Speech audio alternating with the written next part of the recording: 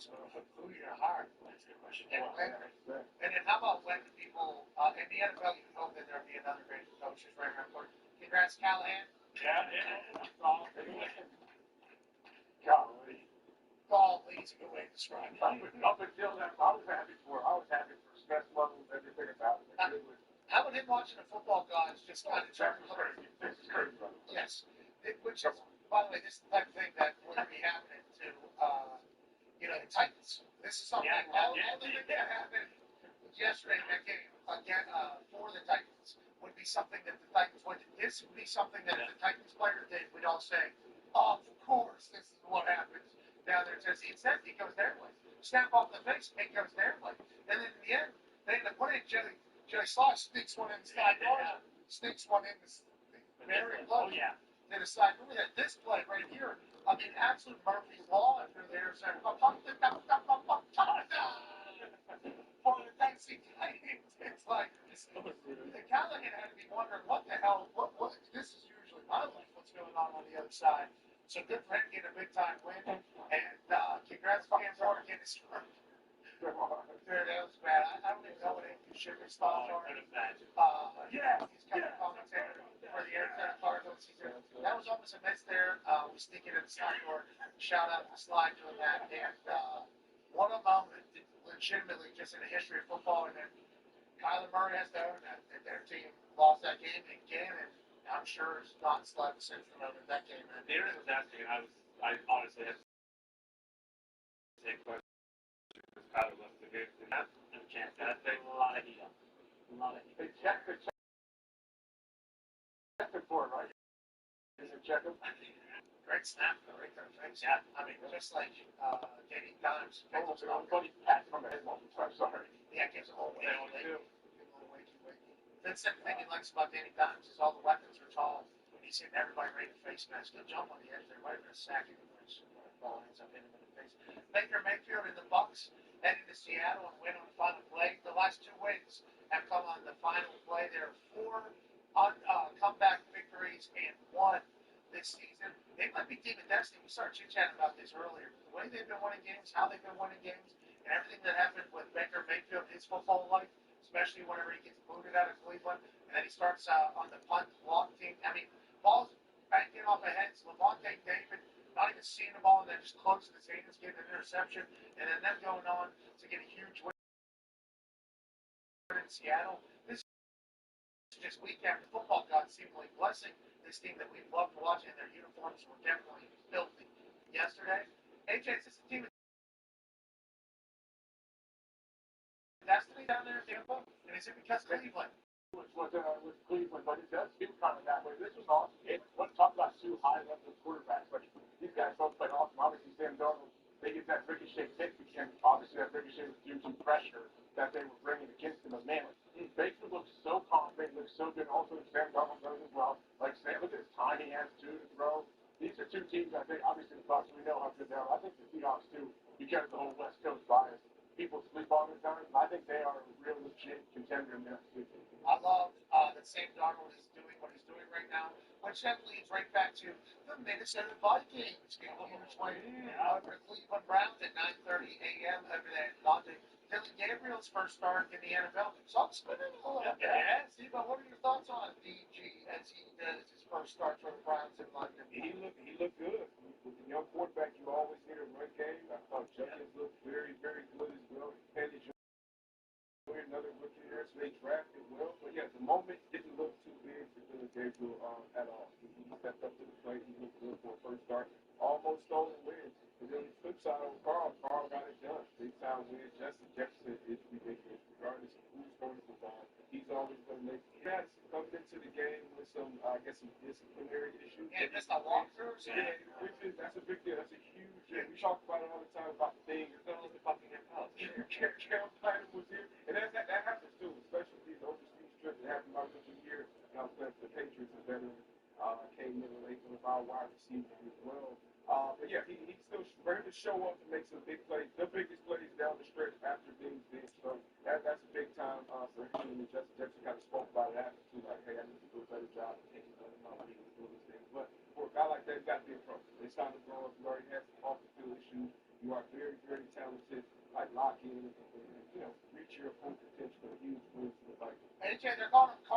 lanes, bro. Yeah, that's all he does. Wait, except for last week, he just, maybe previous flops in this whole thing. Kevin O'Connell, Carson Wentz get a big time win. Dylan Gabriel obviously has his moment and proves that he's going to be an NFL guy. Carson Wentz still good. AJ, what's your takeaway from 9:30 a.m. kickoff Sunday?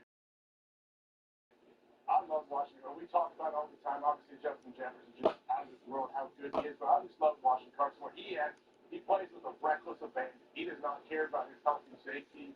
He doesn't care about anything like that. He's just trying whatever he can to get wins. Honestly, huge drop by him. Touchdown pass to win this game. Like the Browns should have won this game most likely. But people fans, that's the Browns. That's what they do. But when you have a guy like Justin Jefferson, this is pretty awesome to see. But Carson Wentz, I mean, I think people don't really give him the credit that he deserves. He was slinging for a little bit in this league early on. MVP, and then he gets hurt on a quarterback sneak, I believe, and then obviously Big Richard, Nick Foles comes in and leads them to a Super Bowl. Then it all collapsed in Philadelphia. Personality, who knows what takes place out there forever to find out. EA Sports welcomes you to the following presentation of the National Football League. Just across from downtown Manhattan, we welcome you inside MetLife Stadium. Tonight, on Sunday Night Prime Time, and the New York Giants. On the Kansas City sideline, a familiar face. His guys at 2-0 to begin 2025. On the other side is Giants head coach Brian Daboll. His guys on the other end of the spectrum. They're 0-2 to begin this year.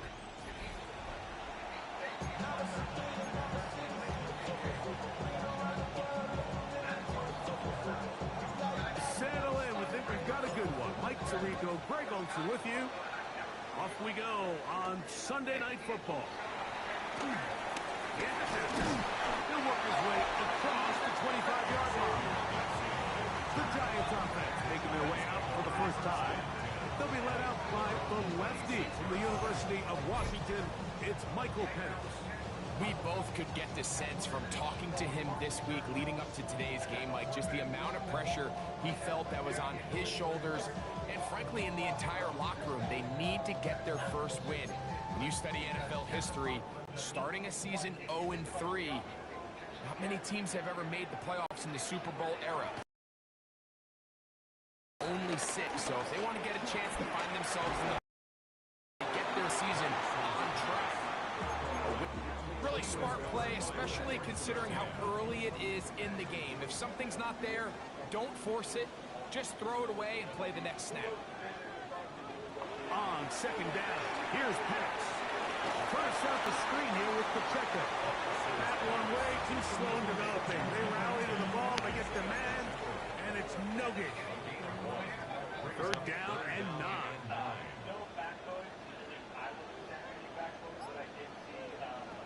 From the gun, on third down, here's Penix. This one, a deep shot for Rice. And this is going to be incomplete. That is great work there, making things difficult defensively. It'll set up a fourth down. So I don't hate this call, Mike. You think it's third and short, everyone's at or near the line of scrimmage. There's a lot of green grass downfield, actually, though. I'm a little more comfortable with this call when you've made the decision. You're going for it on fourth down. So I don't love punt. I do love third and short. Okay, you fail. I'm going to go for it on fourth down.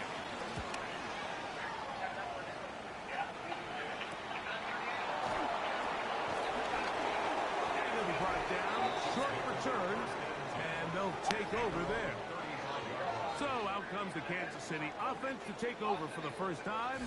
They're led out by the NFL's most valuable player in 2024 at quarterback, Josh Allen. You know, Mike, at this level, you just very rarely see the type of performance we did last week, where just one player is so much better than everyone else on the field. I mean, yes, he throws for all those touchdowns, but then... Everybody was reporting it was like Indianapolis, and obviously got highly politicized. Everybody's talking about how bad, and this just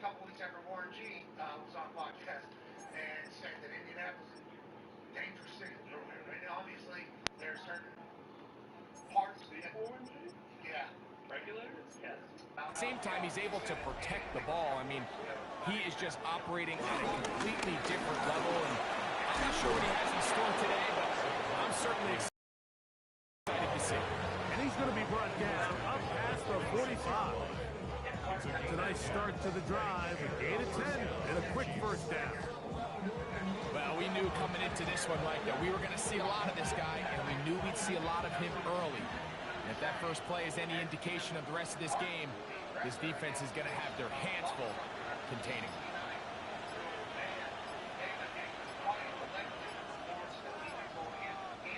They'll throw on first down with Allen. And it's a reception for Taysom Hill. And that keeps him ahead of schedule. That's a first down completion of 7 yards. The drag route. We used to say this is day one install. Every single offense in the NFL has this sort of route, especially for the tight end position. And depending on the speed and the run after catch ability of the tight end, sometimes it can lead to some of the biggest gains. Play action. Here's Allen. We'll get this complete left side to Johnston. And they're going to move this ball inside the 25-yard line. 5 yards, the pickup there. First down, KC. And that's a nice grab for his first catch of the game, Mike. And he's someone that the play caller has told us he wants to get him early touches, get him a feel for the game. Nice job there making that happen. They'll come up here, first and 10.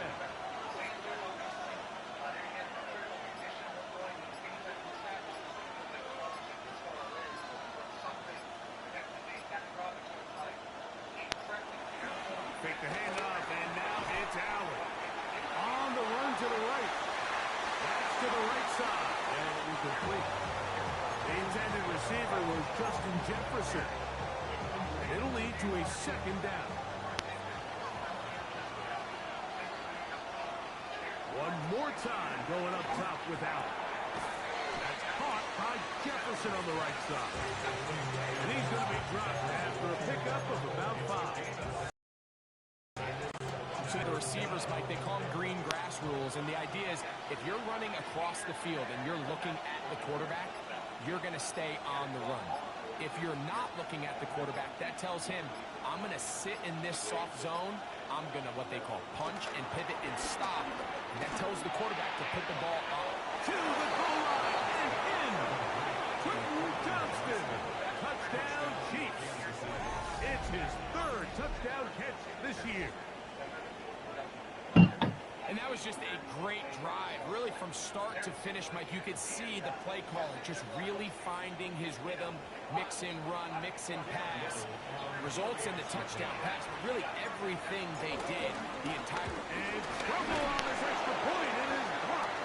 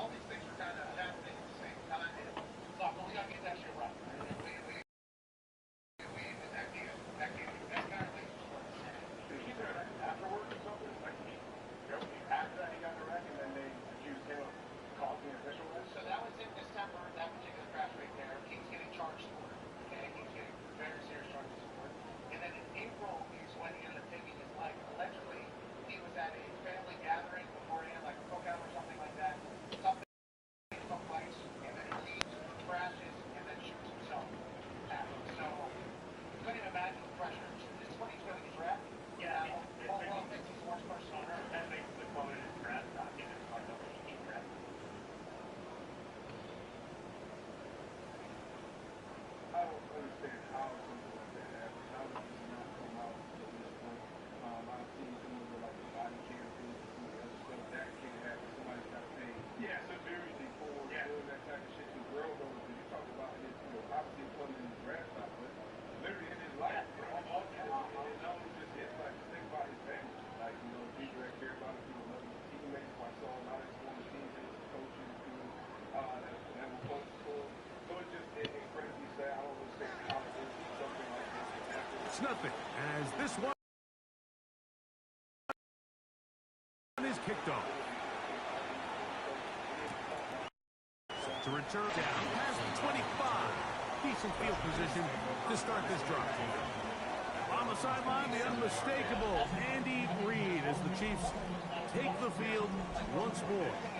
They work with a 6-point advantage as they start this drive on 1st and 10.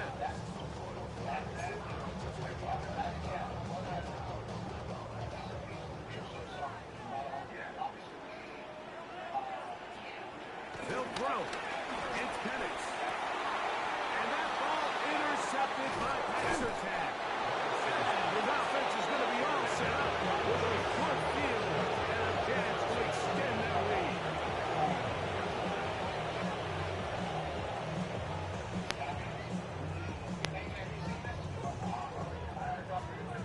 So not a lot of yards on the return, Mike, but that's okay.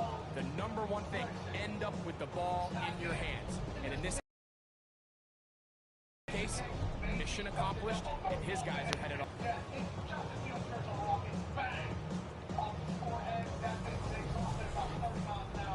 The Chiefs offense ready for their second possession.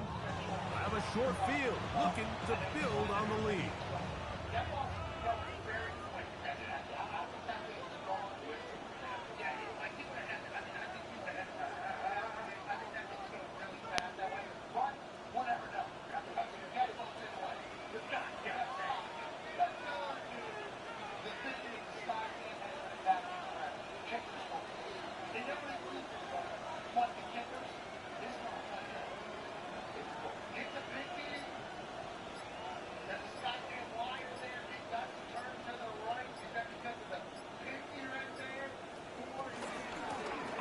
Middle with Barkley, and he is crushed in the backfield. Defenders firing through, shut it down right away for a loss of yard. After the loss of 3, it is 2nd and 13.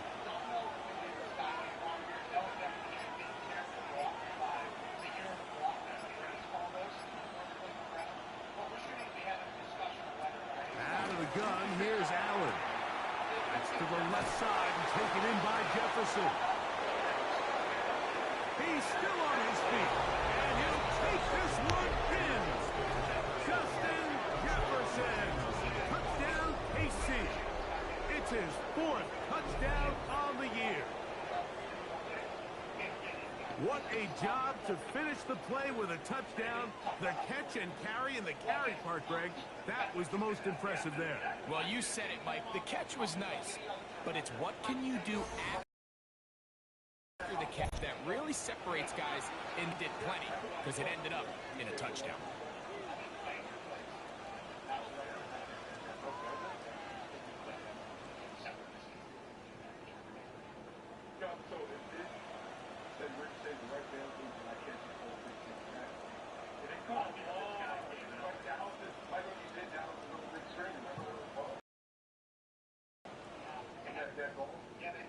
Here's Cam Little for the PAT. He's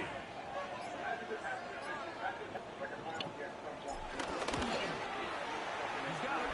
And the Chiefs extend their advantage to 13-0.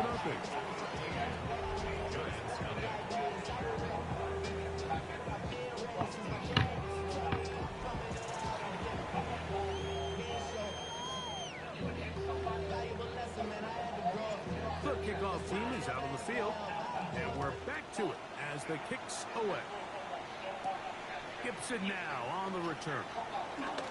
Oh, he's got room past the 30. He's inside the 40. It's a foot race. And he's going to take this all the way back. It's 90 yards.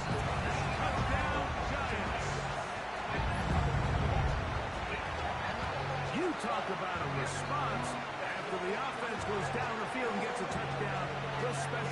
Moves in and comes back to get the 6 right back from the other side. And I've been there, Mike. You find yourself on offense, you watch your opponent go down and get a touchdown. You're going to get the ball back. Let's go get one of our own. The return unit says, no. Offense, you stay on the sideline. We got this. And they go back and get a score of their own.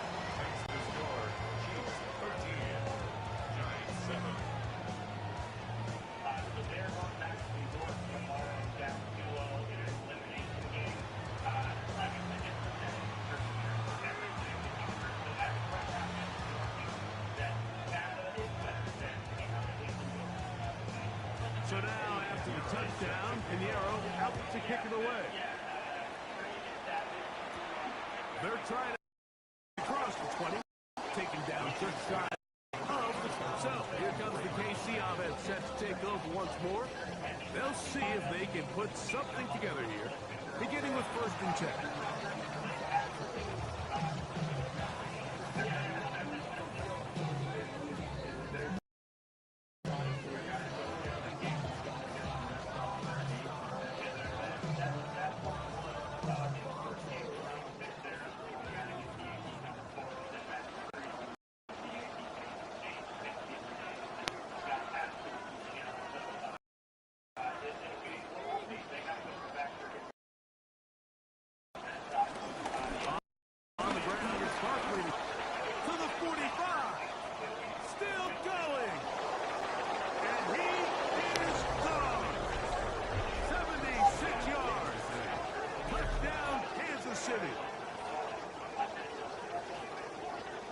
Good-looking rushing touchdown there. Offensive line does its job. And back taking off to the end zone for the touchdown. Mike, you're exactly right. He might get credit in the box score for that long rushing touchdown, but it was the big guys up front who were able to make that play possible.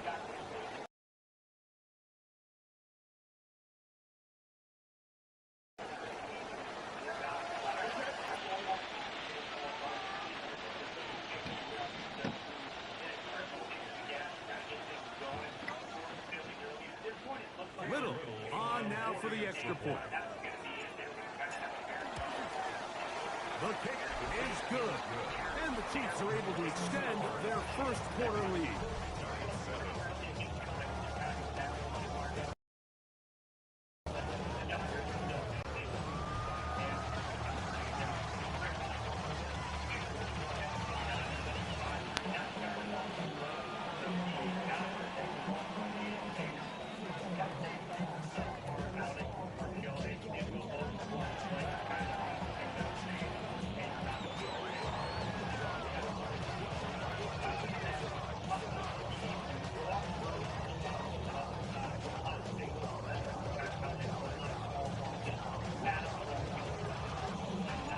Teams ready to go once more as the kick's away. Gibson now on the return. He'll get this past the 20 before he's brought down shy of the 25-yard line.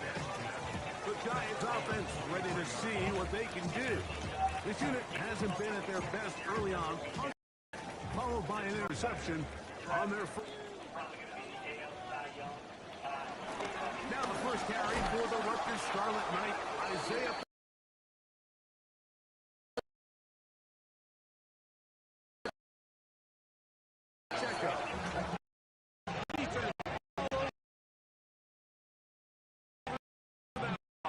Well, as been the case this entire first half, it's been the defense that's really carried the load for this team. Some offensive struggles, but they've done more than with another big stop for a loss. Work to do now as they come up on 2nd and long. From the gun, it's Pitts. He is hit before he can get rid of it, and down he goes. If you're going to take a sack, you just can't add to it by taking such a massive loss on top of it. Understand when the pocket breaks down, move up, cut your losses. Now, not only do you lose that down, now you face a big uphill battle if you want to extend this drive.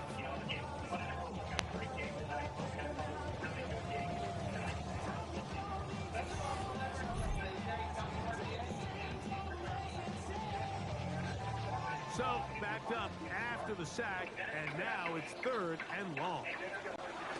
Out of the shotgun, it's Penix. Gonna fire a deep ball for Rice. Looking down the field, but that ball's incomplete. The offensive thing going that drive. They knew they had a long way to go, taking over possession that deep in their own territory. You want to pick up that first down and see if you can capitalize some momentum. Instead, the errant throw brings up 4th down, and they're going to have to punt it away. The Chiefs offense and running back Saquon Barkley heading back on the field. And he has made his presence felt in the ground game already in this first quarter. They might very well lean on him for the next 3 quarters, too.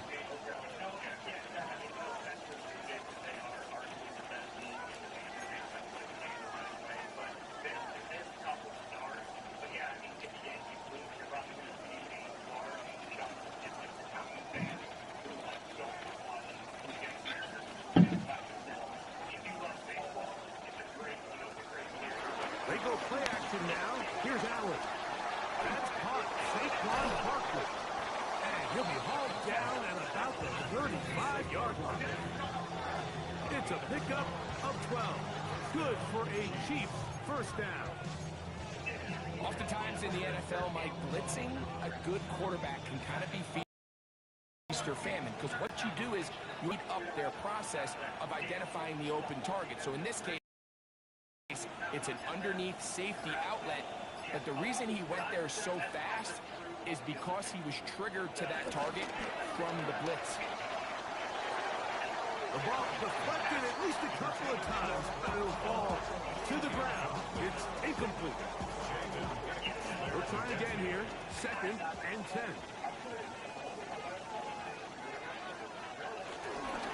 Here's a handoff to Barkley. And it'll be a pickup of 3. So 3rd down, forthcoming.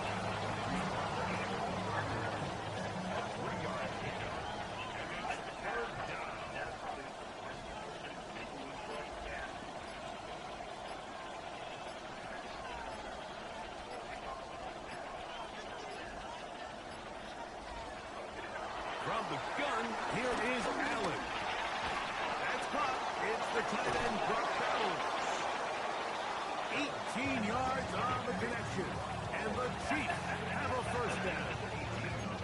They've done a nice job spreading the ball around. Make the defense have to account for as many different weapons as possible here early. Think back to our conversation with this coaching staff, Mike. They identified this guy as someone they needed to get involved early and often, so that might be his first target. I don't think it's going to be his last.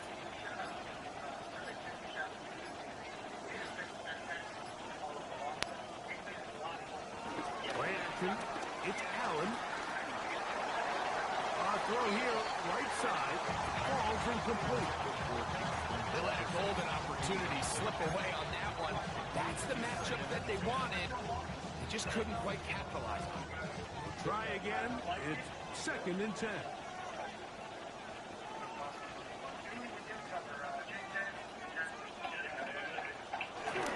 We'll go play action here with Allen. He'll be hit as he throws this time. It's going to fall incomplete. They might be fortunate just to avoid the sack.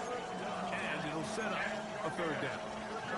I think he knew in the back of his head, Mike, he had to get rid of this ball a little sooner than he would have liked. And with that pressure getting there in a hurry, just ends up being a wasted day. This one caught before. And he will not quite get to the marker. Good job there defensively. And now, decision time. What are you going to do on 4th down? I think this is one of those plays that when the ball carrier watches this back in the film room tomorrow, he's going to be a little frustrated with himself. If he could just have made that one guy miss, he picks up the first down. Instead, he gets brought down short of the sticks. And now they got a 4th down decision to make. They'll go with the sneak. And fight forward. Doesn't get a hold up, and he got what he needed. It is 1st and goal coming up. I love this call, Mike. You're basically asking yourself, can your offense beat this defense? And they know exactly what play is coming. And I'll tell you the answer, it's an emphatic yes. They run the quarterback sneak right up the gut. That is caught by the tight end. Taysom Hill. Touchdown, Kansas City. Greg, it's the quarterback's best friend, and you were that guy for a lot of years. The tight end in a tight area with man coverage. Yeah, and it's really twofold, Mike, right? First and foremost, we see so many of these tight ends around the league that now have gotten to the point where one-on-one matchups, that's advantage offense. But then even in the cases they don't create great separation, Mike, it's their size, their catch radius. It's such a friendly target for the quarterback that when things get tight in the red zone, they look to the tight end. The kickoff team is out on the field, and we're back to it as the kick's away. Gibson now on the return. And he'll be brought down just beyond the 25-yard line. Giants offense ready to get back at it. They are facing an uphill climb early. Begin this drive with 1st and 10.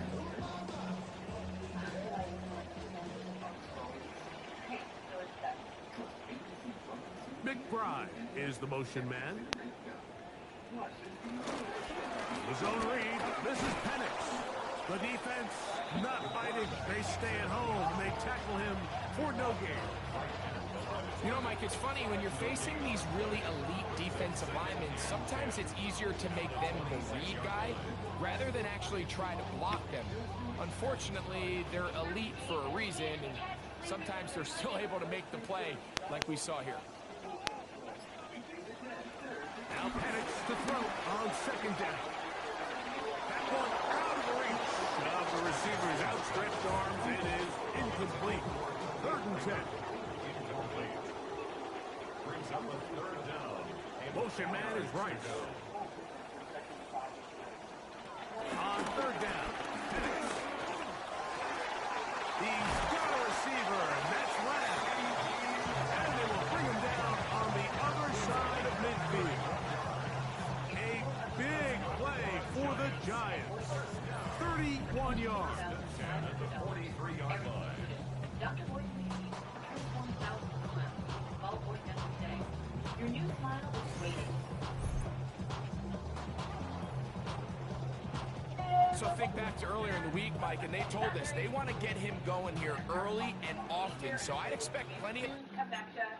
It's a great time of year, right? All the sports are playing. Postseason and marquee weekend of college football on the way after some huge upsets this last weekend. We talked to Heather Dennis. And speaking of upsets, it happened all over the NFL yesterday. It was tough sledding for some of the NFL's last unbeaten. It was the first day in NFL history that multiple teams that were 4-0 or better lost at home. The Eagles with a 14-point fourth-quarter lead against the Broncos, but the Bills committed 3 turnovers last night in an upset loss to the Patriots. So we bring in Adam Schefter and Herm Edwards with us on London to break this all down. Bills suffered their first loss of the season. Herm, I'll start with you. Biggest concern from what you saw last night in the Bills loss? Well, defensively, when you look at them, they don't get past like they like. That exposes the back end of the defense, right? If you look at what happened last night, the thing that puzzled me the most, Stephon Diggs, the guy that they played with them, he was allowed to catch 10 passes for 146 yards. You got to find a way to double this guy. You can't allow him to wreck the game. I mean, you know he's an emotional guy. They're going to give him the ball, and that's what they did. And he was a big factor in this game. Every time I turn around, it seemed like he's catching the ball running off with him. He was. Yeah. Yeah, he obviously was very happy on the other side. Here's Mike Vrabel and a happy New England locker room. I'm happy for you. But it's you. It's the players. So you guys go out there and do it. There's so much we can do to improve. Talking about taking the next step, okay, and they ran away. Okay, and we took the next step, okay? But I'm not surprised. I want you to understand it. I'm not surprised at all. Okay? Game ball. Dig, go. Yeah, I think so. Okay, so out of this Patriots team, they're 3-2. They've got the Saints, the Titans, and the Browns the next 3 weeks. What have you been hearing about how Vrabel has started to turn things around there in New England? Well, it's about bringing mindset and culture, and he knows how to do this job. He did it quite well in Tennessee, and he's brought those same attributes to New England. He's made it about the players. You heard him say during the post-game locker room after they won in Buffalo, a place that very few teams win, and it's about the players. The players make it happen. The fact of the matter is they have some of those players. One franchise quarterback like that, he makes the coach better, the coach makes him better, and they feed all each other. vulnerable to Stephon Diggs when he had a Buffalo defender draped on him. Another one coming at him was a huge play. Vrabel's made a difference. Drake May has made a difference. Some of the other new players have made a difference. And here they are, back to being competitive in New England. Yeah, typically when your team is bad, you don't get some of those prime time spots for the nation to watch. Peyton's got that last night. So Drake May's secret, I watched a lot of last year as a rookie. It's out there. He's going to be a really good Eagles been talking about that. 4-0 teams going down yesterday. They were one. Broncos come back and beat them. Herm, they were hot and cold offensively first half, second half. How do you think this is what's going to rank for this one? They won games early, but they won because they did Passes to head his way as this game unfolds. They'll set up the screen to Pacheco. And he'll be driven out of bounds, and that's a pickup of 8. You see so many teams wait till third down to execute their screen game, but I like in this case the play caller changes things up. He uses the screen game on first down, which will have an effect on this pass rush going forward. How aggressive do they want to get after the quarterback? As they get that screen play still in the back of their head. One of the easiest ways to negate these really good pass rushes in the NFL, Mike, is just to simply get the ball out of the quarterback's hand as fast as possible. And sometimes it's by design, sometimes it's based on need. Really nice job there by the quarterback. Get into the hands of his receiver and then see what he can do after the catch. 2 receptions for him on this drive. This one good for 16 yards. It's so early in the game, you have to be careful now as coaches and players that you don't find yourself trailing early and get out of your game plan. There is so much time left. Stick to it. And he's going to be taken down back at the 20-yard line.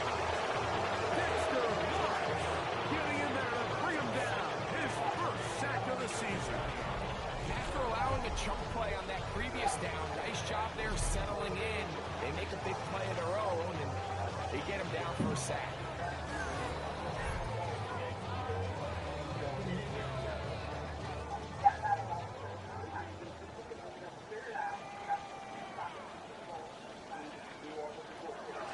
They'll run the draw with Pacheco. And he'll get back to the line of scrimmage at best. Might have even lost a yard there. This defense doing a great job here facing this goal-to-go situation, especially on that last play. 2 stops down, and now the pressure really ramps up for this offense as they face 3rd and goal. What can they do here? This is 3rd and forever.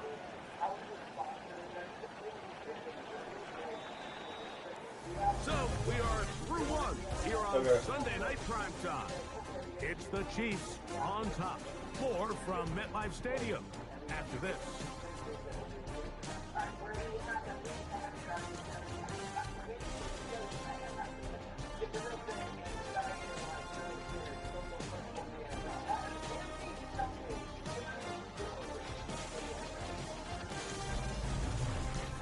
Giants football here to begin the 2nd quarter as they've got it with a 3rd and long ahead.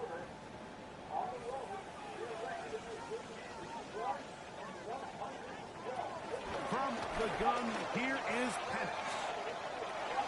To the end zone, it's intercepted. Picked up by Sauce Gardner. So much of that play comes down to the defender's position. Being able to get himself to a spot, get his hands on the ball, and a chance at that pick. Mike, when that ball was thrown, me and you are sitting here saying, that's a touchdown.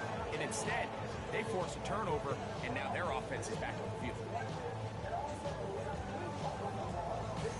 On the sideline, the unmistakable Andy Reid as the Chiefs take the field once more. Hey, Greg, no one better than you to talk about the rookie crop of tight ends, especially at the top. A couple guys who have Midwest ties, played in the Big Ten, now find themselves in the Midwest, especially Colston Loveland, who's a Chicago Bear tight end.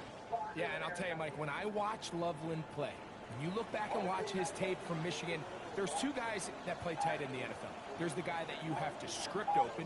He's going to catch flat routes and naked routes, and he's going to catch the easy ones, and he'll run after and get what he can. And then there's the guys that get themselves open. They can win 3rd down one-on-one. They can win versus press. They can win routes downfield versus defensive backs, not just linebackers. When I watch Colston Loveland, that's the guy I see. And another one out of the Big Ten, Tyler Warren from Penn State, he goes to Indianapolis. Yeah, and he's a little more of a throwback, right? He can play a little quarterback, he can play H-back, he can put his hand on the ground. He's still good enough and athletic enough to play in space. The pressure, too much, and he goes down. Devontae Campbell in there to bring him down. And that's his first sack of the year. Well, they face this possible 3-and-out following that second down sack. Now, if you're the quarterback, you've got to be thinking, get the ball out of my hand, find a matchup I like downfield and try to push this ball past the sticks and keep this drive alive. Work to do following the sack. It is 3rd and long.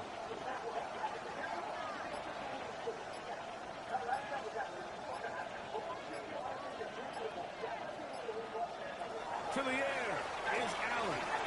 Now a screen set up for Barkley. And he'll gain some yardage here, but that is not nearly enough for the first down. It's going to bring up 4th down.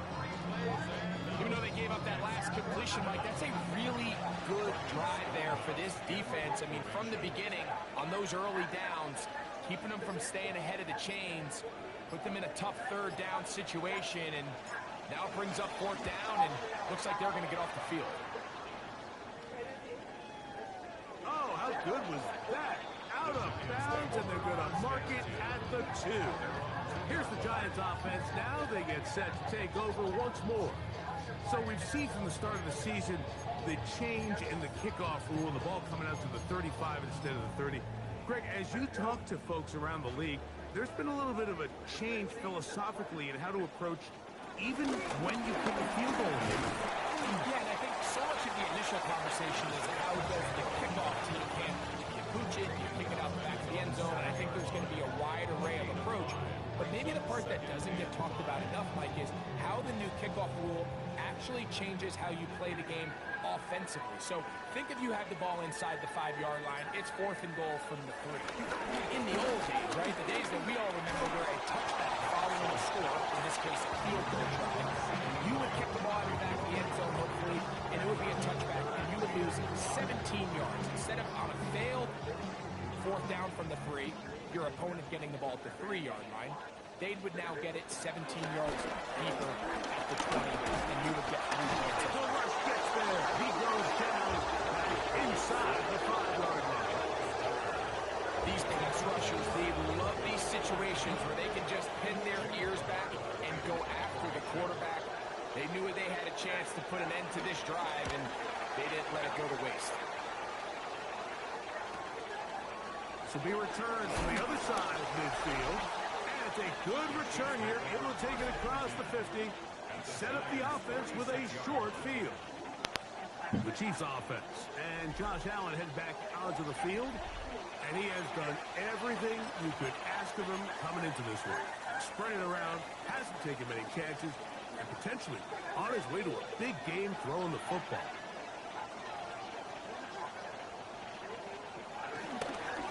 Play fake. Here's Allen.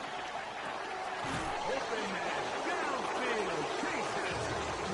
And they bring him down, but not until they get inside the 30-yard line. First time he's caught a ball here tonight, and it is good for a 1st down. The defender has to do a better job here, Mike, of getting depth. He wants to elevate that ball to give his secondary defender a chance to make a play.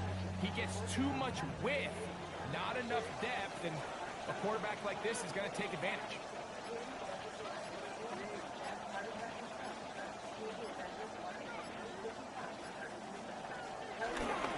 They'll run. It's Barkley. And this takes him into the red zone. He's brought down inside the 20-yard line. A gain there of 11. 1st down, KC. Nice job by them getting the back to the perimeter. Then he's able to get outside, stick his foot in the ground, and then get vertical. Right down the numbers. Those are the type of runs this offense wants to see more of going forward.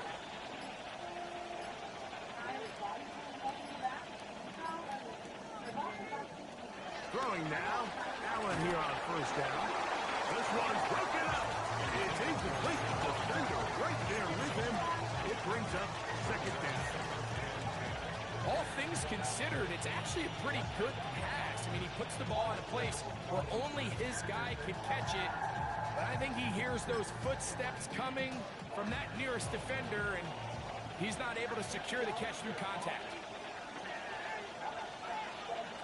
Now Allen to throw on second down. Looking for his tight end there, but let him too far. Incompletion.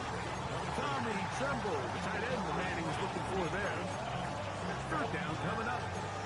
Throughout this entire game, we've really seen this quarterback operate very efficiently, not only being able to spread the ball to multiple playmakers, Mike, but really complete a high percentage of his passes. So can't let that last incomplete break what's been a really nice rhythm so far. And he's in. Chase Brown.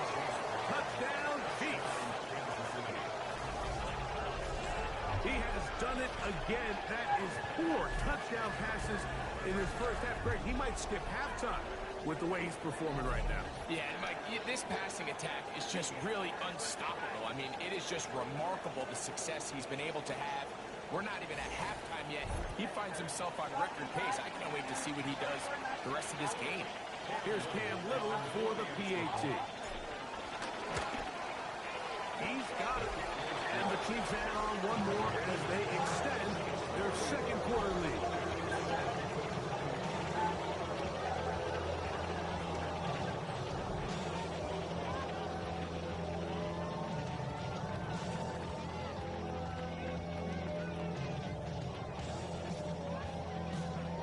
Both teams ready to go once more as the kick's away.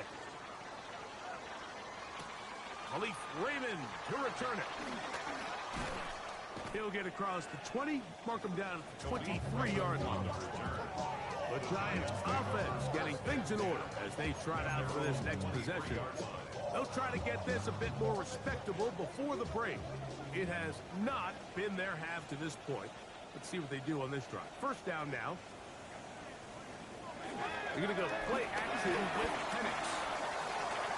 He'll be forced to just throw that one away. It's incomplete. You have to wonder, Mike, how are those previous mistakes he made earlier in the game still lingering in the back of his mind? You can tell he's being a little bit more conservative. He doesn't want to risk throwing a third interception and kind of just throws this one away. 2nd and 10.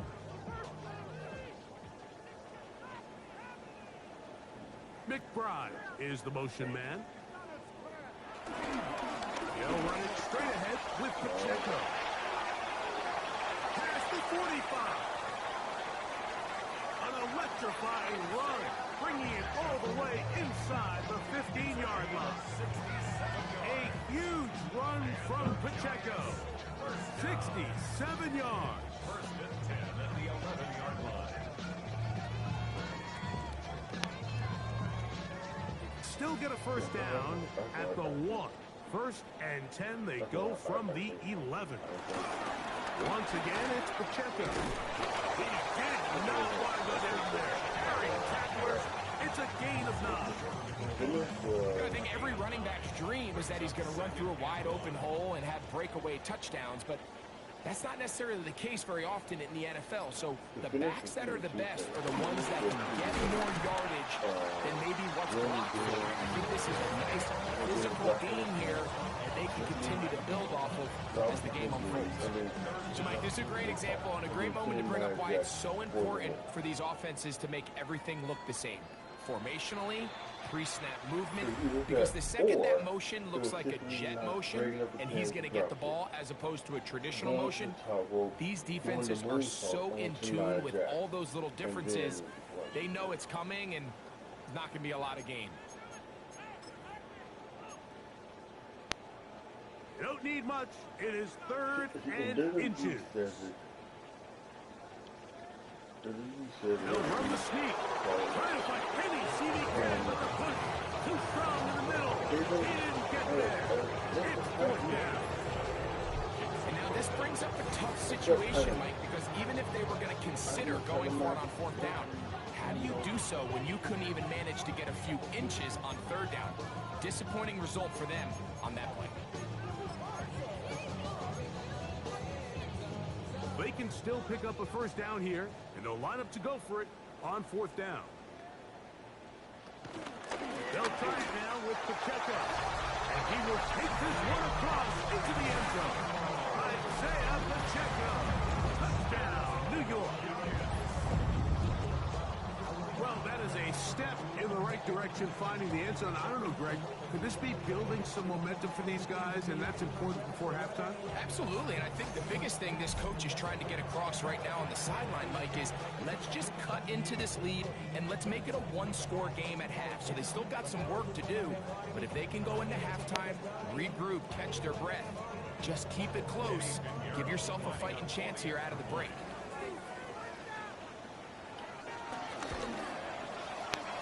Extra point by Pinheiro is good. And the Giants are able to cut into the deficit.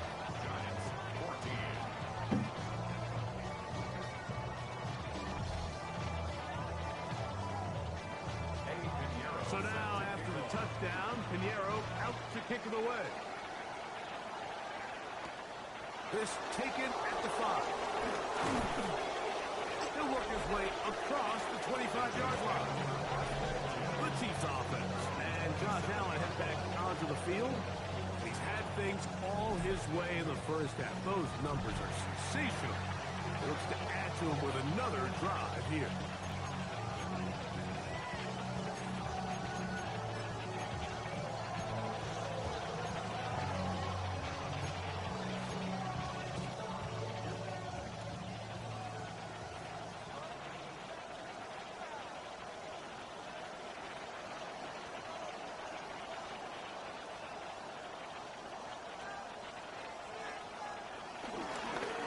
Running for the first time with Case Brown. And he works his way through an opening. Up past the 35. Nice run for 8 on that one. Ball on the 36 now. Here's 2nd down and a yard.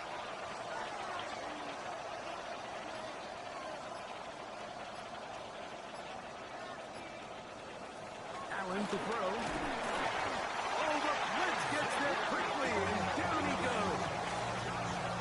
With the right personnel, the safety position is like the ultimate chess piece, right? You can put him in center field to play pass. You can bring him up and make him a pseudo linebacker. But you also can bring him on pressure, Mike, and that's what this guy does so well. The timing and the speed, he got there in a hurry. We're going to try to pick this up on 3rd and 8.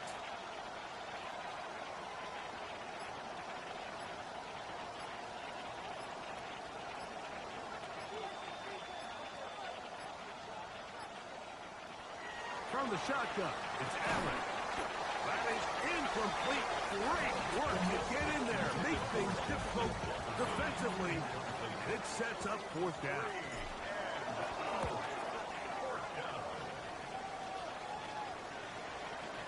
And no return forthcoming. It's a touchback. And will come out to the 20-yard line. The Giants offense and their running back Isaiah Pacheco head out for the next drive. They'll start it here with a 1st and 10.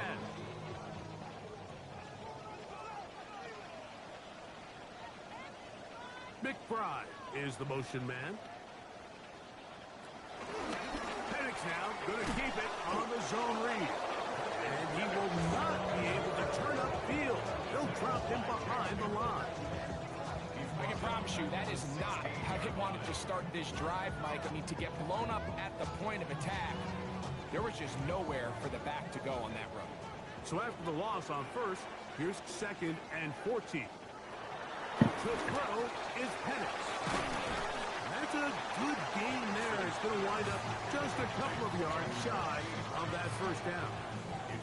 The drag route is certainly not the most complicated route on the route tree, but a really nice job there using the scheme to create separation. He did a really nice job there working across the middle of the field as he made himself open. And it looks like he's going to have the 1st down. The defense is right there, but a gain of 2. Good enough for the 1st down. You can see that he was trying to find something downfield, trying to take a shot there on 3rd and short, but really nice job understanding there was nothing downfield, no need to force it. Get the ball underneath, get a fresh set of downs, and start over again. line of scrimmage is the 31 as they line up 1st and 10. Back to throw. Here's Penix. This one caught by C.D. Lamb. Close to a first down. Gain of 9. Nice pitch and catch on first down. Ball on the 40 now. Here's 2nd and a yard. A run. It's Pacheco. And he'll get nothing here. Back to the line of scrimmage, and that's all. Great job here defensively, Mike. Make them snap the ball again. 2nd and 1, they're not conceding anything. Make it 3rd and 1, and see if your defense can come up again with a stop for no gain. And he will have a Giants first down, maybe by about a yard, as they find a way to convert on 3rd and inches. When done correctly, Mike, this is just such a high percentage call. It's kind of hard to choose another play off your call sheet. It's impossible to defend. You can know it's coming, stack the box, whatever you want to do. But most of the time, they'll just drive forward and just pick up the first down. And they're going to work this down inside the 45. That's his 3rd catch of this first half, and good enough for a first down. New York Giants. First and 10 at the 41-yard line.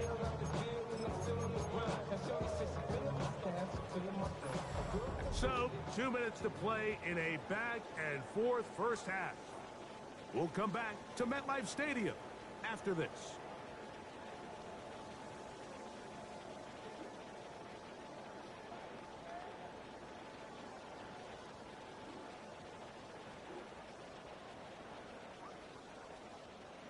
Here's 1st and 10.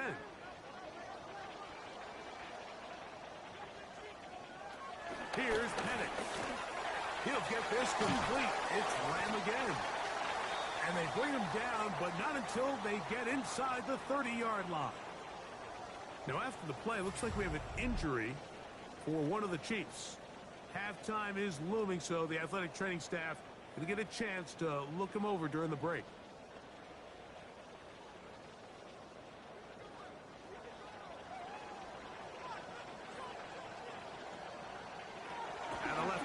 On first down, Nick Bosa. He's able to get to the quarterback for the 2nd time here in this first half.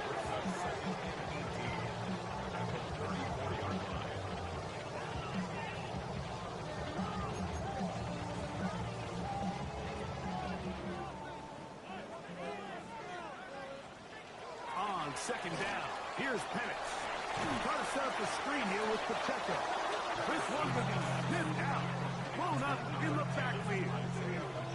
I think this play is a direct result of his film study. He knew exactly where that ball was going before the play was snapped, and that play recognition, it separates a lot of guys in this league and results in a negative play.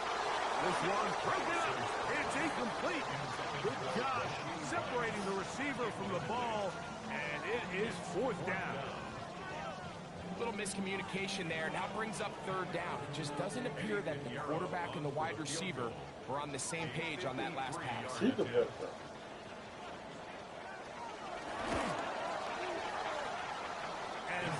is no good.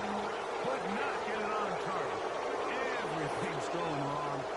Unable to cut into this big deficit.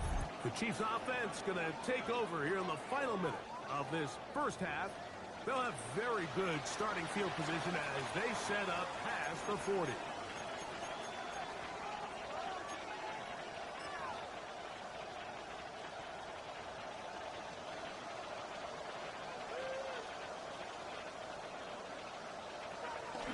Now, faking the give. That's to the tight end Hurst.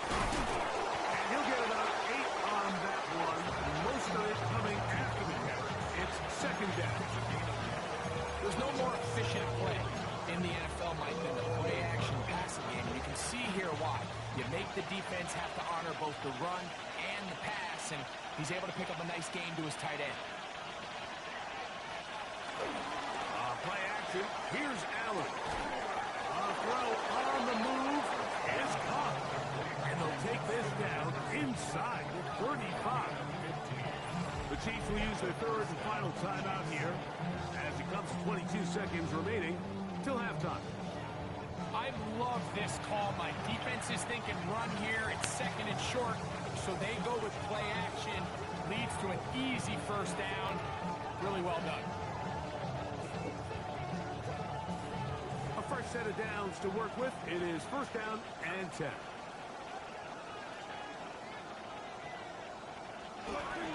Play action now, and here's Allen.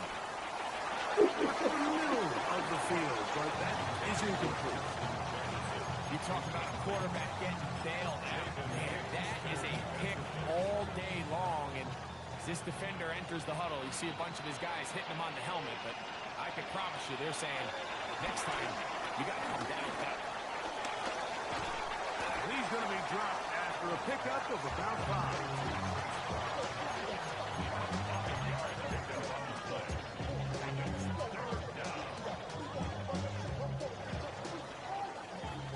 Halftime coming up. We'll get you down to Scott Hansen and our EA Sports halftime report. Okay, Mike, thanks very much. A sad day for some, the official final day of summer. Fall begins in the USA tomorrow, so time for one more summer fling, if you will. Our spin around the NFL starts now. We begin at Levi Stadium in Santa Clara. The 49ers at home to take on the Cardinals in the NFC West. And here is Joe Mixon. He's a weapon in the run game. He's a weapon in the passing game. Look at him go. Put it down as an 81-yard catch and run for the score. From there, we go to SoFi Stadium in Inglewood, California. Let's check in on the Chargers as they host the Denver Broncos. It's the man who had over 1,900 yards last season, Derrick Henry. Gets past the line of scrimmage, gets room, gets it in. 22 yards on the touchdown. One more to show you, and it's out in Seattle, the Seahawks taking on the New Orleans Saints. And it's a man coming off a third straight 1,000-yard season, 5 out of 6, A.J. Brown. One of his 2 touchdown catches in the game coming right here. And with that, a look at what else is going on around the NFL here in week number 3. Meanwhile, in our game, both teams have been able to move the ball effectively. It might be a question of which defense can make a stand in the second half. As we get you back out to the second half and rejoin Mike Tirico and Greg Olson.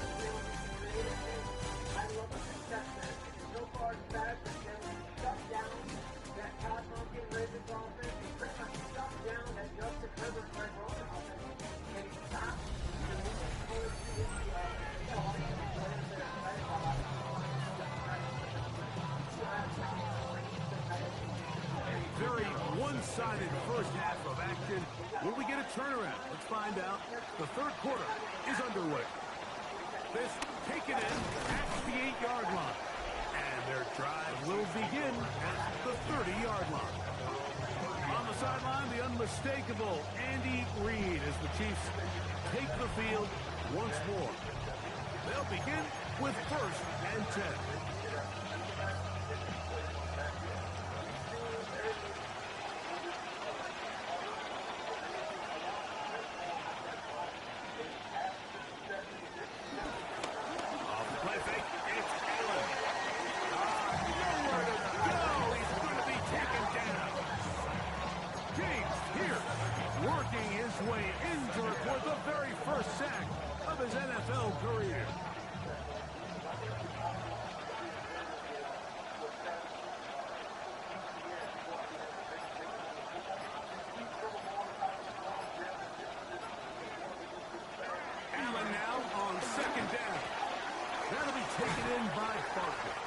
Well, they'll get some of the sack yards back, but it's still going to leave them with third down.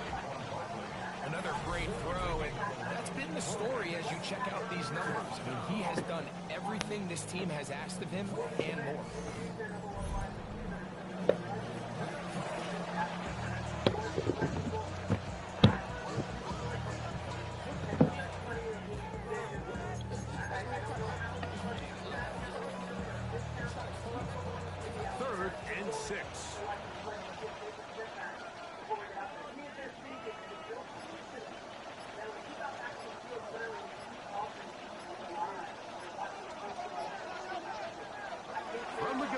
He's out. He's got a receiver. It's Chase. 17 yards on that connection. Good for a Chiefs first down. It just seems like whenever they need a big play on third down, you can almost guarantee that he's someone they're going to try to get the ball to, and certainly easy to see why. Clutch play by everyone involved and keeps the offense on the field. First down, Allen. Right back to Chase. He's going to get it. And he's out of bounds, but they are in the red zone, out inside the 20. A big pickup there for the Chiefs. 32 yards. If you want to score points at a high level in the NFL, you have to generate explosive plays. And after that big chunk pass play, they find themselves now down there in the red zone, and this is where you have to finish drives.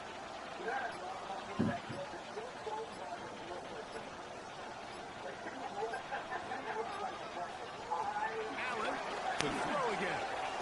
To the middle of the field. He's got Johnston. And he's close to another first down. Brought down just shy of the marker.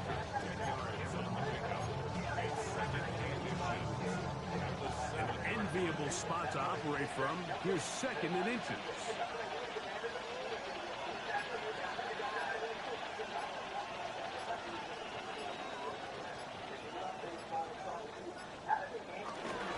A run with Barkley.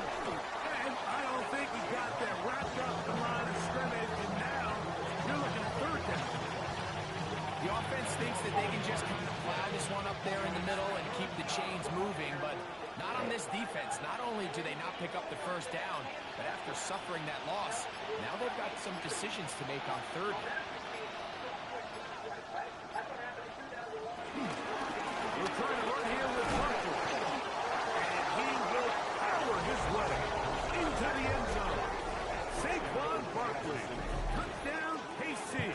That's his second touchdown of the game. He's doubled his season output. He now has 4. Good drive. They kept the ball. Greg, they moved it effectively down the field and finish it off on the ground for the touchdown. So often, Mike, we see teams work on a great drive to get down here close, only to settle for a field goal. But in this case, give them a lot of credit. They put a great drive together, but they're able to capitalize and finish it off with 6.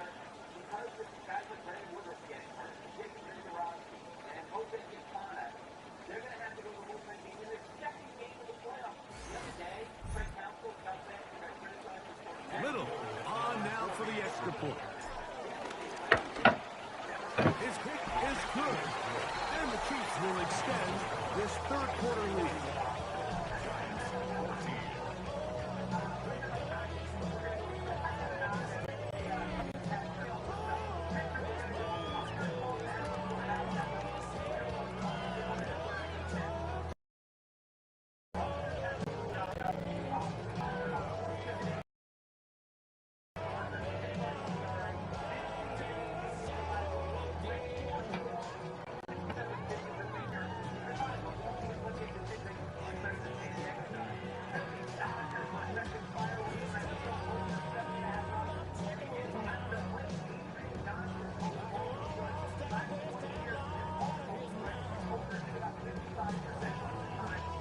The kickoff team is out on the field, and we're back to it as the kick's away.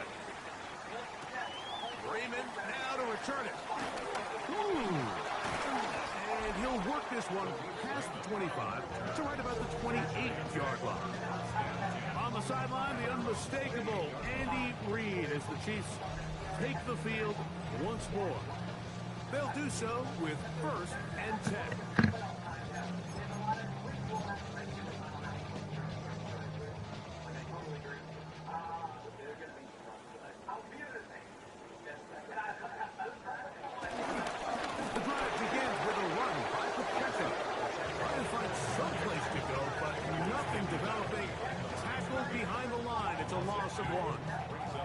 Well, they try to get the run game started here early on this drive. Up front, there's really nowhere for this ball carrier.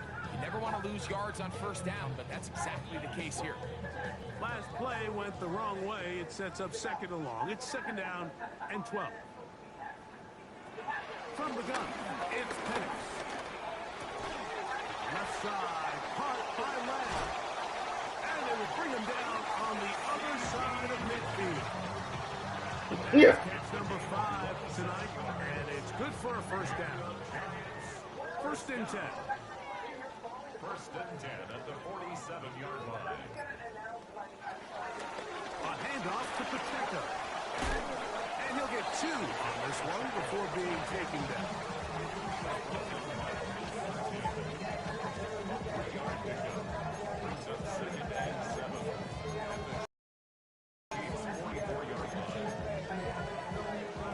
From the 44-yard line, here's second down and 7. Off the play fake, here's the lefty Penix. In the middle of the feeding line. And it'll be a short pickup. That's not enough. First down. They'll look to pick this up, 3rd and a yard. On 3rd and 1, here's Penix. Nowhere to go. He is taken down. Jalen Carter. He gets there for the sack, setting up 4th down. Mike, this isn't real complicated. You're just not going to win a lot of NFL games when you continue to give up sacks at the rate that they are. I mean, this is just a complete disaster for this offensive line, and if they don't get it fixed, this game could be a runaway. The Giants sending out their punter. He's on to punt it for the 4th time tonight. And not the greatest of results here. This is going to hit in the field of play and continue out of bounds. On the sideline, the unmistakable Andy Reid as the Chiefs take the field once more. Some tempo as they start this one with 1st and 10.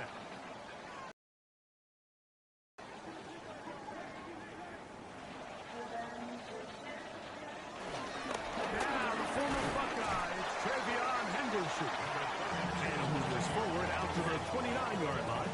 Demetrius Knight there on the tackle.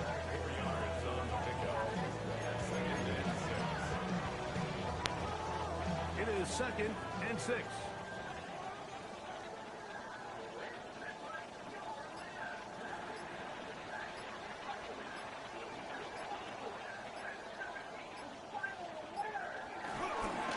Again, it's Henderson. And he's going to get this one out to the 43-yard line. There of 13. And the Chiefs have a first down.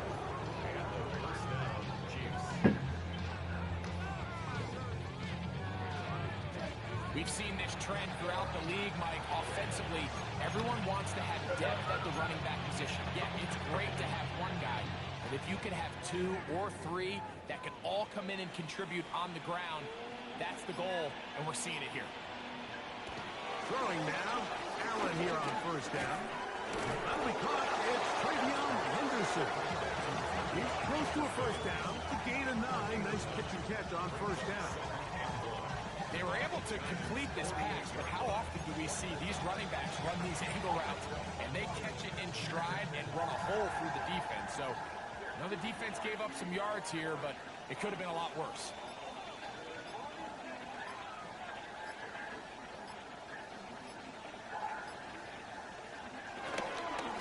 Fake the handoff, and now it's Allen.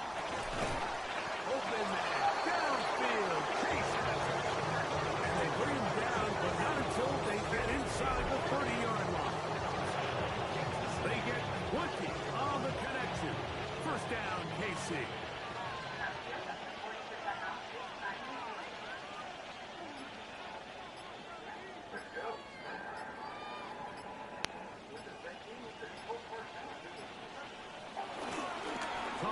Henderson heading right.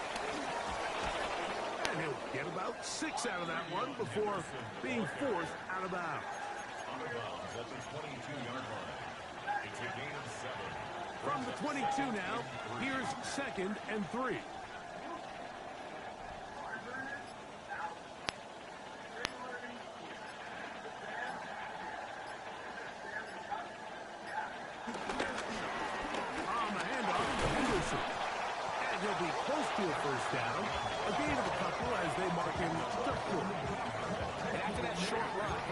getting closer to the first down mark.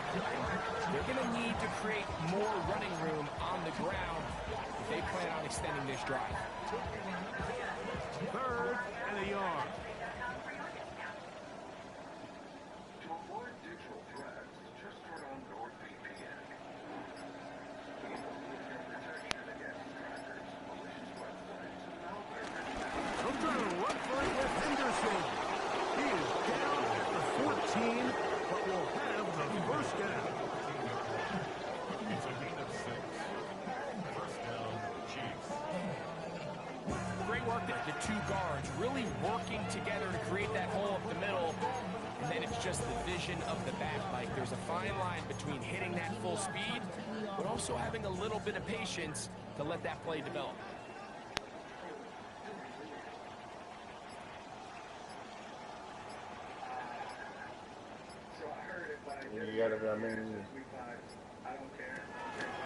On first down, they go back to Henderson.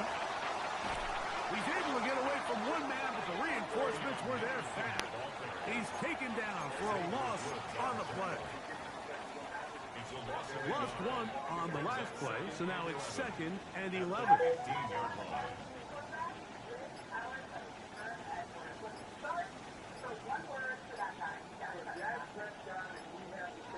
Allen working from the pistol. Was brought down. That pass is going to pick up 4 and bring up 3rd down. It's a gain of 4. And it's 3rd down.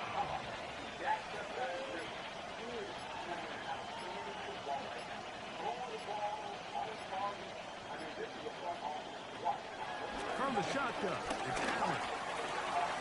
Go right back to Bowers. He's got it again. And this is going to set him up for 1st and goal. Walk him out of bounds at the 4. Nothing really fancy about that last completion, but what it does do, Mike, is now they're on the doorstep of the end zone. So now they've got to find a way to finish this long drive with a touchdown.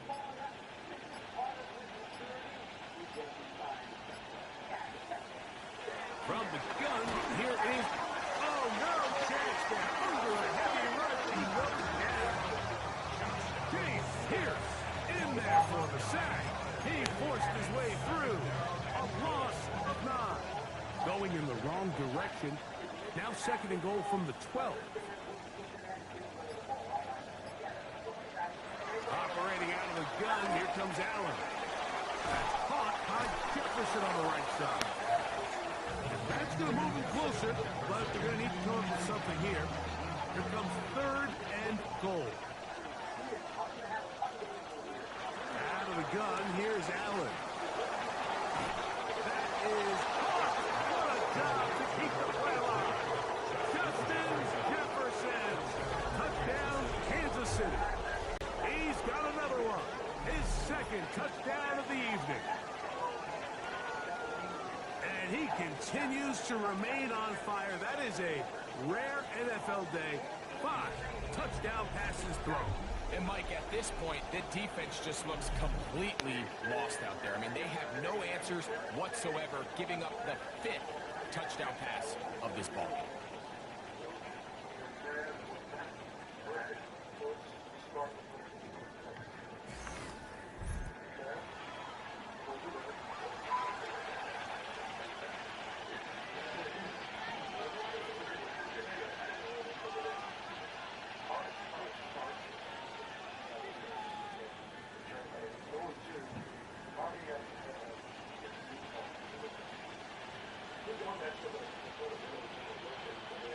Here's Cam Little for the PAT. He gets it to go, and the Chiefs stretch things out even further. So we'll take it to the other end as we are through 3. And Sunday Night Primetime continues after this.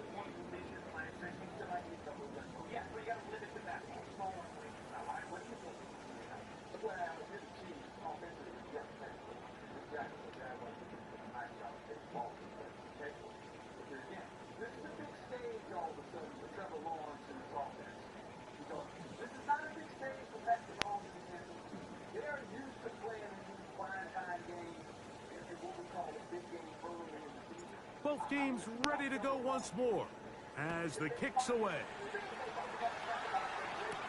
Gibson now on the return. Across the 20, they'll mark him down before the 25-yard line. That's where the offense will take over. The Giants offense ready for this next possession. They'll start out first down and 10.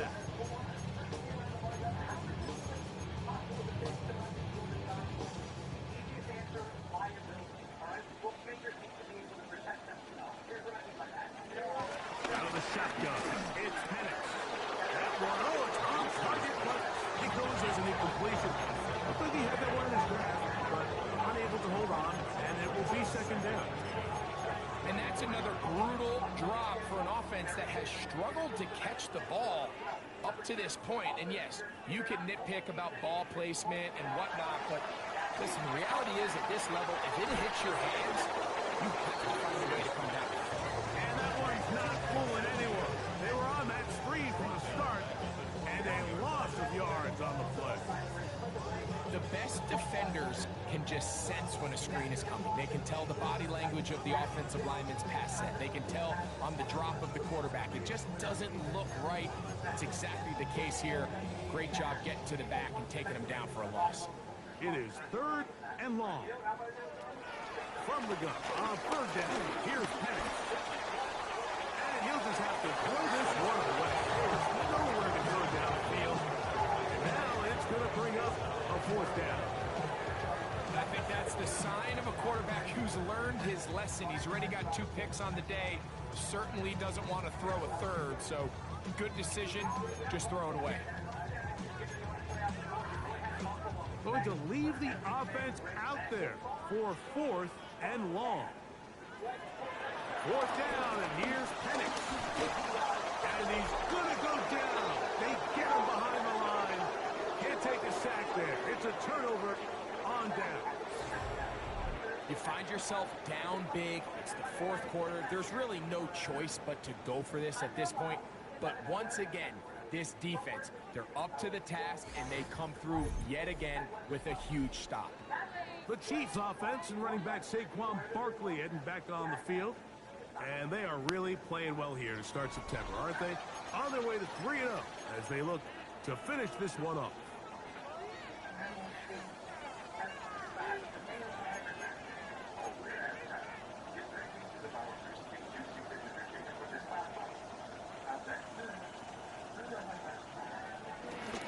Off the play fake, here's Allen. That is Justin Jefferson. Touchdown, KC. He's doubled his touchdown output for the season in one game. That's his third of the game, his 6th this year. So add another touchdown and touchdown pass for that matter. He has thrown 6 already in this one. Amazing stuff.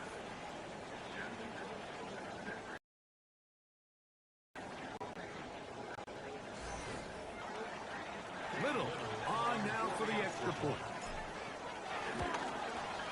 He knocks it through. And the Chiefs add on to their already sizable lead.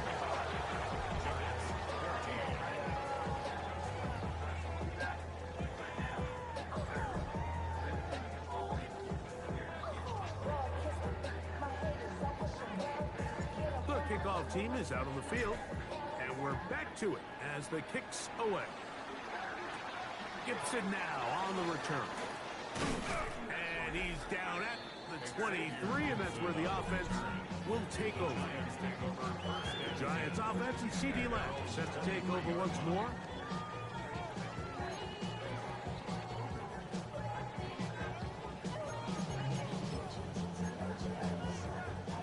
Operating from their own 23, they'll begin first and 10. From the gun, here is the pass rush. Gets home, and he goes down. Now, getting in there to drop. It'll be a loss of 7 to start this drop.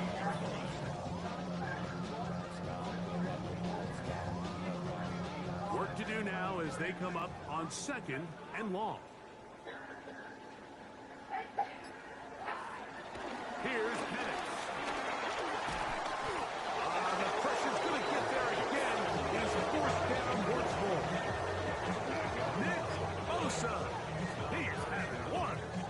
Mike, his third sack of the game. This pass rush, it just won't quit, Mike. I mean, they had success early in the game, and I don't blame them. The defensive coordinator saying, until you can prove you can block us, I'm just going to keep coming after your quarterback.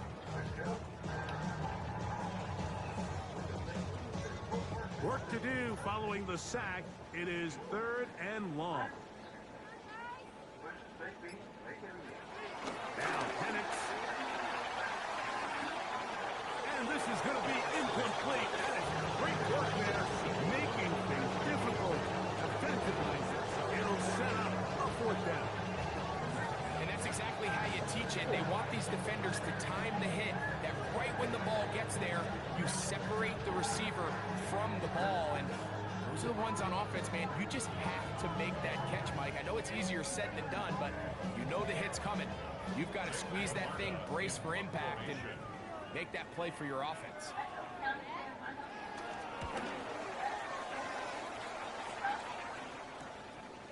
That's taken in at the 50. And it's a good return here. He's going to set his guys up with outstanding field position. The Chiefs offense. And Josh Allen head back onto the field. And he has been masterful so far leading this offense, keeping the mistakes to a minimum, on point with his passes, generally one step ahead of the defense all game long.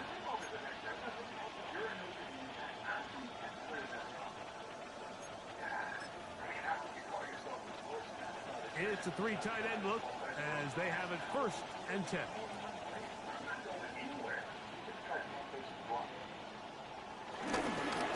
Here's a handoff to Barkley.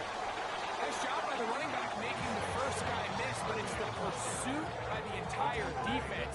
Even though he doesn't get him down on his first try, the rest of his guys are all rallying to the ball, and they bring him down for a short gain.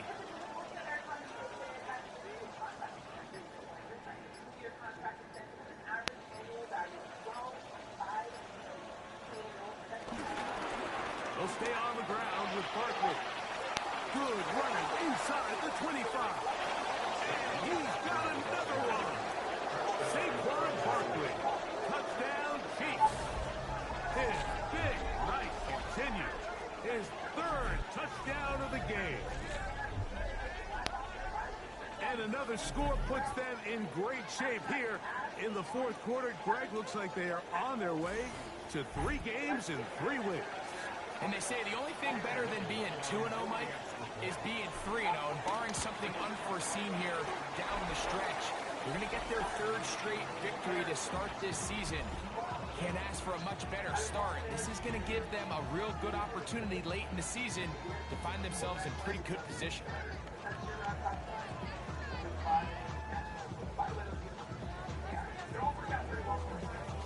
Both teams ready to go once more as the kick's away. Gibson now on the return. He's across the 20, taken down just shy of the 25. Here's the Giants offense now. They get set to take over once more.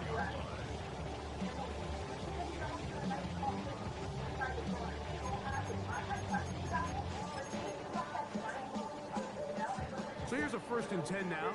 They'll start from the 24.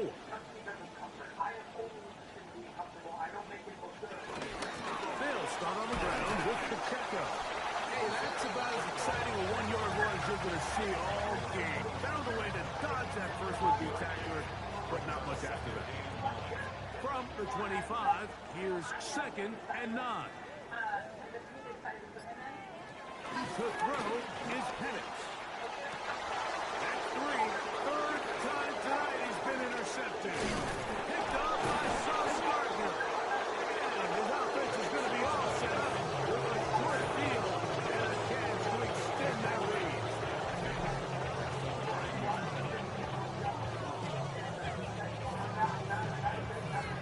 At this point, they're just trying to make something positive happen here late in the 4th quarter. This secondary blanketed the entire field, and the ball ends up falling into the wrong arms. They go 3 tight ends here on 1st and 10.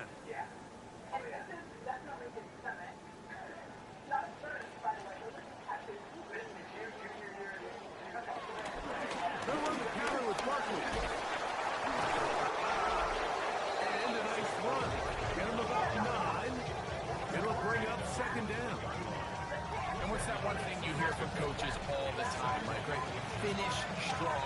doing just that. His numbers here in this one, they have been terrific. But he's going to give you a full 4 quarters, and I think at this point in the game, he knows there's even more yards to be had. 2nd and inches.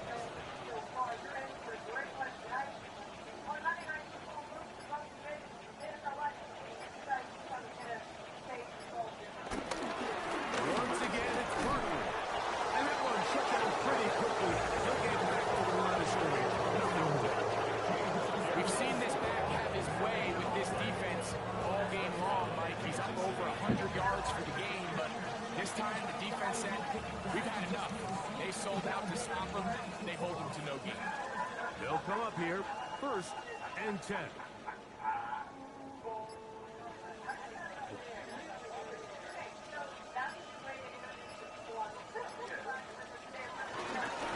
I'll run up the middle with Barkley.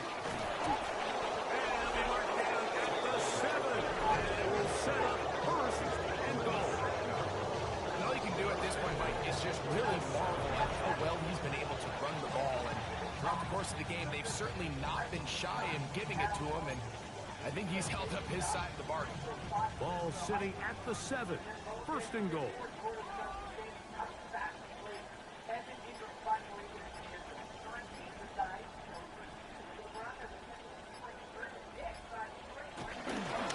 Here's a run. Only a yard there. Tackle made at the 5. Here comes 2nd and goal. It's a gain of a yard. Brings up 2nd and goal.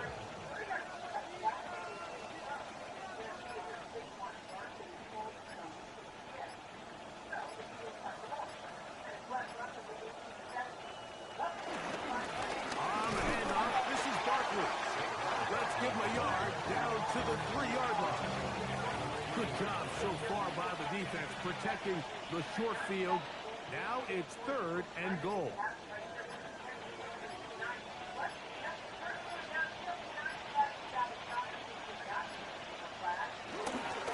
Barkley, and he's going nowhere.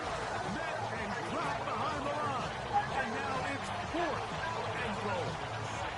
That 3rd down stop, Mike, now changes the entire approach of this offense. You're thinking to yourself, all right, it's 3rd down. Let's run it on up in there. If we don't score, we still have 4th down in our back pocket. And now the defense takes you back for a loss. So what do you do now? Little's kick is good. And the Chiefs will extend their lead. Yeah, he does a nice job handling that kick there, but I think offensively, you come back to the sideline and you're thinking, we have to find a way to finish these drives. I mean, to be in 1st and goal and settle for 3, that can be very deflating for an offense settling for too many field goals. Gibson now on the return. He'll get this past the 20 before he's brought down shy of the 25-yard line. On the sideline, the unmistakable Andy Reid as the Chiefs take the field once more. They're looking at a 3rd straight win here if they can hold on, as they're going to start this drive 1st and 10.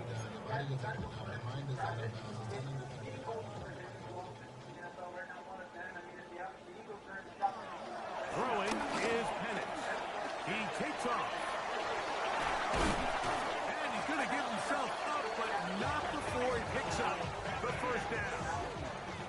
You know, Mike, I like everything about this play except the very end. You've already picked up good yardage. You've already picked up the 1st down. Now get down on the ground and protect yourself. There's no reason to take those shots. Whole lot of extra muscle over there on the left side for this 1st and 10. Penix now off the bootleg. He'll drop this underneath to Pacheco. He'll be taken down rather swiftly after a gain of just 3. Ball on the 47-yard line. Here's 2nd and 6. They'll throw. It's Penix. That one swung out wide to Pacheco. And they're going to work this down inside the 45. A pickup of 12 yards. That's good for a Giants 1st down. 1st and 10 at the 42-yard line. Back to throw. Here's Penix. And he's going to go down yet again. He has been under fire all game long. Dexter Lawrence getting through there to drop him for a loss of 6. I'll tell you what, Mike, this quarterback is going to be sore tomorrow. I mean, you can tell this defense made a point of emphasis. We are going to rush relentlessly the entire game, and their pressure plan, their pass rush plan, it's worked to perfection. A lot of chances on that one. It was bouncing around, but it falls incomplete. And you don't earn the reputation this guy has, Mike, without having some really elite ball skills at your disposal. I mean, he's universally considered one of the best corners in the entire league, and when he makes plays like this, it's pretty easy to see why. Back down the field for Lamb. That's the 4th time tonight he's been intercepted. Picked off by Quinyon Mitchell.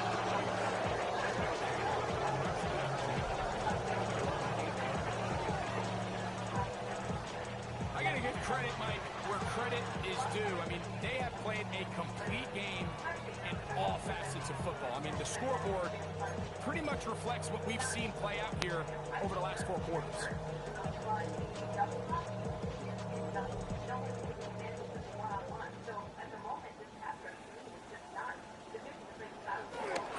On the ground, Barkley to start the drive. And he'll get back to the line of scrimmage. That's about all. Great job by that linebacker timing his blitz. He didn't give any indication to the offense that he was coming. He's able to get through that hole and take the ball carrier down for a loss.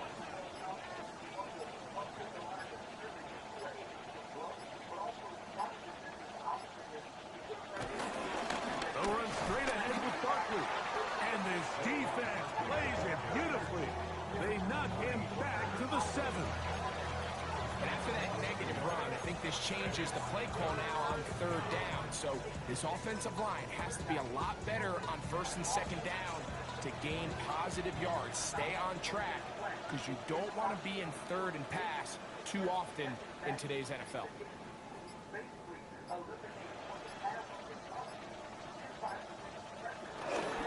On 3rd down, they'll go with Saquon. And they're not getting sniffed the 1st down line there. They'll get 5 yards, but they'll bring up a 4th down. And he has been a handful to deal with throughout this entire contest, Mike. And they came into the game saying, we want to impose our will on the defense. And that's exactly what they've been able to do. On comes the Chiefs punter, as he'll take this a yard or 2 into his own end zone.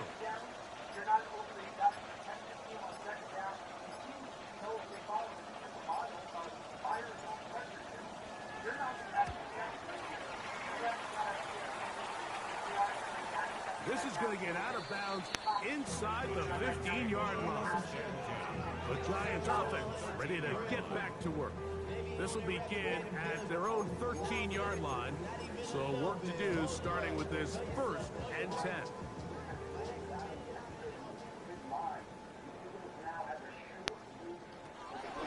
Looking to throw, it's Penix. This offensive line does have no answer right now. It's another sack. Campbell, he gets in to register his squad's 10th sack of this one.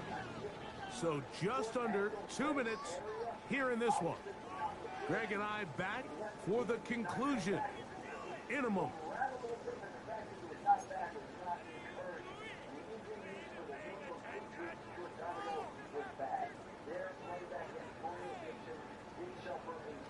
Now Penix to throw on 2nd down. We'll get maybe 3 out of that one, and it's going to set up 3rd down. Bit of a quick hitter here. What you're hoping for, Mike, is that the defense can't react quickly enough because the ball's coming out so hot. But they knew it was coming, and they end up holding them to just a short game. That is incomplete. Here we go. They're down to what could be their final play. It's 4th down. This is one of those situations that plays directly into the hands of the defense because think, like, they know this offense has to be one-dimensional. This has to be a pass. So what do?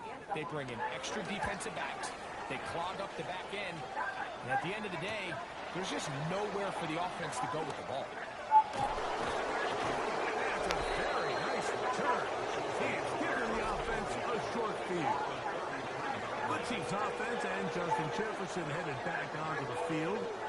And before this drive starts, we'll take a look at the race as it stands to see who might take home the NFL's Offensive Player of the Year award.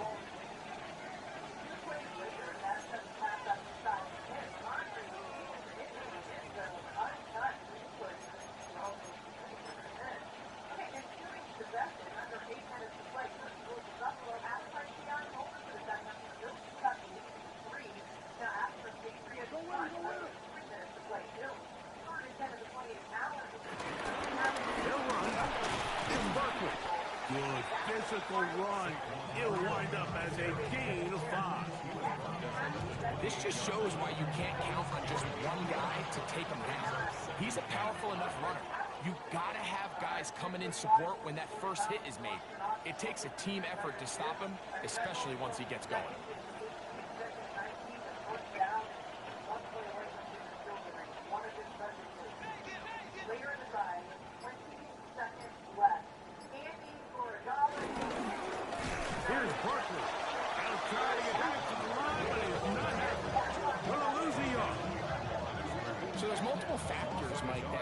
Blitzes successful. So, of course, there's the initial design. Can you attack the vulnerabilities of the offense's blocking scheme? And then in this case, the next phase is the timing. You can see this linebacker knew exactly when that ball was going to be snapped.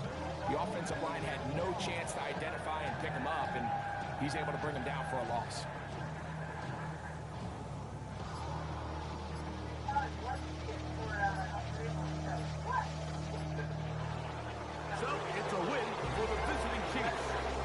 Continue their winning ways the month of September. They're off to a 3-0 start.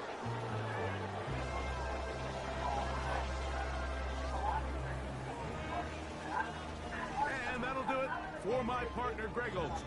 For our entire team, I'm Mike Tirico. This has been a presentation of the NFL on EA Sports. With that, we say good night from New Jersey.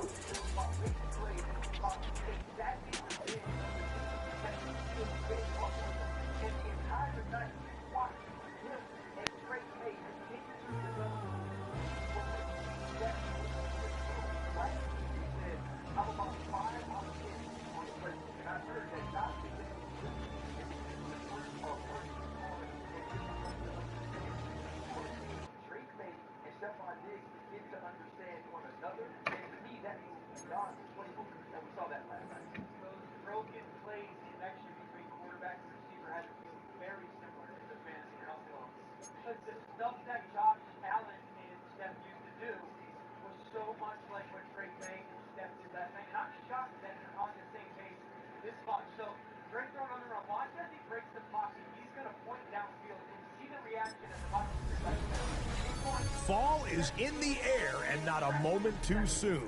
I'm Scott Hansen, and this is your EA Sports Weekly Recap for Week 3. Plenty of action to get to. We'll begin at MetLife Stadium. The Giants at home to take on the Kansas City Chiefs. And oh, when they see this guy in this place, Saquon Barkley. From there, it's off to Tampa. Let's look in on the Buccaneers as they host the New York Jets. And this is the Bucs wideout. He's going to look this one in, and he'll take it from there. 58 yards for the score. The Bucs have now won 2 in a row after losing the opener. They get the victory here. One more to show you. Let's go to Charlotte. It's the Panthers taking on the Atlanta Falcons. And this is Jalen Hurts hooking up with his man for the touchdown here. One of 3 touchdown passes for him in the ballgame. The Falcons are off to a 3-0 start as they get the victory. That's a wrap. Until next time, I'm Scott Hansen. Good night from all of us at EA Sports.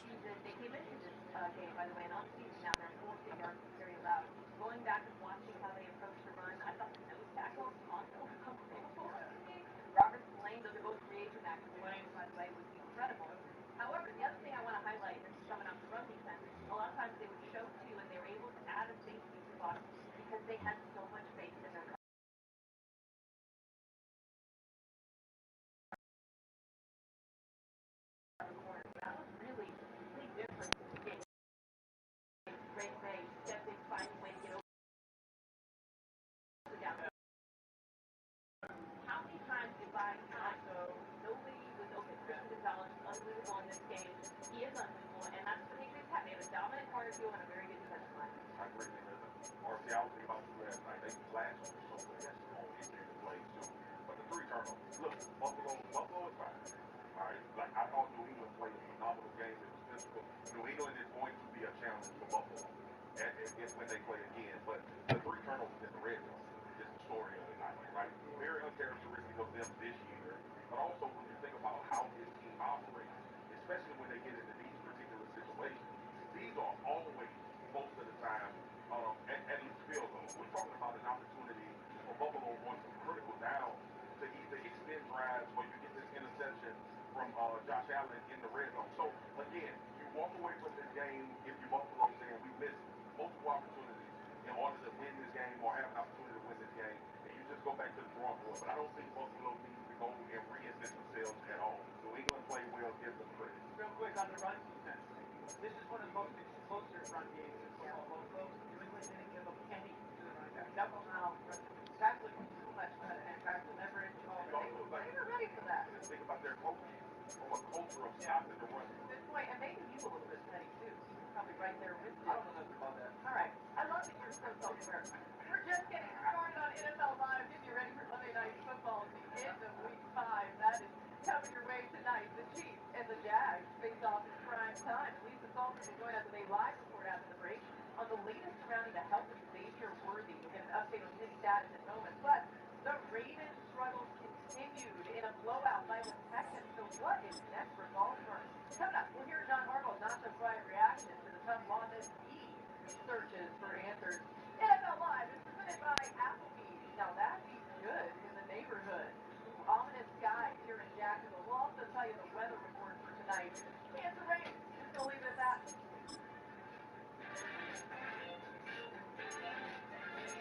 So, you guys, what can I get you? It's good. Two. Go for 2.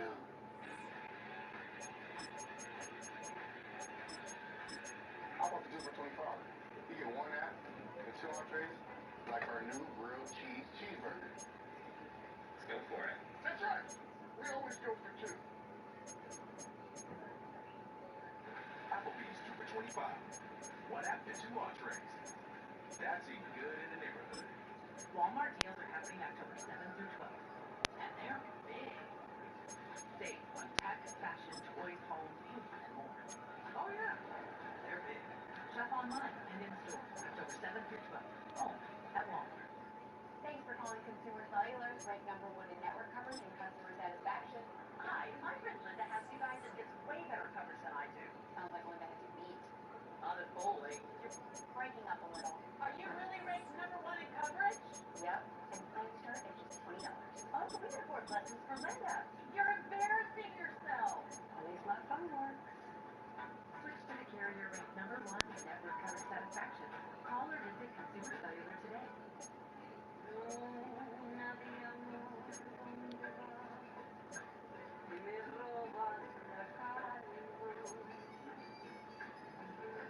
All they want is Sheila.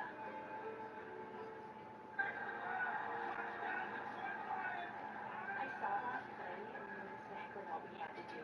136 hours later, we had one giant Amon-Ra St. Brown cake.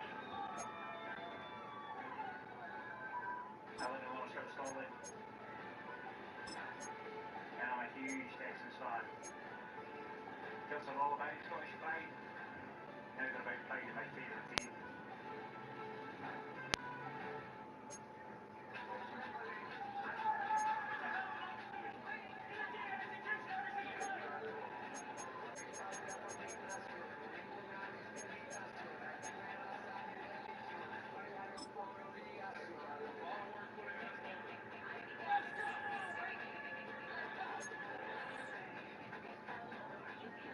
You can't touch me.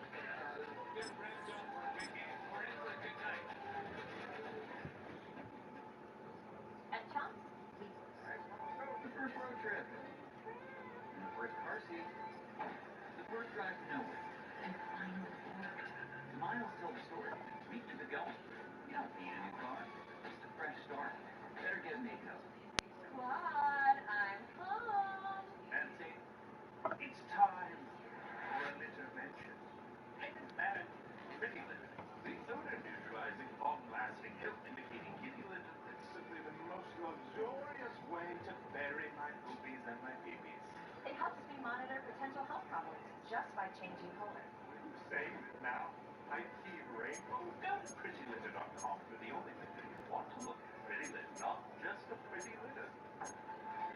Remember day one when everything was shiny, new? Mine will tell the story. We keep it going. You don't need a new car. Just a fresh start. Better get makeup. Hey, it's National Coaches Day, and as part of ESPN's Take Back Sports initiative to help kids get back to playing sports, ESPN and the Positive Coaching Alliance teamed up with the youth in Texas last month. Those coaches had worked with 60 coaches from Fort Bend Youth Football Program workshops to help them create a positive sports culture and help their athletes succeed on and off the field. All right, some more Coach Love. It's time to shine a light on the high school coach of the week, Kyle Daugherty from Lee High School in Florida. That's the way where Derrick Henry went to high school. His team is currently undefeated and chasing his third playoff trip in his 5 seasons coaching the Hornets at Yulee. All right, we're just hours away from Monday Night Football, where Patrick Mahomes and the Chiefs they'll be taking on the Jacksonville Jaguars and Trevor Lawrence, 8 Eastern on ABC, ESPN, ESPN Sports, Peyton and Eli. Looking in on ESPN 2, they have a special guest. Glenn Powell, of course, Lisa Salters is on the call with the Chiefs. Now, Lisa, the Chiefs have won the Masters of the one-score games, 11-0 in those games this season, though. KC was in 2 one-score games to start the season. What's changed, though, the last 2 weeks to get them back on track at 2-2? Well, Laura, everyone thought the sky was falling when the Chiefs started the season 0-2 for the first time with Patrick Mahomes as their starting quarterback. Everyone that is, except the Chiefs themselves. Mahomes said, he remembers telling his wife, Brittany, hey, we lost games we think we should have won, so why continue to work, and the results will handle themselves. And the last 2 weeks have been much more of what Kansas City is used to, including last week's beatdown of the Ravens. Getting healthy, of course, helps get a team back on track, right? Xavier Worthy dislocated his right shoulder in week 1, and in his return last week, he put up regular season career high in both receiving and rushing yards. And Hollywood Brown leads the team in receptions and yards. It says he hasn't even been close to 100% until now. Brown has been dealing with an Achilles issue since preseason and said last week against Baltimore was really the first game where he was able to move around like he wanted to. But Laura, good health, as we all know, is fragile in the NFL. And Xavier Worthy had some ankle swelling yesterday during travel and was downgraded to questionable for tonight. So we'll have to keep an eye on his status as we get closer to kickoff. And we'll also keep an eye on the Doppler with a chance for thunderstorms during the game. And thunderstorms, not popular with players, not popular with sideline reporters like us. I mean, and this wind, look at that. I don't know if we can get it yet. So this is what we're dealing with. What wind? I mean, it's, look at Laura. Look at me, like, this is ridiculous. I'm in a exclusively indoors. I like that. So we will see you, and of course, Jay Kimbley will be all over the Xavier Worthy injury updates and his status. Peter Schrager's here. Yeah, I'm jealous. Oh, y'all the Johnson hair, Doug. Your hair looks great. Peter's got some. Well, man. All right, enough about our hair in the wind. Nobody cares. Let's talk about a wild finish that happened in Arizona this game. Oh, my God. Crazy. We're going to see it right now. All right, Cam Ward, though. He's been a Cam Ward, more on that football. They got in the fourth quarter Cardinals lead 21-6. Amari DiMercado looks like he's about to score, and we haven't seen it yet. He doesn't score because he lets the ball go when he's crossing over the goal line. He is so upset up this, as you might imagine, and just unfortunate to that. Well, I mean, coming off of the A.J. Mitchell play from 2 weeks ago, I'm just shocked that anybody still does this, let alone did it again. Here's Cam Ward looking to pass is tipped, intercepted by the Cardinals. This is late in the fourth quarter. The Cardinals fumble it into the end zone. Ball after the touchdown. Looks like it's going to be a Cardinals big moment. Then once again, the Titans are able to come up big. No weapon performance against you, Sean Frost. All right, I like that. Next Titans drive after this throw. Downfield. I mean, that was Chuck Calvin. 3 seconds left. It's been the home of the Chiefs since 1972. DEHA Field at Arrowhead Stadium in Kansas City. Coming up, two teams ready to square off. It's the Baltimore Ravens and the Kansas City Chiefs. On the Baltimore sideline, we'll look at head coach John Harbaugh. He's got his guys playing well here in September. 3-0 to start the season. On the other side, Chiefs head coach Andy Reid. His guys have also started 3-0, so there's a battle of heavyweights here in the month of September.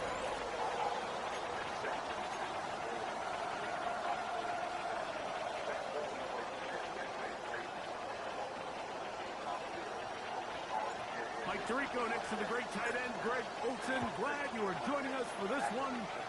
Off we go from Arrowhead. He'll get this up to the 28-yard line. Nice place for the drive to start. The Ravens offense taking the field for the first time, led by their quarterback, the 6th overall pick in the 2020 draft. It's Justin Herbert.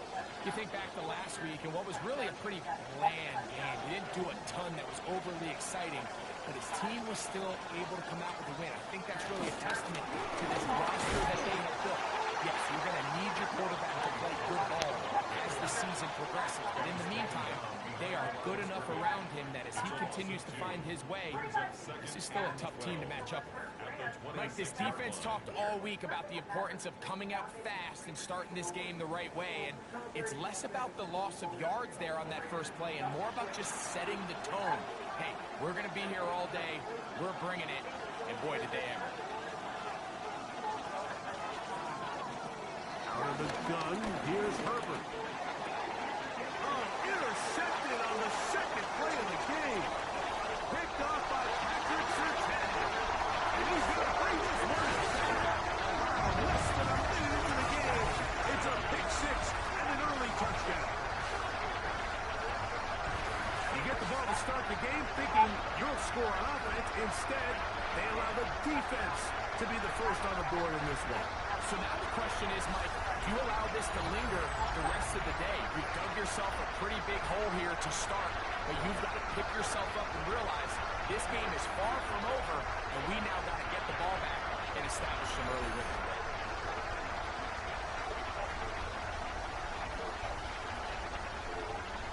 Cam Little comes on now for the extra point. It's up and good. And the Chiefs will race out to a quick 7-0 edge.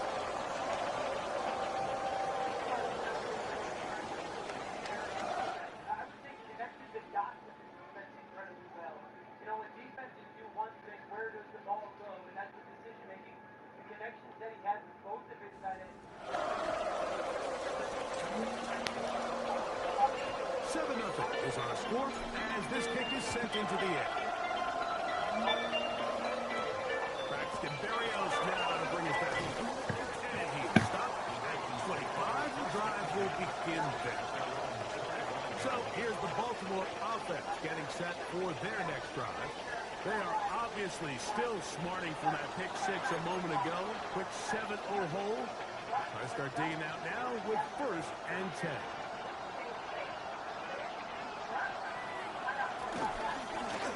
Herbert makes the read, decides to hang on. And he'll force his way forward, maybe a yard. 2nd down coming up. Nice job by the defense. They had that one well read from the beginning, Mike. Someone's responsible for the running back, but the key here is the defender responsible for the quarterback. Stays with him, keeps him to a short game. No play fake. Herbert, his fullback releasing, and he's going to bring it in. Well, not exactly a highlight reel type play, but in some cases, just checking the ball down to your fullback, picking up some positive yards is the only play that's to be made.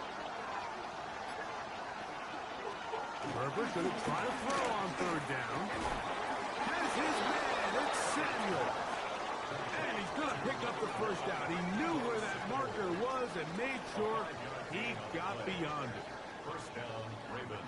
This is one of those throws where you're hoping you do most of the damage after the catch, but give credit to the defense.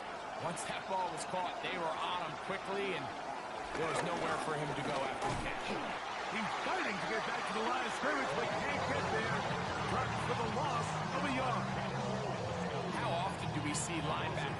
so fast trying to track down the ball carrier that they end up actually overrunning the play and allowing the running back to cut back, but not this guy. Does a great job staying in phase, stretching this ball out sideways, and he brings him down for a loss. And that ball in and out of his hands. It is incomplete. Might say after the game he should have come up with that one. He doesn't, and now third down comes up. Shotgun now for Herbert. And that is incomplete. And this passing game continues to come up short these last couple plays. That's 2 consecutive incompletions in a row. Now they're staring fourth down right in the face.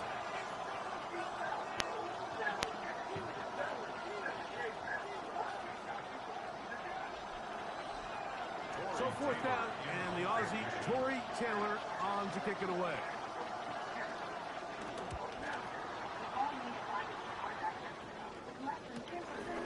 That's fielded at about the 18. Hey Justin, I don't do one-on-one things. Thanks for asking though.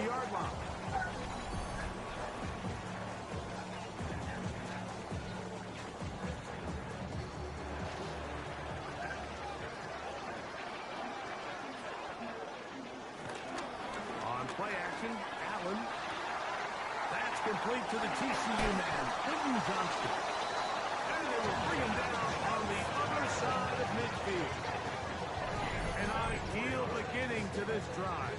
24 on the first play. Really nice job there, Mike. I mean, he sees the blitz coming and just gets the ball out of his hands. Understand where your outlets are. It results in an easy pitch and catch and move the chains.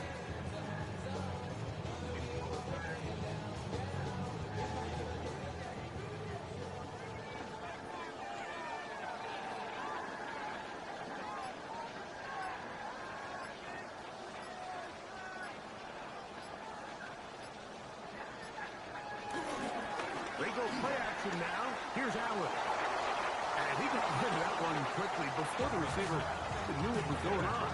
That's incomplete. It's one of those balls where the quarterback wishes there was a string. The second it came out of his hand, he wished he could just pull it back because from the moment it left his hand, that looked like a sure interception. And the only reason it wasn't because the defender just flagged him. They'll get maybe 3 out of that one, and it's going to set up third down. That's a gain of 3. It's 3rd and 7.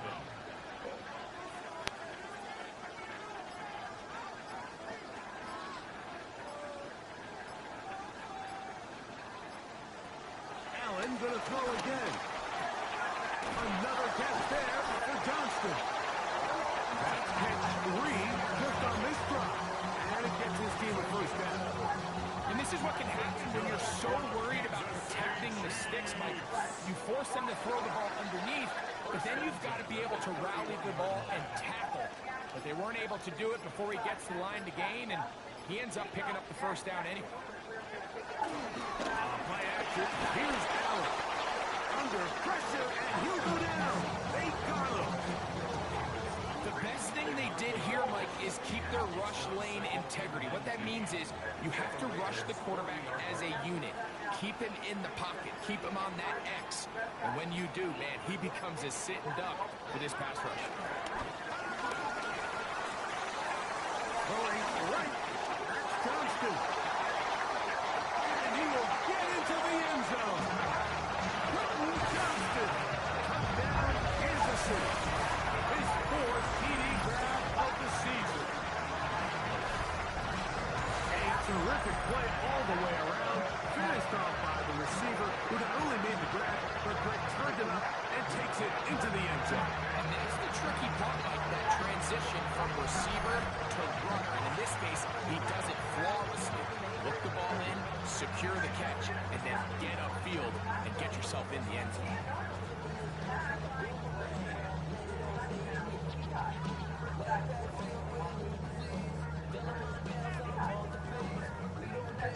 Here's Cam Little for the PAT. He's got it. And the Chiefs will extend their first quarter lead. It's now 14-0. Remaining. Mayfield gets it. The Sterling shot. The kickoff team is out on the field, and we're back to it as the kicks away. Here's Barry on the return. He'll be brought down right around the 25-yard line. The Ravens offense ready to see what they can do with this next possession.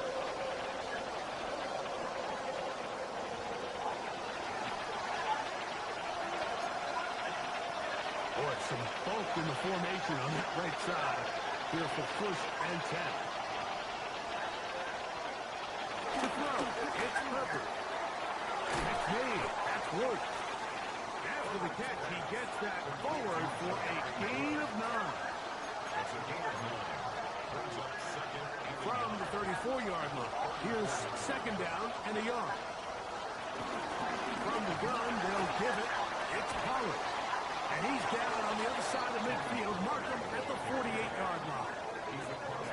18 yards on the pickup there. Good for a Raven 1st down. And a Raven 1st down.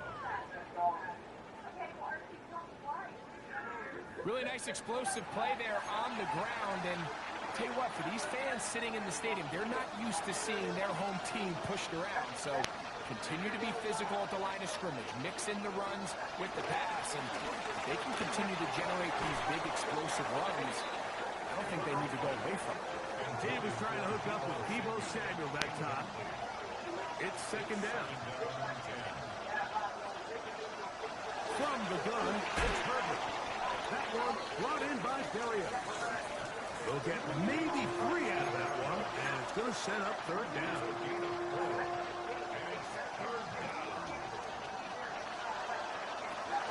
Here's Herbert. Open man left side. He's got it. And they're going to move this ball inside the 25-yard line. Now, after that last play, we have an injured Raven. Athletic training staff looking at him, so we'll step aside. The break the huddle coming up now for 1st and 10. They'll run the toss. Here's Pollard. And he is planted. Backfield. Defenders crashing through. Blow up that play behind the line. So much of what makes a toss play so good is it allows you to get the ball on the perimeter of the defense really quickly, and it doesn't stress all of your backside blocking. But on the downside, it does get your running back running east and west. They're running sideways for the first couple steps, and with a defense that can run to the ball, they're able to get you down for a loss.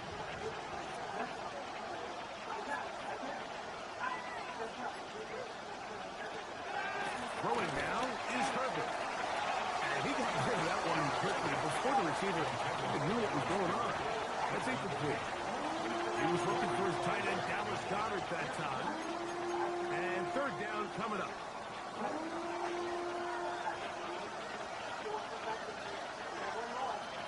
Herbert to throw. Inside the 10, it is caught. And he will get into the end zone. Keenan Allen. Touchdown, Baltimore.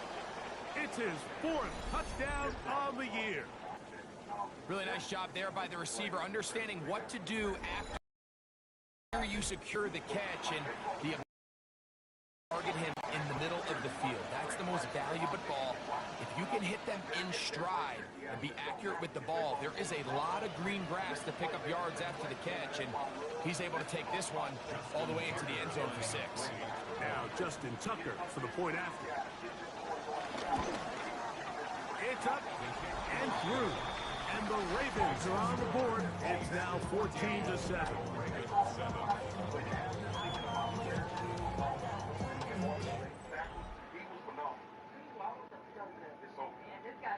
Out there is Tucker, and he'll kick this one away after the touchdown was scored. Very good kickoff.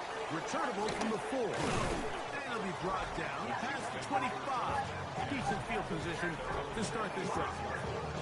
On the sideline, the unmistakable Andy Reid as the Chiefs take the field once more. They lead by a touchdown as this drive begins with 1st and 10.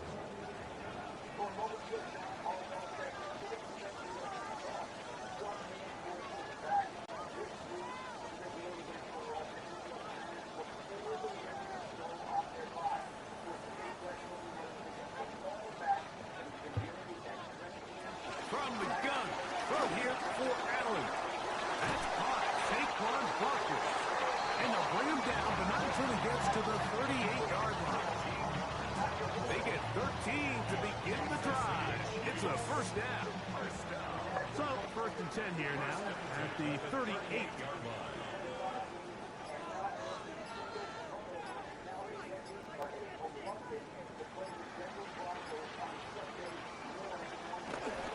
Play action. It's Allen. Working middle there, but it's incomplete. And that sideline just cannot believe their guy did not come down with that play. I mean, that's as easy as it gets. I frankly don't blame him. That's a play at this level you just have to make. Your teammates are dependent on it. I know it fell for an incompletion, but pretty impressive. He was able to push that ball really far downfield as he was being hit. Really said quarterback has. Hard by Saquon. And they will bring him down on the other side of midfield. That's his second catch on the drive. This one is good for 20 yards.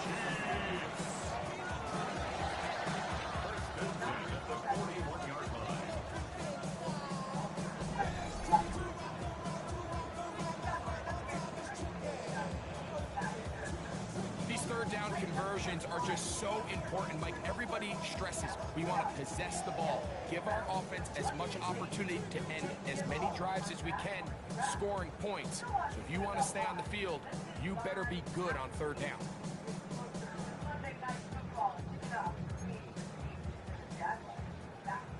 First and 10.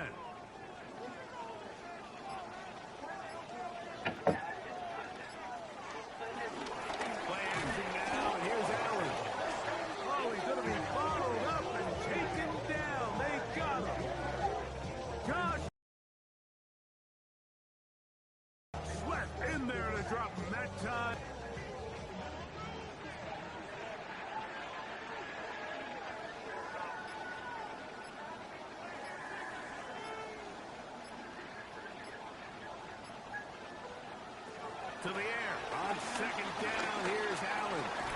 Into the familiar hands of Justin Jefferson. Well, that helps would be a much more manageable third down, getting some good yardage on that second down play.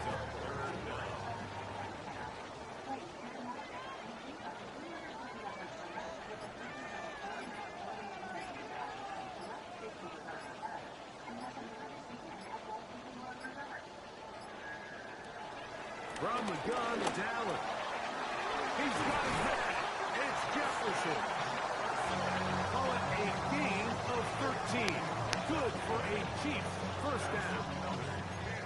And it doesn't really matter who you put on it, Mike. When you want to play one-on-one man coverage against a receiver like this, there's not a whole lot else you can do. It's hard to put help over the top because the ball's being thrown out by the sidelines.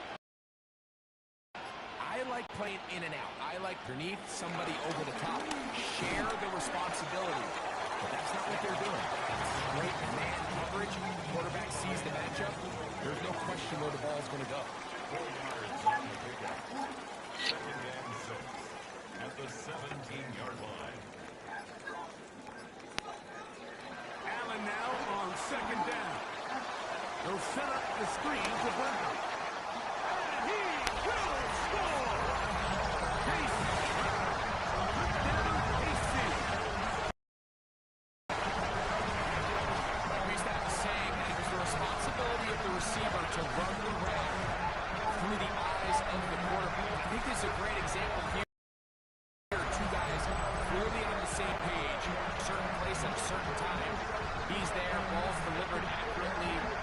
He's able to pick up the rest with his legs, and it's a big-time connection for the touchdown.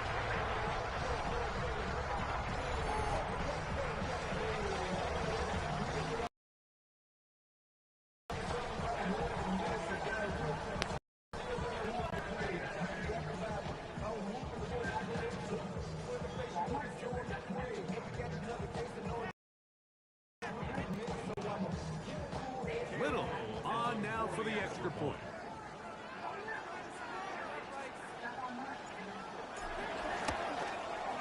The kick is good. And the Chiefs will take a 21-7 lead.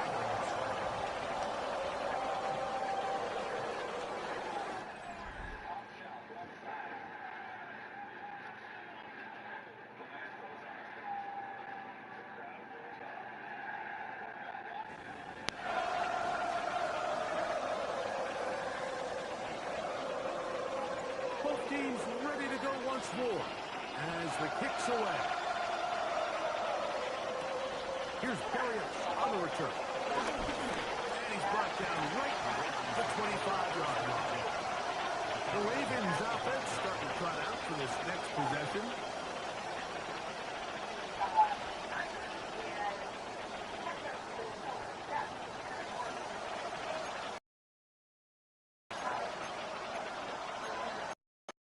From 25, they'll go to work.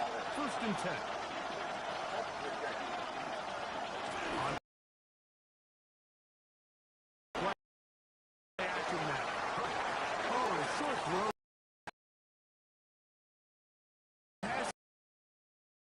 Up second. Now a handoff to Pollard. And he's got it to the 35-yard line. It's a gain of 10 yards. 1st down, Baltimore. It's a gain of 10. 1st down, Baltimore.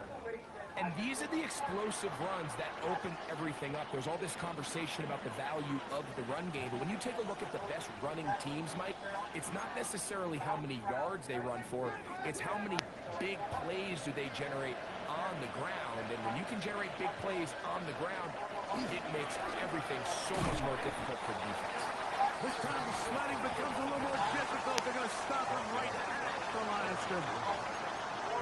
Depending on the situation or the down and distance, Mike, the linebackers have different reads. Sometimes they read the offensive lineman, sometimes they read the running back. In this case, his read brings him right to the play. He's able to make a big save from that.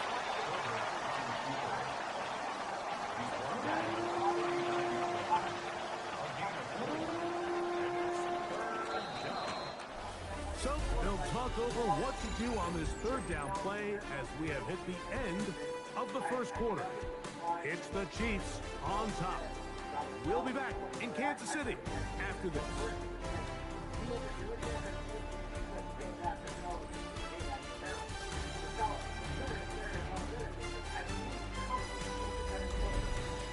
Raven football, quarter number 2 begins, and they've got it with 3rd and 6 coming up.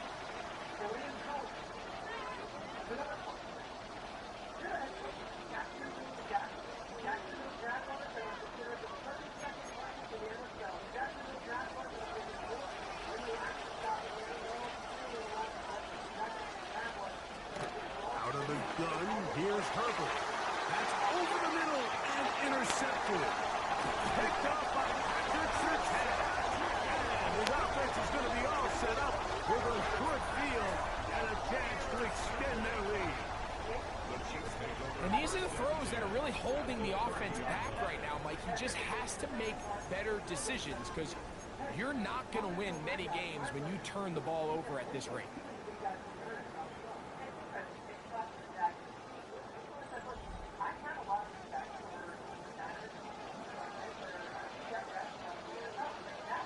They'll throw on 1st down with Allen. Here on short run to Taysom Hill. And they are in great shape. He's taken down inside the 10. First time these two have connected this afternoon, and it'll wind up being a 1st down. The thing that jumps out to me the most, Mike, is just how often the quarterback is able to throw the ball to his first read in the progression. So hats off to the play caller. Him and the quarterback seeing the game through the exact same set of eyes, and there is a lot of room to operate.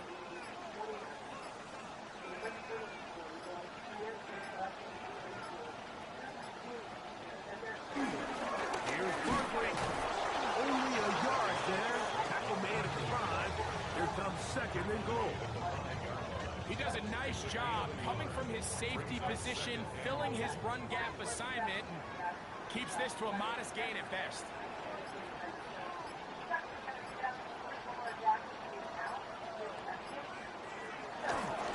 One more time, they try Barkley. And he's going to lose yardage here, taken down back at the 8.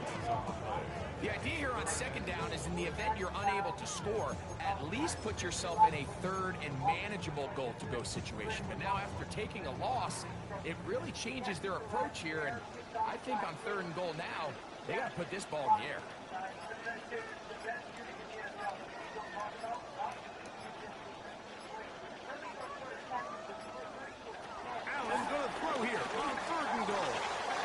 got his man, middle of the end zone.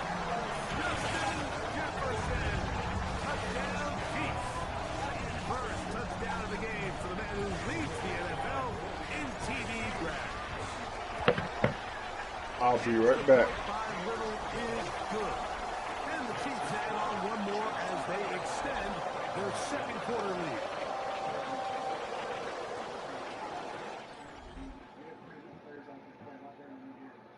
Just a complete disappointment. We have to find a way to turn it around, figure out who we are this next week, and then into the bye and after the bye.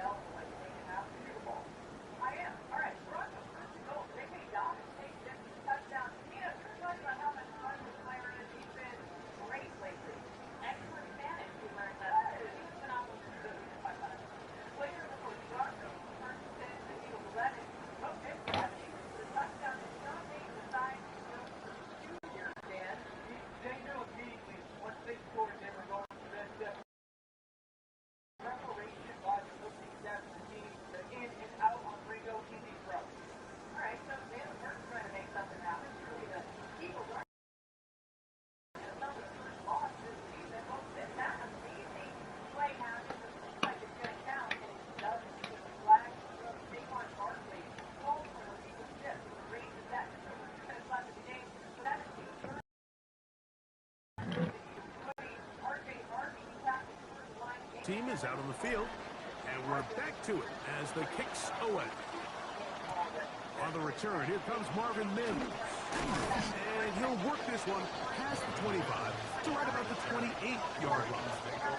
The Ravens offense getting set to get back to work. They find themselves down 3 touchdowns here. They need to flip the script in a hurry. And they'll start it here on first down. They'll give it to Pollard to start the drive. And he finds some daylight. Up past the 35-yard line. A pickup of 7.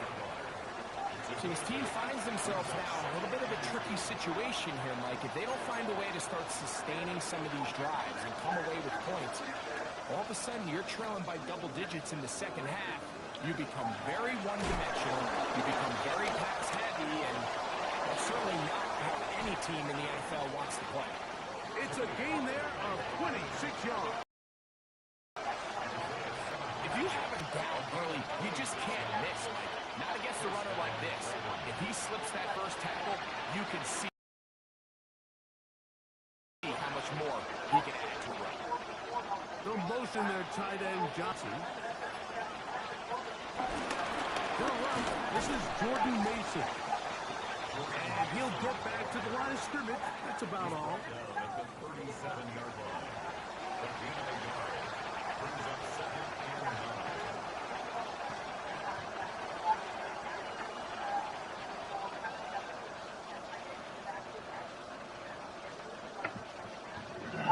So, from 37, here's second down and 9. That's Goddard in motion.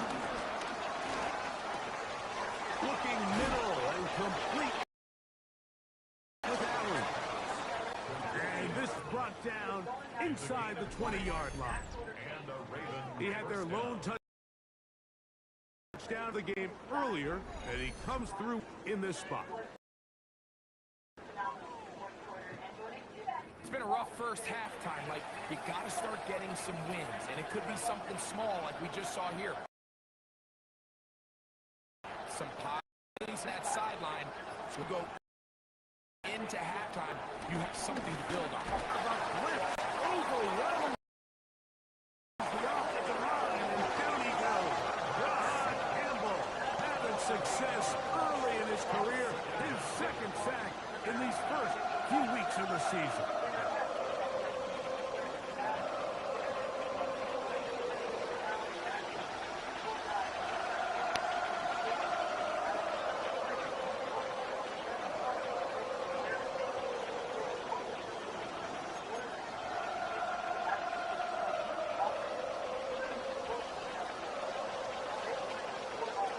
Shotgun now for Herbert. That's complete to his quick tight end, Dallas Goddard. And he's into the end zone. Dallas Goddard. Touchdown, Ravens. He's lined up one-on-one from the very beginning. He's just so fast. Heart wide receiver, and when you have that type of skill set, it's just going to be hard to stop.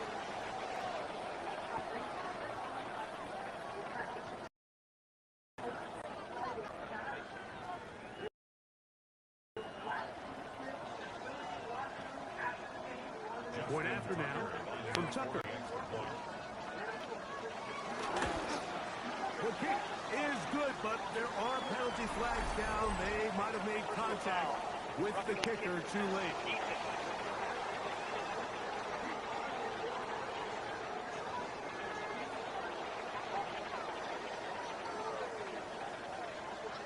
Out there is Tucker, and he'll kick this one away after the touchdown was scored. And this one sent all the way over the back line. No thought of putting this in the landing area. So it'll come out per the new rules to the 35-yard line. The Chiefs offense and running back Saquon Barkley heading back on the field. And he's been a big component of the passing game so far. You see the numbers here in the first half. This defense will need to find a way to key in on him because he's eating them up right now.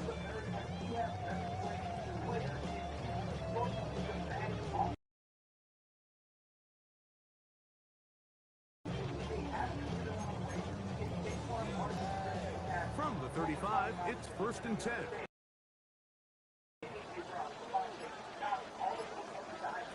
Allen working from the pit. This one. Deep field for Chase. And that is incomplete. To Jamar Chase. And it'll bring up 2nd down. I think when that ball left his hand, he had visions of a big play, and then that big play almost got flipped on its head because I think he's lucky that that ball didn't end up going back the other direction because that defender got both hands on it but just couldn't come down with the pick. Got Allen to throw on 2nd down. To the left side, hot by Chase. And they will bring him down on the other side of midfield. It's the first catch there for Chase. And he's got a 1st down to go with it. And after being shut down in the opening quarter, he makes his first catch here with that one. And they're going to need to continue to build off this if they plan on leaving.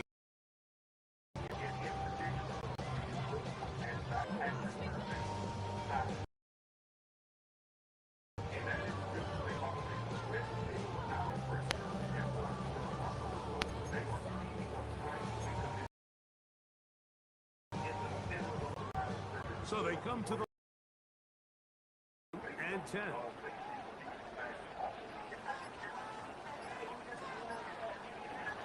From the gun, Josh Allen. Our 1st down throw there is incomplete. Back in the day, Mike, you know how they decided who played offense and who played defense? The guys who caught the ball better played offense, and the guys who couldn't play defense. And now, that's obviously not the case anymore. But this is one of those that still gives defensive players a bad rap.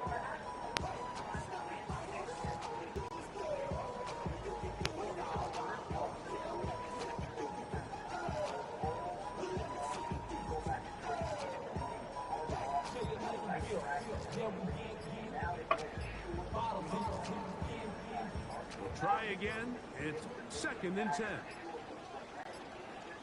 Play clock down to 0. That's going to be a delay.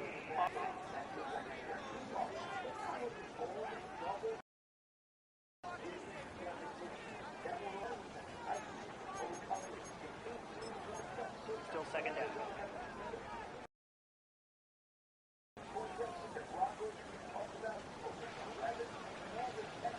Throwing again.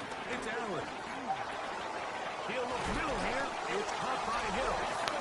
And they bring him down, but not until they get inside the 30-yard line.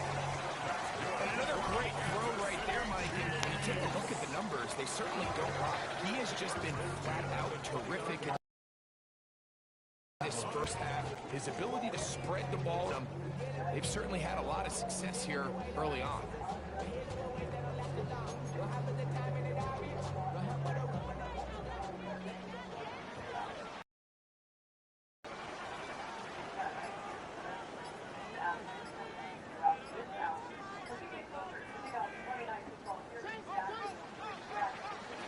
To the air once more is Allen. One finds Chase. Very close to a touchdown and shy of the goal line. It'll be 1st and goal. That's a gain of The field. I mean, you only need one hand to count how many plays they've run, and yet they find themselves 1st and goal inside low red zone.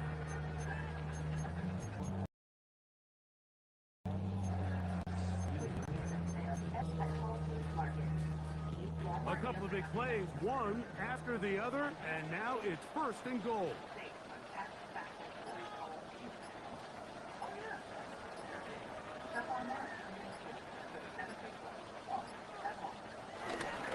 Saquon is into the end zone. Down Kansas City. This defense continuing to give up points. Greg, you've been on offenses like this. This has to feel great when you're on a roll like this. And it's really twofold, Mike. First and foremost, just like you said, every offense in the league works all week. We want to start out fast. We want to establish some early rhythm and play our style of game. they've certainly done that side. What does it do to your opponent? It takes them completely out of their game plan, knowing this early in the game, they're chasing points.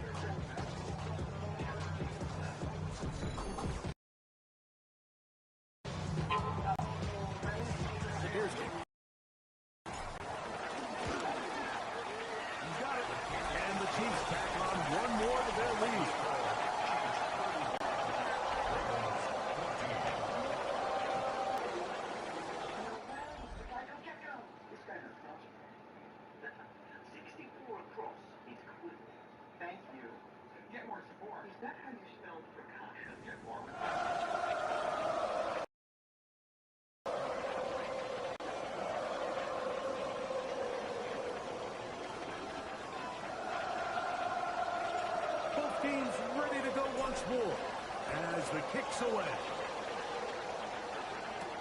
On the return, here's Mims. He'll come across the 20 and taken down at the 21-yard line. The Ravens offense, the running back Tony Pollard can take over once again.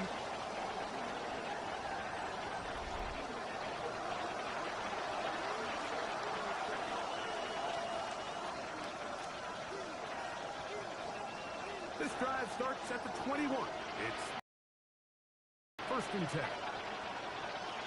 The drive starts. It's a carry by Pollard.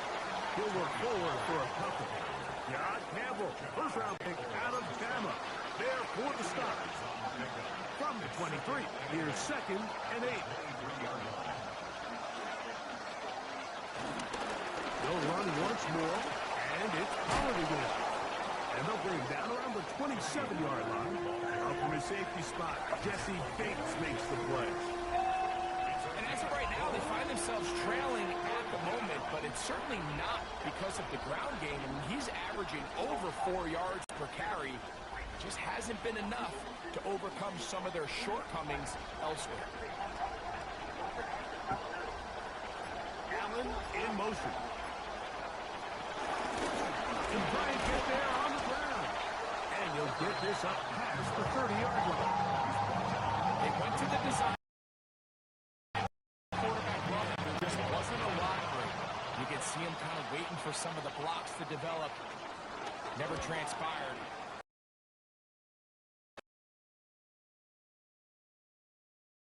Didn't get a whole lot going short game.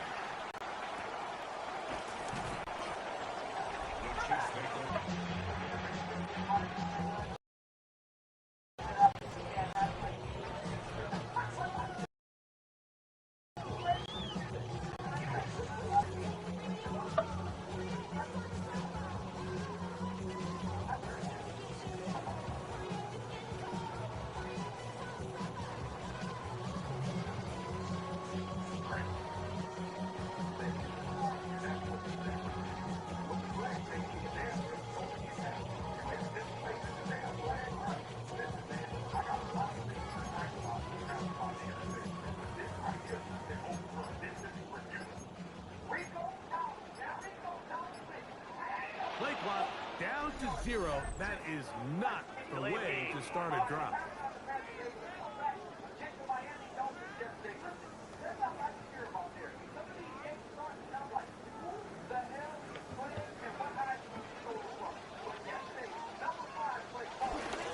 Take the handoff, and now it's Allen. That's caught downfield by Jefferson. And the mark him down just shy of the 40. That's good. 20 yards on the Chiefs have a first down. We've really seen both teams have a lot of success moving the ball throughout this entire first. Just seems this possession is going to be more of the same as they start this drive.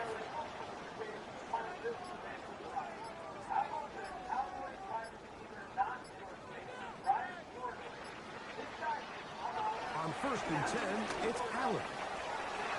Looking down the field there, but it falls incomplete. Tutu Atwell was the one he was looking for. And it'll be 2nd down. Out of the gun, here's Allen. That's caught by Jefferson on the right side. We'll get maybe 3 out of that one, and it's set up third down. The best quarterbacks, Mike, they have an internal clock in their head. How does my protection match up with the rush and the route concept I'm trying to attack downfield? In this case, he's looking downfield, realizes quickly this ball's got to come out, checks it down to his underneath drag, picks up what he can.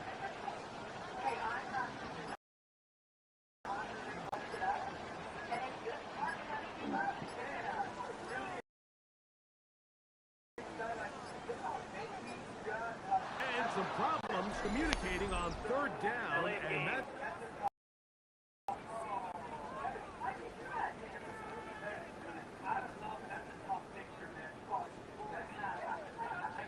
Still third down.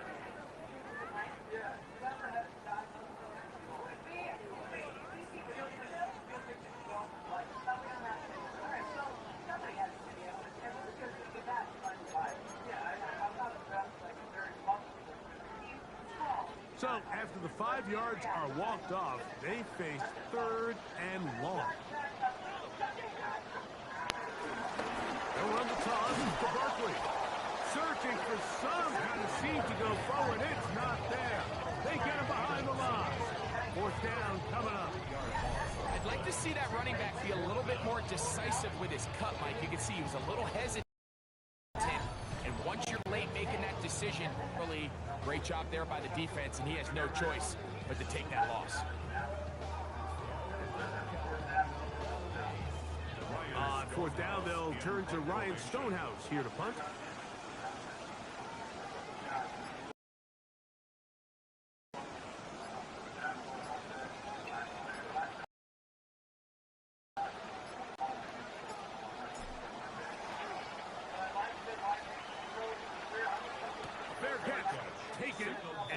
Start right at their own 20-yard line.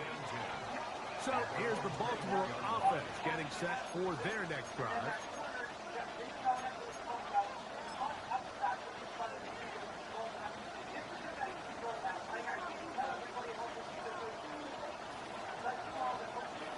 They'll motion their tight end Johnson. They'll run. This is Mason.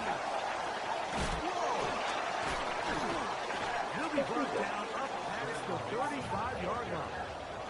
A terrific starter there. Gain of 15 and a first down. Well, really nice start here to the drive. Early down success. Every offensive coordinator is trying to find ways. How do we pick up first downs without having to get to third down? We see it here. Big explosive run. Now the rest of the drive unfolds. That one, oh, it's on target, but it goes as an incompletion. Looks like he had that one in his grasp, but unable to hold on, and it will be second down.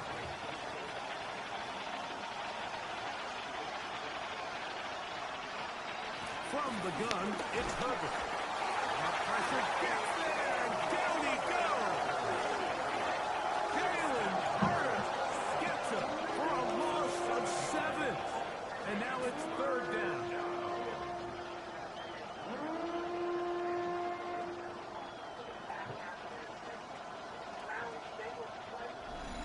So, 2 minutes to play in a back-and-forth first half. We'll return to Arrowhead after this.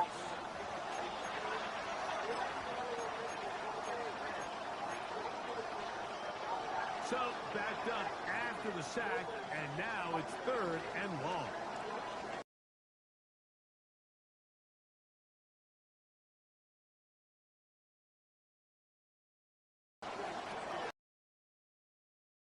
To get in there, making it difficult defensively.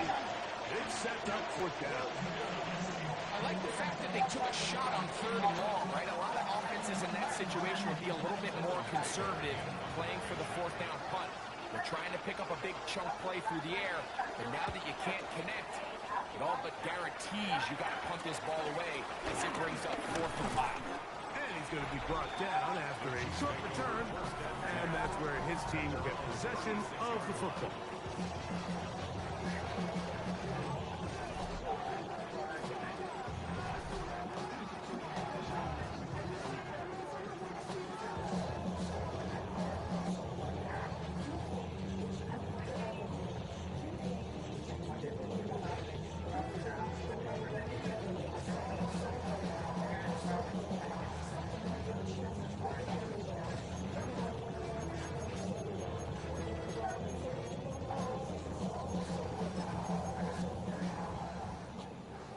First and 10 now from the 36.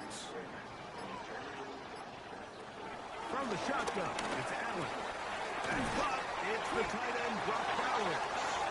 He's going to be brought down up past the 45. First catch for him on the afternoon, and it results in a first down. First down. First and 10 at the 46-yard line. Now it's Allen. He'll get this complete left side to Johnston. And he's taken down inside the opponent's 35. His fifth catch of the afternoon. Good for a first down. And now you can see they're really getting in rhythm in this 2-minute drive. Now, after that last completion, Mike, they cross midfield. Now the mindset goes to, all right, we got to come away with some points. They've got a quarterback who's in complete control, and they got to see if they can finish this thing off. He's in! Brock Bowers. Touchdown, Kansas City. Just a beautiful ball there by the quarterback. And the point I want to make here, Mike, and make sure the viewer understands is, in the NFL, if you have to wait for a guy to be open and then deliver the ball, it's too late. So often these quarterbacks throw their guy open. They anticipate where the void in the pass. That's exactly the reason this play worked out here, Mike, and he's able to connect here for a big touchdown. Little on now for the extra point. The kick is good, and the Chiefs are going to extend their lead.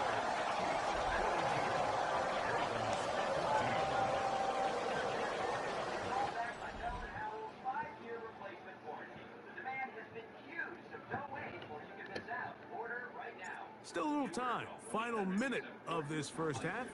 We'll see if they can do anything with this kickoff that is coming their way. On the return, here's Mims. Nice job by the return team as he takes it across the 30-yard line. The Ravens offense can see what they can do in the final minute of this first half.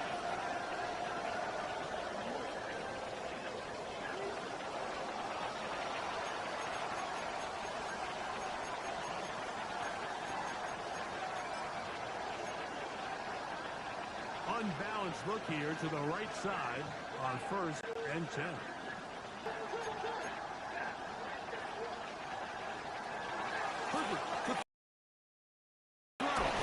He's hit as he threw. It goes to the ground, and it's an incomplete pass. They got there in a hurry, didn't they, Mike? I mean, luckily for him, he saw that free rusher coming, and at the very least was able to get that ball out to prevent the sack. Now Herbert's throwing on second down. And they'll be set up now. Up past the 40 with that one. Now the Ravens use their first timeout. They'll stop it with 40 seconds remaining in this first half.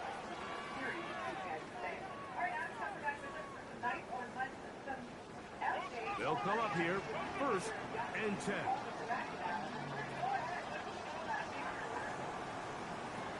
Now Herbert. Now a screen. Here's Pollard. This one that was sniffed out. Thrown up in the backfield. Now a timeout here by Baltimore. That's going to be their second. The clock will stop with 35 seconds to go in the second quarter. Work to do now as they come up on second and long. There again. Trying to hit him with the screen. And that one's just too long stopping before the lineman could get out to lead the way. It's a really good job defensively. The key is you don't want your defensive linemen to overcommit to rushing the passer, and you don't want your linebackers in secondary dropping too deep defending the pass. In this case, all three levels played disciplined, good football with good vision. That's why they're able to stop him for no gain. This pass caught. Right side, it's Allen. And he's going to be taken down as time runs out on this first half of play. All right, Mike, thanks very much. This, the first official Sunday of fall, the final week before byes kick in. A full schedule of 16 games on tap. Let's roll. NFL starts now. In Tampa, the Buccaneers at home to take on the defending champs, the Philadelphia Eagles. And it's the reigning offensive Rookie of the Year, Jaden Daniels. Next up, why don't we go to Foxborough and check in on the Patriots? They're playing host to the... And this is Tyjae Spears. He's going to get in from 6 yards out. The Panthers get back to 500 at 2-2 with the road win. Lastly, let's go to MetLife Stadium. It's the Giants hosting the LA Chargers. And it's last year's top 10 pick, Michael Penix. Touchdown from 20 yards away. The Giants are into the win column after 3 defeats to start the year. They get the victory here. And time for one more look at the rest of the scores from around the National Football League. Meanwhile, our game has not been all that competitive, a one-sided affair through 2 quarters. As we send you back out to our commentary team, Mike Tirico and Greg Olson.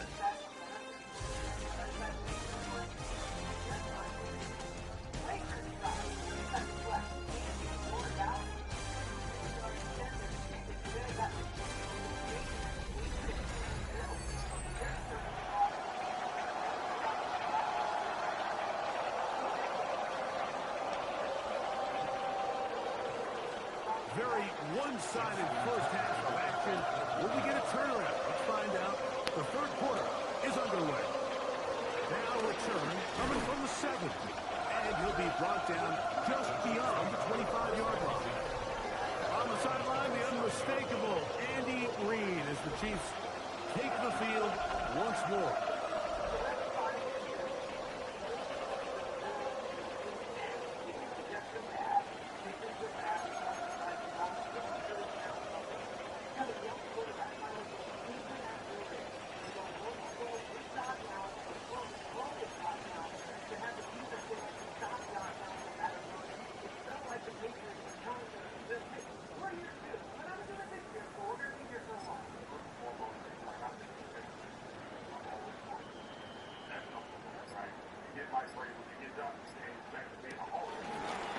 Here's a designed run.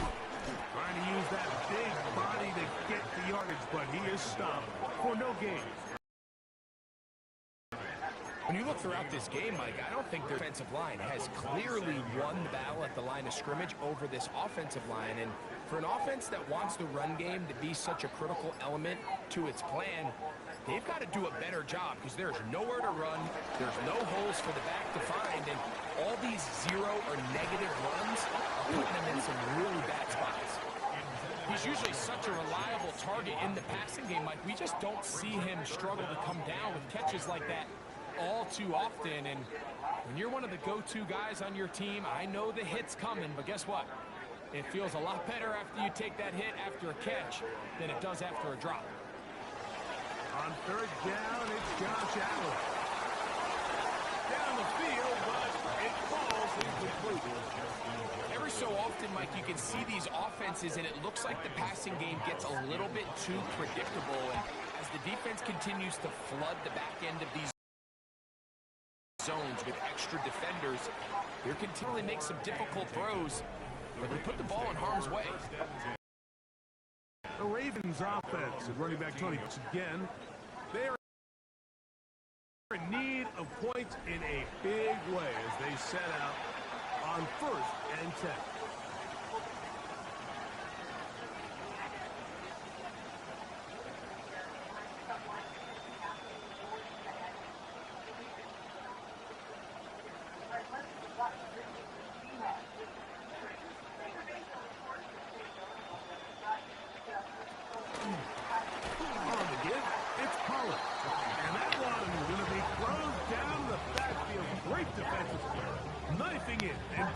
For a long. Looked like that might have been a RPO, a run-pass option. The quarterback has the ability to put the ball in the belly of the running back or pull it on the pass. Looked like we might have been better off pulling that one because he handed it off and there was nowhere for that running back to go. After the loss of 3, it is 2nd and 13. the gun, here's Herbert. And that'll go for a gain of 7. And it's going to set up third down. And this is where the vert position really starts coming into play. Not only do they have to line up with their hand on the ground, but they can occasionally split out in the slot. And man, they're too fast for linebackers, and a lot of times they're too big for defensive backs. Throwing is Herbert on third down. Has his man in Samuel. And they're going to move the ball all the way up to the 45-yard line. A big one there on third down, good for 26 yards. Set to go now on 1st and 10. To throw, it's Herbert. They'll try to set up the screen here. And he's out of bounds inside the 45-yard line. That screen goes for 12. And up until this point, we haven't seen a lot go their way, but here in the third quarter, they're starting to find some plays. They're starting to get some opportunities. Just got to ask yourself if it's too little, too late.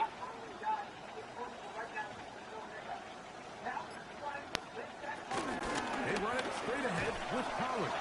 And he'll get back to the line of scrimmage, even lost the yard there.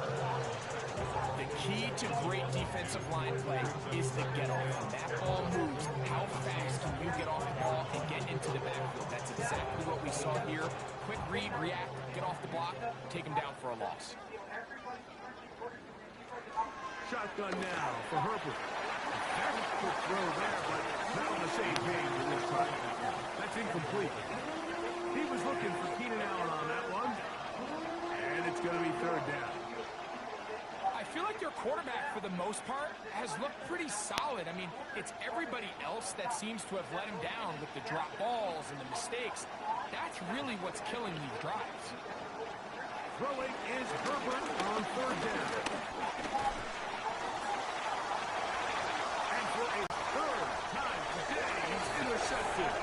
Picked off by Isaiah Simmons. And while the defender is getting credit for the pick, Mike, I think he needs to go up on this pass rush because they forced that bad throw. That is the perfect example. Front pass rush and the back end together. Man, that was big time ball. And the unmistakable Andy Reid as the Chiefs take the field once more.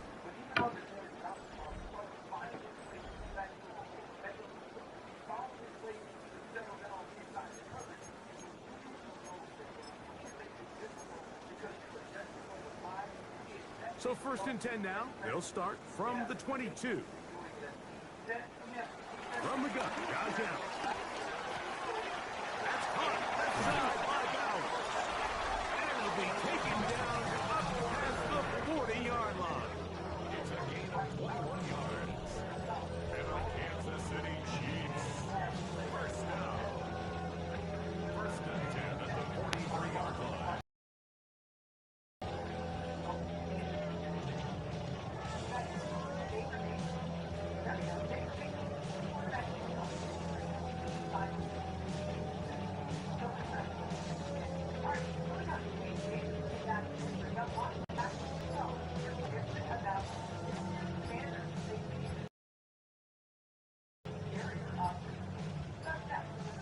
Has expired. They're not going to get this one off on time.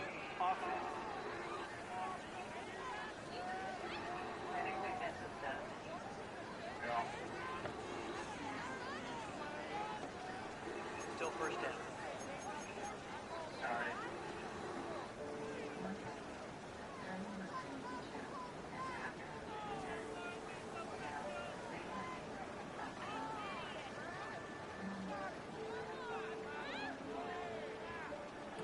From the gun, here is Allen. They go right back to Bowers. He's got it again. And they'll have it across midfield down at the opposing 46-yard line. He's got a touchdown on the books from earlier. And that catch gets him a first down. Really nice throw downfield on that conversion. Brings up a new set of downs. And defensively, Mike, this feels like desperation mode. If you allow them to finish this drive with a touchdown, this game feels all but over.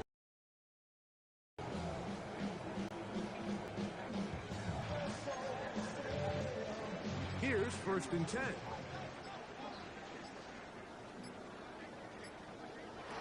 Operating out of the gun, here comes Allen. He's not going to get too far, tackled after a gain of just a yard. When you put plays like this on tape, it sends a message to every defender across the league. When you play this offense and this guy has the ball, you better bring it when you come to contact him, because if not, you're going to be on the wrong end.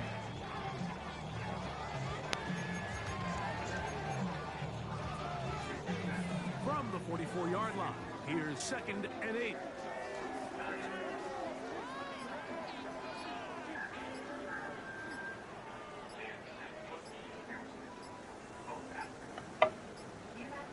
Throwing again is Allen. They'll set up the screen to Brown. The throw, and they finally catch up with him, but it's a big play, taking it into the red zone. A huge play there on the screen. 30. And this offense is now really on the move, Mike, and it's the passing game that's leading the way. They've been able to march their way down. So don't expect them to go to the ground game. If I'm this play caller, I'm continuing to lead on this, not only in this drive, but probably for the rest of this game.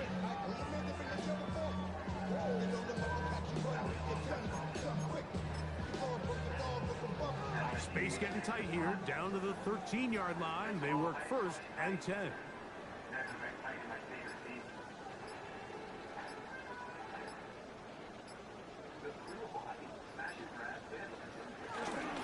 First run of the game here for Chase Brown. A gain of 4 as he's taken down.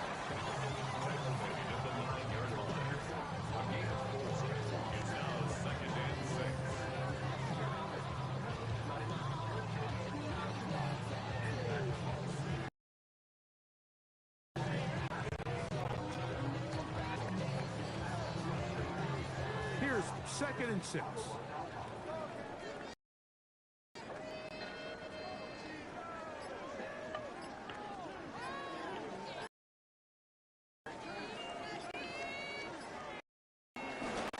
On the ground, where they continue to be tough to stop. Chance to extend the lead even further as they are set up with 1st and goal. Well, here's where you really see the value of having a good run game. 3rd and short, 4th and short. The ability to just keep it simple, win up front, turn around, hand the ball to your back, and to say, okay, more likely than not, we're going to get a fresh set of downs, maintain possession, and now continue to find opportunities to go generate points. Brown trying to push the pile forward, but he's not going to get in.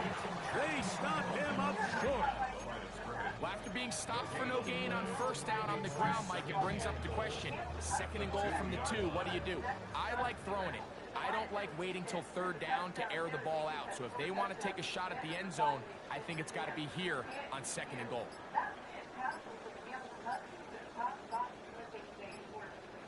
They're trying to run this one in. And he won't quite get in. Down to the 1. Setting up 3rd.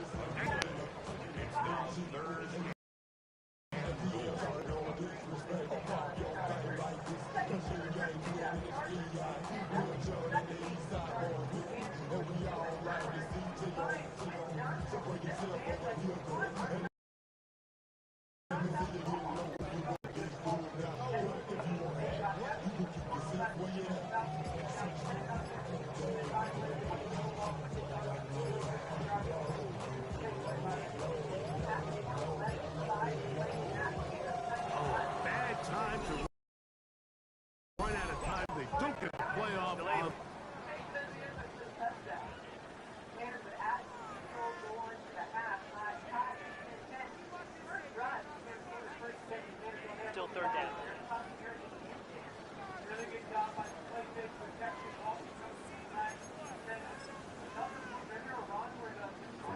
at the 6-yard line. What can they do on 3rd and goal?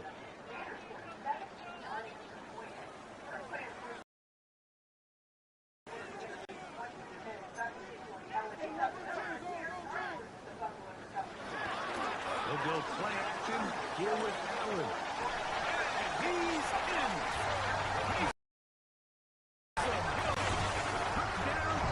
His second TD catch of the season.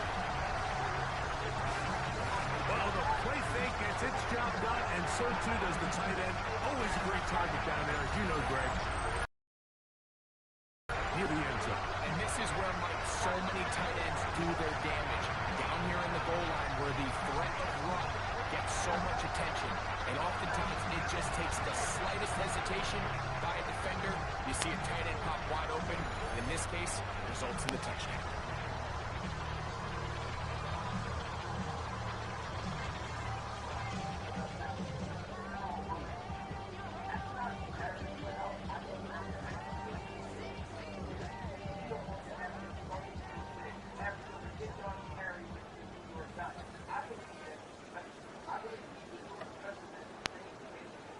Here's Cam Little for the PAT. He's got one more onto their big lead.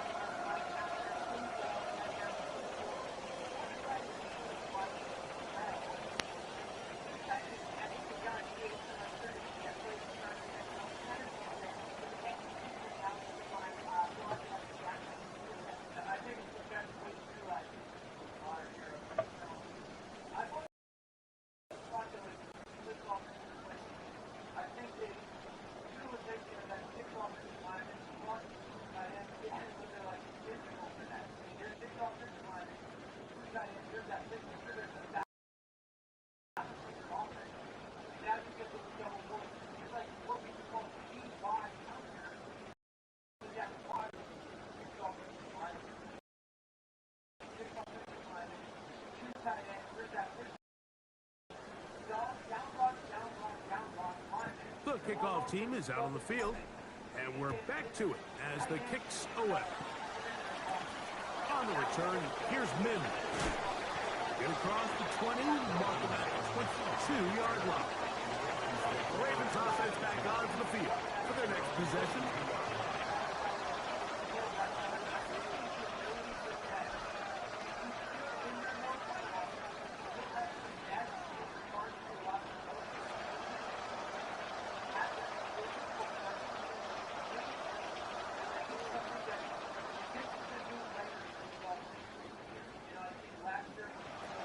Herbert now on first down. That one just too far out in front, and it's incomplete. I think the biggest issue and why they find themselves trailing in this game, Mike, has really just been the ups and downs of this passing game. Sometimes he's highly accurate and efficient, but at others, he just misses too many easy throws. Question is, are they going to be able to overcome this quarterback inconsistency and pull this game out? Third long, obviously to be in offensively. It makes you very predictable. A ton of stress on your offensive line and your quarterback. So they've got to start being more productive in these early downs and set themselves up for more success on third down. It's a gain of 12 there. Good for a Raven first down. Whatever they've talked about in the locker room at the halftime break seems to have worked. They've come out with a new established energy. You could see it when they took the field. Now this offense seems to be building on it because with that chunk play, just a little bit of rhythm that they can build off of. They have a long way to go to get back into this game, but so far off to a good start. Great example of first down efficiency. You don't always have to go for the big play, but put yourself in a friendly second down. Now you have equal opportunity to both run and pass. From the 42-yard line. Here's 2nd and 3.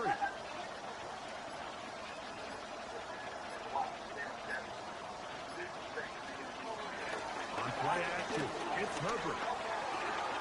Right side, hauled in by Samuel. And he is out of bounds at the 31-yard line.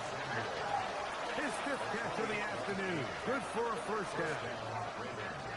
These crossing concepts are frequently used, Mike, throughout the entire game, all across the league. And what it does is it creates a lot of natural rubs. You run out the backside of the defense and rely heavily on the yards after the catch, and it's exactly how they're able to pick up this big game. Oh, the short throw there, but it's going to end up incomplete. It's a pass he say he should have had. Instead, he does not, and it brings up 2nd. The whole idea of that short pass is designed to get the ball into the hands of the receiver in space and let him do the rest after the catch. But the key word there, Mike, is get the ball into the hands of the receiver. He doesn't secure the catch, so there is no run after. Throwing again, Herbert. I had a defender draped all over, incomplete.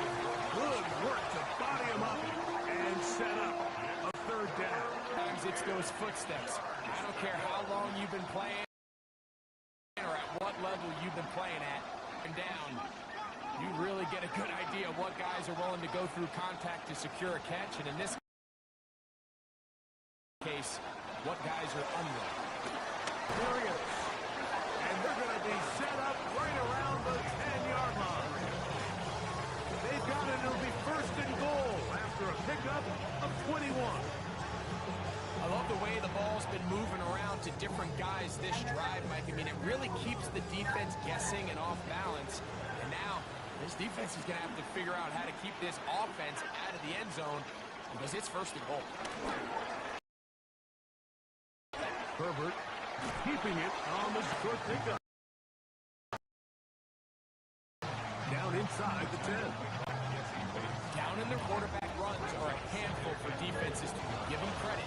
Not a lot of room to maneuver here for the quarterback, and they keep it to a short game.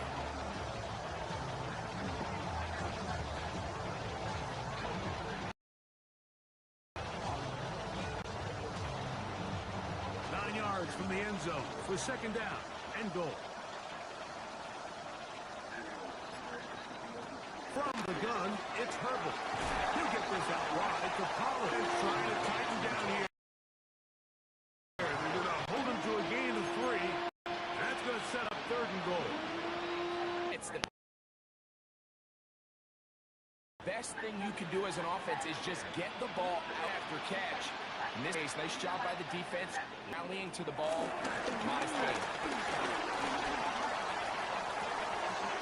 And he'll take it on in. Marvin Mims. Touchdown, Baltimore. That is 1st touchdown this year. Well, they get on the board. That pads the individual stats. Makes mom and dad happy, but, Greg, we have seen stranger things. You never know. Yeah, and I think the biggest thing right now, Mike, aside from the scoreboard, oftentimes in the NFL, you learn more about your team in moments like everything's going well. So I think this coach is playing real to which one of his guys are going to continue to fight.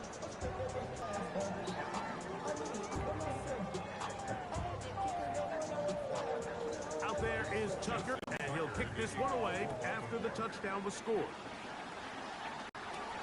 From the 6, here comes a return. And he'll be taken down right at the... On the sideline, the unmistakable Andy Reid as the Chiefs...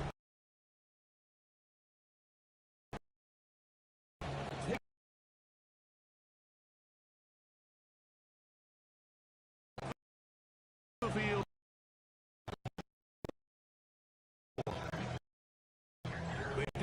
Out there. First downs and shoe.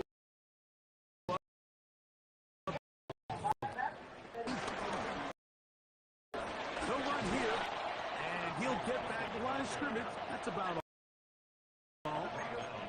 Backs doing everything in his power to edge to the boundary, but just great pursuit there by this linebacker, staying with his ankle.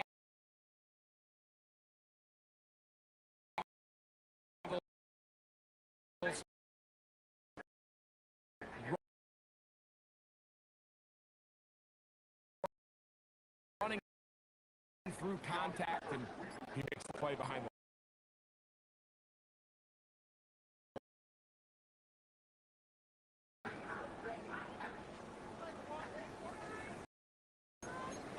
Still second down.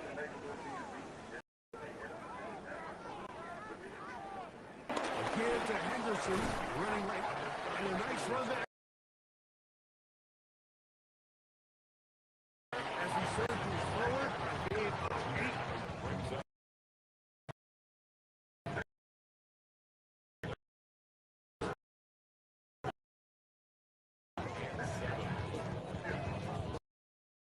Get through the end of the third quarter. You're watching the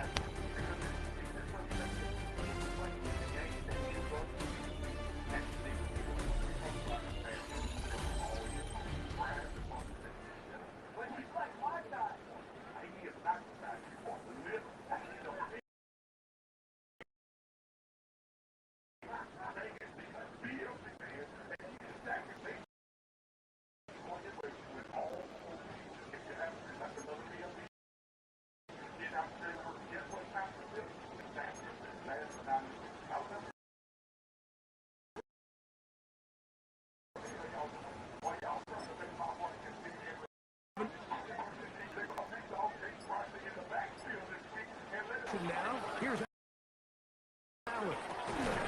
He's got a receiver. It's Chase. And they will bring him down on the other side of midfield. And you think back to the first half, like just how well he threw the ball, and you thought maybe this defense would come up with some answers in the second half to slow him down, but so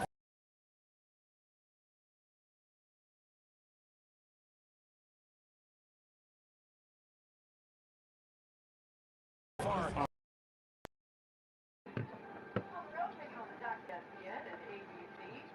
Travis Hunter will be in tonight. He has been a consistent part of the Jaguars' offense this season, playing 58% of his team snaps and at least 35 in every game. But after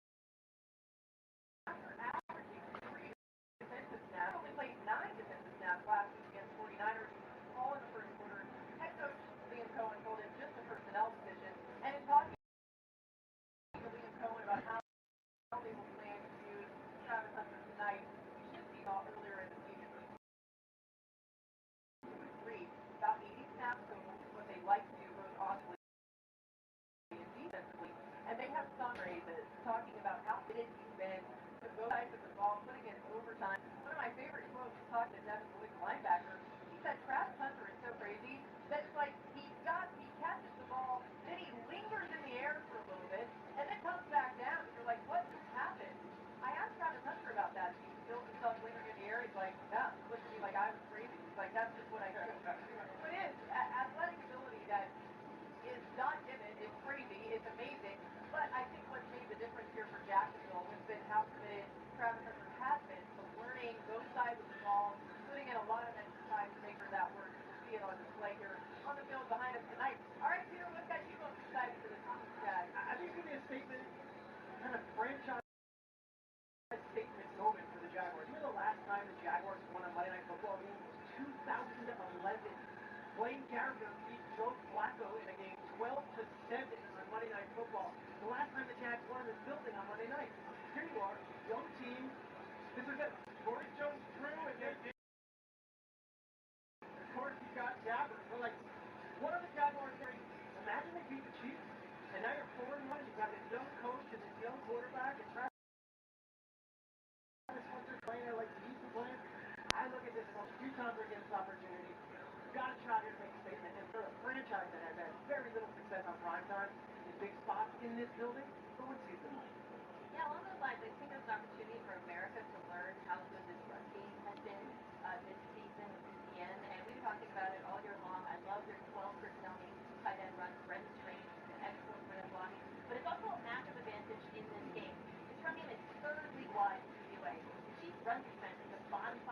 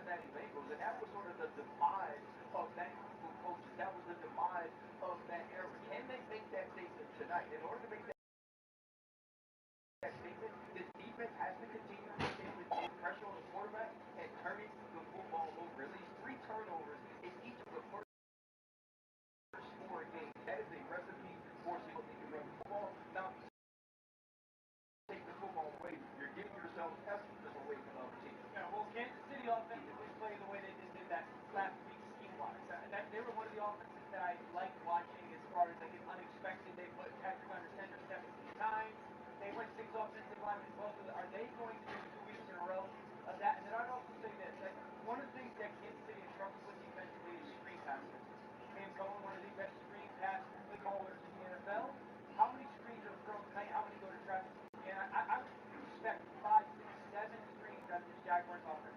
It's nice to be about the big plays. Yeah. Like, which team can create those dynamic plays? We've seen it from the Jacksonville Jaguars and Travis Etienne. Last week, we saw Xavier Worthy of the Kansas City Chiefs. He was healthy, and he was able to create some of those plays. I would also say, watch out for Rashard Smith, right? We're starting to see him be utilized more in this offense. He's an explosive player from the running back position. I was going to ask you, if Xavier Worthy can't go, how much do you think that matters to the Chiefs? It matters. I think the Orton stretch feels good, but I also think this could be a big try playing way more zone than man. Historically, Kelsey has been Patrick's answer against those zones. I'd be shocked if we're going to. I'd be shocked. After crush one on the ankle, they bumped out. He will go knowing he's going to get. Big challenge for the Chiefs backs in Jacksonville are violent with their hands. If they struggle tonight in run or pass, that's a huge advantage to Jacksonville. And you can also feel it from Coach Cavanelli's defense. Like, they enjoy and it's so fun. They're not backing down. I can figure that. All right, let's put our game picks up. Everybody, as you're going to see, is on the Chiefs. Marcus Benson, help us out here, Swag. Marcus. Well, when I was growing up, my mama used to the Jackson 5. But I ain't taking Jacksonville. I beat Kansas City as a my It's never looked good. In the past. They got three-shot back. It's going to get physical at the line of scrimmage. I got to take Friday. Give me what it is. I thought Joe's birthday yesterday. Okay, but I don't know why that's Good going on. Guess whose birthday it is tonight? It's Trevor Lawrence's birthday tonight. Okay, 26. We'll see you on the game. The coverage continues on ESPN and ABC all night long. Enjoy it.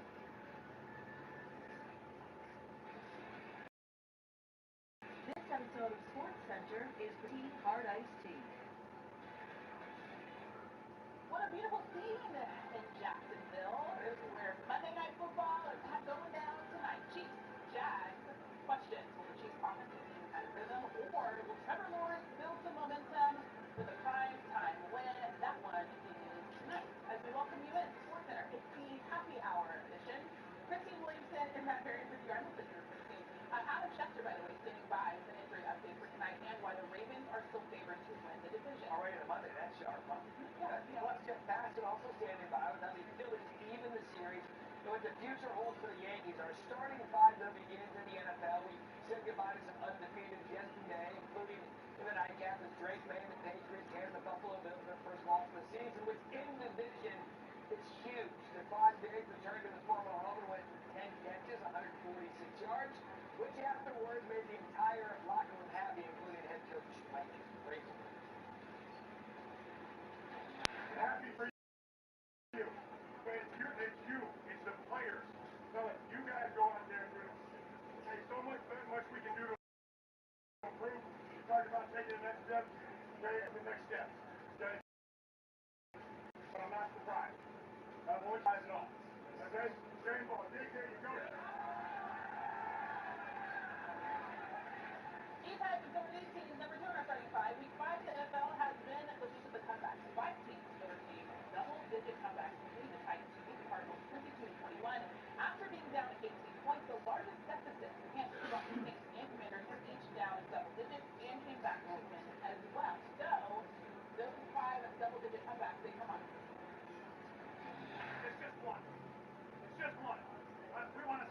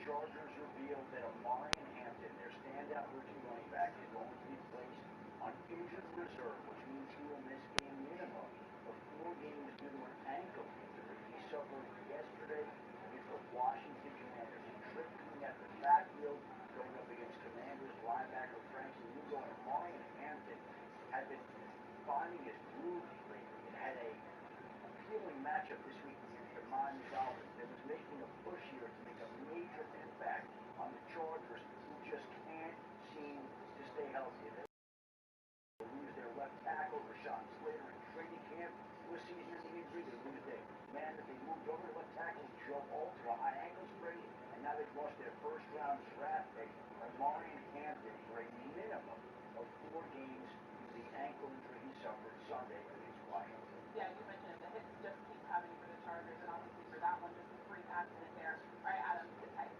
Moving to number 3 on the starting 5 is tonight's Chiefs-Jags game, Monday Night Football. Jacksonville's lost 9 in a row in this series, but better 3-1 record this year. Chiefs are 2-2. Jacksonville's defense is strong this year with a league-leading 13 takeaways. Also, Trevor Lawrence in the offense a bit confident coming into tonight's game. All right, so knowing all of that, Adam, what is the story that we need to keep an eye on tonight? Xavier Worthy's status was questionable for tonight's game after the Jaguars.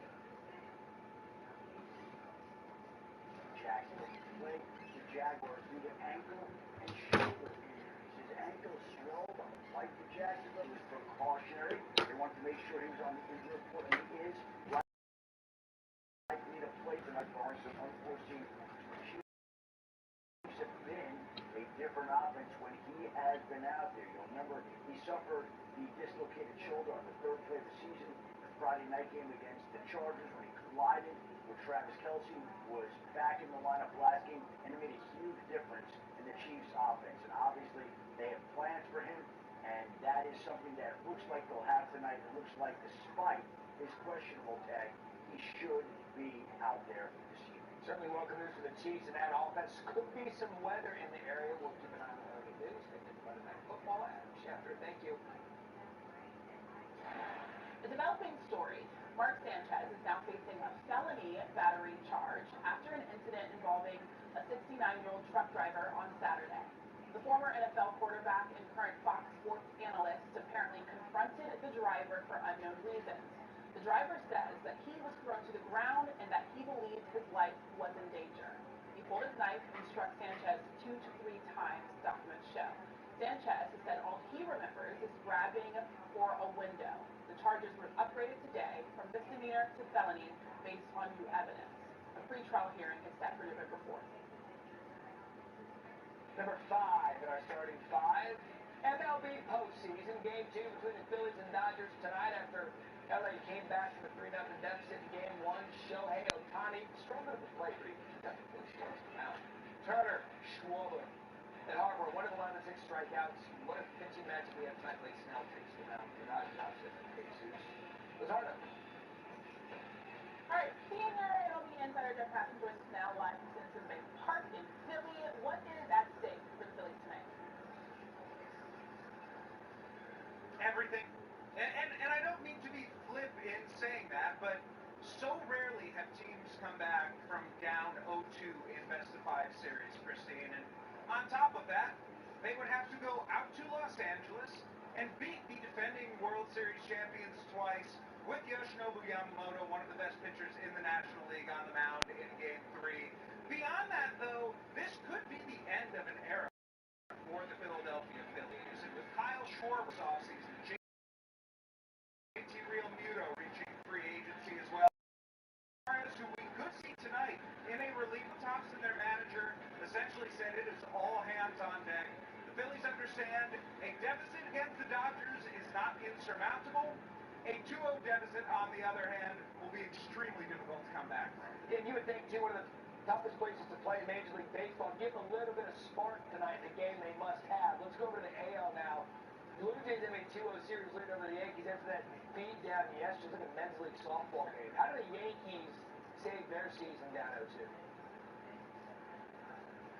They're going to be relying, Matt, on 2 players in particular, Aaron Judge and Carlos Rodon. And Aaron Judge, just on the base surface statistics, is having a good postseason. He leads Major League Baseball in postseason hits with 8. 7 of those, however, have been singles. He's got the 1 double, only 2 runs batted in. The best power hitter in MLB does not have a home run at this point. And after watching what the Blue Jays did over the first 2 games of the American League Division Series to New York Yankees pitching, Carlos Rodon has to step up and be that $162 million guy that they were expecting when they signed him a few years ago. Yankees pitching has been a mess this series, and if Rodon can stabilize it, shut down that Blue Jays lineup, and get the Yankees back to Cam Schlittler for Game 4, they will feel a whole lot better than they do right now, which is staring down the barrel at the end of their season. Christine, did you think Hassan came off a little negative on this hit? Was he a little... Oh, no. You didn't? Oh, okay. I was just making sure. Like, he's usually, you know, happy. Your negativity is my reality. I mean, I'm just telling you the truth, man. You can sugarcoat things all you want, but the Phillies could be in trouble, and the Yankees are. I also, Matt, have you ever played in a men's softball league? I was very confused. I have. There was actually an anchor team here. You're the one that was. You never know. Yeah. Jonathan Coates was my man. Ground ball hitter. Push punt, baby. All the push punts you can hit. All right, thanks, Dad. It was an anchor team. You know what our name was called? What? Inches from Greatness. Still ahead, coming up take 2, what to make of the Eagles offensive woes. Stephen A.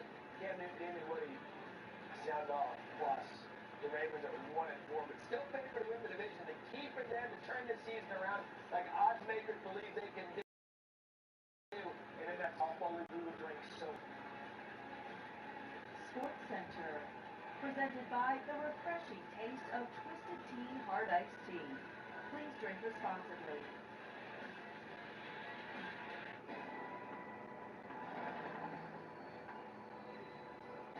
To those who saw my spark, and to those who showed me I was unlimited, to everyone who believed in me, and even those who didn't, thank you. You all changed me. For good. With the new IHOP value menu, $6 is all it takes to go to your happy place. For your breakfast faves like pancakes, eggs, and bacon, or French toast with sausage and eggs are all just $6. The new value menu, every day at IHOP.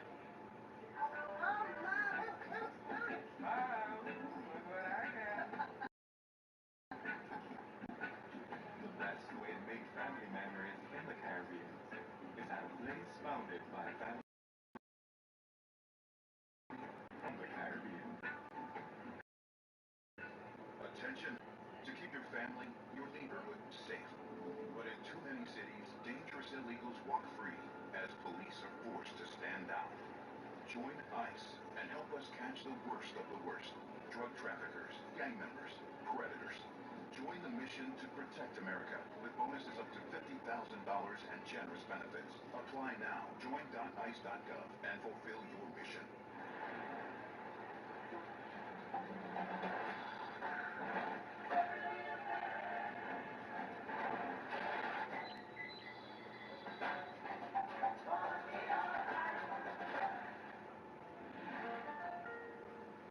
Mom, I need princess hair. Oh, sure.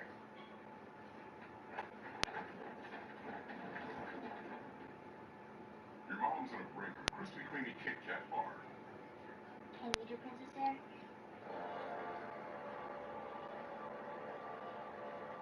Baby? Beautiful princess. Thanks, Break Squad. Have a break. Have a Kit Kat.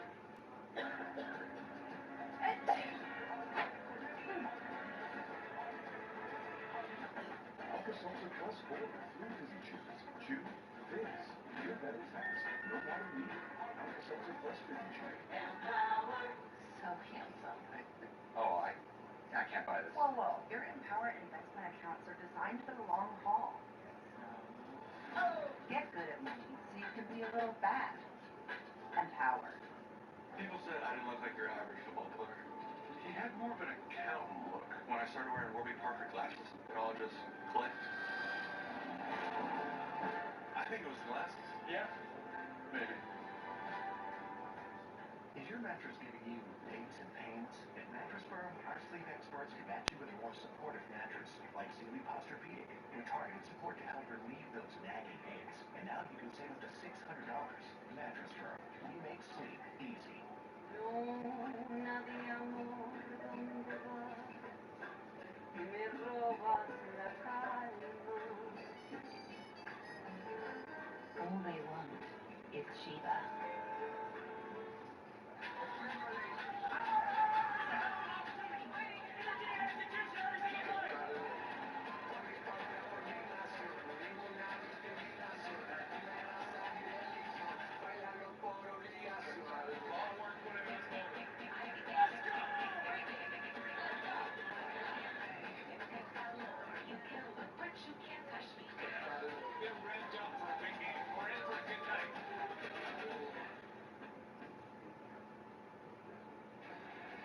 Welcome back to Sports Center, presented by Twisted Tea Hard Iced Tea.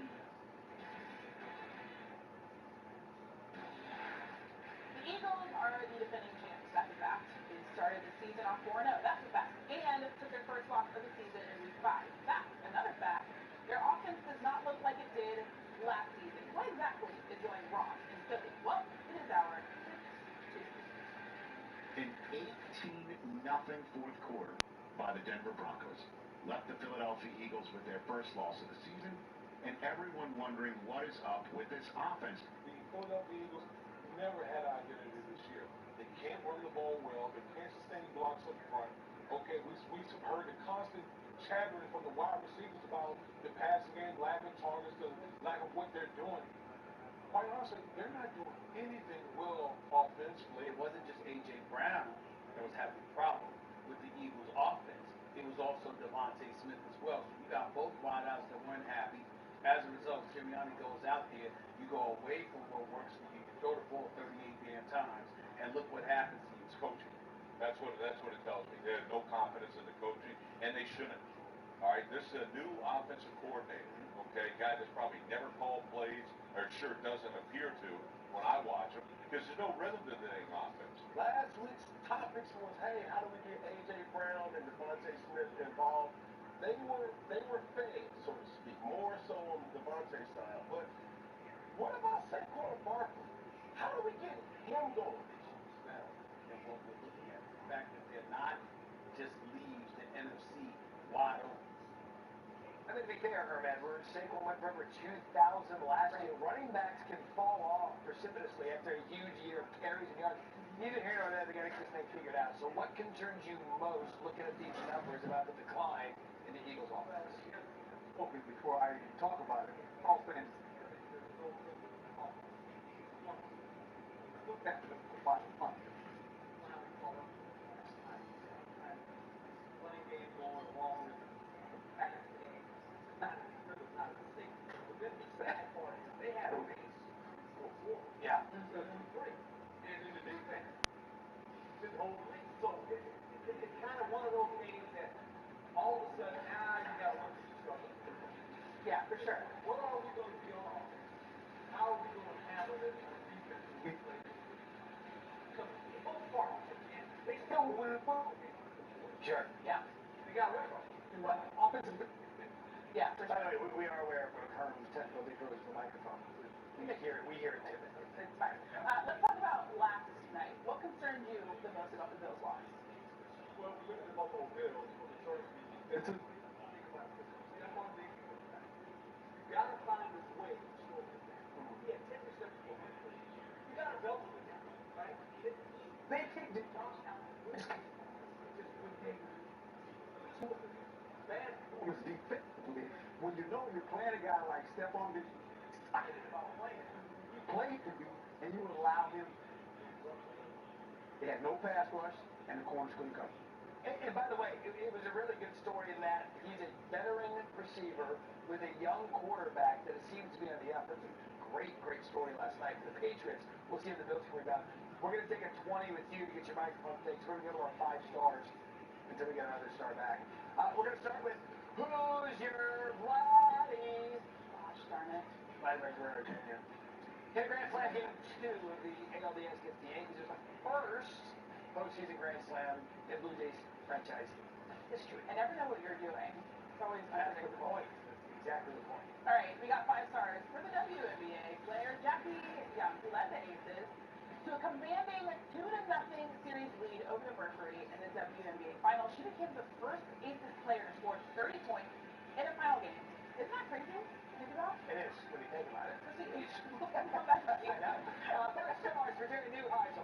With a full circle moment on Saturday, former UCLA quarterback back in Pasadena, play call for the first time, got the job on Wednesday. Upset 7th-ranked Penn State, the largest upset of the college football season. It's crazy. It's so good with Jerry. Rick Neuheisel, his dad, former quarterback and head coach at UCLA. Speaking of quarterbacks, my quarterback, Tampa Baker Mayfield, who with under a minute left. What do you mean your quarterback? I'm from Tampa. With under a minute left for a game-tying touchdown. You knew that. I was associated with Miami. Sorry. Yeah, good thing too. He completed 29 of 32 passes. All right, 5 stars to Mark Chase. Watch this tell you, things haven't been going right for the Bengals since Joe Burrow got hurt. Figured they wouldn't. According to the NFL XM stats, that had a completion probability of just 12.5%. But you're good.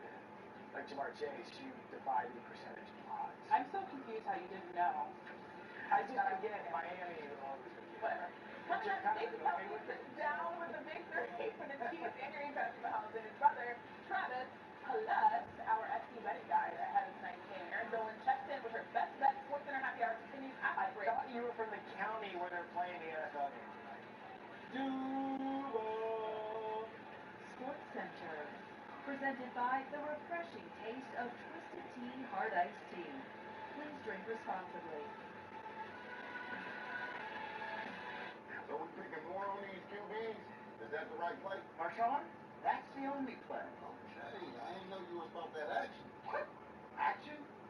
Yo, I radiate action, dog. See that bag? It's got 23 clubs and I've named every one.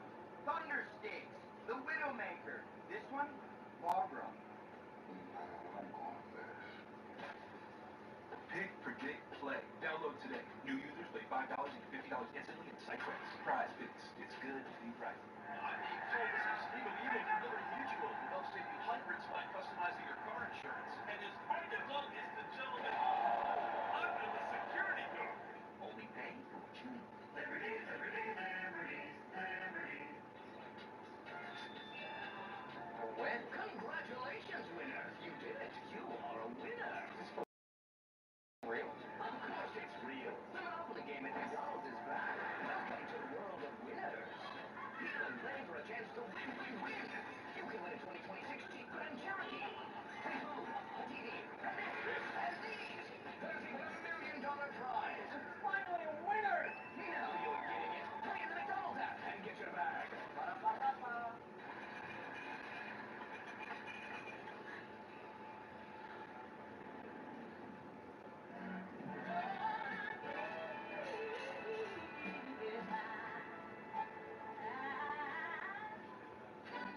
Congratulations, Mom and Dad.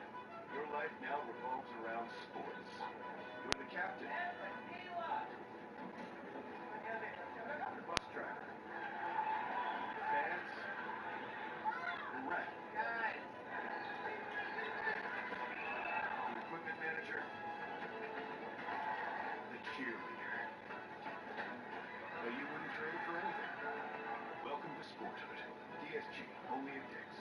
This Halloween, Skittles is bringing you a new series. We're socially invisible, we are the disease. Dead or alive, we're all the best we'll see. Inside, the crowd saying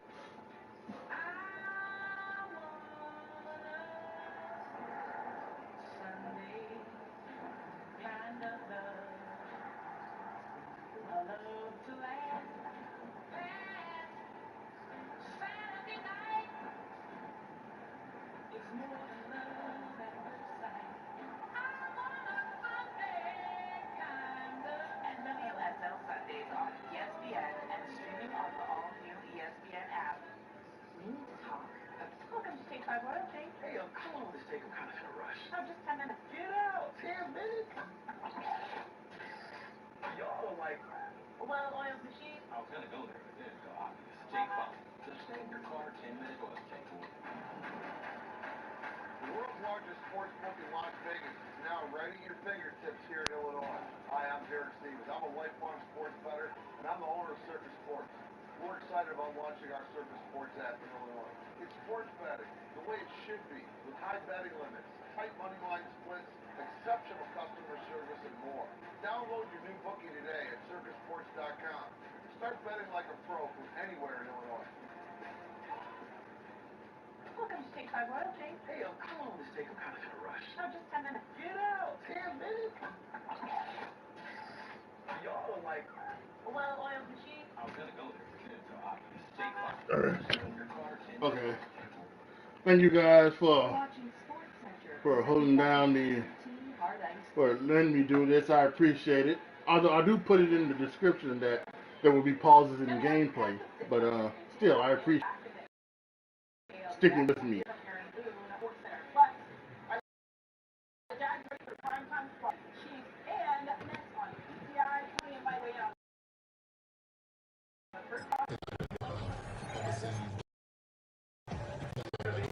First and 10.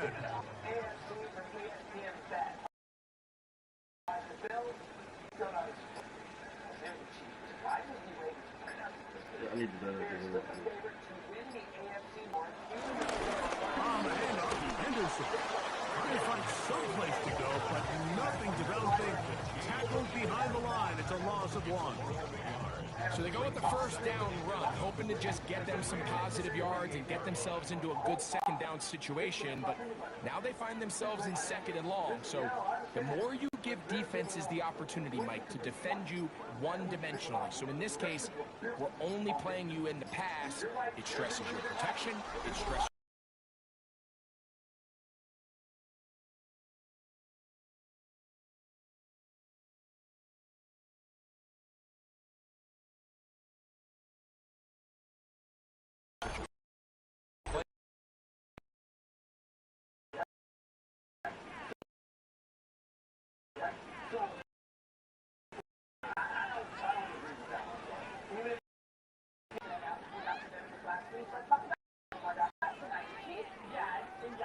Here's a handoff to Barkley.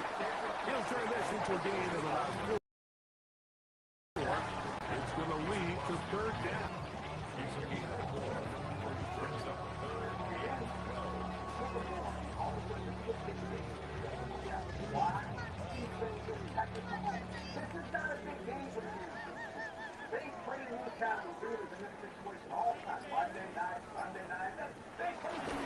Fake the handoff, and now it's Allen. Here on the short one to Taysom Hill. Remember, he had a touchdown catch the last time they had the football. Here, he's got a first down. All right, we'll see how that one goes. Obviously, the last time the Jags defeated the Chiefs was in November of 2009, so it has been a minute. Thank you. All right, we're glad we got back on the fight. you sounded great. Oh, I kind of like it. Larry Sanders style.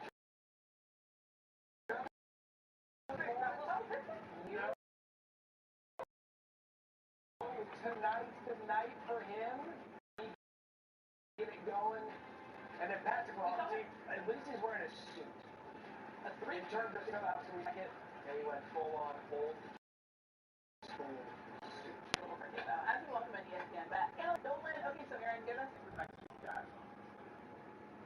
Look at Kansas City in the first half. We're going to lay the half a point. And while Jacksonville has been really good to start games, I think that ends tonight. Kansas City is a step up in class. If you look at the Jags record, they're 3-1, but they played the Panthers, the Bengals, the Texans, the 49ers. All those teams are 19th or worse in offensive efficiency, while of course the Chiefs are top 10 in offensive efficiency. So I do expect them to jump out on this Jacksonville Jaguars team. I think Kansas City first half minus half a point. Also looking at Patrick Mahomes' longest completion over 34.5. He's hit over this mark in 3 or 4 games played, failing only to do so against the Giants. But the Jags, they've given up the 8th highest opponent overall QBR this season. They're also tied 24 in pass breakups. I expect him to throw 1 deep ball. I'll also talk about Xavier. I'd like an anytime touchdown, and maybe like him the first touchdown to get her plus 800. He hasn't scored in the this season, but he came back yards.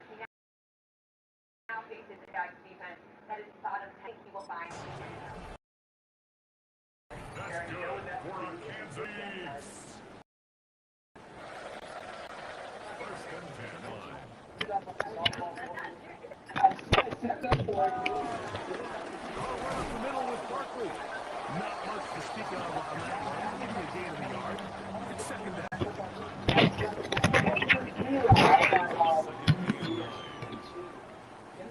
The Jags are intriguing if they get this done tonight, sitting at 3-1. Alright, let's get some high fives and low fives here. That's an argument. They'll run the counter with Barkley. And he'll be stacked up at the line of scrimmage. They need to get to the 22, but now face third down.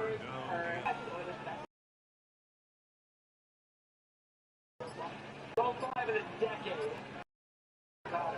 Who just decided I was in the end zone before I had he gone some problems communicating on third down, and that's going to be it.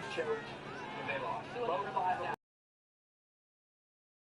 Low five. Another low five. This is confused. LeBron is saying it's for sure. Has the second decision to make. We're like this on it. Like what do you think could possibly happen? On ground, this is Barkley. He got a lot of what he needed, but just not enough. The mark is a couple yards shy of the first down. Here comes fourth down. Brings up fourth down. Happy Hour is presented by Twisted Tea Hard Iced Tea. Please drink responsibly. Pardon the interruption, but on my call, Tony, in a highway robbery, thieves reportedly sold 24,000 bottles of Guy Fieri's tequila. Tony Kornheiser. What are you talking about this? I told you to let it go. They'll try it down with Barkley. And he's not going to get there. The defense was ready for it. And they stuff him on fourth down. That last play, we have an injured Raven, a welcome development here late in a one-sided game. Welcome to PCI, boys and girls.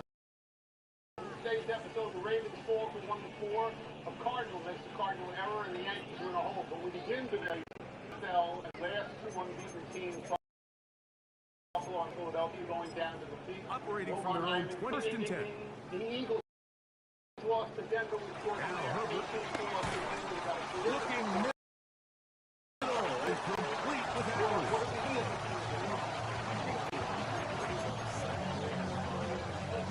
From 29, here's second and 5. To throw is Kirby. He gets it to Samuel, left side. And he'll be taken down at the 40-yard line. 6 catches for him in the ballgame now. This one's good for a first down. It's really been how often do we see in the fourth quarter a team that finds themselves down by a lot, they start to come alive. I think it's a combination of trying to end the game on a pause. Sometimes it's that defense get a little laxity. What does this say about any Herbert now, first down. It looks Pollard out of that. And he can't get away with football defensively. For no gain. Really well done here by the defense, Mike. Executing this zone defense, and they got it back to a spot and just play like a robot based on what the receivers do. Players have different rules of where their zone leveling out and right from the jump. And they're able to stop that play really before it gets started. So they come to the line for first down. He's got tight end drive working in the middle of the field. On that one, they are on the mark for another first down. And this completion certainly won't be changing the outcome of the game by any means, but I do think there is something to be said for teams that continue to fight, they continue to try to at least finish this game and have something to build off of going into next week. That one quickly before the receiver. Anytime at this level, that easy, it's just concentration. They just take it for granted. All of a sudden they're thinking about what their next move is or what they're going to do after secure the catch, put the ball, then become a runner. This first down, that pass going to pick up 4. And bring up third down. They are third and goal now because they hired very good coaches. They hired someone. Herbert to the air again. Now screen. Here's Pollard. They will easily pick up the first down. They've got first and goal coming up. I think at this point in the game, prior to that third down call, the coach is telling his quarterback, hey, you got 2 downs. This is 4 down territory. But that last completion, I think, saves it from having to make that, barring any penalties. Now, they got 3 or 4 plays to try to end this one with a touchdown. He'll get this forward. No signal. They're going to mark him down.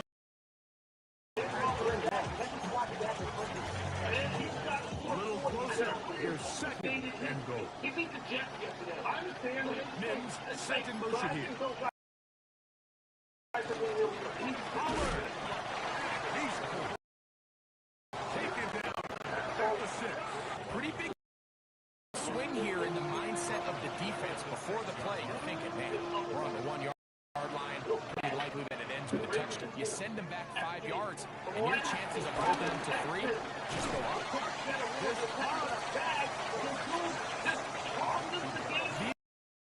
These are the worst. I had a couple years, Michael, inside the 1-yard line 10 times. And you know, how many touchdowns did I leave on the board because I couldn't get 1 more yard? Now, for him individually, not ideal, but right now they're on the doorstep of the end zone, and they got to find a way to put that ball across the line. This has been quite the drive. 3 points. I feel like a letdown, so they're going to go for it here on 4th and goal. Going anywhere. Stuffed behind the line. They have turned it over on down. And one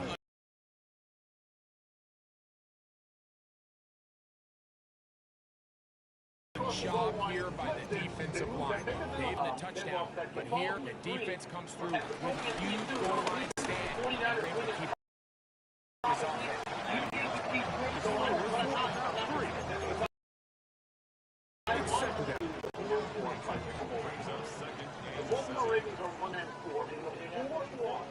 I'll get to that. He don't play defense, does he? No. Okay. So that's what I'll end up saying.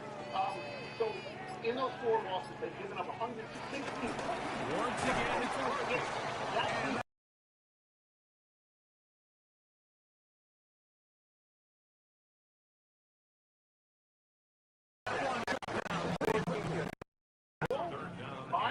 They gave up 44 points to the Texans, who were averaging 16 a game. They gave up 44. So as we say in French, at the moment, the Ravens sitting more. Okay? That's not happening for them. Stay on the ground with Parker. A gain of 11 on that one. First down, Payson. So when you're evaluating the impact of a team's play, I think it's important at the end of the game to look back and say, okay, how many yards did they run for? But more importantly, when did those yards come? Did I run for those yards in the 4th quarter, which typically means I had the lead? That's the sign of a successful run game, as opposed to getting a lot of meaningless yards early in the game. And he's going to be taking us to the 2-minute warning. A good spot here, second and a yard. When dude on the corner, he just sort of gives it up. He's playing with the ball, he crosses it up, playing with his food. Run straight ahead to Parker. And he will have the first down. Even with 3 timeouts on the other side, they're going to be able to run this baby all the way down. Here's a case of an offense just piling on, really imposing your will on the defense. Everyone in the stadium knows you're going to run it. The defense knows it, you know it, and no matter what they do, they have no answers whatsoever. The Jets are even worse. They're rookie coaches. Now, no Jet coach has ever been 0-5 before. I don't know if he gets another year. No. No. The guy in Miami, right now, that's a terrible look. The sands in the hour where they're running out on him. It's Barkley. Taken down at 2. Second down, they need 7. The Detroit Tigers were beaten late by Seattle yesterday. That series is now 5-1. Move on. What was your biggest takeaway from the first 4 games in the American League Series? I don't want to overstate this. I think the Yankees. I don't want to sound like Aaron Boone swing, but I believe the Yankees will come back and win games. They'll run. It's Henderson. And he will be taken down. We'll see. They want to use those timeouts. This one is about done. That run wasn't anything really to write home about. What it allows them to do, Mike, is keep everything in the playbook at their disposal. 3rd and short. Now it's up to these coaches to dial up their best short yardage play and extend this drive. Just like Detroit, Seattle. So I watched that game. There was a look on Chief's face that was 4 points. He did not know. So this one in the win column for the Chiefs. They finished off the first half of the season. Victory runs their mark to 4.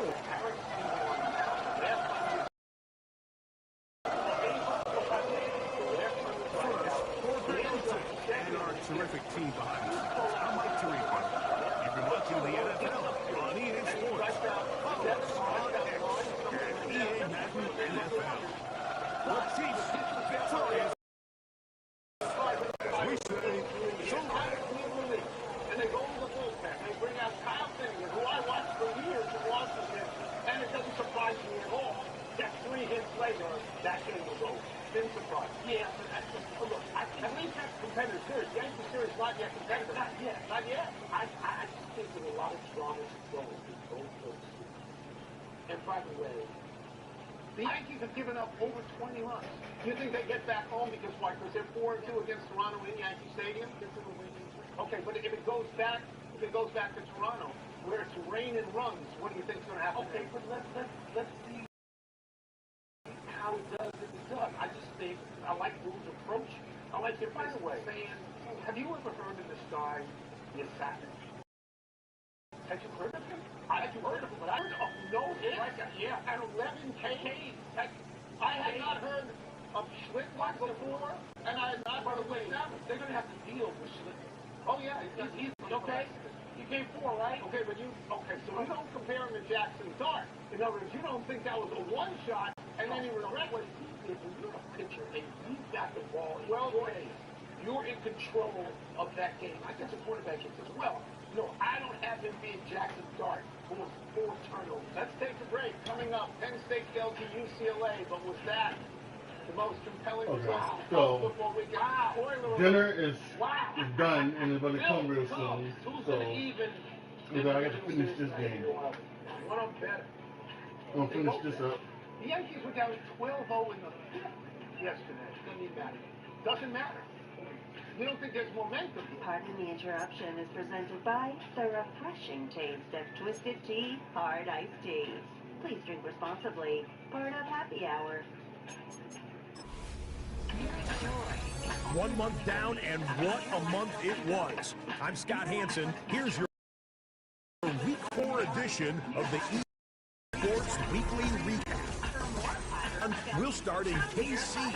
The Chiefs at home to take on the Baltimore Ravens. And his valuable player, Josh Allen. He had it working. This one of 5 touchdown passes for the game. The Chiefs are now 4-0. What a first month as they continue to roll. From there, it's off to Tampa. Let's look in on the Buccaneers. They're hosting the Philadelphia Eagles. And it's the second-year signal caller, Jaden Daniels. He gets this one complete, 6-yard touchdown pass. The Bucs have won 3 straight since falling in the season opener. They get the victory here. One more to bring you up. Let's go to Arlington. The Cowboys taking on the Packers. And this one, I'm not quite sure what to make of this. He had 5 catches in the game, none bigger than this one right here. So that'll do it for us. 1 month of books, and it will only get better from here. Until next week, I'm Scott Hansen. Good night from EA Sports.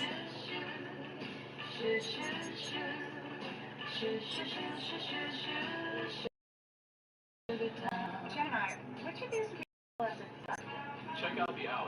day goes below. Will those last till Saturday? Yeah, they should last until Saturday if they're kept in water.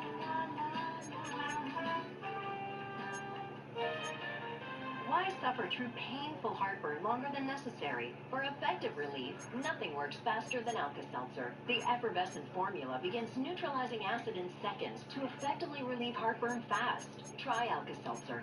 I'm looking on the story. The Murdochs have a history of trying to cover things up.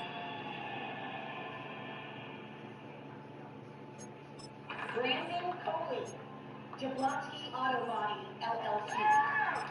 What'd she call Hartford? Oh, we actually sold the twins name right. You know, stadiums do. Very lucrative. Oasis Breeze Cannon Spa. The right money moves aren't as absurd as you think. You might ask yourself, how does a guy end up living in a toy store for 6 months? Oops. You got to cover your tracks. Fingers and capture. Good luck. Yeah. Friday, rated R.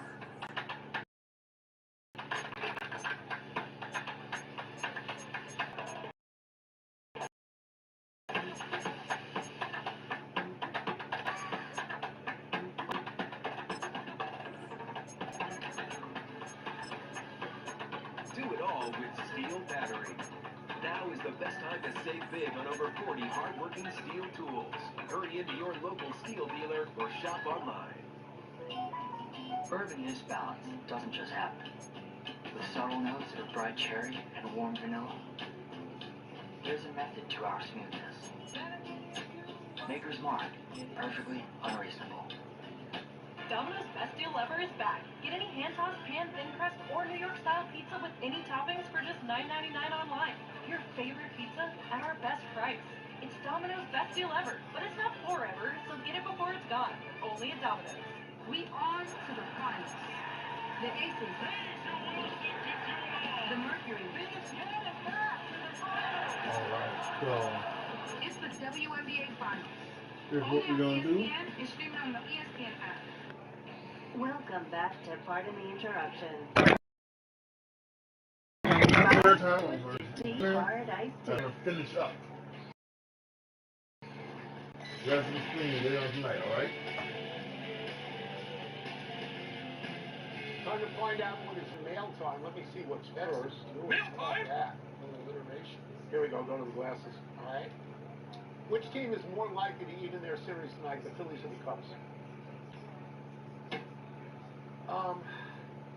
I mean, the Phillies in that lineup, you know, they led 3 better than San Diego's lineup, isn't it? And they're home. They're home. Home field in baseball is not like home field in football or the NBA. It isn't. I guess my natural inclination with Luzardo pitching is to say Philadelphia. What about your team? Well, wait a minute. You ruined your whole life for the Cubs. The Cubs are going to win tonight. Okay, well, the last 2 seasons, we have had the edge on the Cheeseheads, including 7-6 this year, even though they won the division by 5 games. Yeah, Craig Counsell made a big mistake trying our all-star out there on short rest to pitch game 1. It's just Matthew Boyd. There's no point in doing that. Just own it. He didn't own it. I don't like that. I'm a kind of guy. I believe the player at least a couple of aces up his sleeve. I believe the Cubs with Imanaga will bounce a lot of runs in Milwaukee. I believe the Cubs and Phillies will even their series. So I wish you luck tonight. You've been talking about Imanaga all year. Yes, I have. Yes, the Brewers have been a better team. They won 5 more games. Yeah. But we all root for a competitive series. I just want to talk briefly about the Phillies, who I think will win the Phillies and the Dodgers. Actually, I want to talk about Shohei Ohtani and pitching. Now, the Phillies got to him in 1 inning. Their right-handed batters took him to right early. They got 3 runs off him. But his line at the end was 6 innings with 9 strikeouts. And to me, I haven't seen him pitch really for the Dodgers. It's been years since I've seen him pitch. I think of him as a hitter and just a hitter. And when I saw him pitch, I was actually amazed at how good he was. Look how much the ball breaks. How much the ball breaks. And you know what? And you know what I'd like to see as well? They who did they go to? They went to Glasnow out of the bullpen. I'd like to see them go to Kershaw out of the bullpen. Can't do it. You know why? No, I'm convinced. I told you this. Why? Because I believe Kershaw's going to start. Oh, okay. I believe that one. I mean, if you had to go to that game, finished 11-2 this year. I'd rather have football time. What was the most compelling result? Okay. The most compelling result was Penn State losing to a winless UCLA team, a team that fired its coach 2 weeks ago, a team that had gotten to this point in 4 games, 57 points, and they got 42 on Penn State. Penn State was number 2 in the country a couple of weeks ago, and now they are MIA. You don't know where they are. We knew that James Franklin, well, I'll get to them in a second. I knew James Franklin would lose to good teams, didn't know he'd also lose to bad teams. And yes, let's make room for Texas. The preseason number 1, also MIA, send out a search party. They lose to Florida, the most disappointing team in the country until this game. Had 1 win against LIU. I grew up on Long Island. I didn't know that LIU even had a football team. And one Blackbirds, they were Blackbirds, and one small, only basketball, one small other thing. Bill Belichick down to Clemson's, 35-3 in the second quarter. Is it Chapel Bill or is it Chapel Swill? And that's the end of my routine. It's bad. Carolina's bad, but okay, they're irrelevant. How about Penn State? Penn State. Ding, ding, ding. That is the answer to your question. Yeah. I mean, I feel bad for my friend Heather Dennis right now, who said they were going to win a national championship this year. It looks unlikely because they're not going to win a national championship. It looks like. Here's the question. And you and I started to discuss this right away like everybody else. I'm sitting in Chicago having the score. I'm sitting at the Northwestern game. What are you doing? Having the score relayed to me. Don't you think, and you were watching it, I couldn't see it, I called you.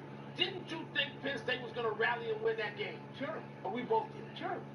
But what do you do with Franklin? That guy who's been a worthy coach at a place where football matters. Matters. They've won national championships. You're not going to fire him during the season? No. But at the end of the year, how much further do they go with them? Right? How much further do they go? This is a stunning result. UCLA is unthinkably bad.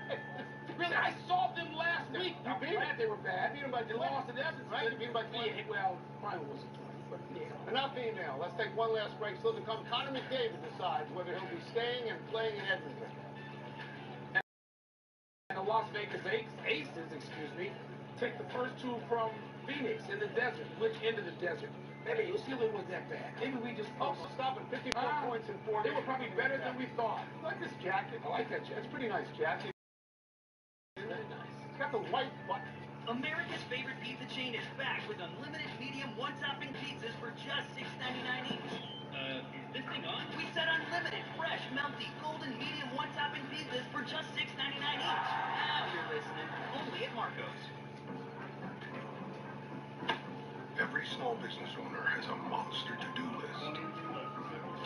And as your business grows, it grows.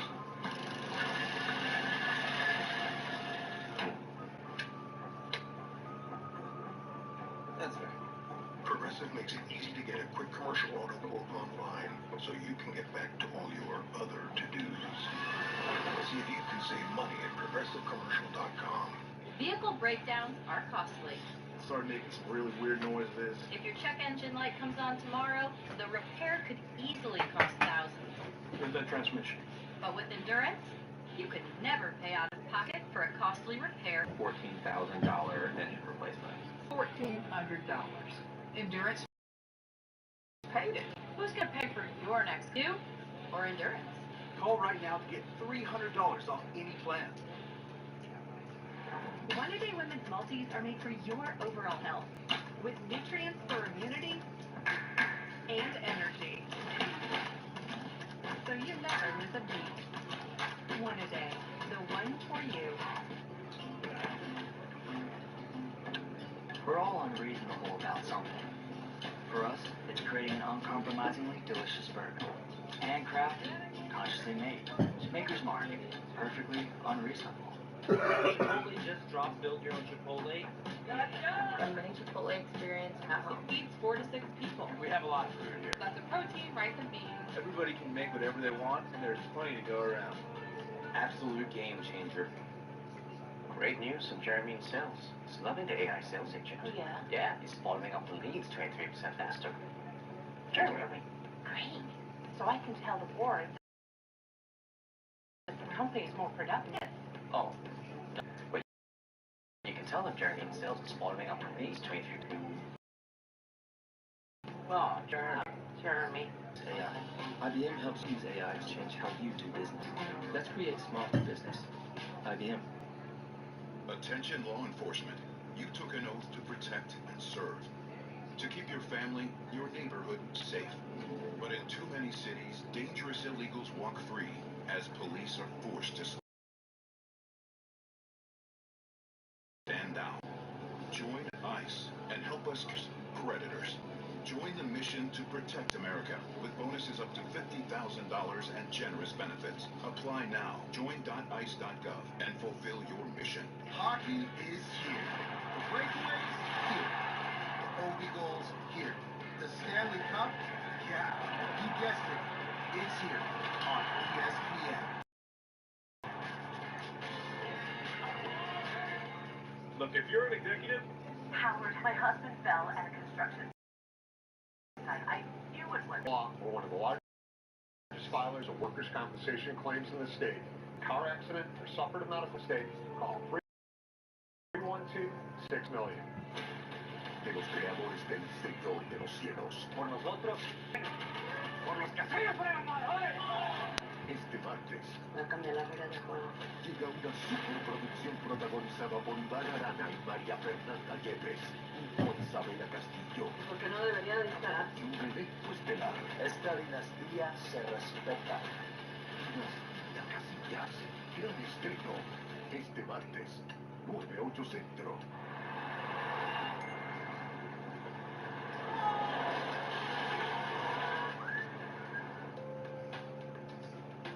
call 312-6 million.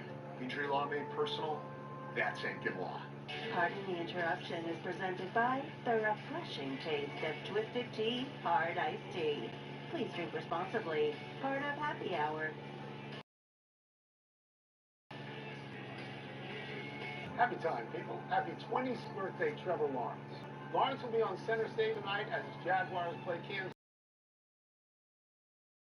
City on Monday Night Football. Lawrence was widely can't-miss prospect when he came out of Clemson, having won one national championship and gotten to another. Lawrence lost only 2 games in whoever saw after Elway. But so far, Lawrence has kind of sort of missed. He was a Pro Bowler in 2022 when the Jaguars went to the playoffs and won a game, but since then, nothing much. So far this season, Lawrence has 845 yards passing, 5 touchdowns, 4 interceptions, and a 49.2 quarterback rating. Isn't this kind of a big game for him? I think I don't want to overstate it, but big season, sort of, he can have that transition. And I'm not going to say he's a bust because I don't believe that. But if he can win this game and sort of get some momentum. I agree with that. Happy anniversary, Stephen Vogt. Around this day 3 years ago, in the final game of his playing career, the veteran age catcher was introduced to the PA system at Oakland by his young children. Innings later, Vogt would send the last pitch he ever saw as bench. Surprisingly, Vogt was named manager of the Cleveland Guardians for the 2024 season, led them to first place in the AL Central, winning manager. Vogt followed that up this season with a scorching and historic September. Cleveland passed the Central crown after being down 15.5 games in July, the largest deficit a team has ever overcome to win a division or a league. Catcher. They see the whole field. They catcher. The game. By the way, you don't need a PA system in Oakland. That whole Oakland ballpark. It's so easy. You can just walk around and do an individual introduction back then. It's too bad. He became the manager in He's done a hell of a job. Amount of time. Happy trails to leaving Edmonton for Connor McDavid. The biggest star in the game has decided to stay with the Oilers after an off-season of deliberating his options. The deal is a team-friendly 2 years, $25 million, which gets tacked on to this season. So the 3-time league MVP will continue his quest for his first Stanley Cup with the only NHL franchise for which he has played. The Oilers have made the final of the last 2 seasons, falling to the Panthers both times. By the way, the Panthers begin their quest for a 3-peat tomorrow night at 5 p.m. on this very channel. That's going against that other Connor, my Connor, the Blackhawks. I'm rooting again for McLean. And by the way, his salary, $12 million a year. Last year in the NBA was average. 67. $11.9 million average. If Joel Embiid makes that in a single game. Right, he makes that in a single. One correction. LIU are now the Sharks, though they were once the Blackbirds. Why would you change from the Blackbirds? Birds. And it's a great nickname. You don't like that, chances are you're a fool. They were Blackbirds. Great nickname. a good basketball team in the late 50s. They never had football, right? No, not to my knowledge. Not to my knowledge. Let's go to the big finish, too. Colorado coach Deion Sanders believes he has more blood clots in his leg you're thoughts. I read all about this Saturday, heard Deion's comments, worried and hoped the best for Coach Prime. Bengals coach Zach Taylor says the team will evaluate its options at quarterback. What does that mean? What it means is that Browning has 8 interceptions in the 4 games that he has played. They don't win the games, so they're looking around to see what they can do. John Moran, week to week, left ankle in practice. Is that significant? Well, Memphis just left off. Yes, it's significant. They don't seem to be able to get around this portion of the program. Rangers.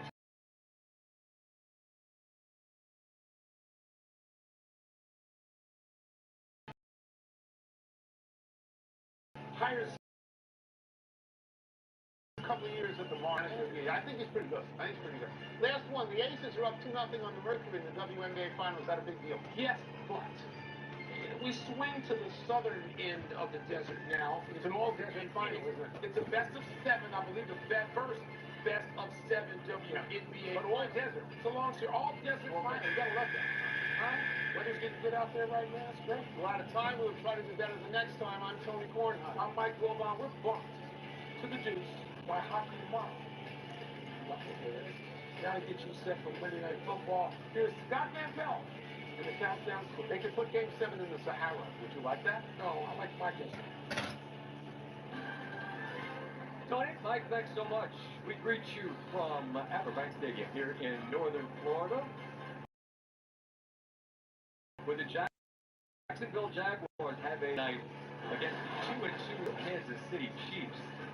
That is a clean way to go to work right there. Patrick Mahomes off a season-best offensive performance against the Baltimore Ravens, although it's amazing to say Baltimore might be a get-right game at this point. When their defense is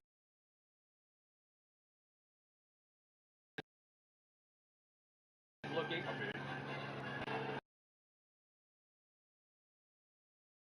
And 2020 birthday said it would be a great birthday gift to get a dub tonight. Yes, it would. It would make them 4-1 and trending in a great direction. Monday night countdown starts now. Mentality game. Energy from start to finish. Straight down the field, man. The man in front of you can't stay up. It's hard to win in this league, so you can't take any of them for granted. To gain and earn respect, you have to take it.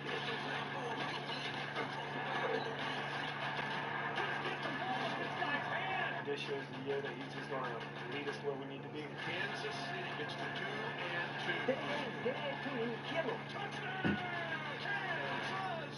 That's a great football team. Very fundamentally sound. It'll be a great challenge. They've gone into a conference and just to show up and do it. Give it to him, touchdown! Let's go! Let's go! Kelsey open for the touchdown! Travis Etienne, explosive run!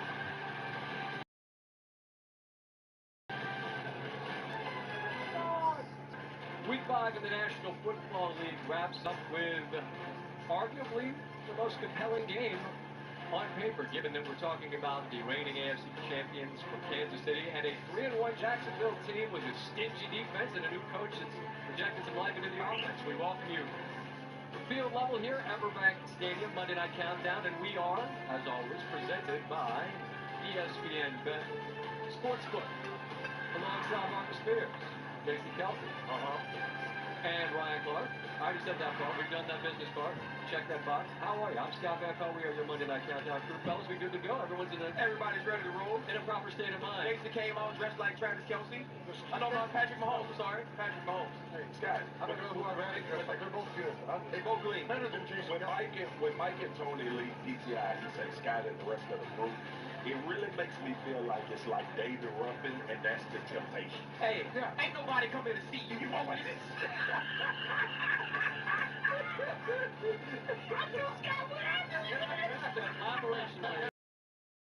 And we have got a great game to collect.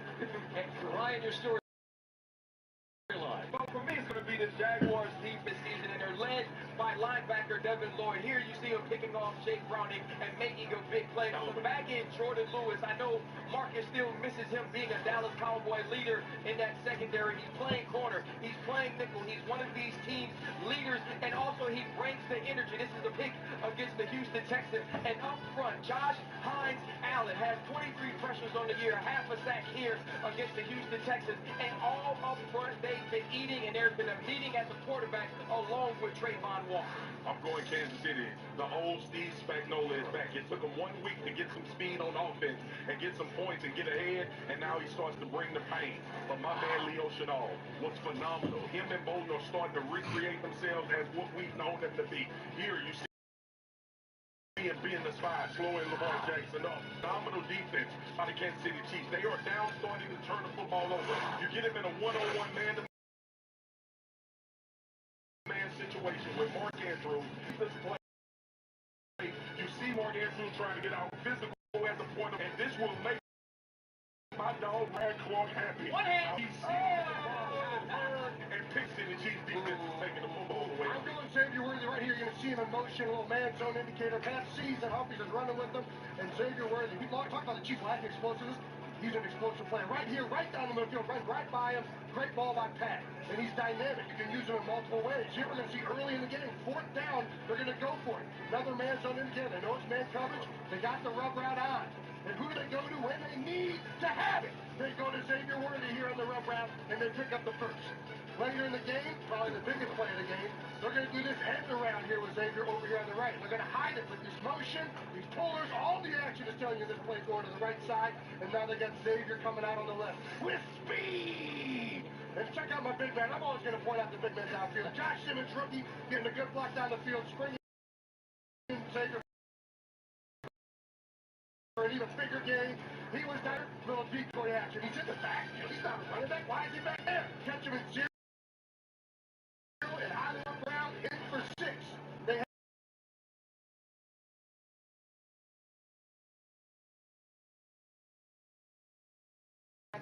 defense. And with that in mind, we welcome in Adam Schefter. And Adam, a late add to the injury report as he flew down here. We're a couple hours away from kick. What can you tell us about Worthy's status? Well, Scott, his ankle swelled on the flight down to Jacksonville, but the Chiefs list him on the injury report as questionable due to the ankle and shoulder injury as a precaution. The expectation is that Xavier Worthy will be out there tonight playing, and you saw there from Jason exactly what he brings to the offense. So look for more big plays from Xavier Worthy tonight. Meanwhile, as for the Jacksonville Jaguars, their former #1 overall pick Trayvon Walker, it was 1 week ago today that he underwent wrist surgery. Jaguars head coach Liam Cohen said that he wanted to wait up until game time to make a decision, but the feeling around the team is that he's not going to wind up playing. We'll see if somehow he changes that before kickoff tonight before Trayvon Walker is active. Meanwhile, as for Amari Hampton, placed on injured reserve earlier today, tripped on this play after Frankie Lulo. He now will miss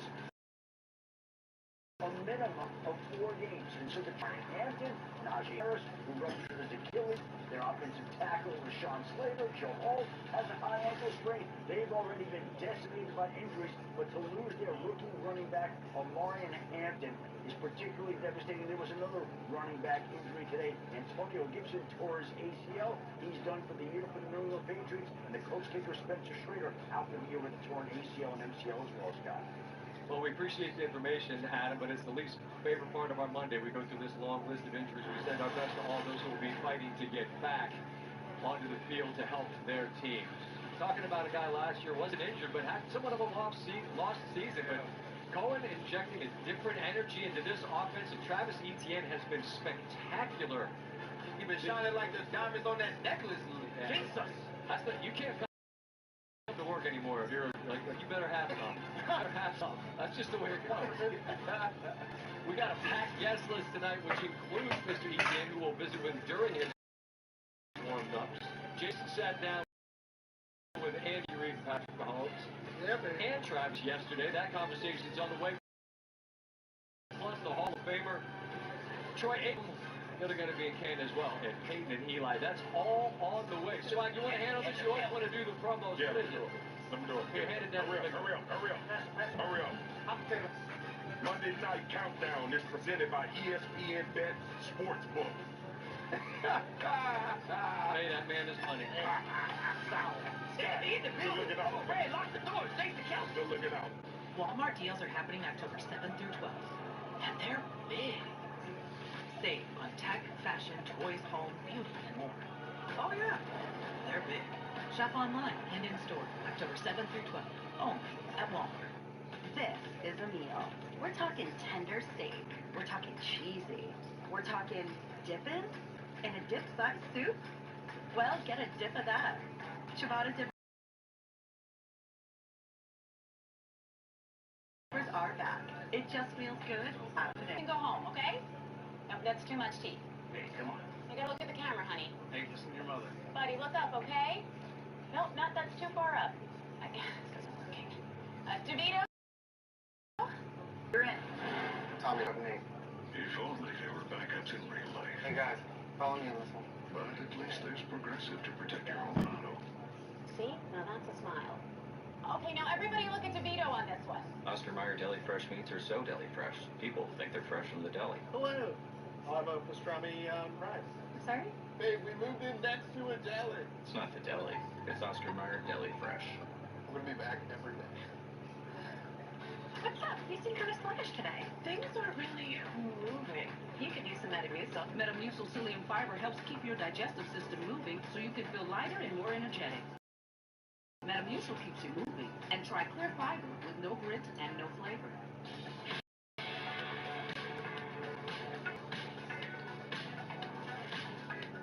Wait, there's a peanut inside me? Nice. M&M's. It's more fun together. With Prime Big Deal Days coming October 7th and 8th, greatness is a deal away.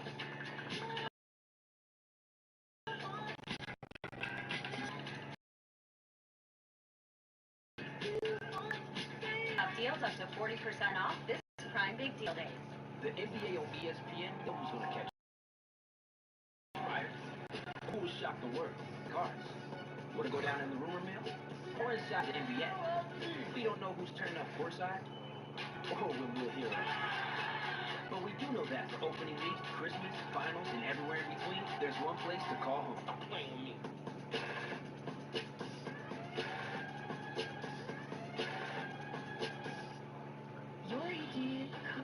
This fall, head to St. Pete Clearwater for more. More dollars and cents. More room and board. More time and space. More fish and chips. More rhythm and blues. Find fall fun and more in St. Pete Clearwater. Book now at visitstc.com. To everyone who's magic, you'll always find it here.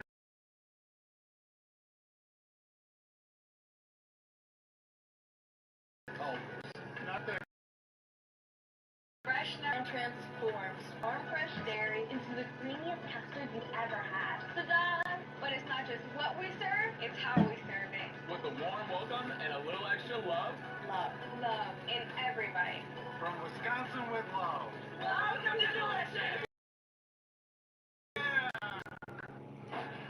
Is brought to you by Geico. Switch and save with Geico. Got drunk. Kansas City all win, whether it's the AFC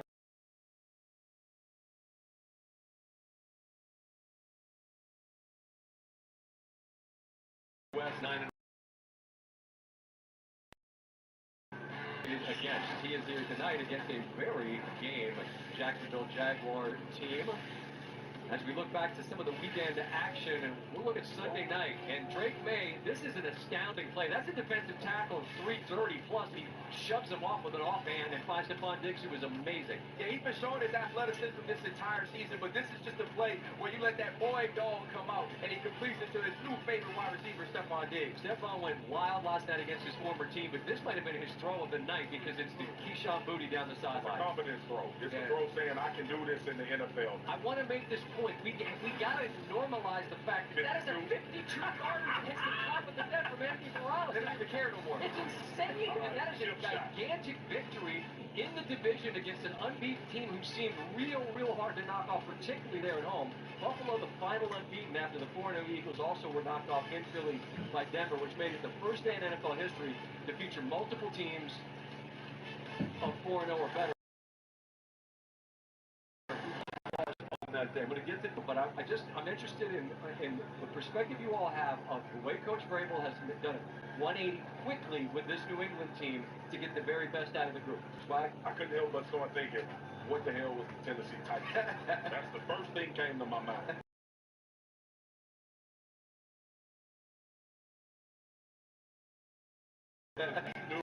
This is not new. We was our being a little facetious with that, but you could see the demeanor of the New England Patriots last night. They knew that they could win the game. It was like, hopefully some good things happen and we there in the end. It was aggressive. You talk about Drake May. It was aggressive down the field. It was throws that you expect guys that's been doing it for a long time in this league to make. And to your point, RC, you alluded to that he's been playing this way the entire season, but not in this situation. Not when you have to make play after play after play. And you respect the fact that 17 is on the other sideline. And you also have to go toe-to-toe. But it was a phenomenal performance by all. The offensive line did a great job at giving them time to push the ball down the field. They ran it well, but Drake May was the story of the night when it comes to him going toe-to-toe with Josh Allen in the Buffalo Bills. Wash Lamar. Those to me are the best off-platform guys that make it ridiculous plays, although Mr. Mahomes is pretty ridiculous Saturday as well. But I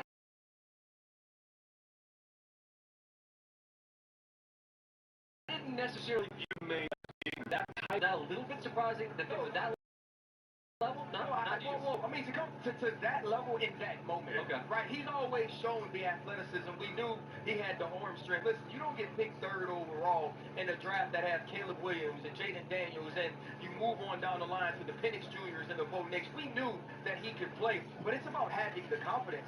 So many times it's a moment where you need to make that play, and you don't feel like you have that long of a leash, or you don't feel like you'll have the opportunity to recoup it. But he's standing across the field from Josh Allen. Josh Allen is out making plays. He's running around. And you know you always have that threat on the other side of one of the greatest players in the world, getting a football, driving their team and scoring, and you got to go do it. So to make the play to Stephon Diggs, then to throw the play shows how far this man is by exhausting almost all the clock. Because if there's 30 seconds, Baltimore saw what can happen. There just wasn't enough time. This was the pinnacle of Mike Vrabel coach too. I mean, you saw a competitive team. So you're going into somebody's house, 4-0, one of the best teams over the last 3 or 4 years, who wasn't afraid in the least. They competed physically, they were more disciplined, and when it mattered most, they made the plays. And not only was Drake May making the plays, he was being smart. Very underrated. Their 3rd down and whatever, they call a rollout with a minute left. If he tries to be aggressive there, and Josh Allen's getting that ball, and he's coming right back down to tie it up. He goes down, they get it back like very well done. But Scott, what you want to know, if you're Mike Vrabel, is do I have one of those guys? Looks like it. They found out last night. All right, we on your podcast as well gave descriptions of the most nitpicked 4-0 team we've ever seen, that being Philadelphia. Well, now they've got a 1 in the right-hand column. I found it very interesting that they did feed the wideouts. There were 18 targets to 6 and 11. I get it. Saquon only ran the ball 6 times. I found that a really odd recipe against a team that they had a lead against. I just can't imagine with that type of O-line that 6 carries for Saquon is the ideal game plan. What do you think? I mean, well, yeah, the nitting and picking is about to get even more intense after the loss. I think you see, so last week they ran it 20 times in the second half when they're up by double digits, right? And Tampa Bay almost calls back in Wednesday. I think you saw an overcorrection from the offensive staff this week. They wanted to keep their foot on the pedal, continue to push the ball down the field, and they were were plays to be had. They very nearly made a bunch of big plays. They had one to Devontae Smith that got called back because of the penalty. Dotson had one really big, just missed on it. The A.J. Brown one, 2 strides from making a huge play. There was a lot of plays there, and they just were a little bit off in sync. And yeah, I think in hindsight, obviously, you wish that they would have got Saquon Barkley more involved in the second half. Right. But I think they had an overcorrection in the way they were taking. Where's the so when you were watching, there was nuance. Yeah. This run game. Yeah. It seemed very vanilla and easy. Take the Denver game for instance. You have condensed formations. They crowd the box with 9 or 10 people. Yeah. And you still try to run yourself into that. And I know it's Saquon Barkley, and I know it's Jalen Hurts, but it's got to be more than just the offensive line is not the same. What do you see schematically from this team that could potentially change and help them? I think it was a little bit better actually this week. Okay. They didn't do it enough to really showcase it, but I do agree that I think early on they were doing a lot of these condensed formations, big personnel, and trying to force it in. Right. And what the Eagles have done so good, and the reason the run game's been so phenomenal, is Jalen Hurts' ability to make reads and to let him be in a position to take kind of away from that. They got a little bit back to it this last week. They had some reads at the end, and the tight end slipping out. And I think if they can control the backside of runs, whether it's the end, the backside backer with these RPOs, it just makes you defend the full width of the field. And that'll open up more lanes for safety. Meanwhile, Denver's probably our part of the story. That was all they showed. And Sean Payton is a guy that's got a wheelbarrow to carry around some brass. Okay? Yeah. He's not afraid, and he asked his team afterwards, what are you afraid of now? That's a win that tells you just exactly what they're made of. Well, I think the first thing is it tells you what sort of mindset they went into that game with, right? They went into that game saying this is a measuring stick of how good this young team can actually be. And let's think about why they only had 6 touches for Saquon Barkley this entire game. Because in the second half, there were 2 long drives by Bo Nix and the Denver Broncos, and they utilized their quarterback's ability to move. Cortland Sutton came up with big catches, and Vance Joseph, the defensive coordinator, he fought blitz after blitz, simulated pressure after simulated pressure. That's the big thing right now. Yeah, he made Jalen Hurts make a play, right? And also, he understood this is going to be Vance Joseph against first-year coordinator Kevin Patullo. What changes are you going to make? Because what I know is if I break pressure, it's going to be a slant, a hitch, or a go ball. We're not going to get any creativity. And I trust number 2 on the back end of my team more than I trust anybody in the world. And so now we can try to work with Riley Moss on the other side. Both on Saturdays and Sundays and now on Mondays. I love the chess matches we see from the DCs. Kansas City's got one tonight that's going to be fascinating to watch. What kind of pressure do you bring versus what you show? Those types of adjustments and the ability to on the fly. Yeah, I would guess. We got plenty of time to discuss. On Monday Night Counters situation is something that I go back and I'm trying to think when it was. Was it on this show or SportsCenter? You said he's a good wide receiver, but he could be a Hall of Famer playing. And I still believe it. That's a conversation we will pick up as we continue Monday Night Countdown in advance to the Jags and the Chiefs here in North Florida. Hall of Fame, too.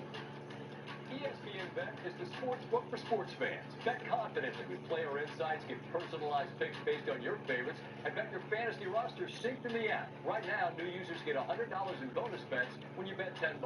Sign up with code Monday.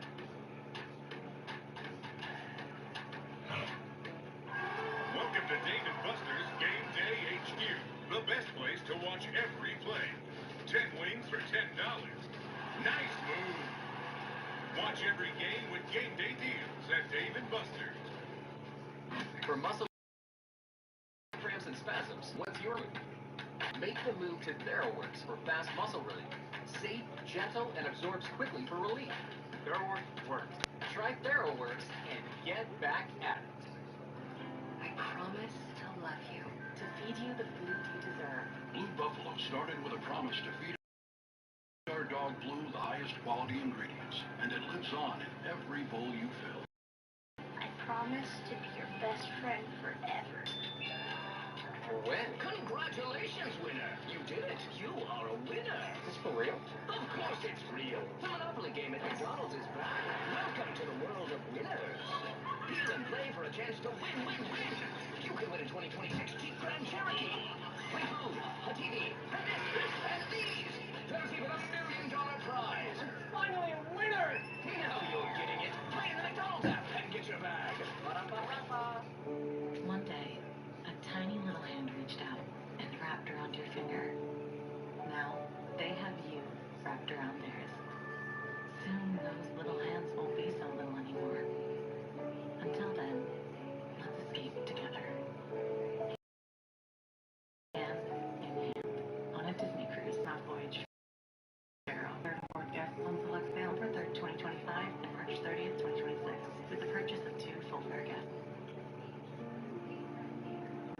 Vapor Stick provides soothing, non-medicated Vicks Vapors. Easy to apply for the whole family. Vicks Vapor Stick. And try Vapo Shower Max for steamy Vicks Vapors. What's up, you guys? What can I get you? It's good. 2. Go for 2. How about the 2 for $25? You get 1 app and 2 entrees, like our new grilled cheese cheeseburger. Applebee's 2 for $25. 1 app and 2 entrees. Febreze, when you host, your bathroom can feel like a revolving door. Keep things fresh with Febreze Bathroom. It's an outlet-free air freshener that fights odors for 45 days. So even after every flush, you know your bathroom smells amazing. These players aren't just playing the game. They're building the future. All right. They're making it an Olympic sport. They're taking the game where it's never been. Hey, you there. The men's crown jewel championship. Show your own will face Seth Freakin' Rollins, who is the best of the best. Stream Crown Jewel Saturday on the ESPN app. Howard, my husband fell at a construction site. I knew it wasn't safe. Vacant lot were one of the largest filers of workers' compensation claims in the state. If you've been hurt on the accident or suffered a medical mistake, call 312. How do you smell that? Whoa. Don't worry, I made more for us. The lowest prices of any national grocery store. Look at them go. Yeah, one time they ate the napkins. It's an old thing. Now.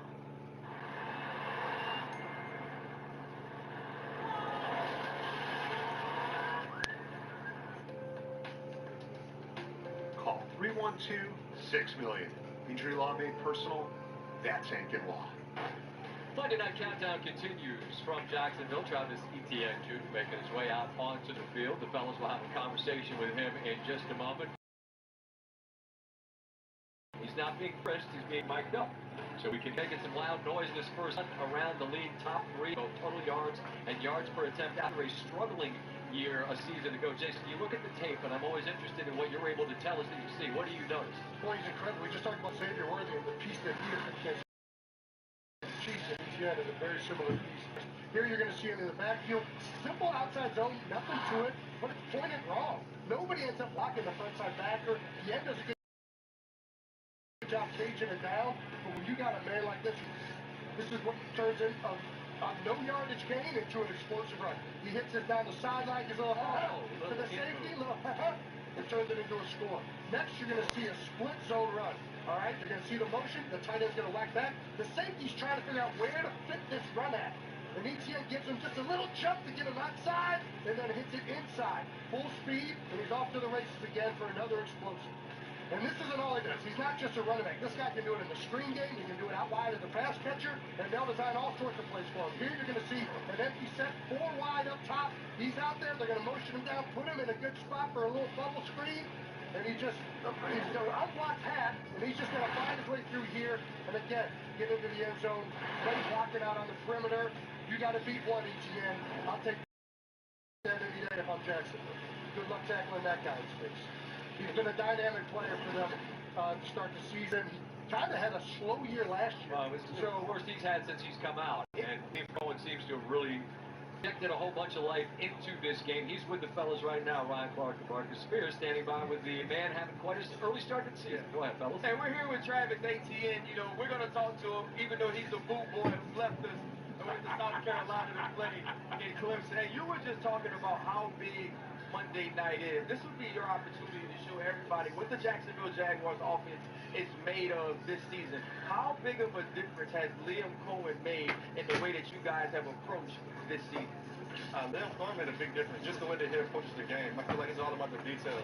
And I feel like it's all 11 working as one. I feel like that's something we kind of missed last year, but this year, it's all about the details. Everybody knows they got to do every play, and we just all working together and just playing for each other, and that's just really making things go. I think the thing I loved about you more than anything, T, you wasn't necessarily getting the opportunities that you were able to get last year but now you're being featured in this offense. And what are those conversations like weekly, not only with Liam Cohen, but your running backs coach, and how are you guys planning to utilize you from a week-to-week basis? My running back coach, man, I love him. I love him. Like, just the way that he approaches the game. And I feel like every week he tells me, like, he's seen I was top 3, he say, man, that's not good enough. So I feel like he's always on us to be better. And I feel like he lets you know where you stand and get better. And he just, he has you playing the game within the game. Yeah. So I feel like when I'm out there pre-snap, I'm saying a lot more. I'm understanding a lot more. So whenever the ball is snapped, it's all reactionary based and I know where to go. The last time we were here, there was so much conversation around the fact that if you guys had beat Cincinnati 2 years ago, you would have been one of the top teams in the AFC. Listen, this is the Kansas City Chiefs. This is not only the beast of the AFC, but the biggest dynasty in the NFL right now. What would a win against them tonight say about your Jacksonville Jaguars? I would say a lot. I feel like it would say we're taking those steps in the right direction. We're learning how to win. We're not coming out here and losing games to ourselves, and we're also beating the great opponents, like you said, Patrick Mahomes. You know what they've done these past 2 years, so it's a big game for us. I feel like to be where those guys are, we have to beat those guys. And that's the only way we're going to get there. What kind of tone has Liam Cohen set for this team? Obviously, we saw him about to throw hands. What's the message from him like? Like, how is that message resonating with y'all in the locker room? We got to go out there and be physical. We got to go out there and be tough, be the bully. Don't get bullied. And I feel like as a football player, as a man, and just as a competitor, everyone has that Mamba mentality. Just get better, be great each and every play. And I feel like that's what's making us just so much better. We just go out there and close out with each and every play. I just want to ask this. Is he making sure coaches keeping his name out their mouth? After that, I don't know if any coach will speak on him again. Hey, man, you're having an amazing season, man. We want to see you continue that tonight. Best of luck. And like we always say, man, stay healthy. Yes, sir. My man, back to you, Scott. Appreciate you, and tell him we appreciate his time. That ain't no middle of the mall chain either. That's a good one. Happy birthday a day later. Travis Kelce celebrates his 36th birthday. Mama, able to catch up? That's a good hat right there. Yeah, Zach, did you bring that back from? He said he wore it in my honor from here. I love that. Oh, there she is. Mama Kelsey. Who's better than her? Nobody. That's her. I mean, she's got the Swifty hat rocking. Got the friendship bracelets on. You know what's fun? You know what's the coolest part about any success any of us have in life? If you can put mom and dad on scholarship, my dad's not with me anymore, but like seriously, like your parents have such joy in the success that their children have. It must be an amazing thing to be able to do. It's an amazing thing, and it's something that they've earned, and all parents have earned that with their children. It's very honored. And you could never pay them back. That's the point. You could never pay them back. Through the years, look at the birthday boys. I can't get over it. My man was a tank as a youngster. Tram was the big one. He was the chunky one growing up. Everybody was always talking about him being a little punch. Hey, and when he switched as adults. No, understood. But how about your Cincinnati squad? Like the historic Nippert win. Big win against Big win over the weekend. You guys both spent some time doing your thing there. And then obviously it continued to work out fairly well. Yeah. Both in the NFL and now here in this TV thing. We welcome Lisa Salters now, who is joining us on the Kansas City sideline. And Lisa, I think about Kansas City, and it's like Duke during the Krzyzewski years, Ohio State football, or Alabama. What I'm getting at is when they come to town, it's the biggest game on any team's schedule, whoever they play. So they're used to this, right? On Monday night, the bright lights. When you talk to Patrick Mahomes, what stood out about this particular game for them? Yeah, well, Scott, something to watch out for tonight that we picked up on. How many shots will Patrick Mahomes take down the field tonight against this Jaguars defense? It hasn't gone unnoticed that Mahomes is looking more like he did early in his career when it comes to deep ball attempts, something he had gotten away from in recent years.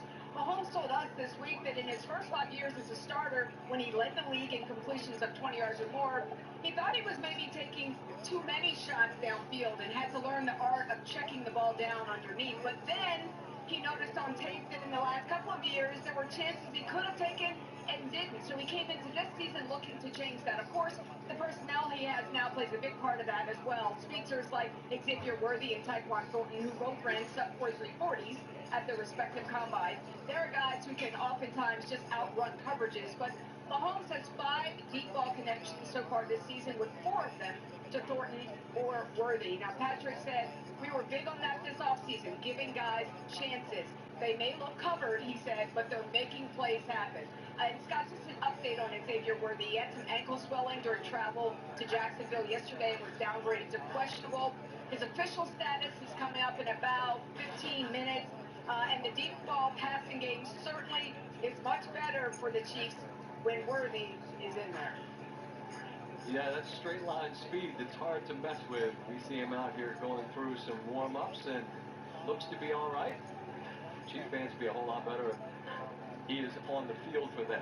All right, time to tell you about a new offer for NFL fans. Get ESPN and NFL Plus Premium at a discounted rate. Monday Night Football, Sunday NFL Countdown, NFL Primetime, NFL Network, Red Zone, and more. Unlock it all with the ESPN and NFL Plus Premium bundle now. All right, well, we continue.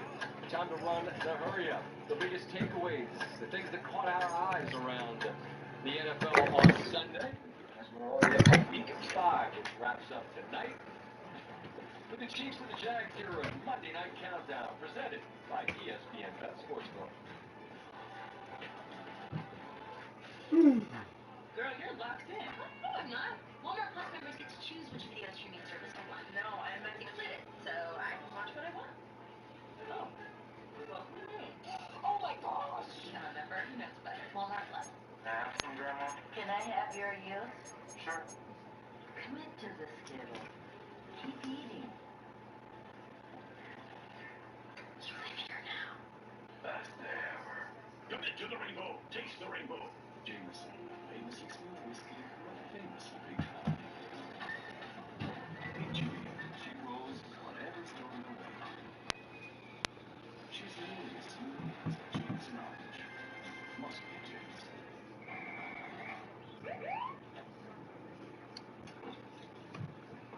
Well, you Heismans are a little far from the house. Sheriff Boss, what seems to be the problem? I bet you it's the horse driving the cart thing. Bingo, Barry. Can he even see? Not a lick. Out of the car. Here we go. Dispatch, I got a horse behind the wheel. What? the 285 horsepower Nissan Pathfinder Rock Creek.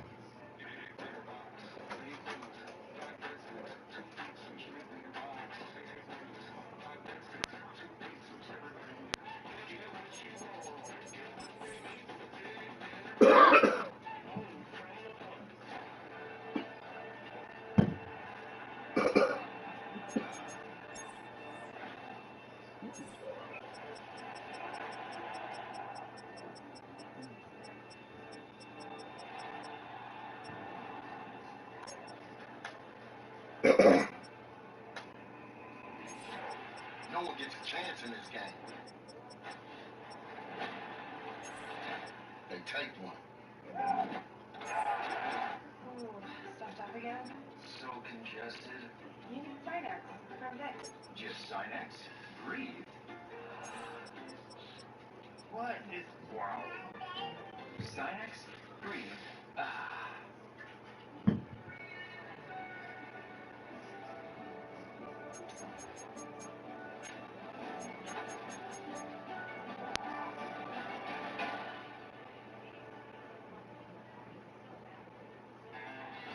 This is the story of the one who knows that choosing Granger for next day delivery and professional grade products can help him fly through the day like flying. Call, click, or stop by. Granger, for the ones who get it done. Meet Maxon. He's a credit. His eyes are bigger than his wallet. And his credit score pays the price. You see, Max doesn't know he should only use 30% or less of his credit limit, because using his full line can lower his score. Don't be like Max out. Instead, learn how to avoid the records at creditrecords.com. Credit one night for what's ahead. This moment, story time for Sarah. It means everything to them, and to all of us. At Evernorth, we make complex care journeys simpler with comprehensive coordinated care for better patient outcomes. Now, Sarah's grandma doesn't spend all day at the infusion center. She gets her treatment at home with Evernorth's specialty pharmacy, Agredo, so Sarah never misses story time. Evernorth Specialty Services, because every moment counts. Oscar Mayer deli fresh meats are so deli fresh. People think they're fresh from the deli. Hey, let me get a turkey on a roll with one before.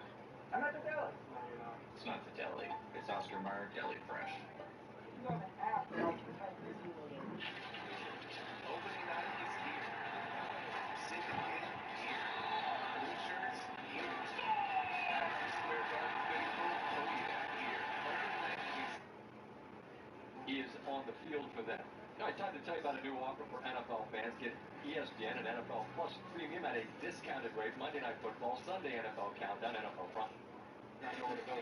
So last time we were here, there was so much conversation around the fact that if you guys had beat Cincinnati 2 years ago, you would have been one of the top teams in the AFC. Listen, this is the Kansas City Chiefs.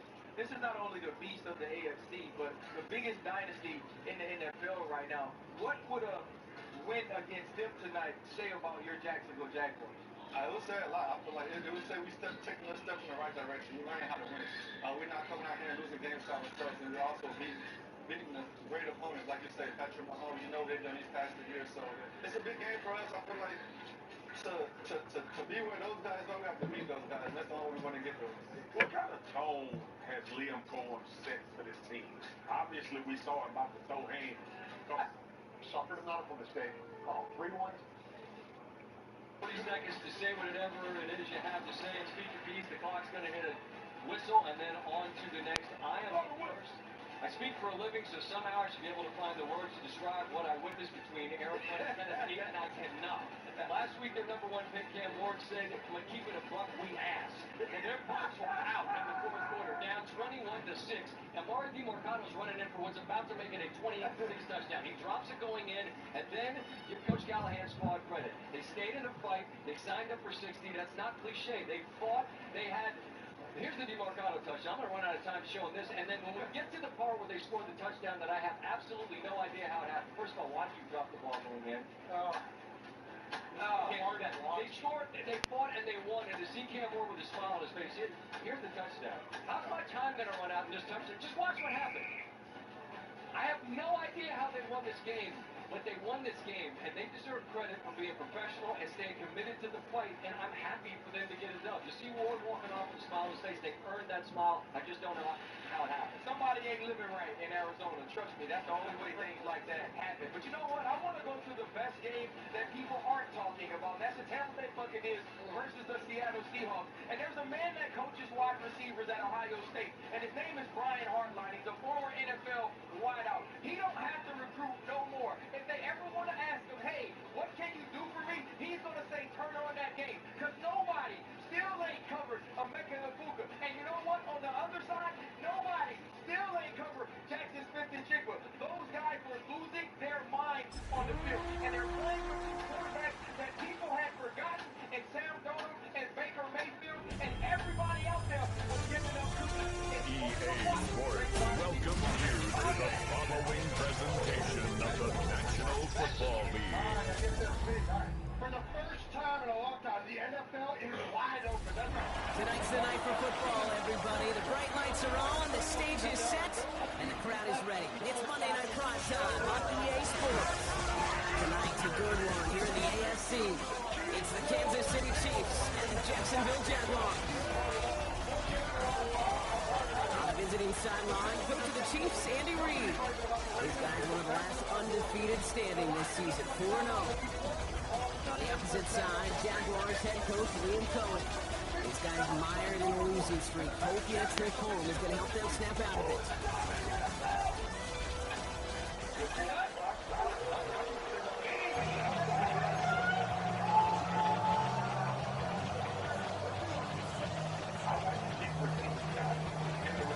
Big Sky, Brock Hewitt in the booth with you. Excited for this one. It's going to be punter Ryan Stonehouse who gets this thing underway. As the rain falls in Jacksonville, we're underway. Stopped on the run back to the 27th. So here are the Jaguars taking over for the first time on offense. They're led up by a seventh-year quarterback from Oklahoma, Kyler Murray. He gave us all the excitement we could hope for last week, but it wasn't all in a good way, at least for his team. Never knew if his throws were going to end in a touchdown or turnovers, and he had a couple of both by the end of the loss. You don't want him to lose that gunslinger mentality. Just want him to be a little more thoughtful with each and every decision. And they'll get there and stop at the line. Dude, I don't know why every once in a while I'll get these little flashbacks, but a little play like that just flashes me back to the preseason, my first preseason. And one of the veteran QBs said, hey, Brock, whatever you do, just find completions. You will never go broke taking a profit. Go get a completion. They're at a premium in this league. They won't be able to get past the line and very quickly, Brock. They're facing third down to begin this ball game.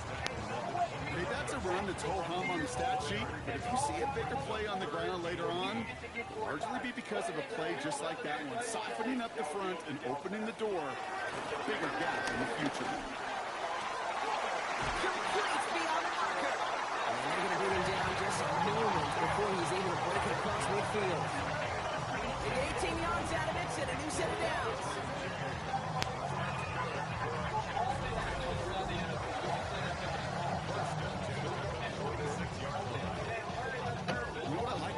I like that they're not coming out slow. They're willing to go with some looks here that will yield big yardage down the field instead of just settling for dinking and dunking the ball.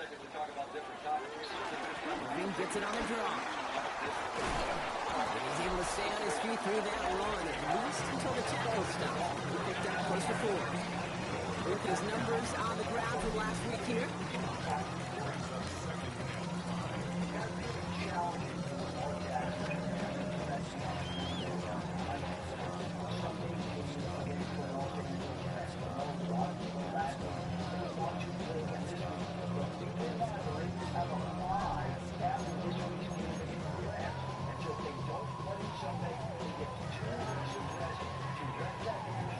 Gain of 5 on that first down. Let's see if they can repeat that performance now here on second.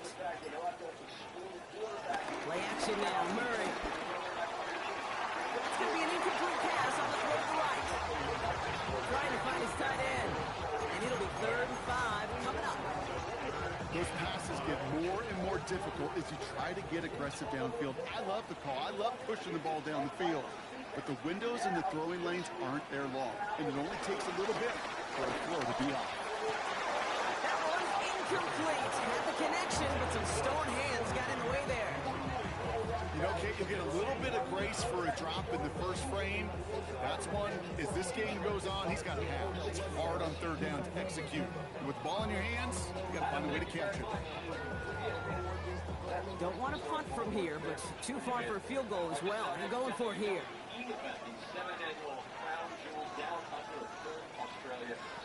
On 4th down, here's Murray. And it's a turnover to begin their game. That's incomplete on 4th, and it's going to go over on downs.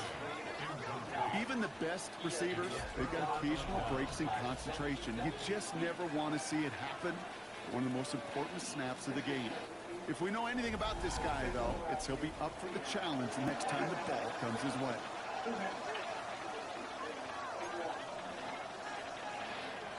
All right, the Chiefs in good field position here as they start out 1st and 10.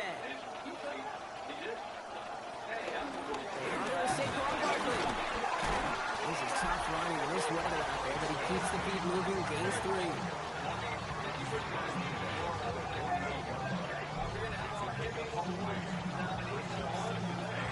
After the 3-yard pickup, it's 2nd and 7.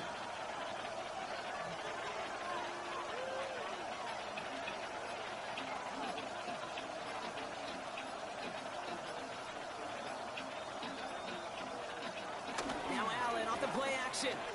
He puts some juice on a deep throw down the middle. That one connects. He will not score, but that does set him up, Brock, with 1st and goal, less than a yard away from the end zone. Now, right there, that's what you want to see on your opening drive. Boom, connect on a big shot, and instantly you set a tone that you're not going to be afraid to be aggressive in this game today. Boy, Drew, I love that.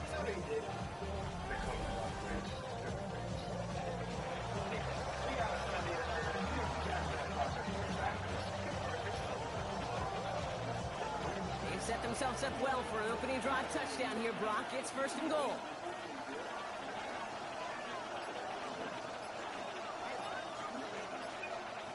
Save over $300 in your first year with 3 months free. Okay, man.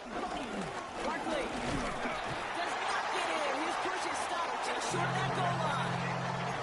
Oh, so aggravatingly close to a safety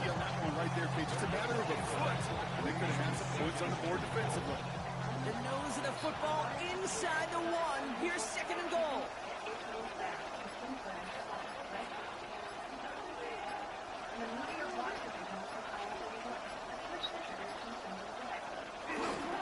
It's Barkley again. And he will knock it in. The defense holds. Okay, this is going to be a fascinating call because defensively, you've stopped the run twice now. And I think you believe on that side, we got to put it in the air. But this is also where the offense could say, we got 2 more shots. Let's continue to pound the football. Can't wait to watch this one.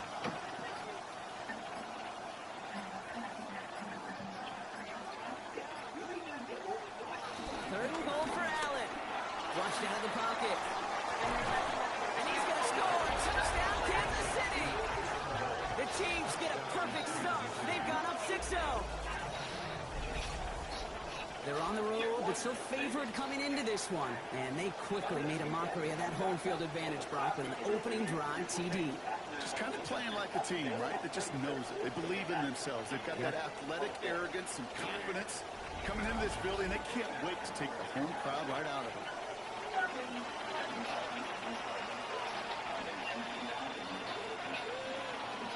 Cam Little to try the extra points. And it's no good. He missed the extra points. Rain, slick conditions, maybe making their presence felt as they fail to add another point on. At University of Phoenix, you can earn your masters. Stonehouse now to kick this one away.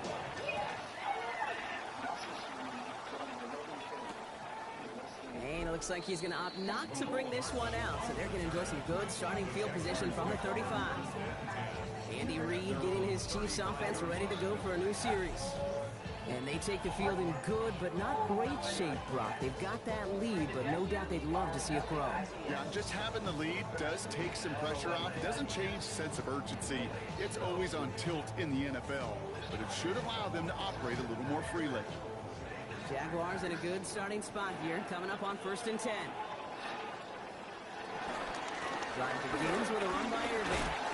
Bringing in his 6 yards to begin this one with that 2nd and 4. That is just a great drive starter. What every offense wants. Gives you a little bit of energy, a little juice. And now a really manageable 2nd down. Last run got him 7. Here comes 2nd and 3.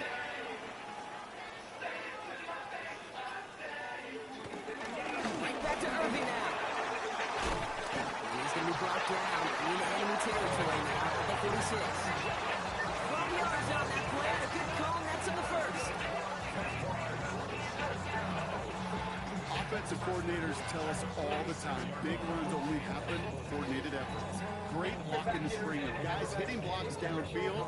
And a back who can show off his wheels. New set of downs for him from the 46.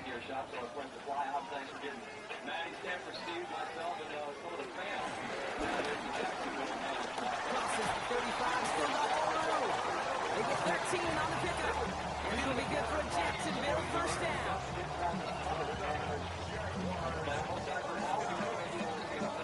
And just in case this offense didn't have enough to contend with, now you got to worry about a quarterback that could do what he just did. Took the ball himself for a big run. To going the extra mile and just that unreal This one's rolled to his back foot. And then he's hit, he fumbles that football. This is picked up by the Chiefs. He takes it back to the 10. Now, partner, they're going to take over. Excellent opportunity to score. What do defenses preach all the time? Scoop and score, scoop and score, scoop and score.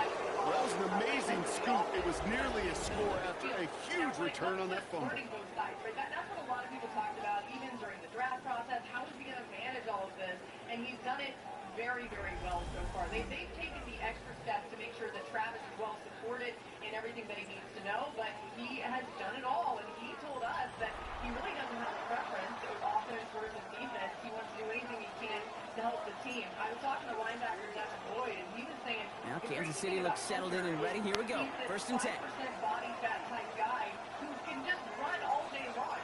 Just nothing seems to slow him down, and we will see a lot of him tonight. That's the plan. They are looking for... Barkley on the shotgun handoff.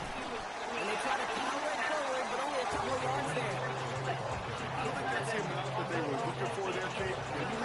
shuffled around here in the playbook. I'm more aggressive call on second.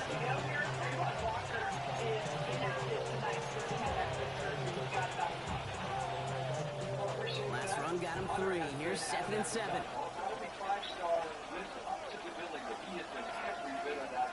And college and now here in the NFL. Rudy, by the way, active officially. Here's another carry for Barkley.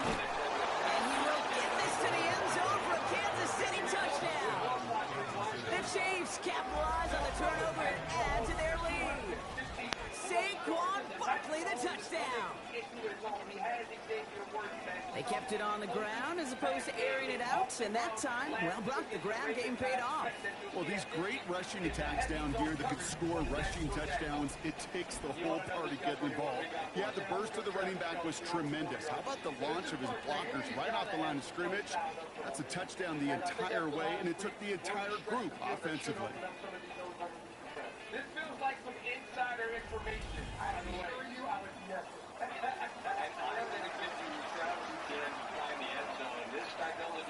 On his Little for the extra point.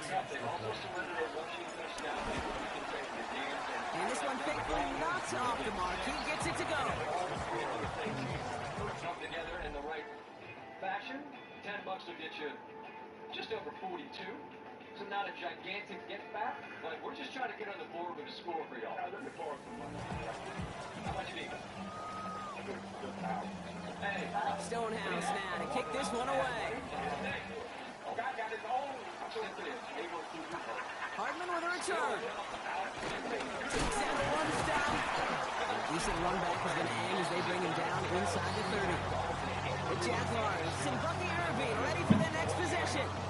They watch their fumble turn into points, so feeling maybe a little bit of an urge to make up for that now in this series. Jaguars look ready to go. Here comes 1st and 10. They motion to Waddle over left. He gives to Irving to start this drive. And they blow up the opening play of this drive. Love the aggressiveness from this defense. This is one of those plays that I wish we had the huddle mic'd up, Kate, because I can assure you that offensive line in their own way is telling that running back, sorry, we did not give you any chance. Headed in reverse so far. Time to shift into drive. Here's 2nd and 14. Out of the gun. Here's Murray. Isn't holding up. They're able to drop it. For the second straight play, Brock, they're headed the wrong way, and that's going to bring up a tough 3rd down. Yeah, let's give some credit to the defense here, Kate. Right, we talk about explosive plays. Every offense is looking for them. But when a defense can go back-to-back, Jack, with the tackle for loss and a sack, well, they're more than doing their job. Now Murray on 3rd and long. He's in trouble and gets brought down again. And a couple of really good plays, Brock, made back-to-back behind the line to bring up 4th down. I don't know why, Kate, but when I'm thinking of this series that we all just watched, I'm just hearing the sound. Not a whole lot of other ways to describe the set of downs that we just watched and the results that followed. It was 3rd and extra long, and now it's 4th and forever. He takes it at the 44. And a nice return has him looking at a very short field now. Jaguars 31-yard line.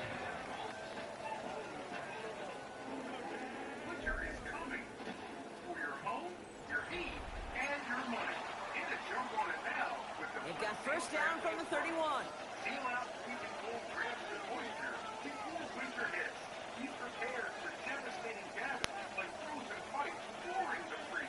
Play action now. Allen bails out of the pocket quick. Going deep for the end zone. Another kick bounces off their hands in the end zone, Brock. Back-to-back chances to escape the field, and they dropped both interceptions.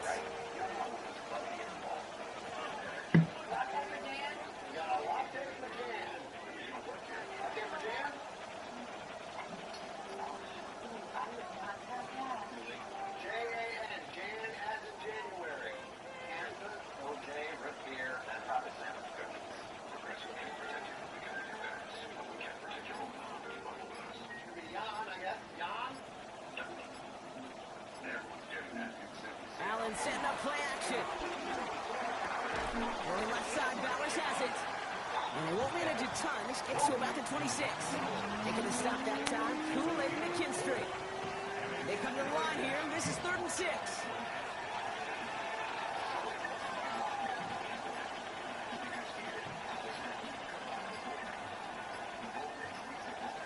From the shotgun, it's Allen. That's another quick hitter.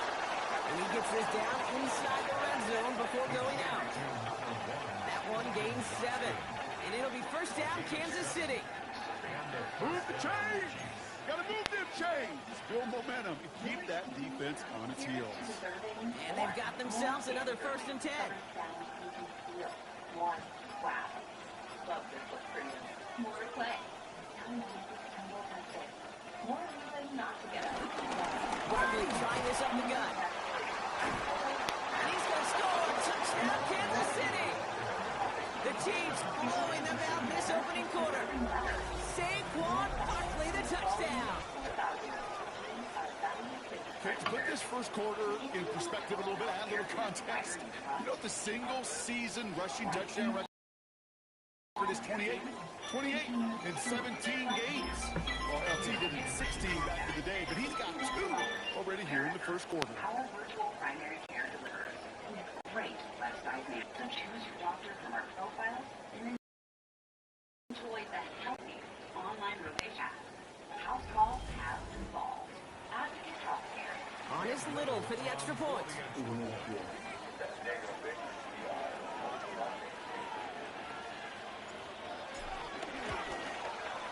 Got a good play in the rain there. The extra point flies through. And the Chiefs push the lead to 20.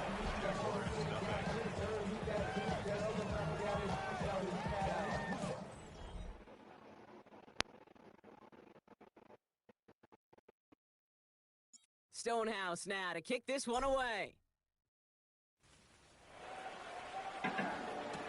Hardman with a return.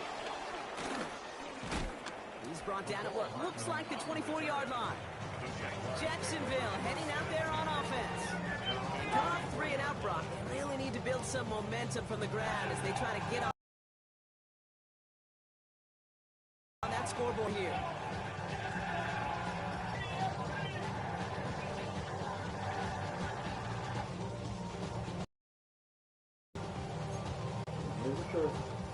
Jacksonville offense ready to get going. Here's 1st and 10. Now Murray on the play fake. Defender runs right as the ball does, and the hit knocks it free. Incomplete. That one intended for Jalen Waddle. And we'll see what they do here on 2nd down. Murray. It was there, but he couldn't hang on. That's incomplete. That drop ruins the payoff to a well-designed play. It got a man open to beat the coverage. That's a call they can revisit in the future with hopefully a much better job finishing the catch. And they will finally catch up to him in just a second before he can reach that 40. Give him 13 on that play. And that's a Jaguar 1st down.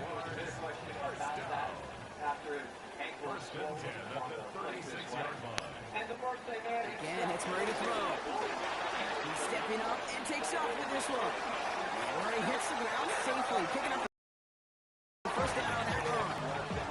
You know, Kate, back in the day, we had a slip and slide at practice for moments just like that. Actually practicing and get out of harm's way. Nice gain on the play. And denied that defense yet another chance to take a shot on him. Murray here on 1st down. Front pass brought in. And he's going to be sent out after about a gain of 1, maybe 2 yards there. You know, Kate, over the years, I have heard defensive coordinators say, hey, you got to earn the right to rush the passer. You got to earn the right for me to call blitzes. And when you call a blitz and you don't get home and you don't hit the quarterback, you've earned nothing. 8 yards to go. Well, let's see how they approach this 2nd down. Operating from the gun. Here's Murray. He put everything he had into that throw. And it looks great flying through the air, Brock, but problems on the business end as it falls to the ground. 3rd down coming up. Trying to find Jalen Waddle. So now it's going to be 3rd and long. You hear defensive coaches on every practice field work on preach not giving up the big play level. They'll need to stay vigilant because they're definitely going to use that receiver to take the lid off this defense again.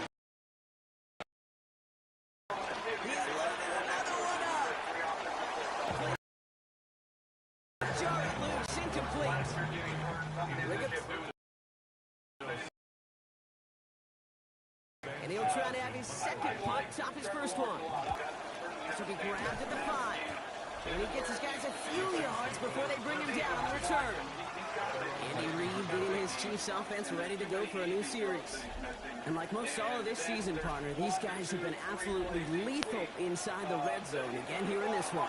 And as a team, you just love because you spend a lot of time in practice, in planning and scripting for success. You can't script it any better so far. Chiefs coming up to the line here. It's 1st and 10. Starting on the ground here with Barkley. We're coupled together a yard there. That tackle made by BYTE Cashman. That's the kind of yardage that's not going to kill this drive on the first play, but it does put you a little bit behind schedule. And that second down becomes critical because nobody wants a 3 and out.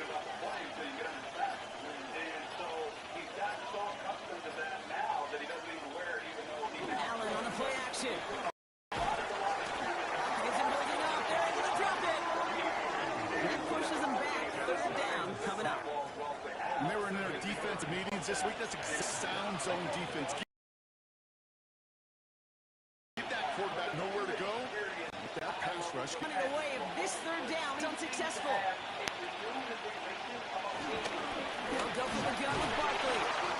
They take him down after just a small gain on the final play of the first.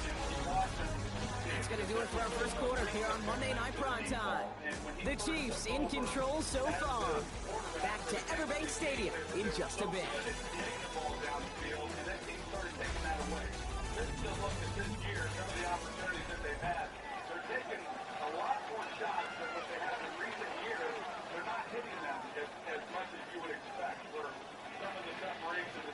About set for the second quarter. Chiefs football here.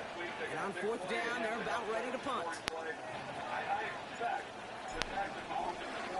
He was only needed twice in last week's win, and he gets this one away. Takes it in at the 26. The Jacksonville offense back on the field now. And in a 3-score game, Brock, they way to reestablish some control here. Yeah, a lot of it is wide receiver dependent. You know, there are those guys who run quarterback-friendly routes, and it makes it a little here, coming up on 1st and 10. quarterback. He's arguably the most distinctive quarterback in the league. Play action now, Murray. That one falls incomplete, but our attention's still behind the line. He got cleaned after that throw and drew the instant flag. So the good work to defend the pass canceled out by a mistake in the pass rush as they get him for roughing the passer. Roughing the passer on that last play, and that's always going to lead to an automatic 1st down. And the receiver's going to take this one on the jet sweep. So the offense trying to flex a little creativity on that 1st down, and the defense, well, they flex right back. No gain. 2nd down coming up.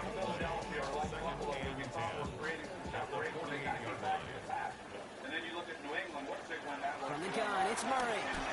And he's not quite that fast. Let him just a bit too much. That's incomplete. Can't cover it much better than that. Really well covered, Pete, on that play. There just simply was not a window for him to sneak that throw in. Murray on 3rd down. Got a screen. The running back. Good job taking the pass. This is going to be 4th down.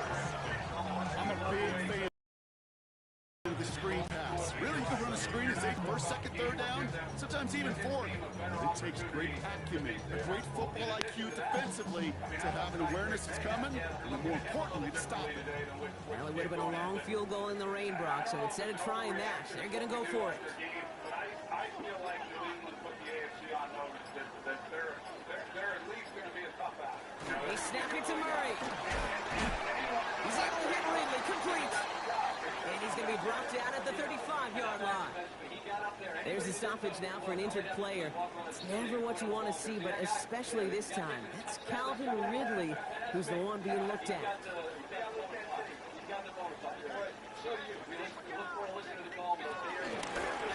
Hand off to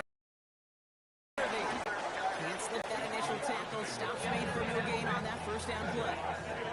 Well, that's just about textbook defense and how to shut down an RPO. Coverage was tight, the numbers were up, and the bodies were there to stop that run before it could get going.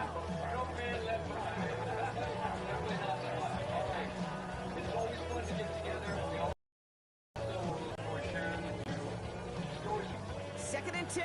Need to get the positive yardage here. Gonna leave you teary-eyed. Look at that countdown. Continue. Shotgun snap, looking to throw. Nothing doing there as the second down pass falls incomplete.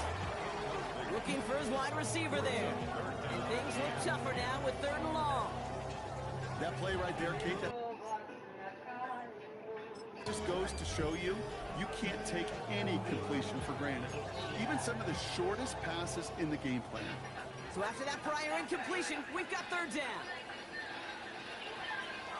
Murray set up to throw. And goes haywire. It's out. And this is picked up by the Chiefs. And they're going to set up on the opposing side of midfield after that fumble and return. Looking for the back that time. Well, you can just see the QB scanning, can't you? He's moving, he's looking downfield, but everything covered up on the back end. That 2nd and 3rd level defenders did their job, and what did it do? Well, free that pass rush up to strip the ball away from the QB. Cascade Platinum Plus removes visible and invisible residue, virtually spot-free and shiny dishes. Switch to your dishwasher and Cascade Platinum Plus.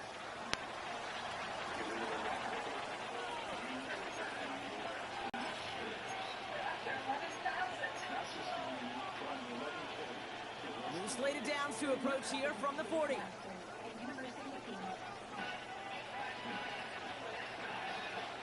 First and 10. Here's Allen. Ooh, that one's nearly intercepted. The defense read that one perfectly. A poor choice to make that throw. Second down coming up. So play number 1 almost ended this drive. Let's see what play number 2 has in store. Play action now with Allen.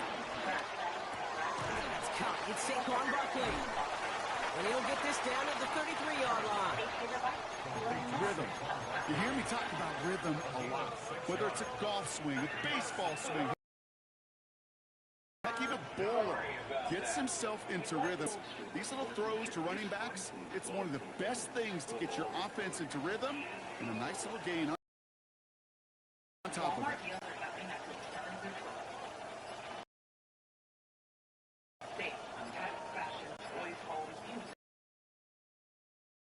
Allen on 3rd and short. That one's came down after the play reaches the 36. It's good for 7 yards. And the Chiefs are going to have a first down. Sure seems like he knew exactly what he wanted, and he got it going right where he wanted to with the ball off the snap. A new set of downs forthcoming. It's 1st and 10.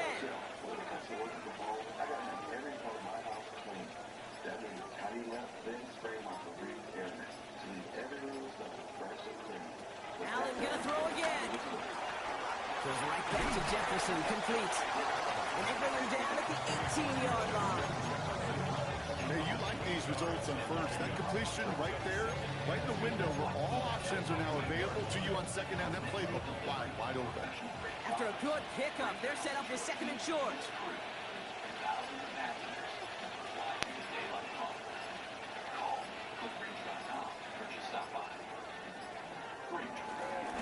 Straight ahead, here's Barkley. And this will only complicate matters for 3rd down, partner. They're sent backwards.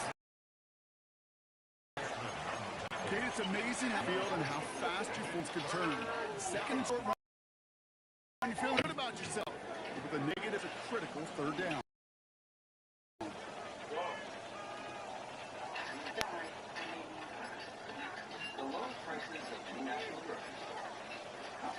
Allen from the gun here on 3rd. To the right, hauled in by Jefferson. And he's in for the Kansas City touchdown. The Chiefs grow their lead off the turnover. It's a Justin Jefferson touchdown. So he finds his man in space, and then the wideout takes advantage. Nice finish there to take it in for 6. Yeah, no question about it. We know points are always a premium in this league, and this really becomes a 3 to 4 point play.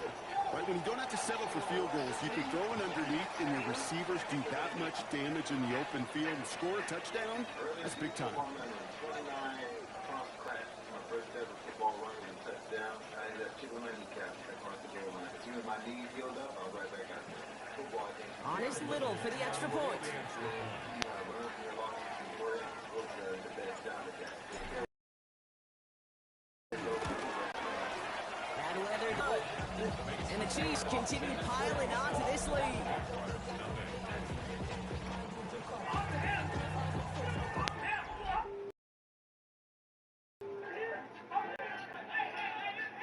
Got to kick this one away. This one's fielded at the 40-yard line. Making some progress here. He's going to reach that 34-yard line before he stops. Now the Jaguars getting set to go. And this drive, they need to come up with some type of answer because, well, Brock, we can almost hear those engines starting to gear up. They might have a boat race coming. Yeah, I think everybody in the building could feel it. This has been so momentous one way, and as a competitor, you have got to stop that slide. And he manages to find a little traction on that surge field as he fights forward for a couple. Give him a few yards on that run. It's 2nd and 7. This offense is now left for some ground to make up a little bit here on 2nd down. After that drive starts,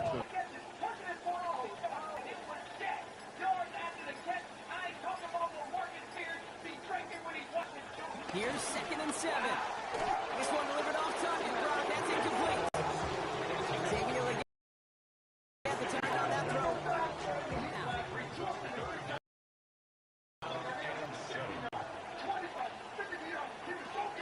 Out of the gun. Here's Murray. They'll make a big push on the ground. And he's short the first after a mild gain. that's a situation maybe it worked out better if he thrown the ball. His running ability gets him a chunky yards, but still some work to do to get that first down. Another punt coming up for Rigoberto Sanchez. And he drives this into the pouring rain.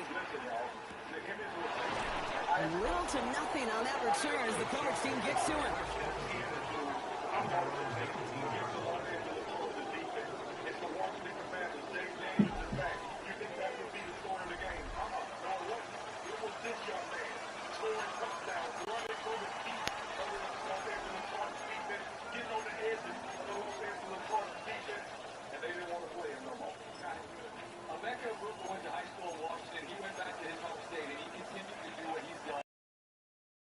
Now Kansas City looks settled in and ready. Here we go.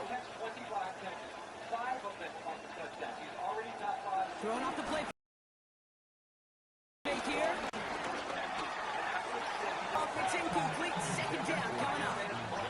They would sure love to connect on some of these intermediate throws, those true throws. Getting a completion like that, not only does it spark your offense, but it just sets you up for even more aggressive play calling. 2nd down. Allen throwing again. Taken in by Chase, left side. And he's tackled for a 3rd gain. And that's a modest little drag route, but if you ever just need a safe, short gain on throw, that's a go-to route to target. Let's see what they draw up on this 3rd and 7.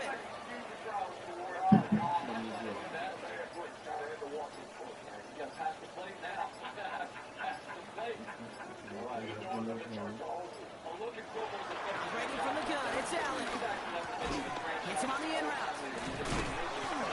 And he'll take it up to the 30 before being brought down. Play, and that's enough for the first down.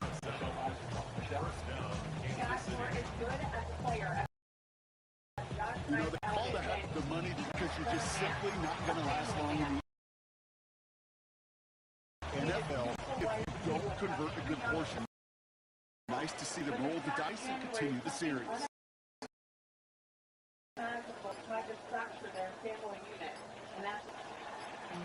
On first down, Allen. Running left side by Jefferson. And he's hooks in after about a 6-yard pickup. Stop made at the 36. That's what you call efficiency. Exactly what you're looking for in first down. Textbook. It sets up 2nd and very manageable, and it creates that space if you want to take a shot downfield. As the 2024 season reached the close, Jaguars defensive end. To the air again, Allen. Connects on the crosser. And they'll take him down at the 43-yard line. A 7-yard pickup, and it moves the chains. It sure seemed like he knew exactly where he was going with that right off the snap. Let's see how they attack this first down, Brock, from the 43.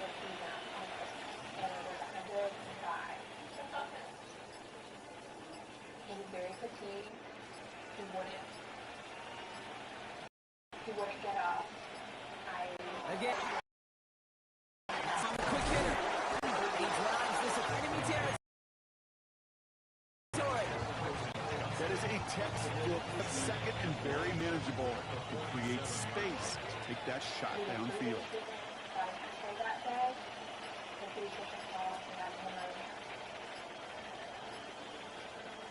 The throw again, it's Allen. Back-to-back passes that should have been intercepted. Two great chances to take it away. Both of them dropped, Brock, and now they stay out there for third down.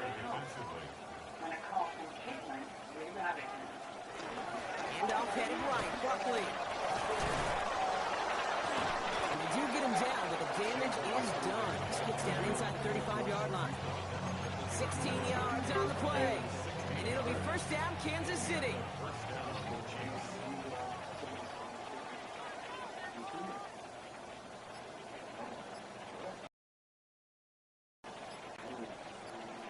From the shot, it's Allen.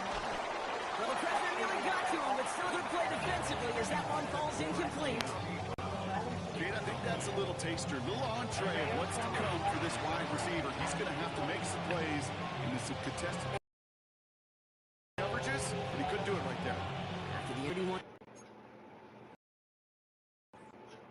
Surgery, a procedure reacting. They didn't want to continuously. Yard line, 2nd and 10.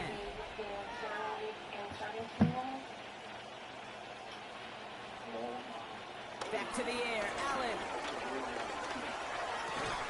To the right side and reeled in by Chase. And he's going to go out with a pickup of 3, so chipping away a few here ahead of this third down.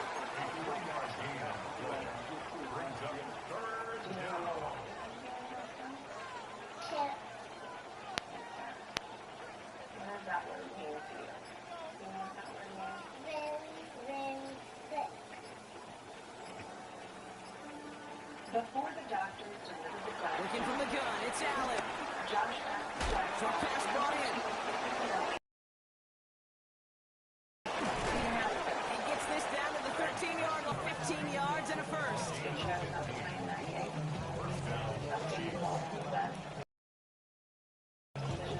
Good offenses. Take guys of personnel. They know where they wanted him. They wanted him out in space where he could make that initial play comfortably, then go to work after.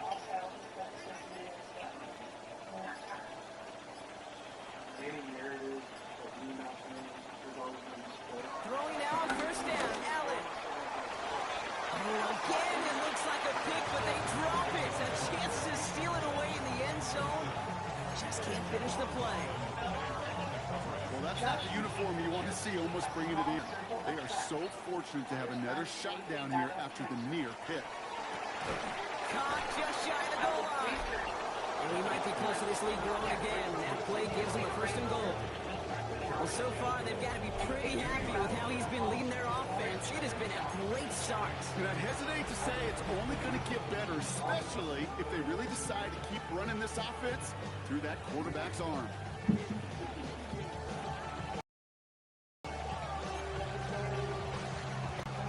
They'll break the huddle and come up on first and goal.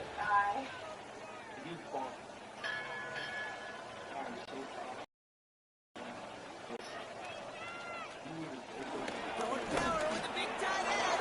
And he's in for the touchdown. The Chiefs boat racing them to the halftime. Oh, baby, Brock, this one has gotten well out of hand. You think so? I think this is utter domination. Going to be a lot of questions to be answered. I'm going to guess this is a press conference the coach isn't looking forward to. I cannot tell you what an honor it was to spend the day with that incredible family. And Leslie is such a special little boy. And On his Little for the extra point. Extra point sent in through the rain. And the Chiefs squirrel their lead yet again. They wanted to pay it forward, so they shifted their foundation to focus on childhood cancers. And this Stonehouse now to kick this one away. To draw awareness and lend support. And starts at the 5. And he's going to make this to the 28 before going down. Out now runs the Jaguars offense. They were only on the field for 3 plays their prior series, Brock. Let's see what changes they make to take over here.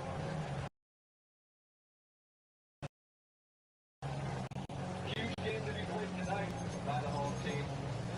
Some throwback threat. Jaguars look ready to go. Here comes 1st and 10. Earlier tonight. Looking to get On again, this is Irving. Oh man, you couldn't throw it again, Brock. It has been a struggle all game as this one's quickly mocked up too. Here's 2nd and 11. Great coverage all the way to the sideline. They're on him to end that quick pass before he can get vertical. Moving quickly, trying to get set again. Now Murray on 3rd and long. Pocket isn't holding up. They're able to drop it. A couple of really good plays, Brock. Back-to-back behind the line to bring up 4th down. I think we've reached the point of the game, Kate, where I gotta make my PSA. Protect the quarterback, and quarterback, protect yourself. Taken right at the 40. And before that return amounts to much, they bring him down. Andy Reid getting his Chiefs offense ready to go for a new series. And with all their timeouts remaining, Brock, they may be able to put a little something together here before halftime.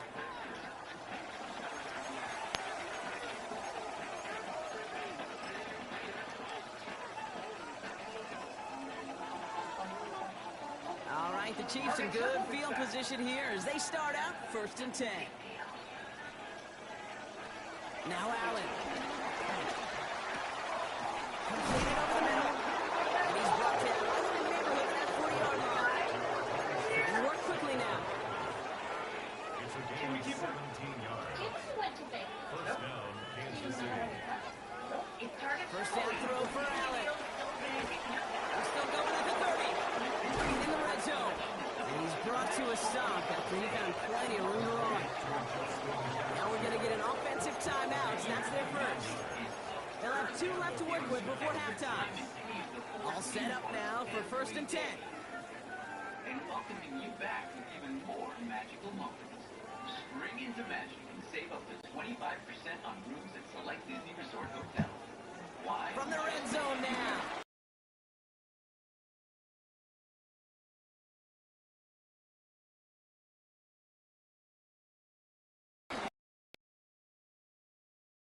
This is why we hear about closing speed so often when you evaluate players.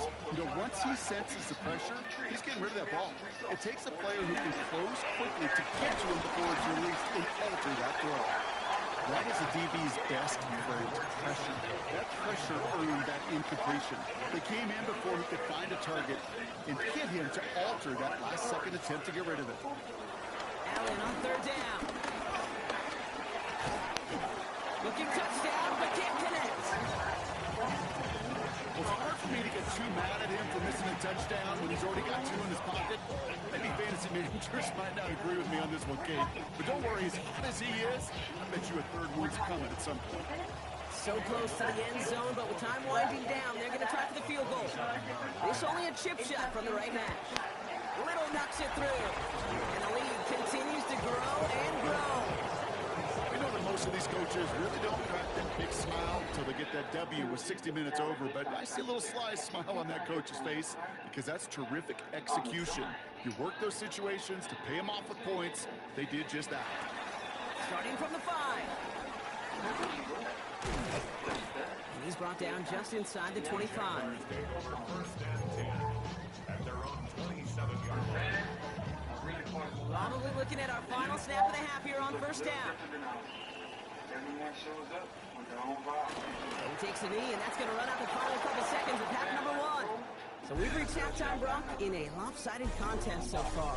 Let's hear what Scott Hansen has to say. He's got our Our trip around the NFL starts now. We begin in Western New York. The Bills at home to take on the Patriots in the AFC East. And it's the NFL's all-pro quarterback 2 years running, Lamar Jackson. He'll find his tight end, T.J. Hockenson, for the touchdown. The Bills get a second straight win after that 1-2 start. From there, it's on to Cincinnati, checking in on the Bengals. They're hosting the Detroit Lions. And this is Jaden Reed. He's going to bring this one in, and away he marked it down as a 65-yard touchdown catch. The Bengals move to 3-2 as they get back above 500 with the victory. Lastly, we head out to SoFi Stadium. It's the Chargers hosting the Washington Commanders. And this is not exactly a thing of beauty, but it'll do the job.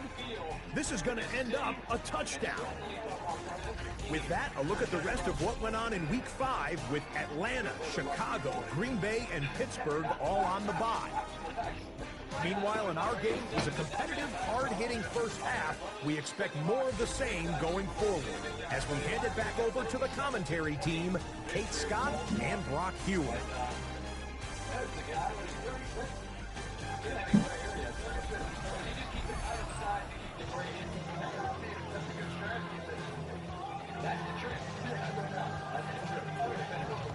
Sanchez has it all set for the kickoff. His return starts at the 5. A decent run back is going to end as they bring him down inside the 30. Andy Reid getting his Chiefs offense ready to go for a new series. And unsurprisingly, Brock, a great day on the scoreboard so far for him. Has it with the advantage as we move through this third quarter.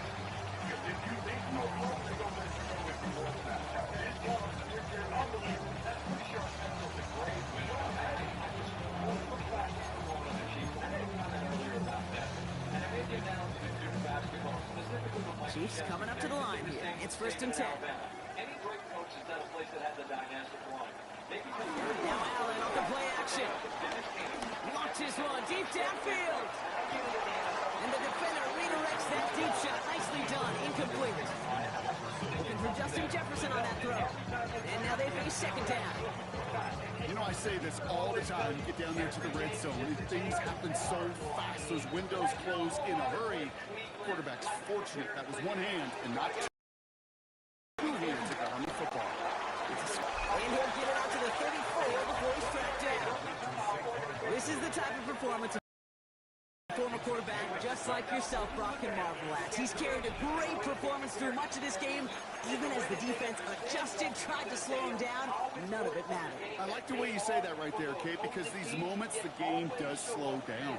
It is so fast on the field for the normal person, but when a QB's in a rhythm like this, the game is slow and he is dicing it.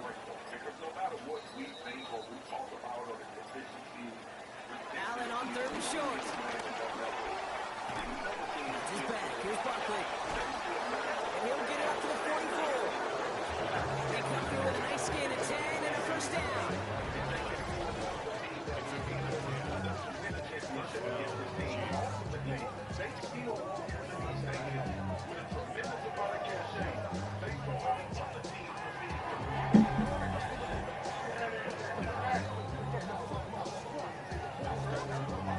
They don't rightly care who it's going to go to in that situation. All they really care about are the results on 3rd down. And that's exactly the result they needed. Enough to keep this drive moving. First down, run with Barkley. And he takes it across midfield and into Jaguars territory. Good rip on first down. That brings up 2nd and 2. And a first down. You get yards like that in the run game, you will take it in the NFL.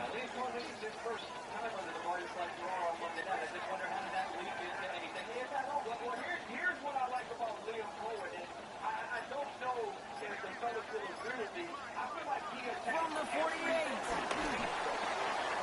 Going left side,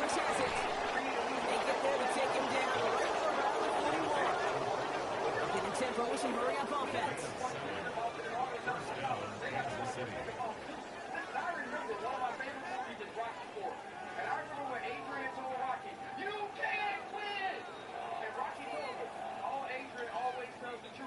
But he said, it's to beat me, he's going to have to kill me. And to kill me, he's going to have to stand in front of me. And to stand in front of me, he's going to have to be willing to die himself. That's the way you have to approach a game like this with the Kansas City Chiefs. That if they're going to knock me out, they're going to have to do it. First and 10. Here's Allen.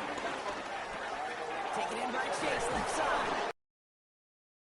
He gets down to 24 before he stops. It's a gain of 17 on that one. And the Chiefs are going to have a first down. You want to become a quarterback's best friend, do that. Turn a short little gain, a short little pass into some yards after catch, and that quarterback will find you again. All right, all set up now. First and 10.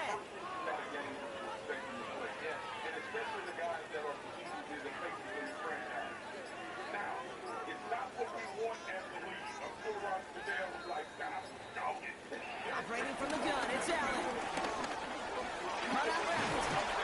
And he works this to the 15 before they make the stop. The goal of that little drive route is to get him for at least a minimal gain of space to add after that. That picked up a good chunk. It was nearly a big play. Nice spot here for the offense. It's 2nd and 1. To gain and earn respect, you have to take it. And we can do, there's just not much we can say besides your tape being your resume. They go with Barkley here. And we might be close to this league growing again. That play gives them a 1st and goal. We see some trainers headed out for an injured player who was shaken up. It's also really important. So, I think that these guys are confident, but also understand that, they have a great opponent coming in. Going jumbo set on this 1st and goal. Next step in the team. Let's see what happens. Adam Shepard joins us again. Cohen and Gladstone sounds like a... Play action now with Allen. Gets it towards the end zone, but it's incomplete. Practices today, Kate, college and professionally, one thing is abundantly clear. Teams spend so much more time in the red zone. They know it's the money zone. And defensively, if you can force incompletions and knock it away and lead teams for field goals, you got a great chance to win. Play action now, Allen. We'll put way too much on that one, Brock. Over the end zone and out. Just something off in the rhythm of their passing game on that one, Kate. Time to recalibrate and keep throwing it to get back on track. On the sneak, it's Allen. And he runs it across. Touchdown! The Chiefs grow the lead coming out of halftime. Josh Allen, the touchdown! On a quarterback sneak to the end zone. Little able to connect on the point after. And the Chiefs continue piling on to this lead.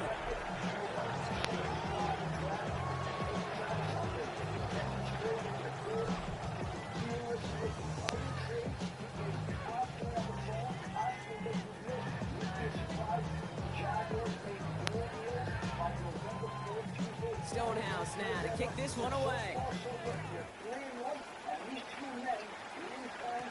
Hardman with a return. And he's going to make this to the 28 before going down. Now the Jaguars offense ready to take over once more. All the touchdowns have come from one side of the field, Brock. They're still looking for their first points of any kind in a game that has gotten out of hand. All right, working from the gun to start. 1st and 10.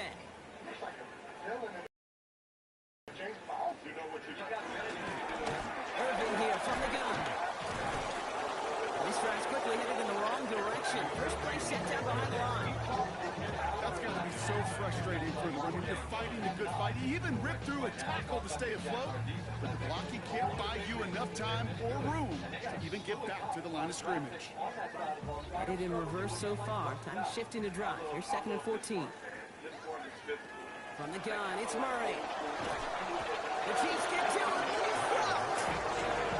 For the second straight play block, they're headed the wrong way. And that's going to bring up a tough 3rd down.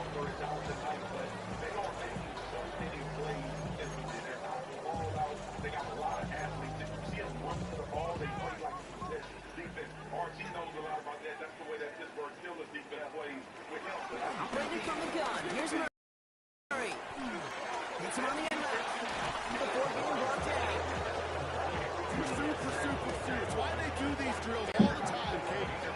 the offseason, do it through training camp, do it in the regular season.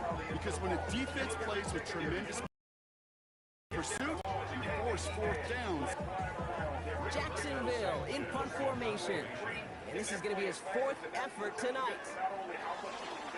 He drives this one into the pouring rain.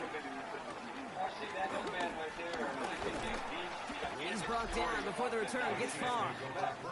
Andy Reid getting his Chiefs offense ready to go for a new series. They've ripped off 4 straight wins, and if this lead holds, that's going to be 5 before we know it.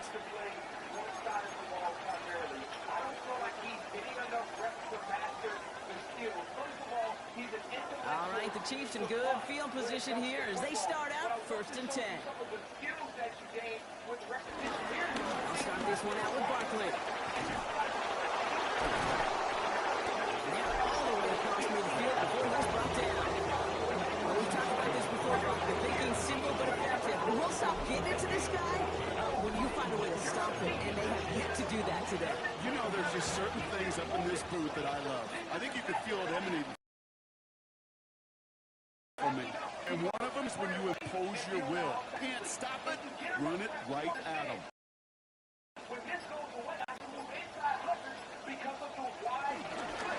Let's get to the game here to Chase Brown. 3 yards on the first down play, and that brings up 2nd and 7. Okay, not a bad play by any means, but there's room for more, and they know it.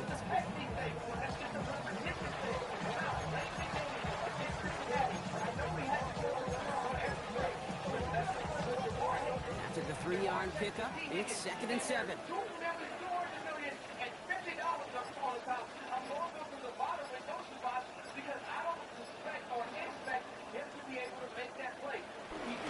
Here's Brown again. He's out the clear. And this one's brought to an end well downfield from that line of scrimmage. No frills, nothing fancy. That was just a good old offensive line dominated in the trenches.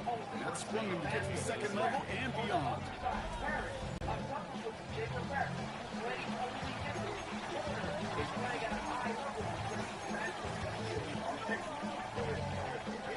They'll come up 1st and 10.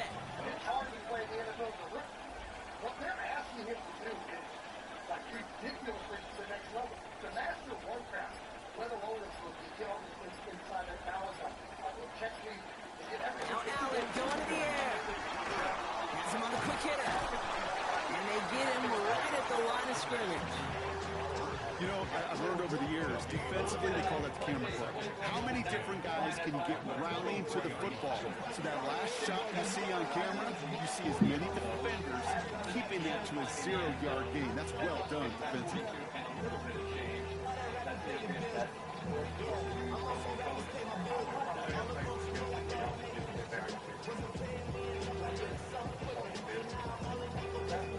Second and 10, need to get some positive yardage here. On ESPN2. Great quarterback matchup. The guy that celebrated his birthday, Eli. From the shotgun, it's Allen. He's got it to him yet again, and that one is caught. And that will not be enough for a 1st down. If only every game could go like this for him, right? He's been fantastic. Like he's not just been able to bring them in, but he's been making good things happen. I'm having Marvin Harrison flashbacks right now, Kate. Being on the sidelines, watching that guy work in games like this where you can't feed him enough because that defense just simply has no answers.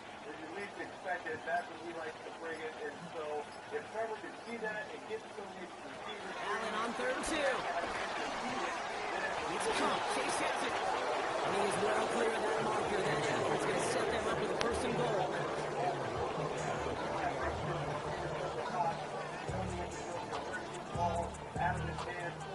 Gosh, I really like this receiver on that drag route in particular. Why? Because he's a guy that creates after the catch. If they don't close quickly, he can take it to the house.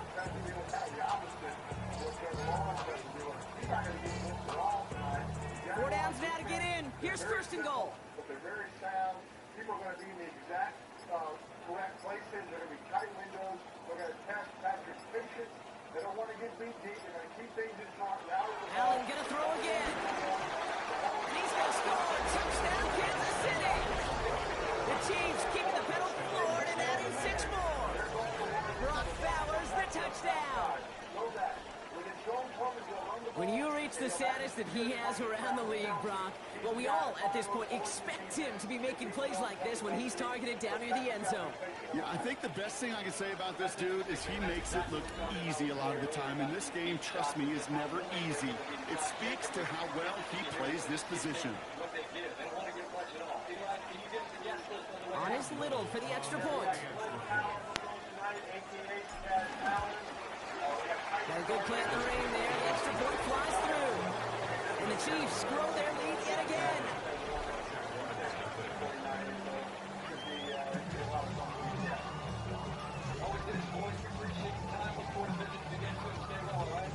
Stonehouse now to kick this one away.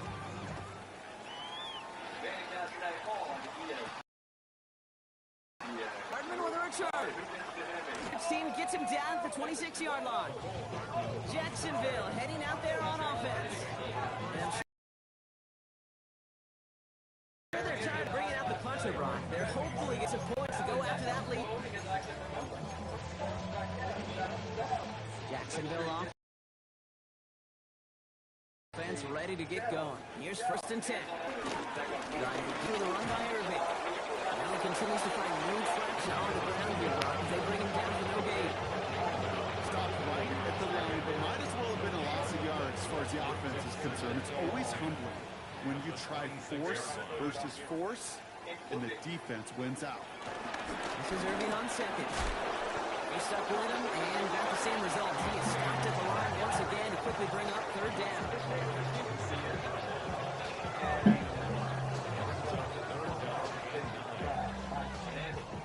That is on the way as Monday night countdown continues. Presented by Under the gun, here's Murray. And even on 3rd down, he sees no choice other than to get rid of it. Not the play they wanted. It's going to be 4th down. Well, they extend well beyond 3rd down today.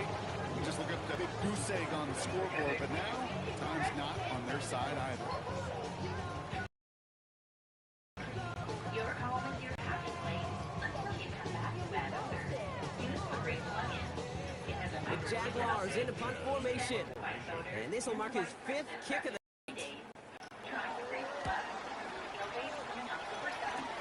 This work begins at the 31. And he gets his guys a few yards before they bring him down on the return. Andy Reid getting his Chiefs offense ready to go for a new series. And their offense has been playing at an extremely high level as this has become a runaway quickly. They've scored each of their last 2 times out.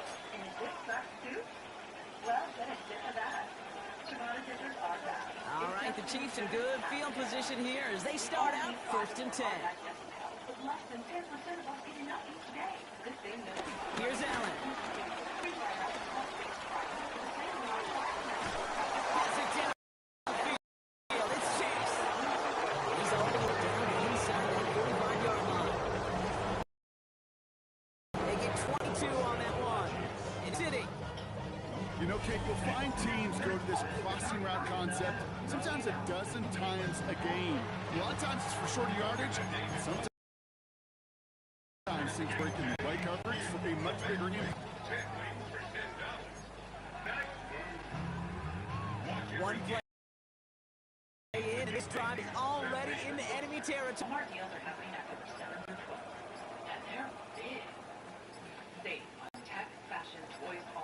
Allen now on 1st down.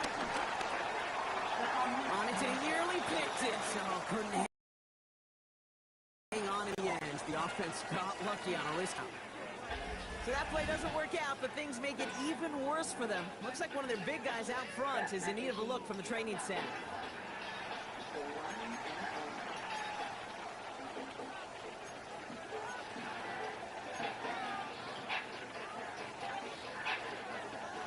All right, still 10 to go here after they almost had an interception on 1st down.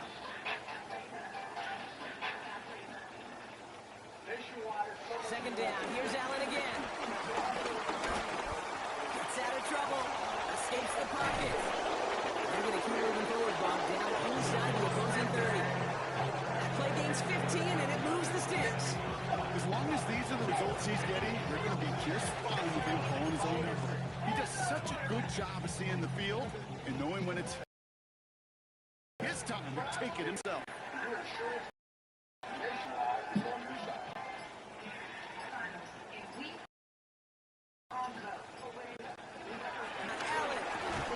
He goes back to him yet again. Complete.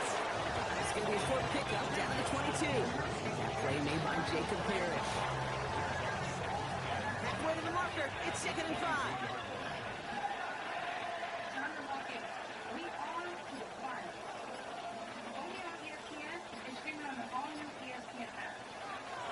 Allen dumps it off to his running back. And he's tackled with the first down yardage. They got down the distance. This group was pretty confident the screen would get them enough yards for the first one they did. So long as it keeps working like that, I bet you it'll be a go-to play for them when they need it the next time.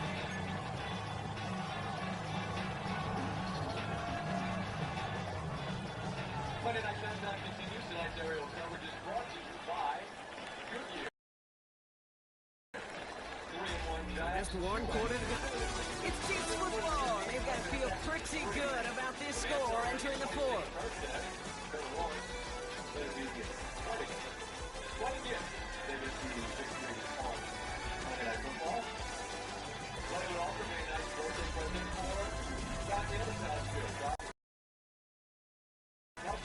Celebrated his 36th happy birthday to the Big Yeti.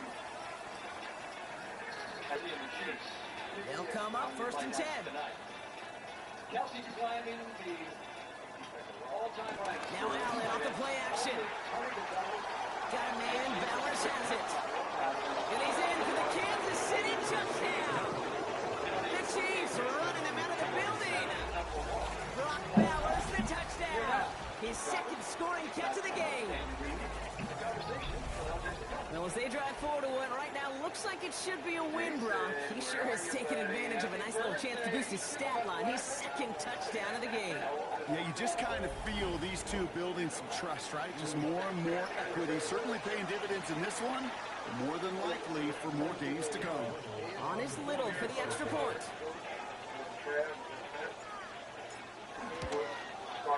Bad weather doesn't affect that extra point. It's good. And the Chiefs step up 7 more to their lead.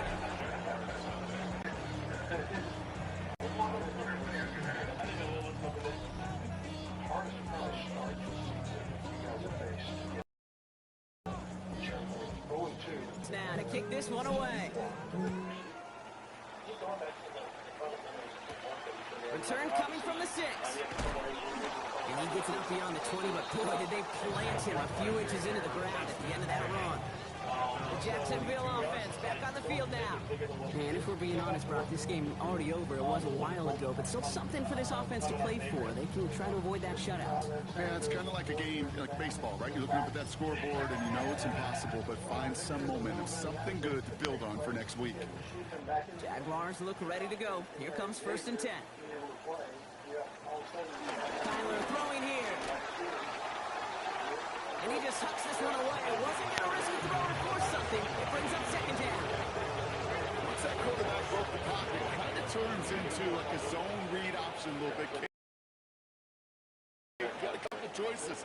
Keep it yourself. He really should have used his legs. 2nd down run, good for 4. Brings up 3rd down. That run's not going to turn many heads, but at the end of the year, I promise you, if you average over 5 yards a run, it'll be a Pro Bowl. Now they'll throw out of the gun. And that's a win for the pass rush. Hennessy threw it, leads to the incompletion. 4th down coming up. The numbers tell us pretty clearly, you get to 3rd and long, extra long, it's really hard to stay on the field. That's disappointing because that was 3rd and manageable and incomplete. They're out now, ready to punt it. And this effort's going to give them an even half dozen tonight. It's the return at the 34. And he's getting nothing on that return. They wrap him up almost at the exact spot that he fielded that punt. The Chiefs and quarterback Josh Allen ready to get back to work now on offense. And like we've seen from him before, Brock, he got a good game going early through the air and kept the pressure up from then on. He's still taking it to him now as we work through this 2nd half. You see those first 2 games, for a few plays here and there away from being. All right, the Chiefs in good field position here as they start out 1st and 10. It's your ability to keep guys accountable. You also find ways to let guys be themselves. This drive will begin with a run by Brown. This is tough run in this weather out there, but he keeps the feet moving, gains 3. It's a gain of 3 for him. That brings up 2nd and 7. Gotta be rush hour, Kate, because there's a whole lot of traffic up the middle right there. He ran right into some gridlock, and he could only manage a few yards at most. On 2nd down, here's Barkley. Inside the 30. And he's going to score. Touchdown, Kansas City. The Chiefs throwing 6 more on the blowout. Saquon Barkley, the touchdown. His 3rd of the game on the ground. Okay, we hear week after week how hard it is to run the football at the NFL level, and it is. But this guy today, he's making it look easy, and they rarely do that from the running back position. I'll let you know. You do that authority.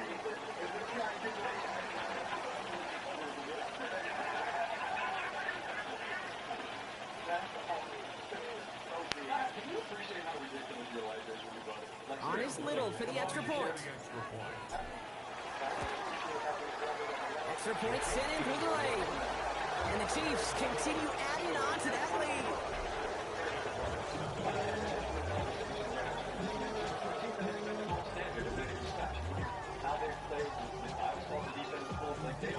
Stonehouse now to kick this one away. Starting from the 5. Escapes a defender. And he's brought down just inside the 25. Now the Jaguars getting set to go. And with this loss already assured, they at least want to find some points and avoid being shut out.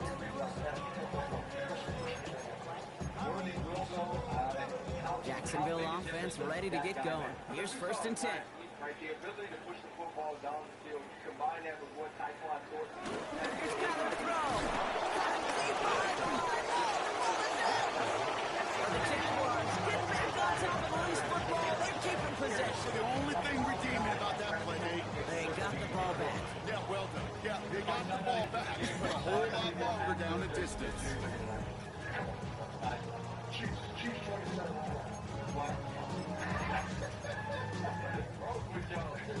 Still their football, but they need to make some progress here. This is 2nd and long.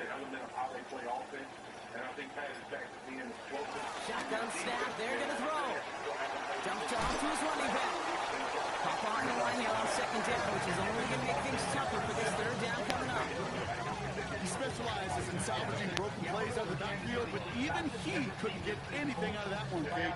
That defense, they were all over it. I've never seen them be in a tough spot and not stand up. Well, this is an opportunity to sort of reclaim.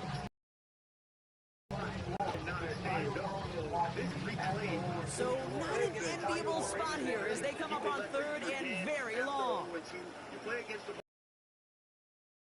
Ravens and you're in the situation where right now we were expecting the Los Angeles Chargers. That is incomplete. He's feeding it to his back. This one, a rare miss. That's going to bring up 4th down. So many of these games in the NFL where they come down to a play or 2 and 3rd down. Whether it's in a close game or already out of hand, the coach wants to see them convert those.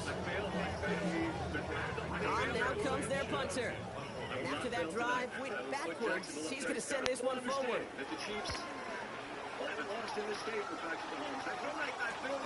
Taking in near the 46.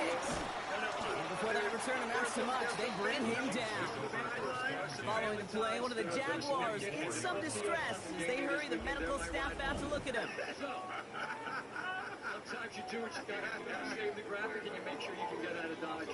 Safe. All right, so we made our game with before we say so long, I'd like to actually tell what the folks here are going to experience in just about a minute from now. Now they're going to throw all small pressure on the jump back. Right now, Trey Taylor is the jump ball. Yeah. On the 44-yard line now, 1st and 10. They got no penalty. This is the last thing they're going to see right now. They're going to. Who are you, Travis? You'll be the first time in your life.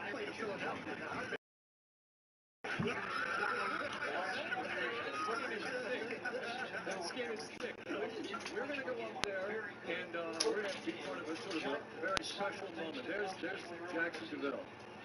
And that moment right there is about to jump off the light stand. And you're very nervous. You're I don't like it. See, what side is he on? We know where this thing is? They frighten me. It's right up there.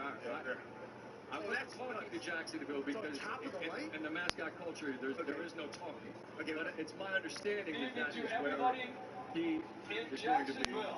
And now I can say good evening to everybody in Jacksonville. Jacksonville, good evening. It's the Monday Night CASHAPP crew. Go ahead, Swag. Oh, what the hell, baby? Go ahead. And I got Red Pill. That is Ryan Clark and Jason Kelsey. Are you ready for Monday Night Football?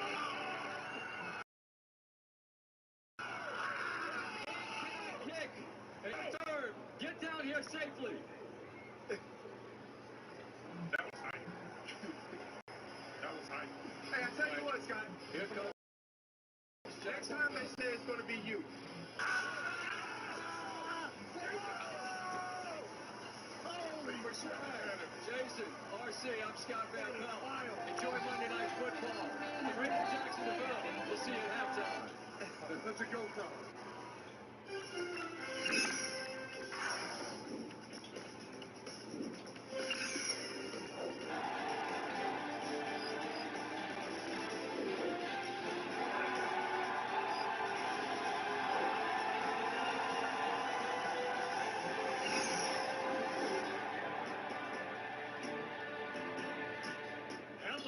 Jacksonville, and welcome to Monday Night Football. In this Week 5 matchup between the Kansas City Chiefs and your Jacksonville Jaguars.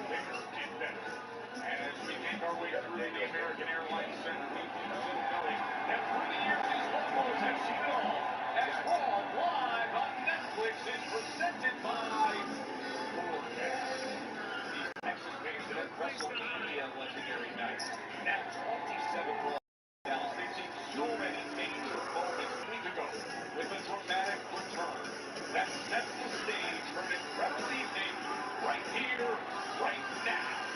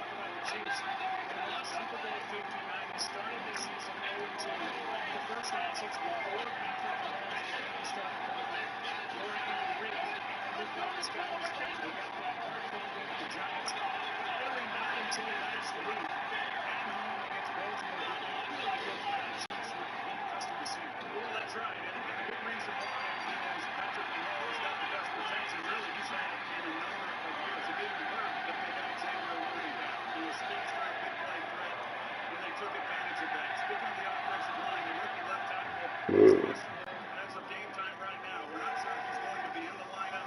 That will be a big blow. The guy who played really, and he has played last week in that league, protecting Patrick Mahomes. And let's talk about the Jaguars. They're off to a great start with 3-1. They've got rookie head coach Liam Cohen,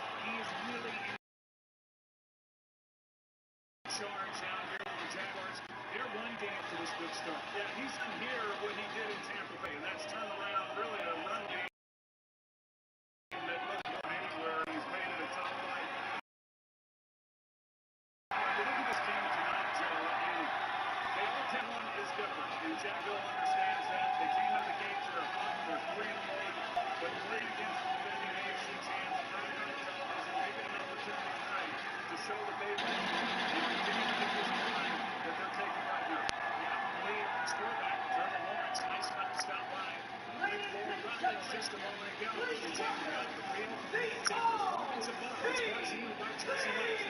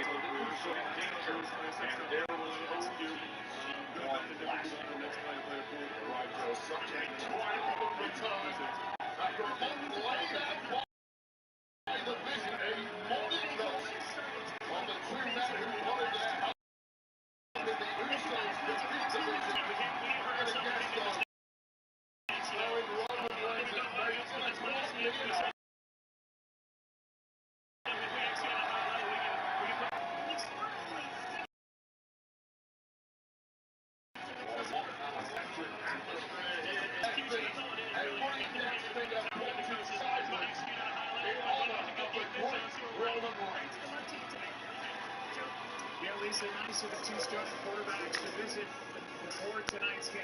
For Trevor Lawrence and his Jaguars, a measuring stick. Time to win because of that guy. Patrick Mahomes and the Kansas City Chiefs. You want to know if you're any good? Go beat Kansas City. Travis Kelce getting set to go. He'll stand right through this rain, but through that hit, he's tackled after about a 1-yard gain. 2 on the pickup there, and it's going to be 2nd and 8.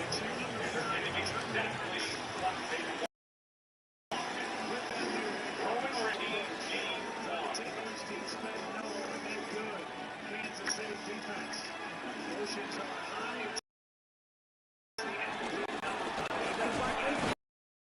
And he doesn't manage much before getting a couple yards on the run. It's 3rd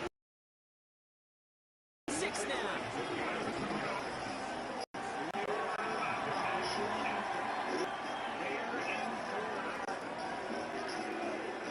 Starts to go better. Here's another carry for Barkley. Holding strong here. The defense gets him to the line, and it's going to bring up 4th down.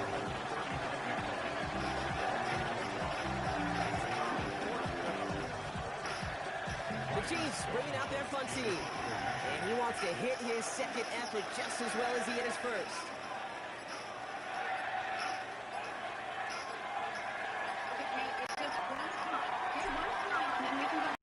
And he drives this one skyward, hoping to drop it near the goal line.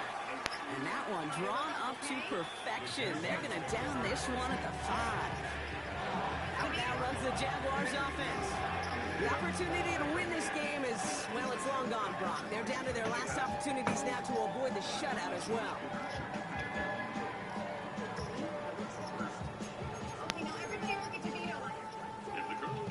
Jaguars look ready to go. Here comes 1st and 10.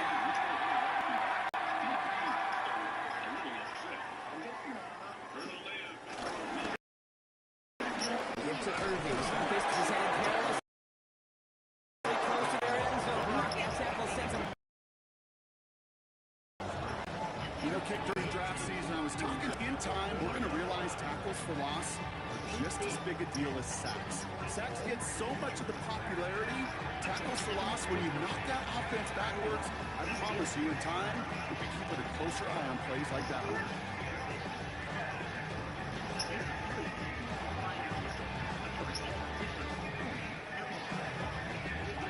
With the wrong way on 1st down, Brock. Here comes 2nd and 12. With so much winning energy can be. Back to throw, Murray. So pass ball in. What a hit! He gets flattened to the ground.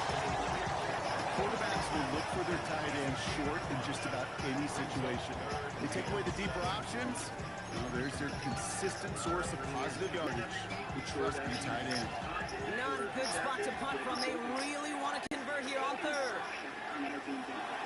Murray. He had a middle, and he'll pick up enough to move the chains. There's no question the greatest concern there was just getting the first down. You want to be really concerned about the big yards. Well, the drag route was perfect. Comes open the short field. It's easy to sit that throw right in there and reset those chains. They'll keep this drive moving and come to the line for 1st and 10. Sundays hit different than Irving inside give. He's going to keep his balance long enough to get ahead for a gain of 5. Even 5 on that carry, bringing up 2nd and 5. Let me show you Again, play action. It's Murray. He's going to lock one deep to the left. Another turnover this time. It's an interception. Sauce Gardner with the INT. And the Chiefs take possession as he makes his 4th interception of our season.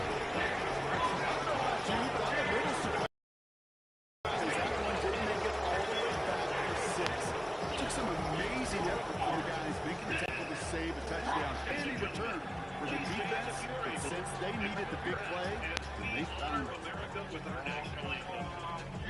The Chiefs and Saquon Barkley ready to take over once again. They didn't add to that lead last time out, so they punted it away, but still ahead and able to add to it here.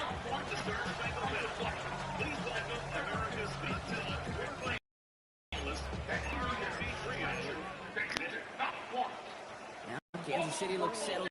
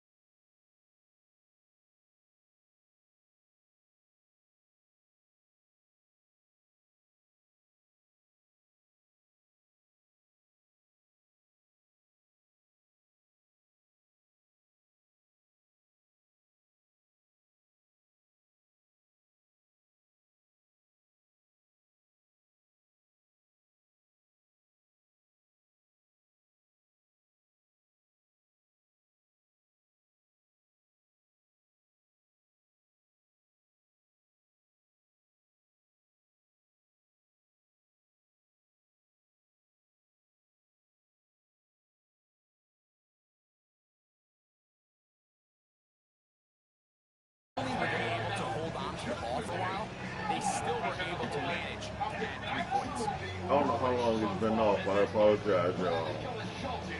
They're being absolutely shocked and awed with moves like this.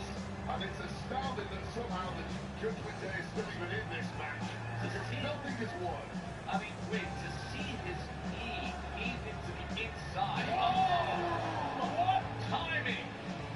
He had to have it, and J.D. McDonough comes up big, and here comes down to the final few seconds of this one as the kick is away. Herbert on the return. And he is going to be taken down, and that is going to do it. So this one in the win column for the Chiefs. They continue to be the hottest team in the NFL here in the first couple of months of the season as they remain unbeaten. So that'll just about do it for Greg Olson, our entire team. I'm Mike Tirico. You've been watching the NFL on EA Sports. For more, log on to easports.com. The Chiefs victorious, as we say, so long from Arrowhead. Uh-oh.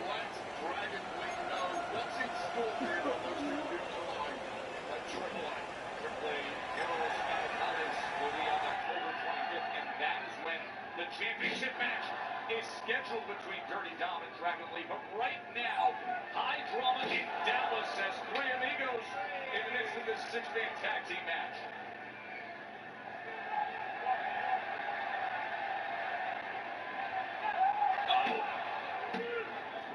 A little too cocky with Dragon Lee, and that is the result. Now you need all your power.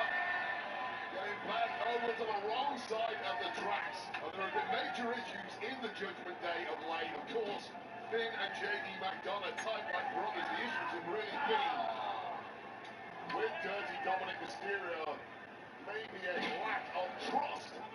But things are really firing on all cylinders now. And one thing that gets teams back on track is victories. And it looks like Judgment Day are heading that way. But don't take your eye off Dragon Lee for too long.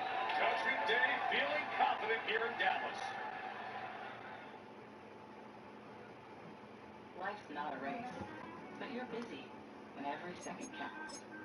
So every hearty breakfast, weeknight dinner, and healthy snack you can shove forward. Film Room is a forum where strategies are discussed and victories are born. Each person there has a voice, a chance to step forward with what they believe is the key to this week's game.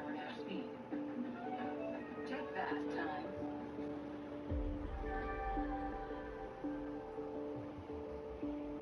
Money in the bank time. Oh my goodness! Cody Rhodes is climbing the ladder.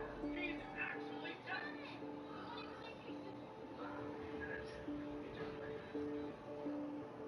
Wait a second. He's cashing in.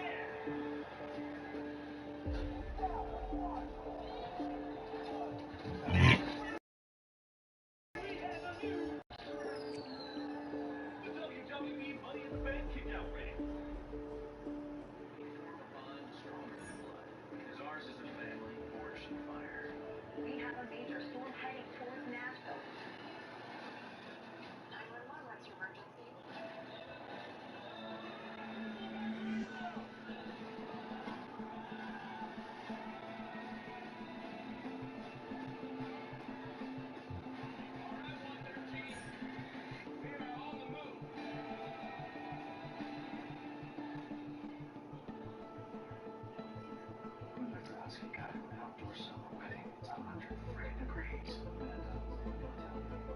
Because this will allow no one to men's warehouse and got a suit with a special fabric on the shelf flex that breathes and keeps me cool. These inhumane conditions. Thank you, Doc. Love you too. It's a little hot to be flirting, don't you think? No, I don't. What table are you at?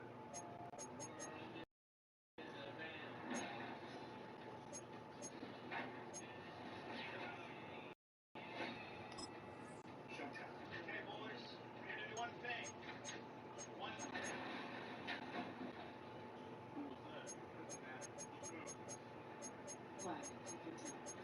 Let's take it out.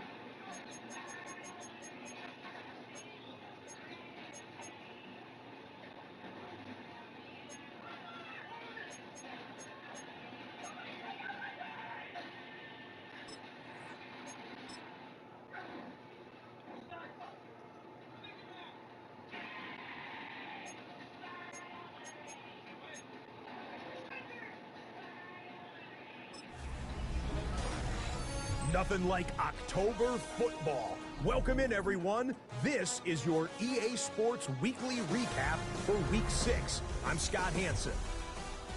Lots to get you caught up on. We'll start in KC. The Chiefs at home to take on the Detroit Lions. And it's the man who won the Triple Crown as a receiver last year, Jamar Chase. They put a lot of trust in him, and it's well placed. This, one of 3 touchdowns for him in the game. From there, it's off to Atlanta. Let's look in on the Falcons. They're playing host to the Buffalo Bills. And it's the 2-time MVP, Lamar Jackson. He went for more than 300 yards passing, including this, one of his 3 touchdowns through the air. The Bills win their 4th straight as they get the victory here. One more to tell you about, the Broncos and Jets. This one took place in London. And it's Keon Coleman. He was a tough man to pin down all game long. This, one of his 2 touchdown catches.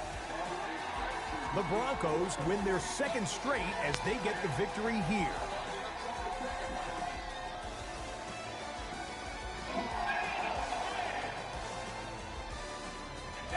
And that's a wrap for this week. For all the hard-working men and women in the studio, Scott Hansen saying goodnight. We'll see you again next week, right here on EA Sports.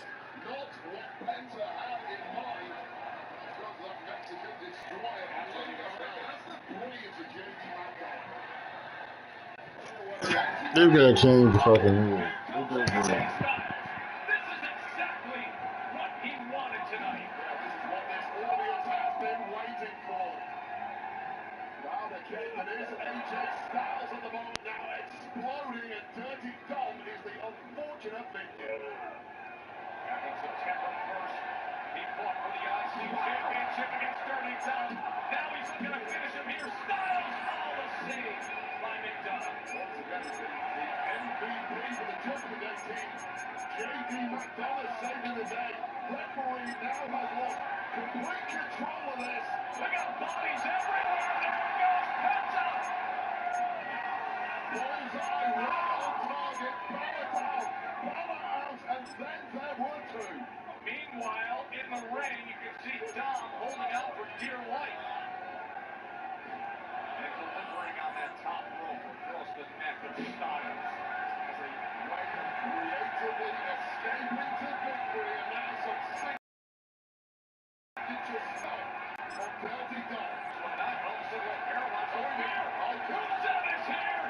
Rusev is coming down the ringside. Rusev, who was beaten in questionable fashion last week by Dirty Dom. Oh, God. And there is a right. No! Well, Penta, who apparently was aiming at Dirty Dom Mysterio, missed by connecting with Rusev. And this match continues. Meanwhile, back in the ring, Styles lines up JD. Styles clash.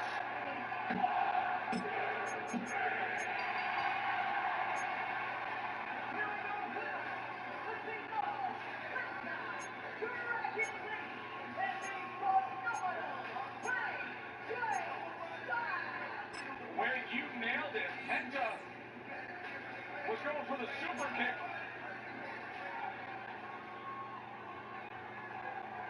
Now that I've got a second to talk,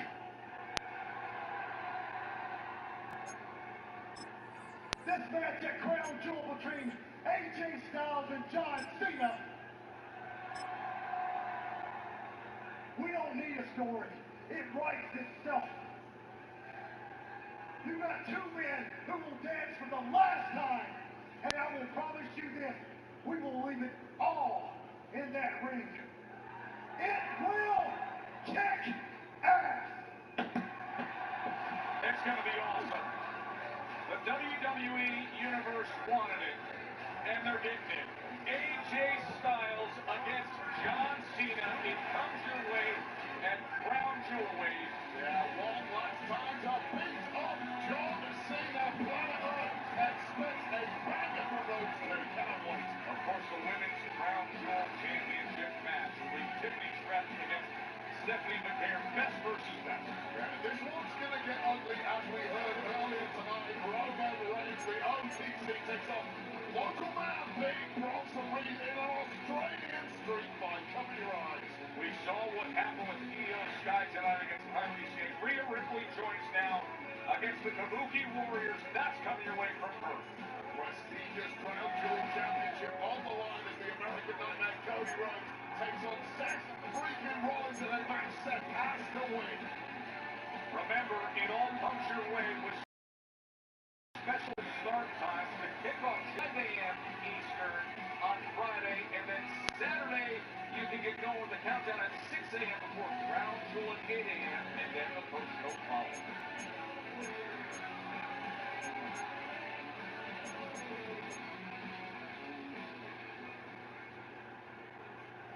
You don't want this match? I don't want this match. This doesn't get me pushing the title set. I get it. We've both been here. Nobody wants it. You don't want it. I don't want it. That's fine. But we're going to do it because we got to do it. The only thing I ask of you, don't get pinned. Right? Yeah.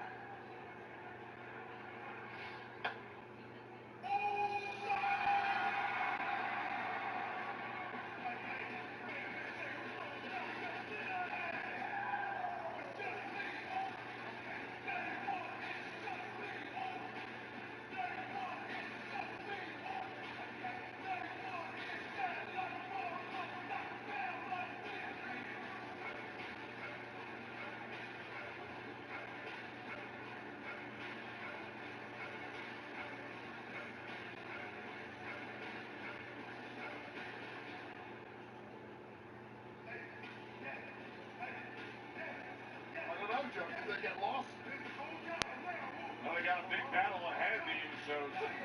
You saw what happened earlier, and now what has come of it. The Usos are set to take on CM Punk and LA Knight.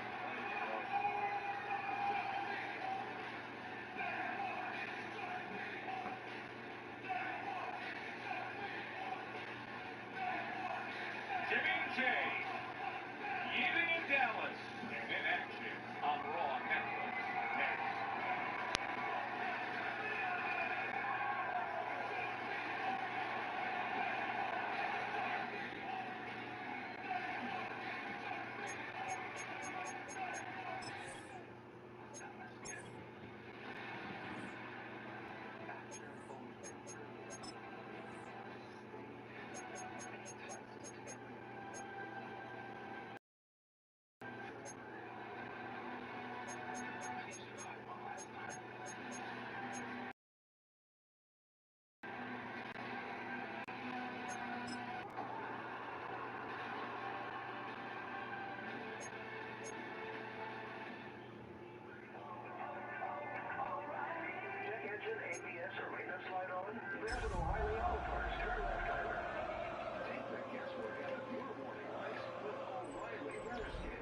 Yeah, I am watching the Chiefs game. I'm watching the Raw, the Chiefs game, and the Cubs game while playing the Madden game as well. Taking on the Kansas City Chiefs. With Charles Davis, as always, I'm Brandon Gauntlet. Charles, you talk about storylines in this one. I think it begins and ends with our two quarterbacks, certainly two of the best in the business. And nowadays, I don't think you get by for long periods of time without a top-flight quarterback. The way the game is played, with all the responsibility he has and how the game flows through him, if he's not on the top of his game, your team's not going to benefit at all. On the other side, Chiefs head coach Andy Reid. His guys ready to show out in front of the home fans as they try to send them home happy at the end of this one.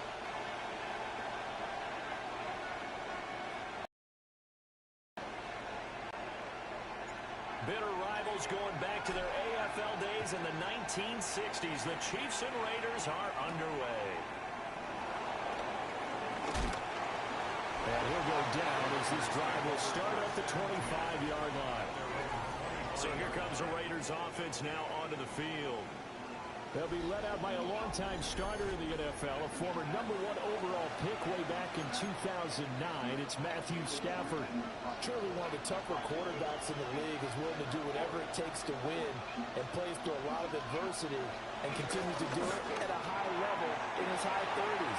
Trying to make another run to the Super Bowl here in his 17th season. Colston Loveland, the intended receiver. And that'll bring up second down. You talk about this Chiefs defense. They're a top 5 unit right now against the pass in the league. In fact, they sit at #5. And the easy thought process is that stopping the run is the least of their problems because they're facing the #1 passing team in the NFL. But they got to stop the run as well. Maybe even more. They've got to do both. So 2 incompletions have led them to an early 3rd and 10. Stafford. Rifles one, that's going to be intercepted. Picked up by Sertan. And they take possession of the football and have it at the 36-yard line.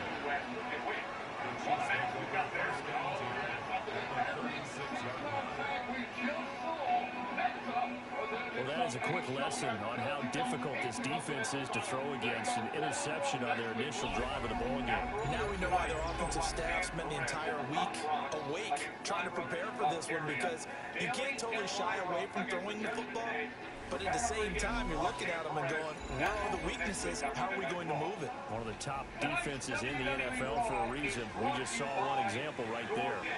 So now the Chiefs go on offense in a great starting spot. They'll be led out by the first Wyoming quarterback to go in the first round, standing 6'5". It's Josh Allen. And what a first half of the season he's had, leading the NFL in passing yards to this point. He's been a tough man to slow down. So this defense certainly has its work cut out for him. So from the 36 now, 1st and 10. They run with a dangerous Saquon Barkley. And he'll manage to pick up about 4 at 2nd down.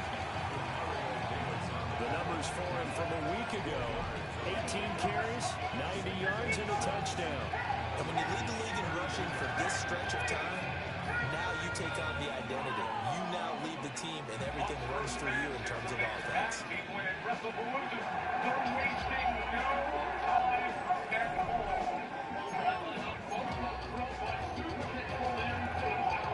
From the 32-yard line now, here's 2nd and 6.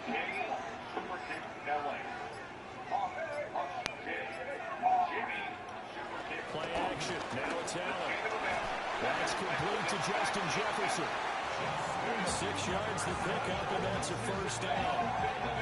The Chiefs at 6-0. What a start to the season for them. They have certainly got it rolling as of late. Winners of 6 in a row. And I think this is where, as a head coach, you show your team some trust instead of just talking about winning. The very next game, we're on a nice run here. And if we keep doing this, we'll be playing at home in the postseason. And we know that can run us all the way to the Super Bowl if we get that done. Line of scrimmage, the 15. It's 1st and 10.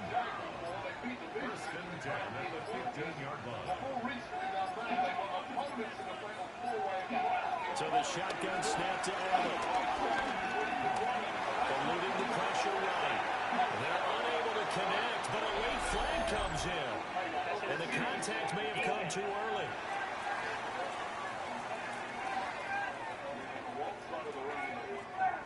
A little too aggressive defensively, and the flag comes out. And no one trying to cover is going to like a call going against them, but you have to like the effort there. Went for the interception, just unable to get it, and the flag did come out.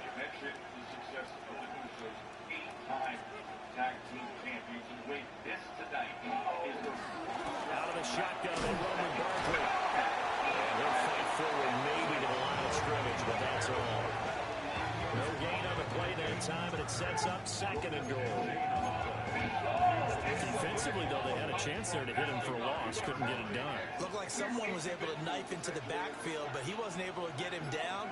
But his compatriots, they were able to grab him at the line of scrimmage and not let him get any further downfield. And they're not going to get this one off in time. It'll be a delay.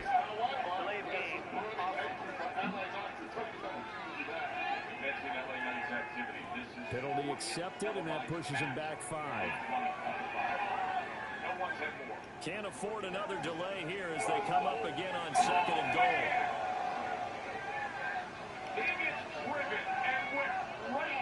Allen going to throw. A quick throw knocked away and incomplete. A big play forthcoming. Here's 3rd and goal. It's now 3rd and goal. Throwing now is Allen. Looking left side, and he's got him in. That's Johnston. And he will take it out for the Chiefs touchdown. Quentin Johnston, his 6th touchdown of the season. And the Chiefs use the early turnover to get on the board first here in this one.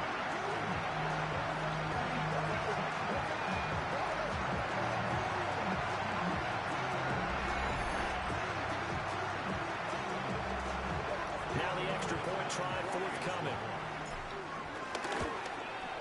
And his kick is good to make it 7-0 KC.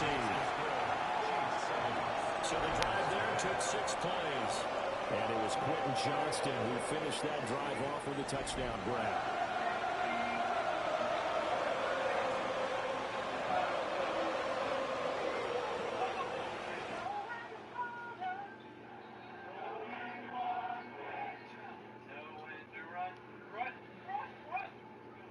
Here's the Chiefs kickoff unit now as they'll send this one away.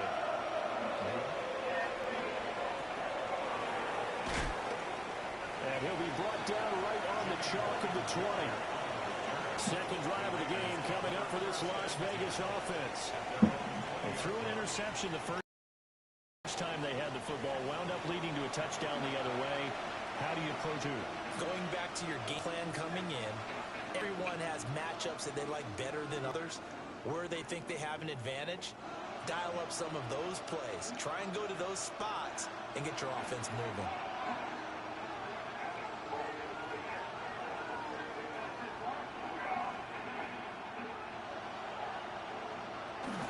The former Oklahoma State Cowboy, it's Chuba Hubbard. And he'll work this forward for about 3 at 2nd down. A check on the numbers last week for Hubbard. 18 carries, 77 yards. After the last game, they had plenty of reason to be confident in their running game. And even though they're facing a top 10 defense, they're not going to shy away from doing what they do best. Make them adjust to them. Make them stop what they do before they hit any type of a change-up. And he's able to get it. You talk about this. They've been a very good unit against the pass, defending at 5th best in the league. And when you're getting ready to face the #1 overall offense in the NFL, it does not matter when you rank defensively because you got your hands full. You don't know what you're going to face, but you know that that's a strong unit that you're getting ready for. Well, the contact well timed there, and now 4th down. On 4th down, on is Logan Cook to punt. They only punted twice in the win last week as he gets this one away. Taken from just outside the 30. 13 yards the tally on the return there. And it's Chiefs football, 1st and 10. The Chiefs offense and their quarterback coming out for their 2nd drive. And he's an early front runner for MVP of the NFL here in the first half of the season. As you can see, he's a league leader in passing yards at this stage of the game. The KC offense out of the huddle, ready for their next drive. Charles, these early season in-division games are always interesting because you're still kind of figuring yourself out, but you want to know as much as you can about the opponent, especially when it's a division matchup. So I'm curious to see how the rest of this one plays out. Yeah, that's a good point because they're still trying to work things out. They don't know everything about their own team, let alone trying to figure out their opponent. But you've got to do both on the fly, don't you? Now the game's being played. Second catch for him today will wind up a 1st down.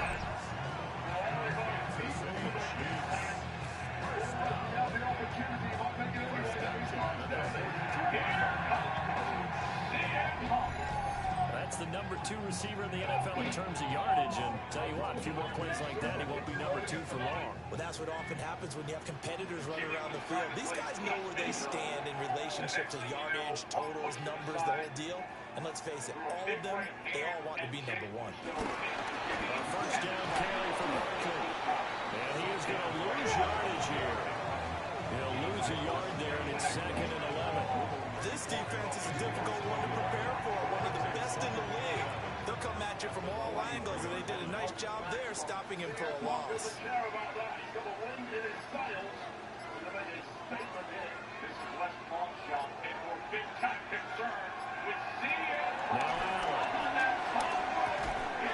Complete. Jefferson the target. 2 yards on the pickup there. And that's going to set up a tough 3rd and 9. Well, Charles, something we talked about last week, when you start believing whether you're in the midst of a special season or not. Well, now they're at 6-0. Are you still trying to tamp down the expectations in that locker room? Well, to me, it's less about tamping down expectations and much more about not getting ahead of yourself as a team. And look, they got each game individually. Right? Many teams talk about being winning at the end of each and every game each week. To me, you got to understand you cannot win the Super Bowl in October. It's almost as if they didn't leave the field after their first drive. They picked right up where they left off. Another good throw there. And this offense, humming here in the early going.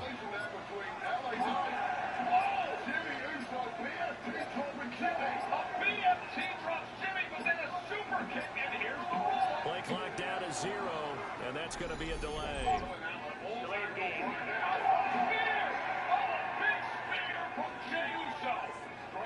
That flag, that'll push him back 5. So a little bit of a stiffer challenge now. 1st and 15 following the delay of game.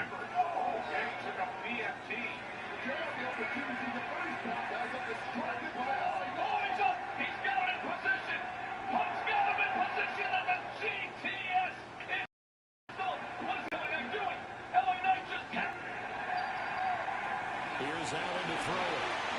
They'll set up the screen to Barkley.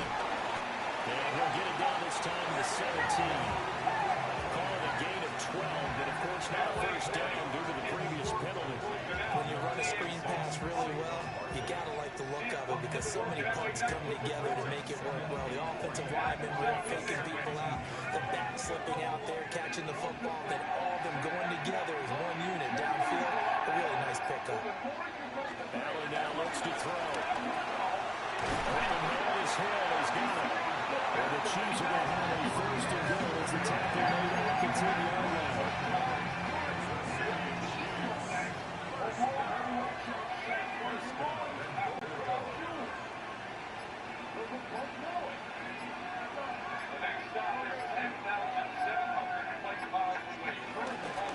Play action. Allen. There's Trump.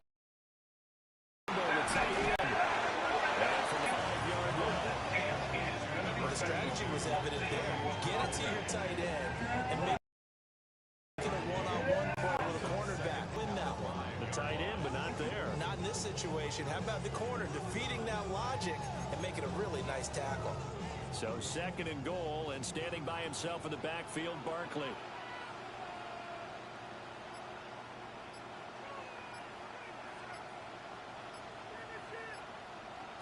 To throw, it's Allen. And he'll be hit as he releases it, and that'll fall incomplete. I see the surprise in your face there, partner. That is a rare incompletion from him. He's been on point this entire game. He has percentage completion-wise way up, not that time.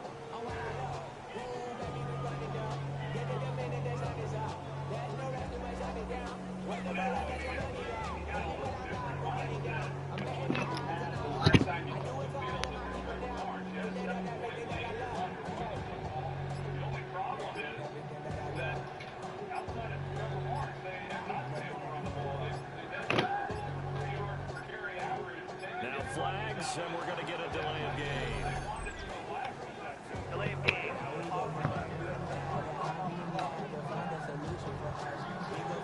So that flag will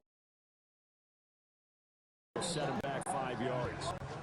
Now crucial as they come up again here, 3rd and goal.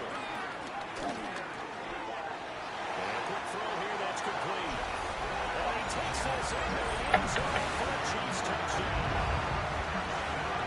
Justin Jefferson from 10 yards out.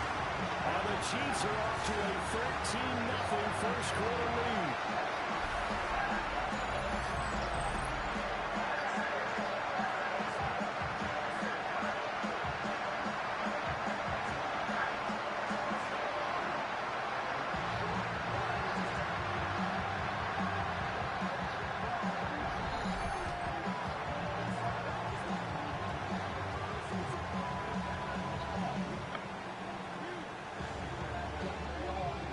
Going for two, they'll kick the point after.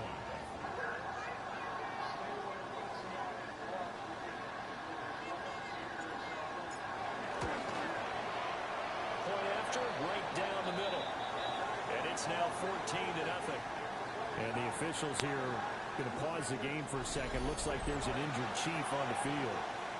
We'll step aside and get an update when we return to KC. Is the kickoff unit as they run up and send this one away.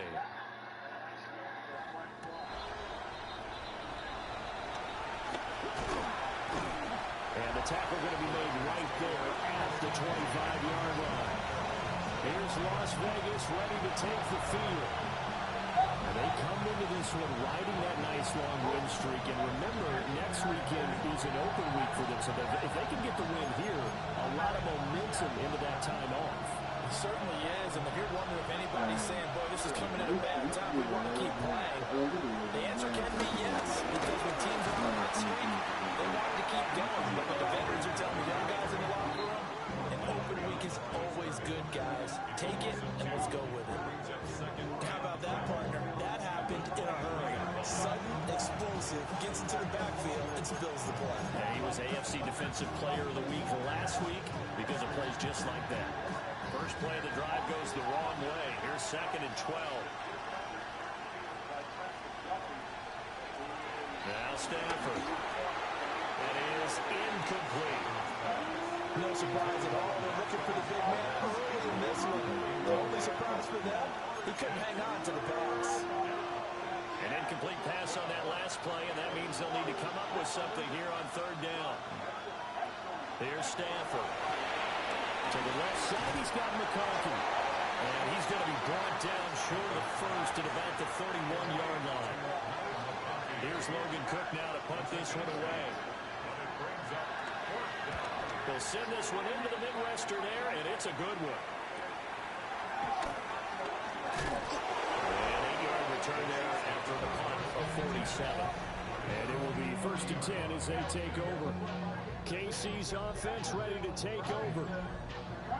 And they are trying to create some separation within the division. And look, CD, I know that this is still the first half of the season.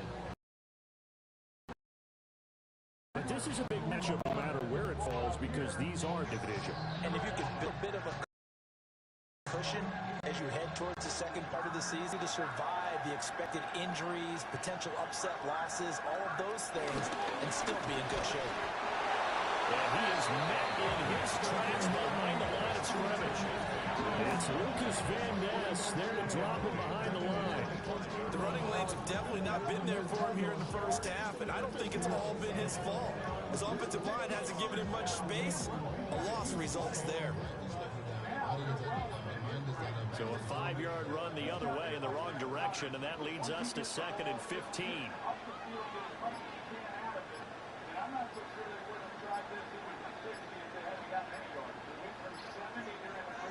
Here's Allen. Finds Johnston. And just 3 yards on the catch there. He couldn't get away. And that'll bring up a 3rd and 11. Well, this defense for the Raiders, they were terrific in the win over Tennessee a week ago. And the big difference in the ball game, their ability to force turnovers. 3 of them with the ball away, give it back to their offense. That's something that's emphasized each and every week, and they carried it out.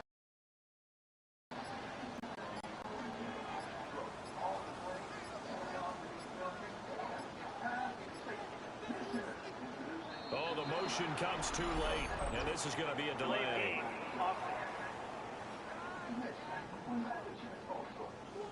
Of course, that flag accepted, and it backs the ball up 5 yards. Still third down.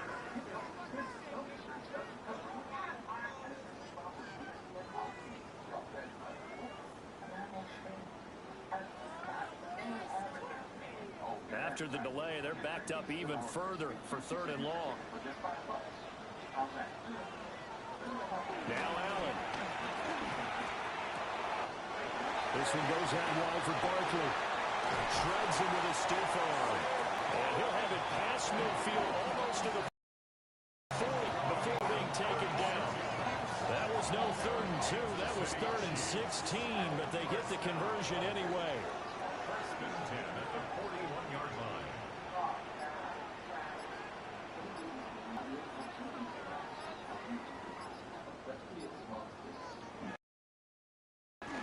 Up the middle of Barkley. Nothing much materializing there on the 1st down run. We'll get a couple, and that's it.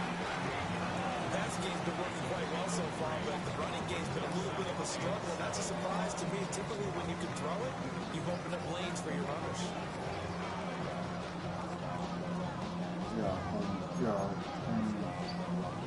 What I gathered. They'll come up 2nd and 7.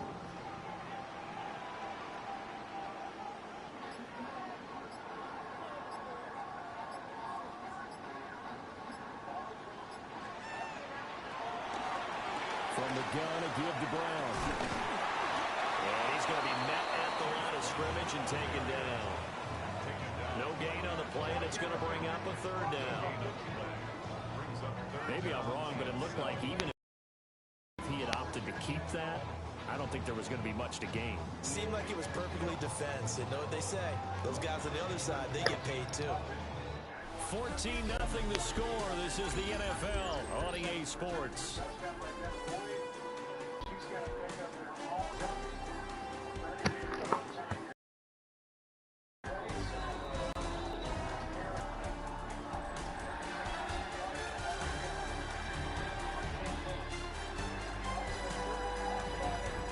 Second quarter from Arrowhead. It's the Chiefs in possession as they've got it with a 3rd down coming up. So 7 yards from the 1st down here as they come up to the line of scrimmage. From the gun, it's Allen. Got a man. It's Brown. And he's going to have another 1st down as the tackle comes at the Raiders' 25-yard line. The drop stays intact with a pickup of 13. Well, things are definitely going right for them here in the 1st half. Pick it down, any down, even 3rd down, no problem. They get a connection there and pick up a fresh set of downs, continuing to move the ball.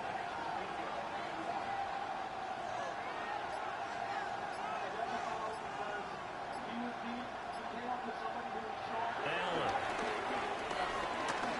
Flushed out right. And that will be complete, but now penalty flag coming in late. Flag thrown for the contact to mark off the yardage. And sometimes you just read a hitch route way too fast. You get there before you're supposed to, and there's the penalty. To the air, Allen.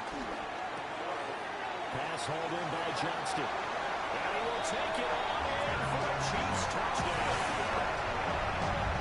Johnston with his 2nd touchdown of the game, number 7 on the year. And the Chiefs take a 3-touchdown lead. CD, that's his 2nd touchdown already. How about this offense? 3 drives, 3 touchdowns. Absolute total team effort right now. And let's face it, I don't think he's done.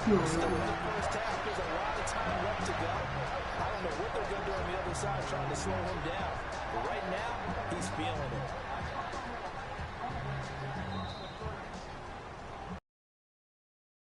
Now the extra point. And it is now 21-0. So this is, and it was Quentin Johnston who finished that drive off with a touchdown grab. Here's the Chiefs kickoff unit now as they'll send this one away. Season-leading rusher coming in, and he is tonight. the trip as his guys will set up shop at the 23-yard line. The Raiders offense coming back out onto the field. The partner, fast forward with me for a second. Remember, next week they have the open week, so they're going to get some extended rest. Does that change how they manage the rest of this one? I think it does a little bit, but not by too much, because you're right. You get the extra rest, you get a chance to heal up and kind of, do a little bit of a reset for this team. But it's also 7 extra days to think back to the last time you were on the field. So now, a little more importance on what they're getting done because they carry it with them for essentially 2 weeks.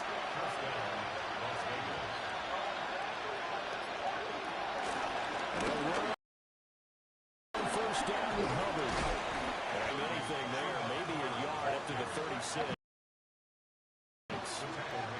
Well, any lane that mighty quickly, and that was because the defensive front, they won that battle at the point of attack at the line of scrimmage. They used great leverage, held their spot, and stacked him up.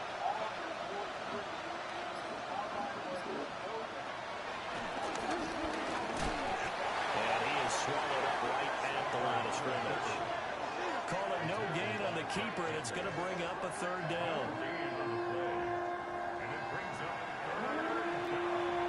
They'll come to the line here needing 9 yards to pick up the first.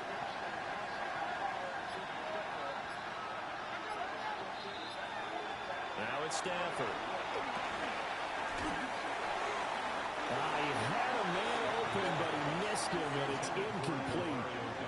Well, based on what we've seen so far, I don't think you can even call this an off day anymore, partner, because this group we're watching, they are totally out of rhythm, trying to get their game plan up and running.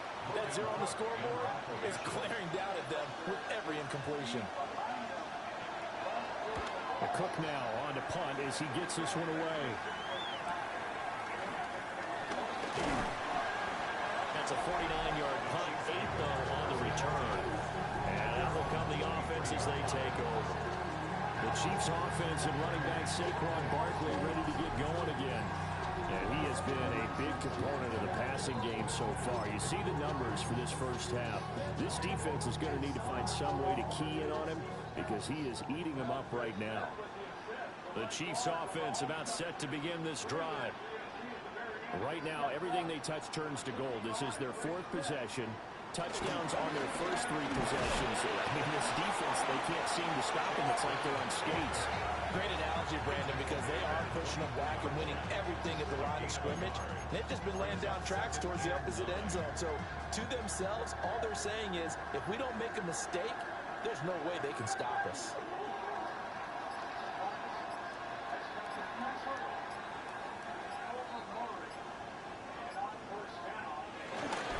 Another run for Brown on 2nd down.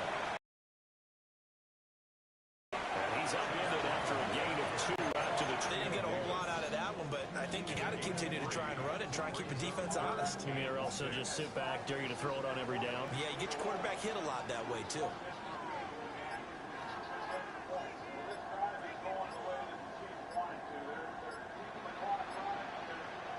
From the gun on 3rd down, Allen. Middle of the field to Jefferson. And he will have the Chiefs first down as they're able to get the 3rd down conversion. That's good for a Kansas City Chiefs. First and 10 at the 43-yard line. So many times in my career, I've heard coaches talk about completions are one thing. But as long as we're there at the catch and we get guys on the ground, we can live with that. But if you're going to give up 10, 12, 15 yards after the catch, then your defense is going to be in a lot of trouble.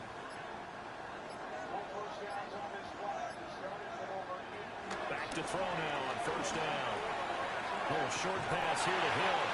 And he gets us to the other side of midfield across the 45 before going out.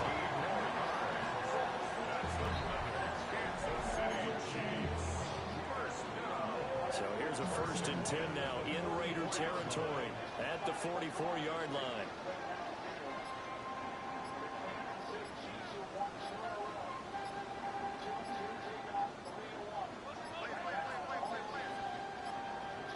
Oh, and they sent the man in motion too late. This is going to be a delay.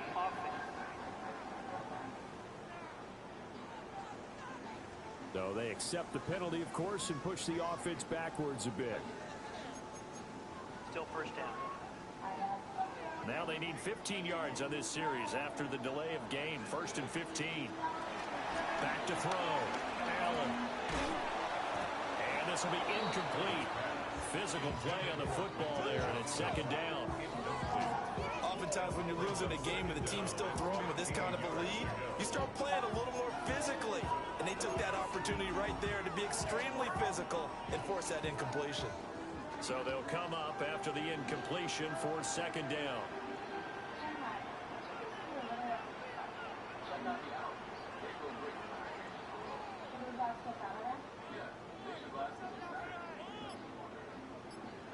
Allen to throw once more. This throw incomplete, nearly picked off. And with his pedigree, he doesn't drop many of those. With 3rd down coming up. I think it's pretty safe to say that when you're up 3 touchdowns, the last thing you want to do is hang one up there and put it in jeopardy and possibly get it intercepted. Get a nice lead, you should be able to protect it. But if you get careless with the football, look out.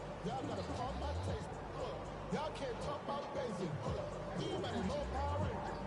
Also dangerous. Y'all talk about rangers. Don't The Chiefs on 3rd down. Can't be any better than a perfect 6 for 6. This will be 3rd and 15. Delay of game. Offense. Well, you got to think, Charles, that one's on the quarterback, as everybody was up at the line of scrimmage. He just didn't call for the snap in time. Yeah, I think he needs a little bit better awareness out there because you got to know when the clock's in single digits and either snap it or get a timeout called if you have one. Well, he's going to be out of bounds, but not before he takes it inside the 40. And when you have success throwing the football, the old cliche becomes true. The playbook opens up wide, and these screen passes, they become even more difficult to stop.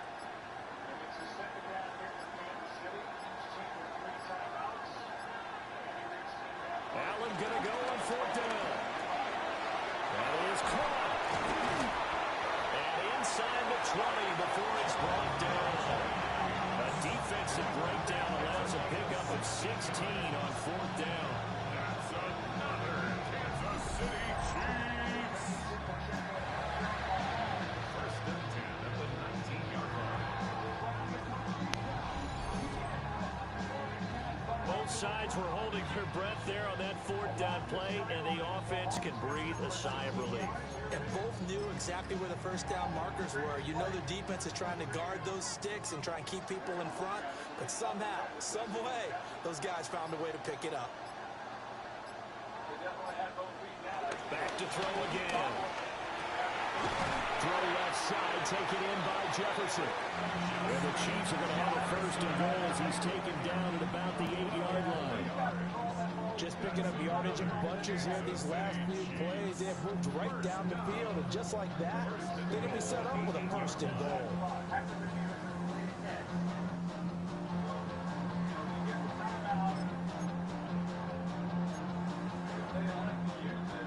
This offense continues to be a hot knife through butter. 3 drives, 3 scores, and knocking on the door again on drive number 4.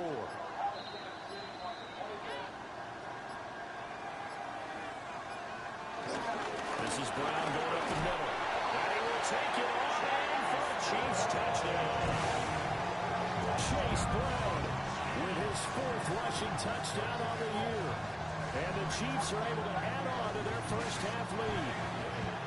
Now they'll line up to kick the extra point. It's good, and they stretch their lead to 28-0 now. So that one a pretty time-consuming 10-play drive. And the capper that put it in the end zone, a run of 8 yards. And what a game to wrap up what was a crazy week 5 around the National Football League. We talked about these double-digit comebacks, and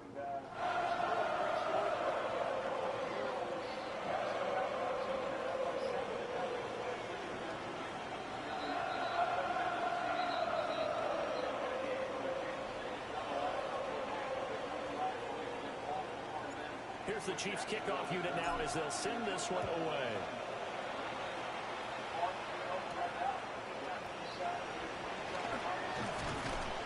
And he'll be stopped up at the 25. The Vegas offense ready for their next possession. And they have the game here followed by the open date on the calendar next weekend. And Charles, this is a crew that you have to think really is relishing the opportunity to be on the couch for a few days. Yeah, they certainly are, but let's face it, partner. They can't get caught looking ahead to that couch time while they're playing this one. They got to take care of business first. And he still has yet to get on track in this first half as they're going to stop him behind the line. I have a feeling they'll stay committed to running the football, especially on their early downs. They just haven't had a whole lot of success just yet.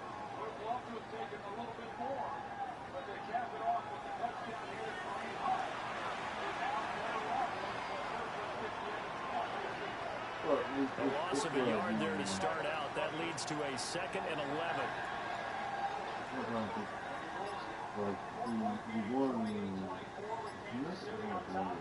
Now Stafford. Short throw here to Tyler Bates. So give him 2 yards there on the completion. And that's going to set up a tough 3rd and 9.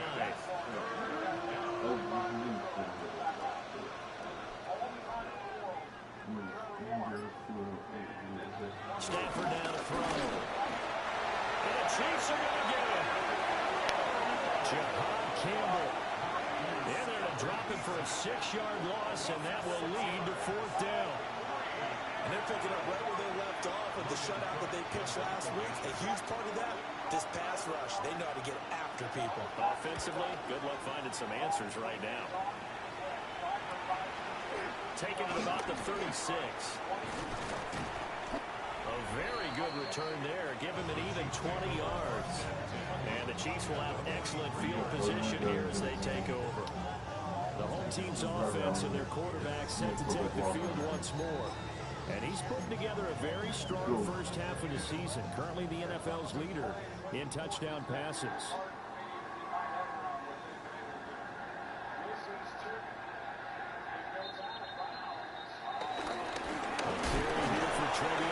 And past the 35, he'll be dropped a yard or 2 shy of the 30. Give him 13 yards there and a Kansas City first down. We use the word relentless a lot with guys who are aggressive on the field. In this case, it really fits, doesn't it? How about his ability to break tackles and his feet never stop moving?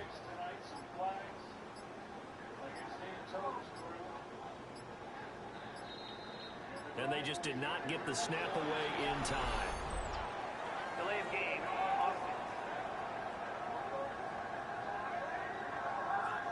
The offense knew it. They were already starting to walk back as that one is accepted. The delay of game backs him up 5, 1st and 15. Again, it's Henderson. And he works his way free all the way down to the outskirts of the red zone. Give him 15 yards on that one. Kansas City has a first down.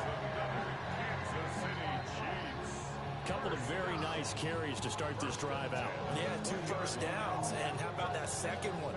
What a nice run on that particular play. I'm telling you, they're going to start to think that this game is easy if they continue to rip off yardage like this. Flag comes in. This might be a free play. And this one drops incomplete, but I think the defense jumped.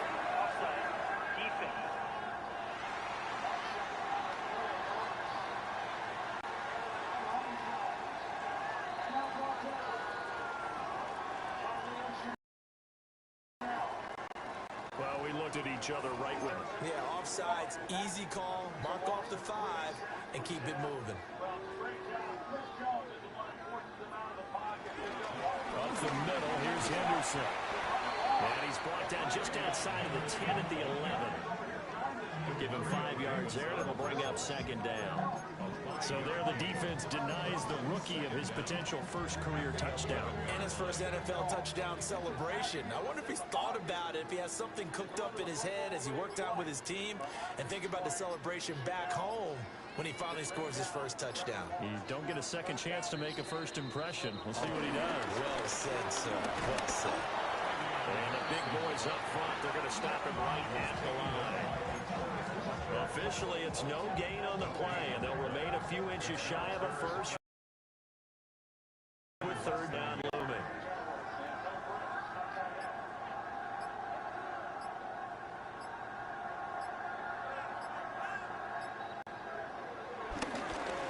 Robertson will try and run for the first. And he can't quite get there. 2 yards rushing for him now. He's carried the ball just 5 times. And we've hit the 2-minute mark in this first half of action.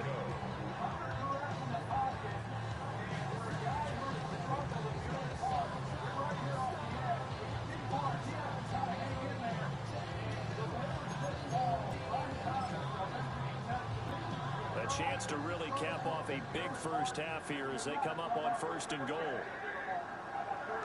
Allen taking it himself. And he'll get in. He's over for the touchdown. The sneak successful from a yard out. And the Chiefs have taken a 5-touchdown lead. So this now 34-0 with the extra point pending. And Charles, I thought these guys might have the advantage coming in, but I didn't expect this. Well, I'm glad we're going with full transparency here because I didn't either. I thought we might be looking at a 24-20 type game, maybe 13-10 at the half. But this has been total, utter domination. Here's the Chiefs kickoff unit now as they'll send this one away.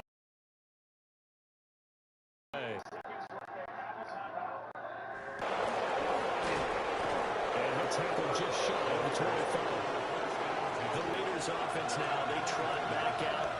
Still in the first half, but this offense has struggled. Haven't really been able to get anything going, not only in the points category, but in the yards category.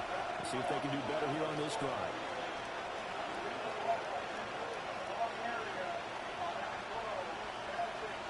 From the gun, here's Stafford. Oh, dropped it. And that's pretty indicative of the way this one's gone. This team is not going to make it easy for you. They're a physical group, and we just saw Darren not play. And came in, made the contact, just as he's trying to haul it in.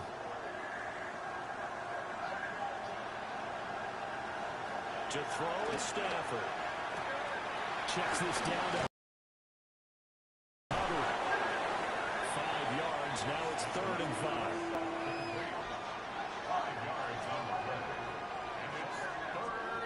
A shotgun snap for Stafford. Throw left side, complete. That's Hubbard. And he is first down as they're able to get the 3rd down conversion. It's a gain of 10. Stafford. Over the middle, complete. It's Hubbard. The Raiders going to use one of their timeouts as they talk things over prior to this upcoming 2nd down play. Just about every quarterback is trained to really look downfield first before you come back and make a nice, safe throw. And in this case, that's exactly what he did. Found his running back, let him create some space, and it turned out to be a nice play for the offense. Well, that'll be incomplete. Well, he took a shot as he let that go. And it's going to bring up a 3rd down. His defense is certainly organized and playing off of each other because the rush is providing pressure and the coverage is forcing incompletions and capitalizing on mistakes. When you get every level on defense hitting it once, you get first half scores just like this one. Back to throw, Stafford. Oh, had his hands on it, couldn't bring it in. Pretty symptomatic of how this game's been going. Hogan Cook now, as he's on for the 5th time here today. Boy, headed straight for the sidelines. This is going to be ruled out, I think, just inside the 20. Yes, it will. Side judge calls it at the 19-yard line.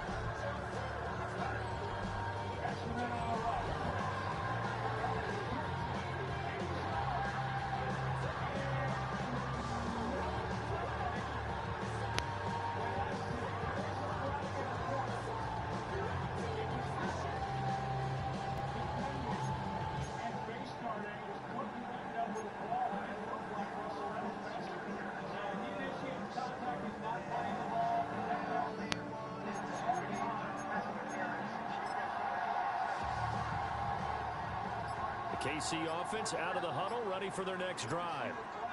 Still more than a minute to go, so there is time if they want to mount something here. Not only time, but they have 3 timeouts at their disposal as well, so that changes everything that you're doing here.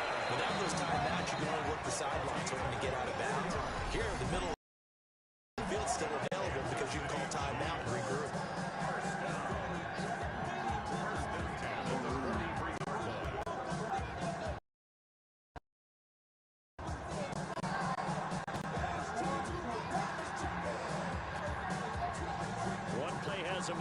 past the 40 already, and another 1st and 10.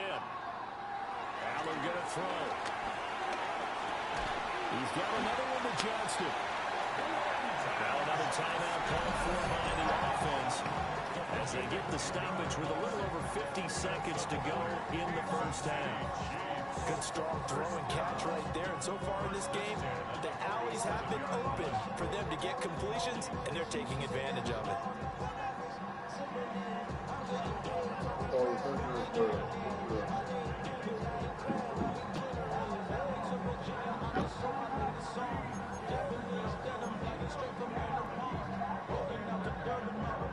Back-to-back good plays have them on the move on 1st down. To throw, it's Allen. He'll swing this out to Henderson. I know it was a game, but you have to sense probably a little bit of disappointment that out there in open space, I think they expect to get more out of a player. Your guy out of the backfield, you're expecting him to be able to create them to be a little more shifty. Yeah, no doubt about it. For a Kansas City touchdown. Justin Jefferson with a 2nd touchdown here in this first half. And the Chiefs will extend their lead in the final minute of the half. So the numbers are starting to pile up here early on. We have yet to reach halftime, yet that is already now 4 touchdown passes. Now the try here for the point after.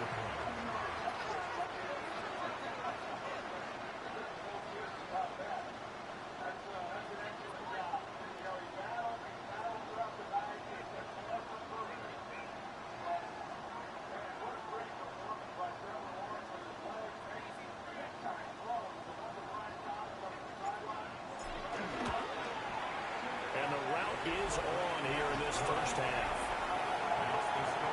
A 4-play drive spanning 80 yards.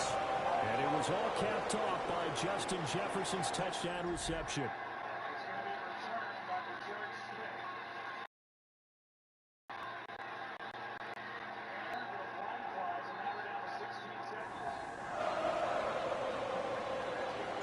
Here's the Chiefs kickoff unit now as they'll send this one away.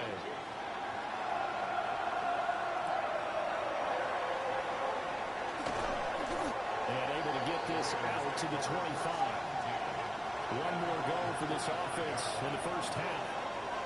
And with time quickly fading here in the second quarter, not sure how aggressively, offensively they want to play this.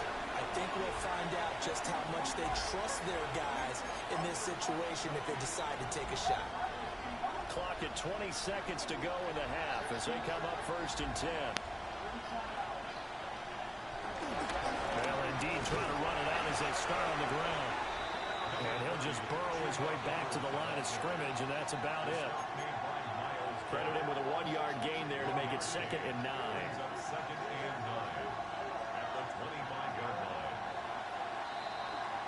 So halftime straight ahead. It is time to join our good friend Scott Hansen. He's got our EA Sports halftime report. All right, Brandon, thanks much. It is a day. Week 7 on schedule. Let's get right into it. Our look around the league starts now with a matchup of contrasting styles. And this is the running back. He's going to take this one in 11 yards on the touchdown run. The Jaguars had to work for it, but they win it by a field goal. From there, it's on to Cincinnati, checking in on the Bengals as they host the Pittsburgh Steelers. And it's the 3rd-year man, Bryce Young. He connects. It's a 16-yard touchdown. The Steelers get just their 2nd win of the season. They improve to 2-4. One more to show you. Let's go to Cleveland, taking on the Miami Dolphins. And this gives. He'll take it all the way, 26 yards. It's a touchdown. This one's gone to halftime with the Dolphins lead it by a touchdown at the half. With that, a look at the rest of the action going on. Remember, bye weeks are in place, so the schedule a little past. Meanwhile, our game has not been all that competitive, a one-sided affair through 2 quarters. As we send you back out to Brandon and Charles.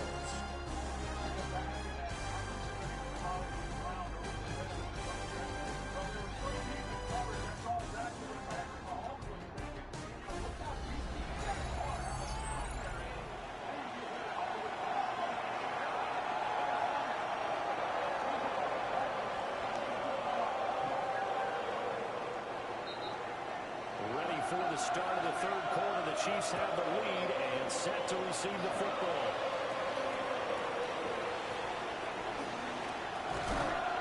And he won't quite make it to the 25. The home team's offense and their quarterback ready to go once more. And he's been a tough guy to contain this year, and his numbers reflect that, as you can see right here.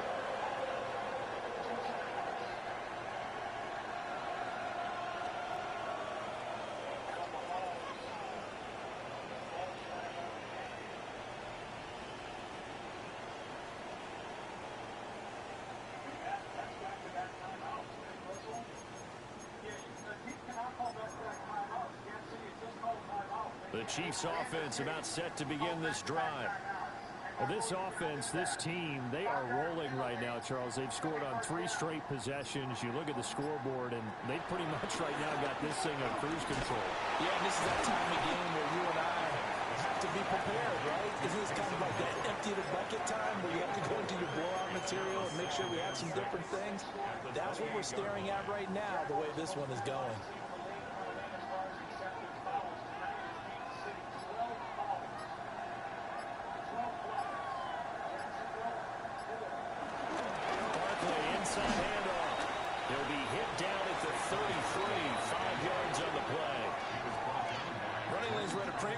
First half, but he's able to find some room there, and he's hoping that that's a precursor of a big second half.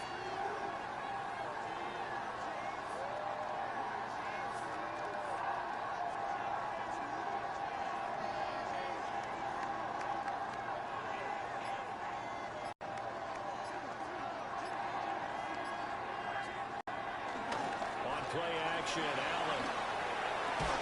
And he'll be taken down, but not before he works it past the 50. It's a gain of 20. That's good for our Kansas City Chiefs. First down. First and 10 at the 47-yard line. Their first win against the Chiefs, the Jaguars, 26 November of 2009. If you want to watch the rest of the Cubs game, Trevor just said, "Woo, I'm tired," and I don't blame you. Let's start with your game-winning touchdown run. You get your footsteps on, you're falling down, and somehow you score. What was it like from your perspective? Oh, just panic, sheer panic on the ground. So here's a 1st and 10 now in Raider territory at the 47. They'll try to right side here, Berkeley. And he's going to get this one down near the 45-yard line. Give him a couple on the carry there. 2nd and 8. The way things have gone in this one, the running game's been something of an afterthought, and that's not been too bad for them, has it? Yeah, the offensive returns have been good, but I guess we figured he in the ground game would be a bit more involved.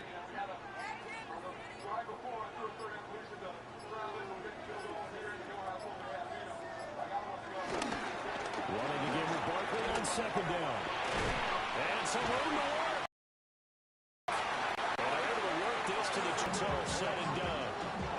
That's good for 21 yards and a 1st down.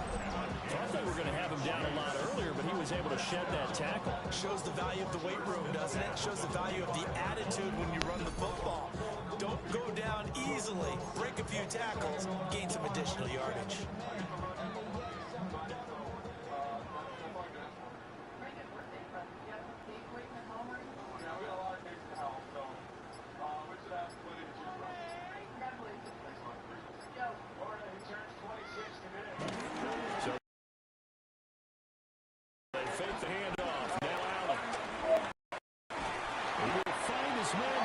Complete. 10 to the 9. Another nice gain, 16 yards there. And a 1st down again. Great Mix of play calling so far, 3 runs, 3 passes. All 3 passes have been completions. First and goal. I think on defense now, you have to almost take a chance. Rely on your scouting. Pick a play you think they would run here and just load up for it and see what happens. Joe, thank you very much. If you're watching on ABC, your late local news is next. Coming up on SportsCenter over on ESPN, we will visit with one of the stars of this game. Play action. Now it's Allen. This is caught. A gain of 9 there. Sets up second and goal. Brandon, perfect defense in this situation would have meant that there was an incompletion. They would have picked it off. Okay, so they gave up the completion. But I really enjoyed watching how the defense stayed in sync, stayed in great communication. And as he dragged across each zone, you see him pointing, communicating. There he is. And he is over the line for another rushing touchdown. Is he a quarterback or is he a tailback? The sneak successful for yard out. And No, achieve might a be third quarter and drive what right down everybody the said. field to extend their lead. Boy, and now he gets even bigger. And Charles, we haven't even hit the 4th quarter yet. Well, forget the deficit, right? They're really not going to cut into that a heck of a lot. But how can they get out of here with some dignity? Can they get a stop or two? Can they make a play on offense themselves? Anything to start to feel better about what's happened to them here in this one. Extra point right down the middle. And the lead grows even larger here in the 3rd quarter.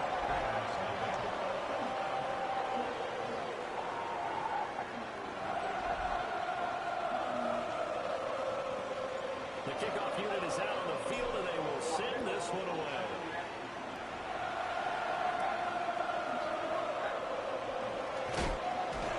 And he brings us out past the 20 to the 24. So here comes the Raiders offense getting ready for their first possession of the second half.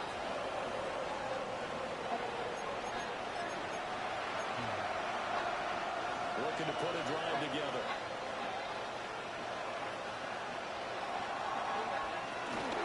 They'll begin the series with a give to Hubbard. Nick Bosa using that speed to get in there and break that play up. We think, Brandon, I like the intensity this defense is showing right here in these first few drives. They're not just holding the line because they're doing their job, but they're doing more than that, aren't they? They're getting a nice push into the offensive backfield. And a great example right there for the loss on the tackle. Stafford. He's going to float this one deep right side. And this is going to be dropped. Oh, my gracious. There was no one in his area code that he could not hang on to it. These guys have punted 4 times already, and they're staring at a 5th, barring a conversion here on 3rd down. Throwing is Stafford. Wow, had his hands on it, couldn't bring it in. Pretty symptomatic of how this game's been going. And there's another stop. One of the league's best defenses is certainly bringing it again this week. Here's Logan Cook now, as they're forced to kick for the 6th time today.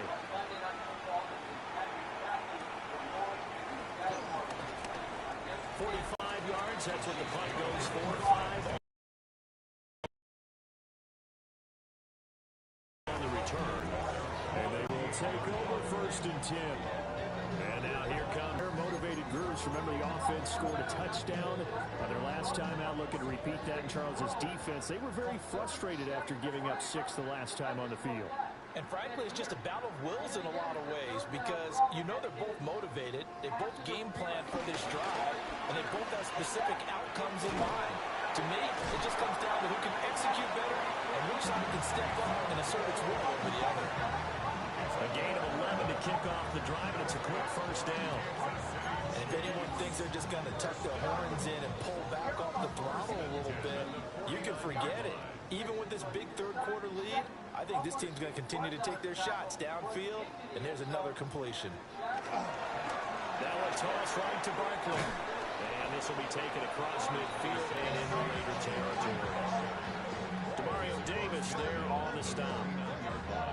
Oh, that's a real nice job there by the defensive front. They just engaged and held their ground. But how about the guy who made the play? We often talk about whether they take a good first step or not. Many times you just don't take any step. Just get your feet moving, get your body going, and then once he made the read, he was able to make the play. This one brought in by Jefferson. And he's going to have another first down as the tackle comes at the Raiders' 27-yard line. A good pickup there at 22. And he's over 100 yards now after that last catch. Already, of course, leading the NFL in receiving yardage. So he's done nothing at all to hurt his cause to stay in that spot. But I've been so impressed with how he's gotten it done. Body control, route running. How about the way he competes for the football at the end of the play? It's one of those nights, I think, for Kansas City, and like you said, one of those nights for the Jacksonville Jaguars. That was, for them, a big beauty, and who knows what this launches them into being. On play action, Allen. Over the middle, that's caught by Chase. And it's him at the 8. That's over 40 yards of movement with those last 2 plays. More of the same. This defense has had no answer on a lot of these throws. They let these receivers run wild. And here's another completion for good yardage. What's your sense of what this means for them in the short and long term? Well, this is one of those defining games. I mean, the season is going to determine what ultimately this team to the air, Allen. And he'll go right back to Chase. That's caught again. They'll get this halfway home from the 8 to the 4 on a gain of 4. Second and goal from inside the 5. This organization, in large part, has been on the map for quite some time. And this is a game that when they look back, if they ultimately are able to win. Now Allen. Looking end zone, but it's incomplete. That's a good piece of quarterbacking right there because he certainly felt the pressure coming. The alternative, getting sacked for the first time. He didn't like that option at all. Did a nice job saving yardage by throwing that one away. Allen now on 3rd and goal for a Chiefs touchdown. Jamar Chase with touchdown number 8 on the air. And the Chiefs have got it on cruise control. On the other sideline right now, ejection. But Charles, let's focus on the positive. With the lead that they built here in this ball game. They certainly have. It makes me think that their week of preparation was excellent. And they flowed into this game, and it carried over. And right now, I don't expect them to back off at all. They're playing so well, they just want to keep it going. Here's the Chiefs kickoff unit now as they'll send this one away.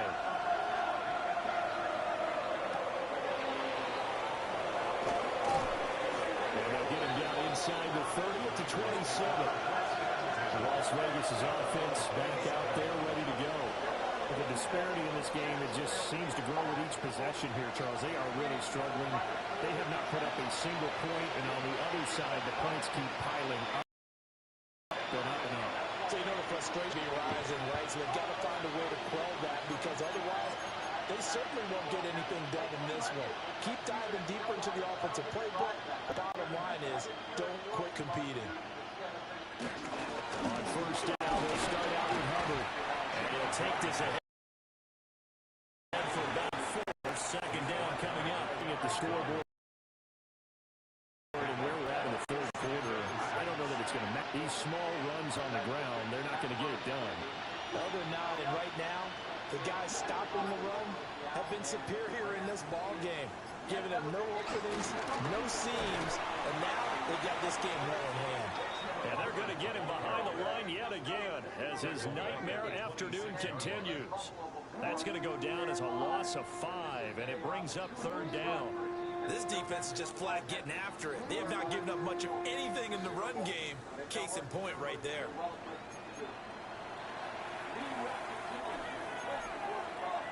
These guys have punted 4 times already, and they're staring at a 5th, barring a conversion here on 3rd down.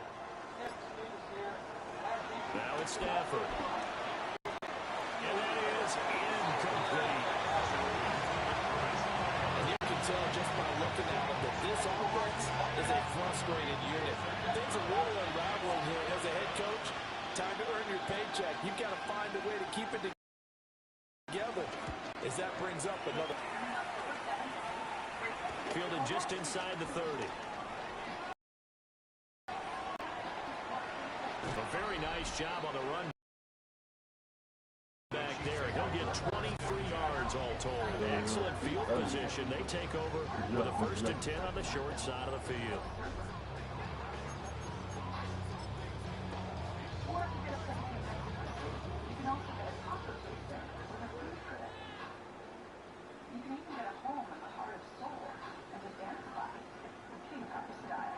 Allen now looks to throw. And the Raiders have got him. Grady Jarrett making his presence felt. He gets the sack. But found his way into the backfield, and he simply would not be denied. Well, they say that life's all about opportunities, and that holds true when you're playing defense as well. How about him seeing that chance, making the most of it, did a great job of wrapping him up and bringing him down. Actually have the intention to get that rubber. This is the thing that I want to find delicious things in places where you would never. Throwing on 2nd and long. Allen. Well, he's going to look downfield for Barkley. And this is caught. And all the way in for a Kansas City touchdown. Saquon Barkley, 55 yards. And the Chiefs get another 3rd-quarter touchdown to add on to that lead. So add another one into the touchdown column. What a game. That is now 6 touchdown passes for him so far in this one. Point after here coming up.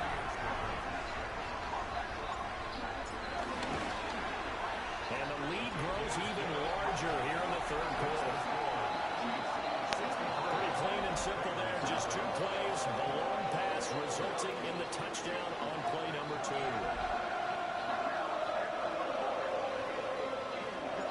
Set now to kick this one away, and off it goes.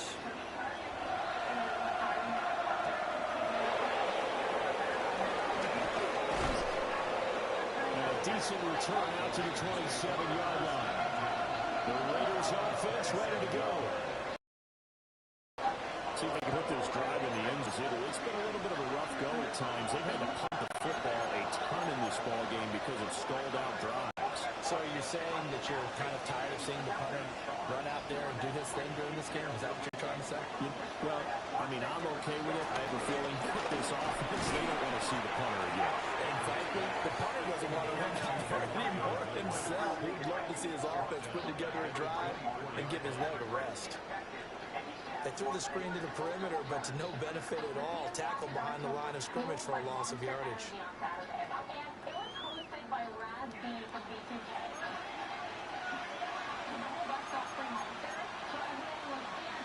Behind the chain, 2nd and 13.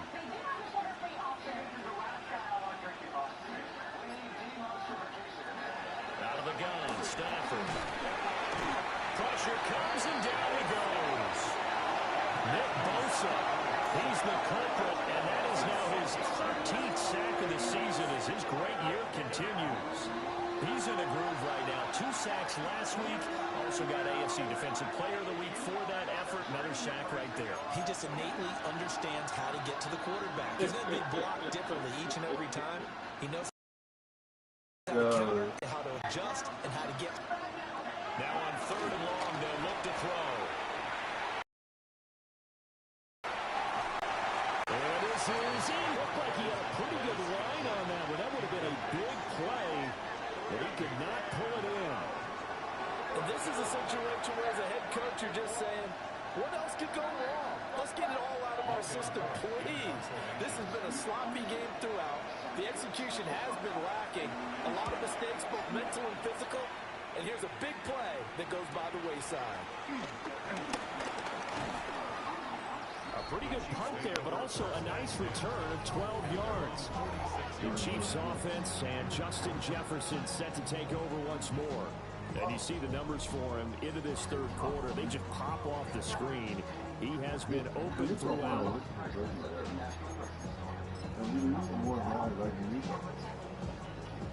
The KC offense out of the huddle, ready for their next drive. And they'll just simply be looking to build off the confidence of the last time out where they scored a touchdown. And confidence is powerful, isn't it? When you score once, you get it done again. No matter what the defense throws out, I feel like they're in a groove and they want to get out there and show it. Yeah. 46-yard line. Third quarter action down in 10.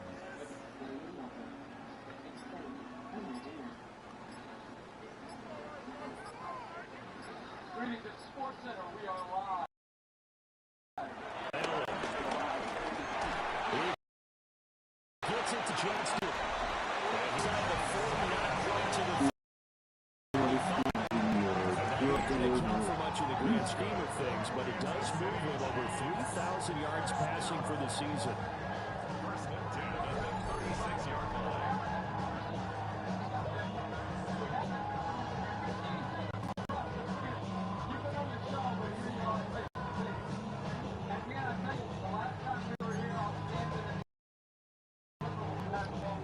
So from the first and 10. See, show her. Allen off the play fake. The improv on the scramble there gets him 6, and it'll be second down.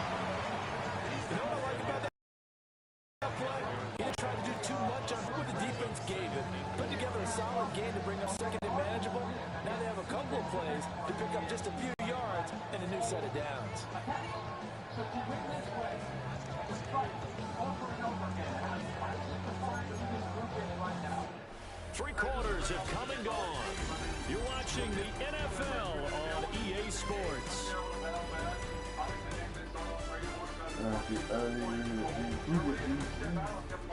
The biggest power here is George Springer. He is in Toronto. Again.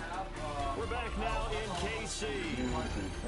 And this is a blowout so far as we get set for the fourth quarter. A very one-sided affair. But see, that's another thing for me.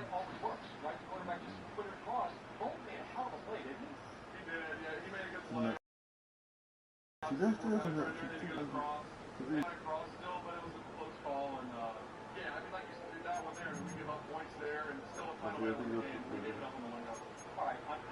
so much that went on. I'm going to try to work maybe back. Here now, 2nd and 4. Back up, but actually not. 40-yard line after the kick goes out of bounds.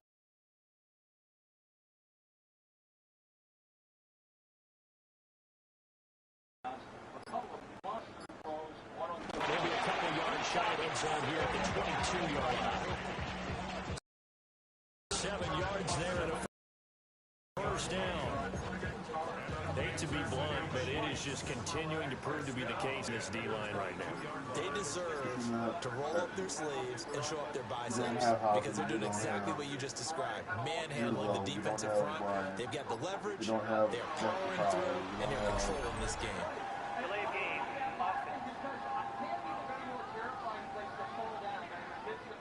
That flag accepted, and it backs the offense up a little bit. It's a little bit of a stiffer challenge now. 1st and 15 following the delay of game. After the penalty, they go with Barkley. And he takes this into the end zone for a Chiefs touchdown. Saquon Barkley with career touchdown number 75. And the Chiefs add on to their lead, and it's looking like that win streak is going to steal another week. Coaches come into a game preaching total team effort, seeding. I think this is the type of game that they're dreaming of. It was pretty on that they were clicking in all 3 phases. It's been fun to watch. You end up with matchups like we've been watching here. You can just see that Washington is on a different level in this game. Safe to say, their execution throughout this contest. Last time, 231, 4, 57, 6, 88. They typically hold out the 114 of the lot.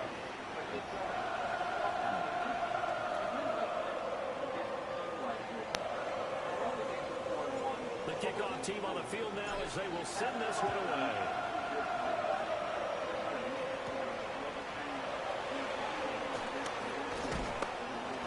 Takes this near the 25. Just a little pass there. Call it the 26. And now here come the Raiders. Remember, they have won 3 straight, but getting to 4 straight does not appear to be in the cards as they are in a big fourth quarter hole.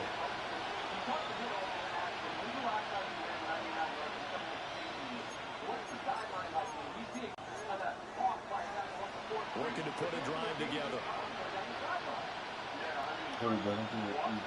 Douglas, the man in motion. He'll be tackled shy of the 35. Shifty footwork gets him a little extra on the play. 8 yards on the pickup, and now they'll have some options on second and short.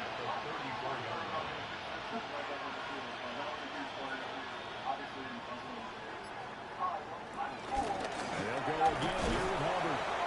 And he'll only get a yard to bring up 3rd and 1. He has just been completely taken out of this game. We're in the 4th quarter. He's single digits in the rushing department. And I know we look at him because the numbers do go to his production. But how about the guys blocking for him? They don't just have his number as a ball carrier. They've got the number of the offensive line and the other guys because they're getting to him before he can get started. And that nearly intercepted. Well, for a guy known for his hands defensively, that's a ball he probably thinks he should have come up with. Instead, it's 4th down. At this point in the game, they've got to continue to try anything they can. They're still working at it, even though this one feels... Now on 4th down, is the punt team sending this one away. It'll be a net of 40 yards following a punt of 44. This offense headed back out, captained, of course, by their quarterback. And he has been masterful so far in leading this offense. He's kept the mistakes to a minimum. He's been on point with his passes, and he's generally been one step ahead of this defense all game long. The Chiefs offense about set to begin this drive. But they don't really need the points here, Charles, given what we're looking at. Barkley hit and the ball pops free. And the Raiders pick it up. And they're going to take over right there at the 22-yard line. Well, maybe it hasn't exactly been a Rembrandt, but they've been mistake-free to this point and finally coughed it up. I don't think it's going to cost them the game. They should be fine. But, boy, they're going to hate that, going back and watching tape and being able to say we were that close to achieving our goal of 0 turnovers during the game. A little blemish, but as you say, still comfortably in command. Now the Vegas offense heading back out there. He is coming at the right time. They'll have 2 weeks to chew on this one. They'll probably not one that they want to chew on. A poor performance from start to finish.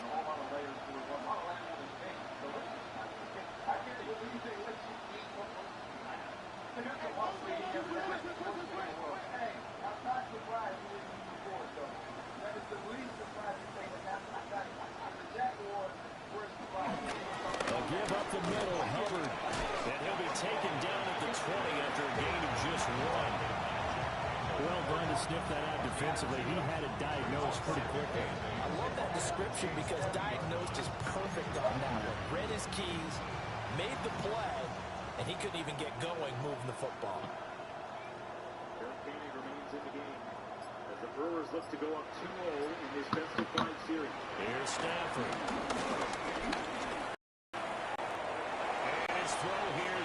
Well, it just seems like all game long there hasn't been a lot of sync quarterback to wide receiver on this side of the football. They haven't been on the same page, quarterback and receiver, the same grease board when you draw plays up. They haven't been on the same surface tablet that you look at on the sideline. Nothing's worked for them to start matching each other's movements. And that is incomplete. 3rd down, forcing the errant pass. 4th down coming up. Chase McLaughlin now for the field goal try. Right hash, 37-yard attempt. And his kick is indeed good. And they'll get back 3, but this remains a large deficit. Well, it's a Pyrrhic victory at best, but Charles, no team wants to get shut out. So it's hard to blame them for taking. You can't blame them one bit. It hasn't been the stats for darn sure. But there is something to be said for fighting to avoid the goose egg.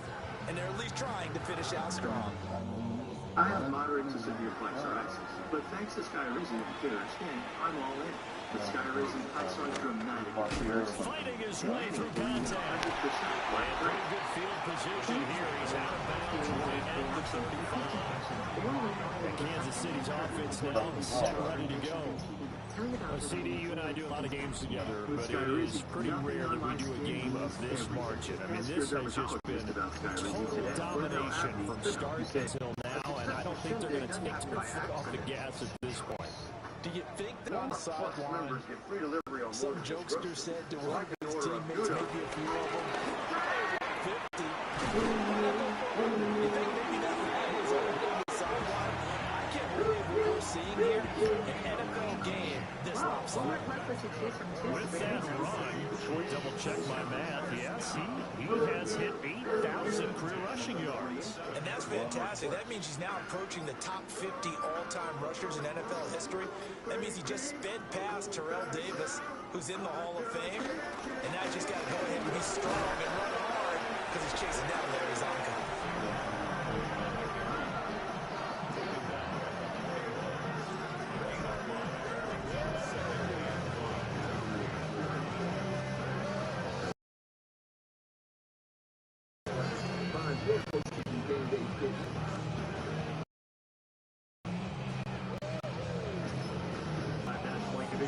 Here's a second and 5. Booking.com. A look at the upcoming postseason schedule. And he'll go down 9-yard line. 95 yards rushing now for the into this ball game.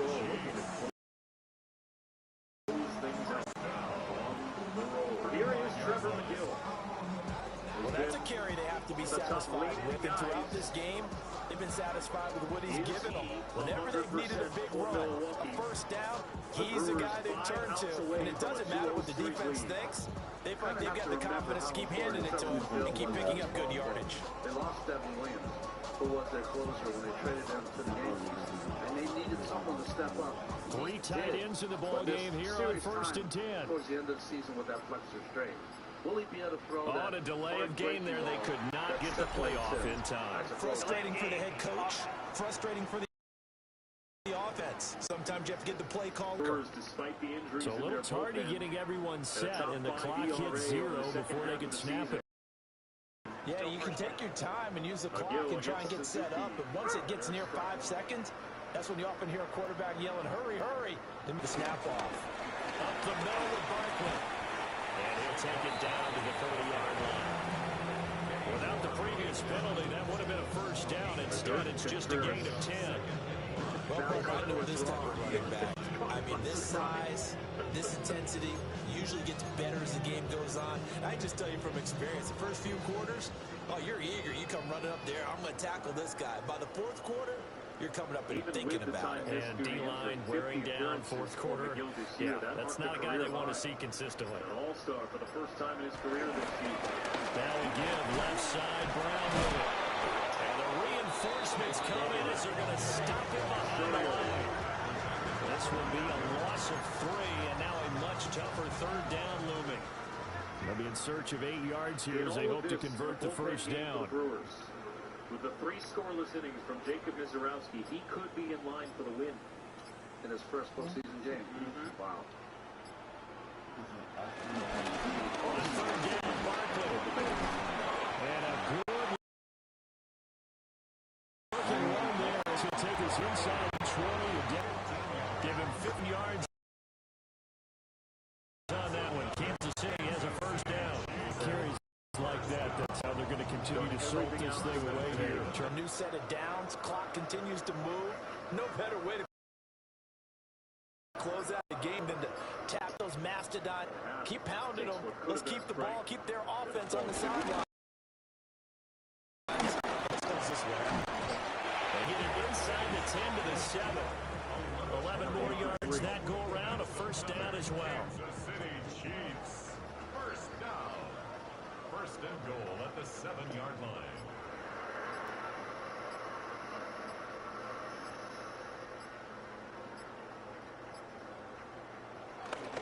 They'll try and run forward with Barkley. And he gets him a little bit closer. Takes it from the 6 inside the 5 to the 4.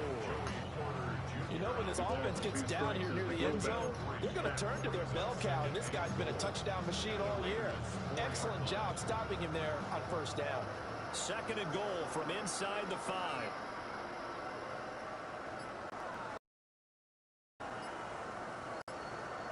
Looking for the punch out.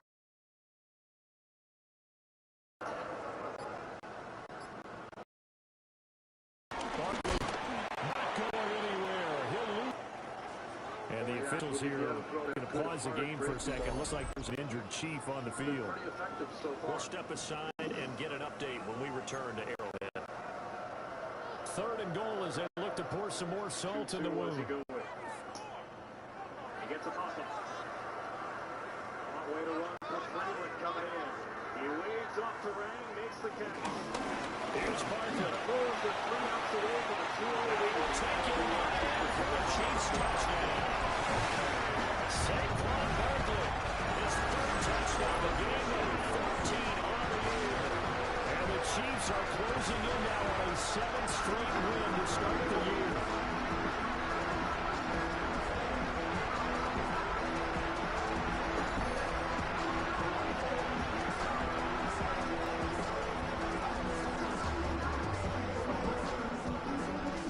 Extra point attempt to come here. And this one was over a while ago. They just added on to this big lead.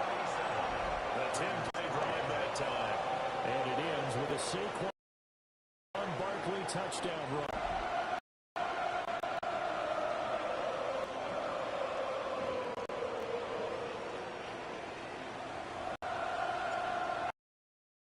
Out is the kickoff unit as they run up.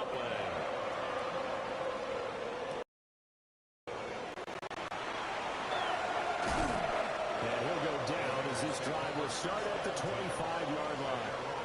The Raiders heading out to take over. Well, we said it at halftime that they would need a nearly perfect second half to erase that deficit that they were facing, CD, but unfortunately, the second half has pretty much been a carbon copy of the first. Yeah, that early lead was almost insurmountable the way their opponent was playing. And, partner, they do have some good news, though. This one is getting close to being over, and they can try and hit the reset button starting tomorrow.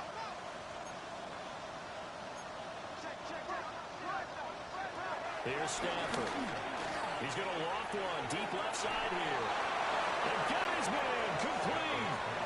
And he makes it all the way down to the 31. It's a big play there for Vegas. 45 yards. So now 1st and 10 in Chiefs territory down at the 31. Now Stafford. Got an open man. It's Valdez-Scantling.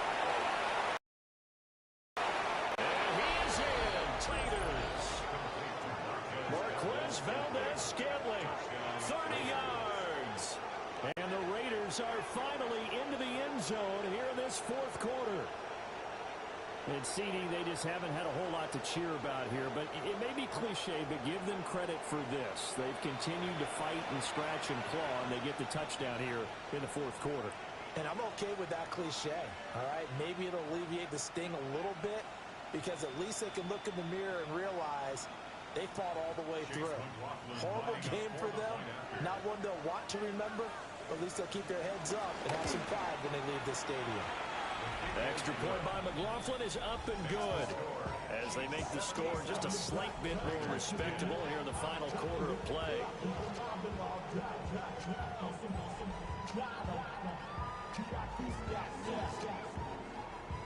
After the touchdown, Cook now to kick this one away.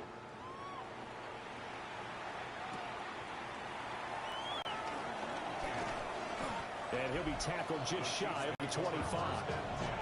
Here's the Kansas City offense now as they get set. CD, I mean, they have just been scoring at will. It's been score after score after score, and a lot of times we use the term blowout for a lopsided ball game. This has kind of gone past that. I think we're in historic territory right now. You nailed it. Historic territory. Perfect phrase for what we are watching. If this were a movie, what kind of rating would we put on it? Who would you allow to watch what we're watching right now. Let's hope this one gets over fast, because this game, well decided a long time ago. That's it. That's what you want. Straight ahead positive gain. Just keep that clock ticking. 2nd and 9.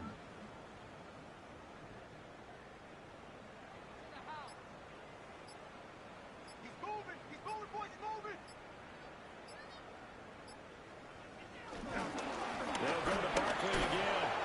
And not a whole lot there. Maybe a yard to the 27.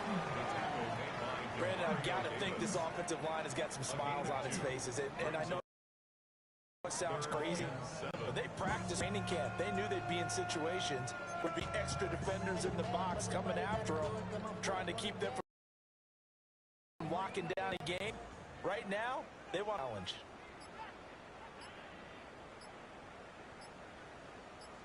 Firepower they have. Here's a give to Barkley. All the while the Brewers are doing. And he gets this one just shy of the 40. They'll mark him down at the 39. 154 yards rushing for him now, as he has been tremendous all day long.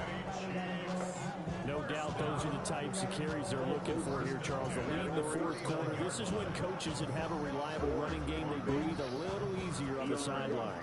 Yeah, they love the idea that they can take the air out of the football at this point of the game.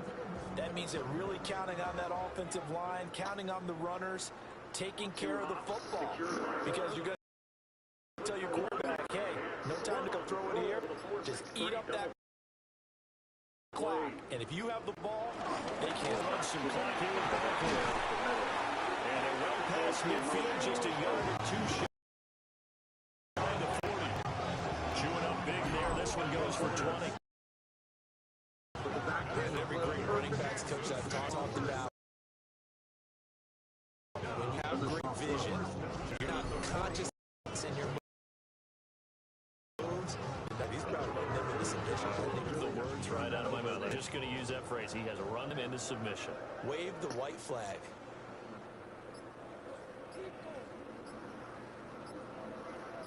Abner, Uribe getting up. Henderson now on 1st and 10. And a good push up front. He's able to navigate his way down inside the 30. Another example of this offense really having their way, Charles, and another big chunk play there on the ground. And then when you look at the defense, they got to do a much better job of wrapping up when they tackle. A lot of great opportunities continue to slip through their fingers, as do the runners. Just 2 minutes remaining here in the 4th quarter of what has been a one-sided affair. So the Chiefs in possession of the ball as we welcome you back. And they have just about put this one on ice as they've got it here, 1st and 10.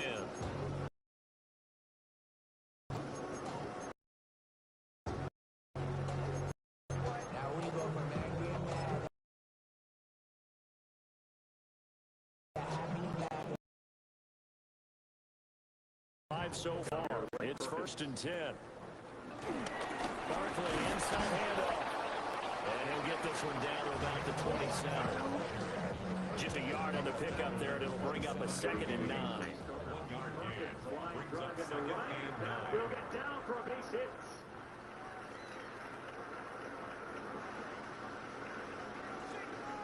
Good effort by Suzuki there. Had a lot of top spin. And just looked like from here got under his glove, but he trapped it. Good immediate call. Again, it's Barkley. Shuts him off at the 20. And he'll get it down this time to the 17. It'll go as a gain of 10 and a Kansas City 1st down. I know in the era of wide open football, a lot of spread formations, more space. There's still a spot for power football. We just saw something of it right there. How about that run? Yeah, breaking the lead in this game. He wants the football in his hands. He's had a good day.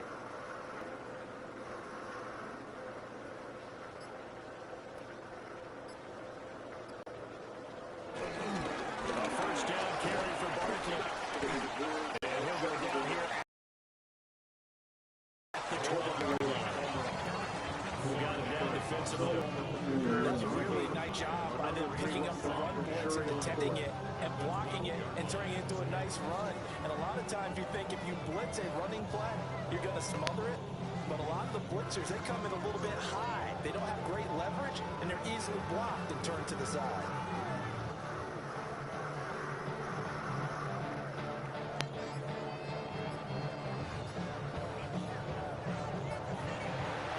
Fans usually love to see scoring, and there was no shortage of it today. What a dominant showing from an offense that was truly playing at an elite level in this contest. Partner, this game was over a long time ago. And you noticed they did not want to slow down anything. Absolute dream scenario for everyone on that offense. And they took advantage of every second. Guaranteed popcorn for every session. So for Kansas City, their winning ways continue as they get it up to 7-0. And they'll get to stay home again next week. Meanwhile, the loss knocks them back to 4-3 so far. And they'll get an extra week to think about it as the mid-season bye might be coming at just the right. I'm Brandon Gaunt. Certainly have to thank Charles Davis, my broadcast partner, and our entire crew. We'll catch you next time right here. It's the NFL on EA Sports. AT&T continues building a network that's dependable enough to guarantee. This MLB season, bet live with FanDuel to make the game come alive. Any homer can feel like a walk-off. 34 of 39, 575. Path to victory. Any strikeout, payout. Make baseball live. Bet live this season with FanDuel, America's #1 sports book. You customers bet $5 and get $300 in bonus bets if you win.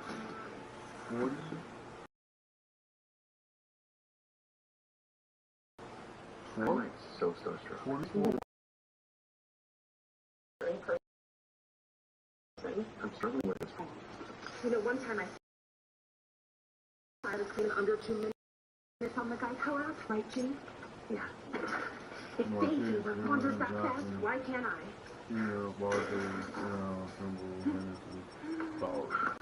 Voila. Spitting. Show up. What was that? Get more with Geico. This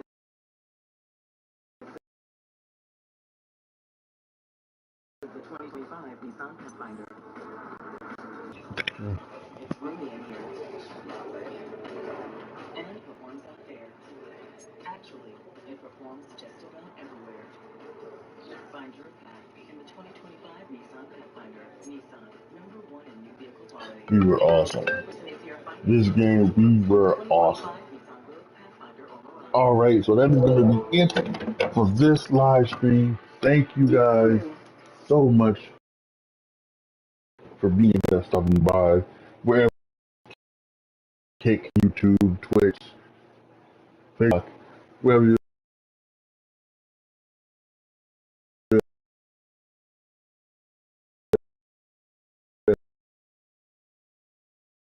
thank you guys so much for being here. You gotta, wherever you're doing, you gotta sign up so that you'll get notified when I go live. It's gonna be a fun time. So, everybody, be careful. Thanks so much for watching, and I am out.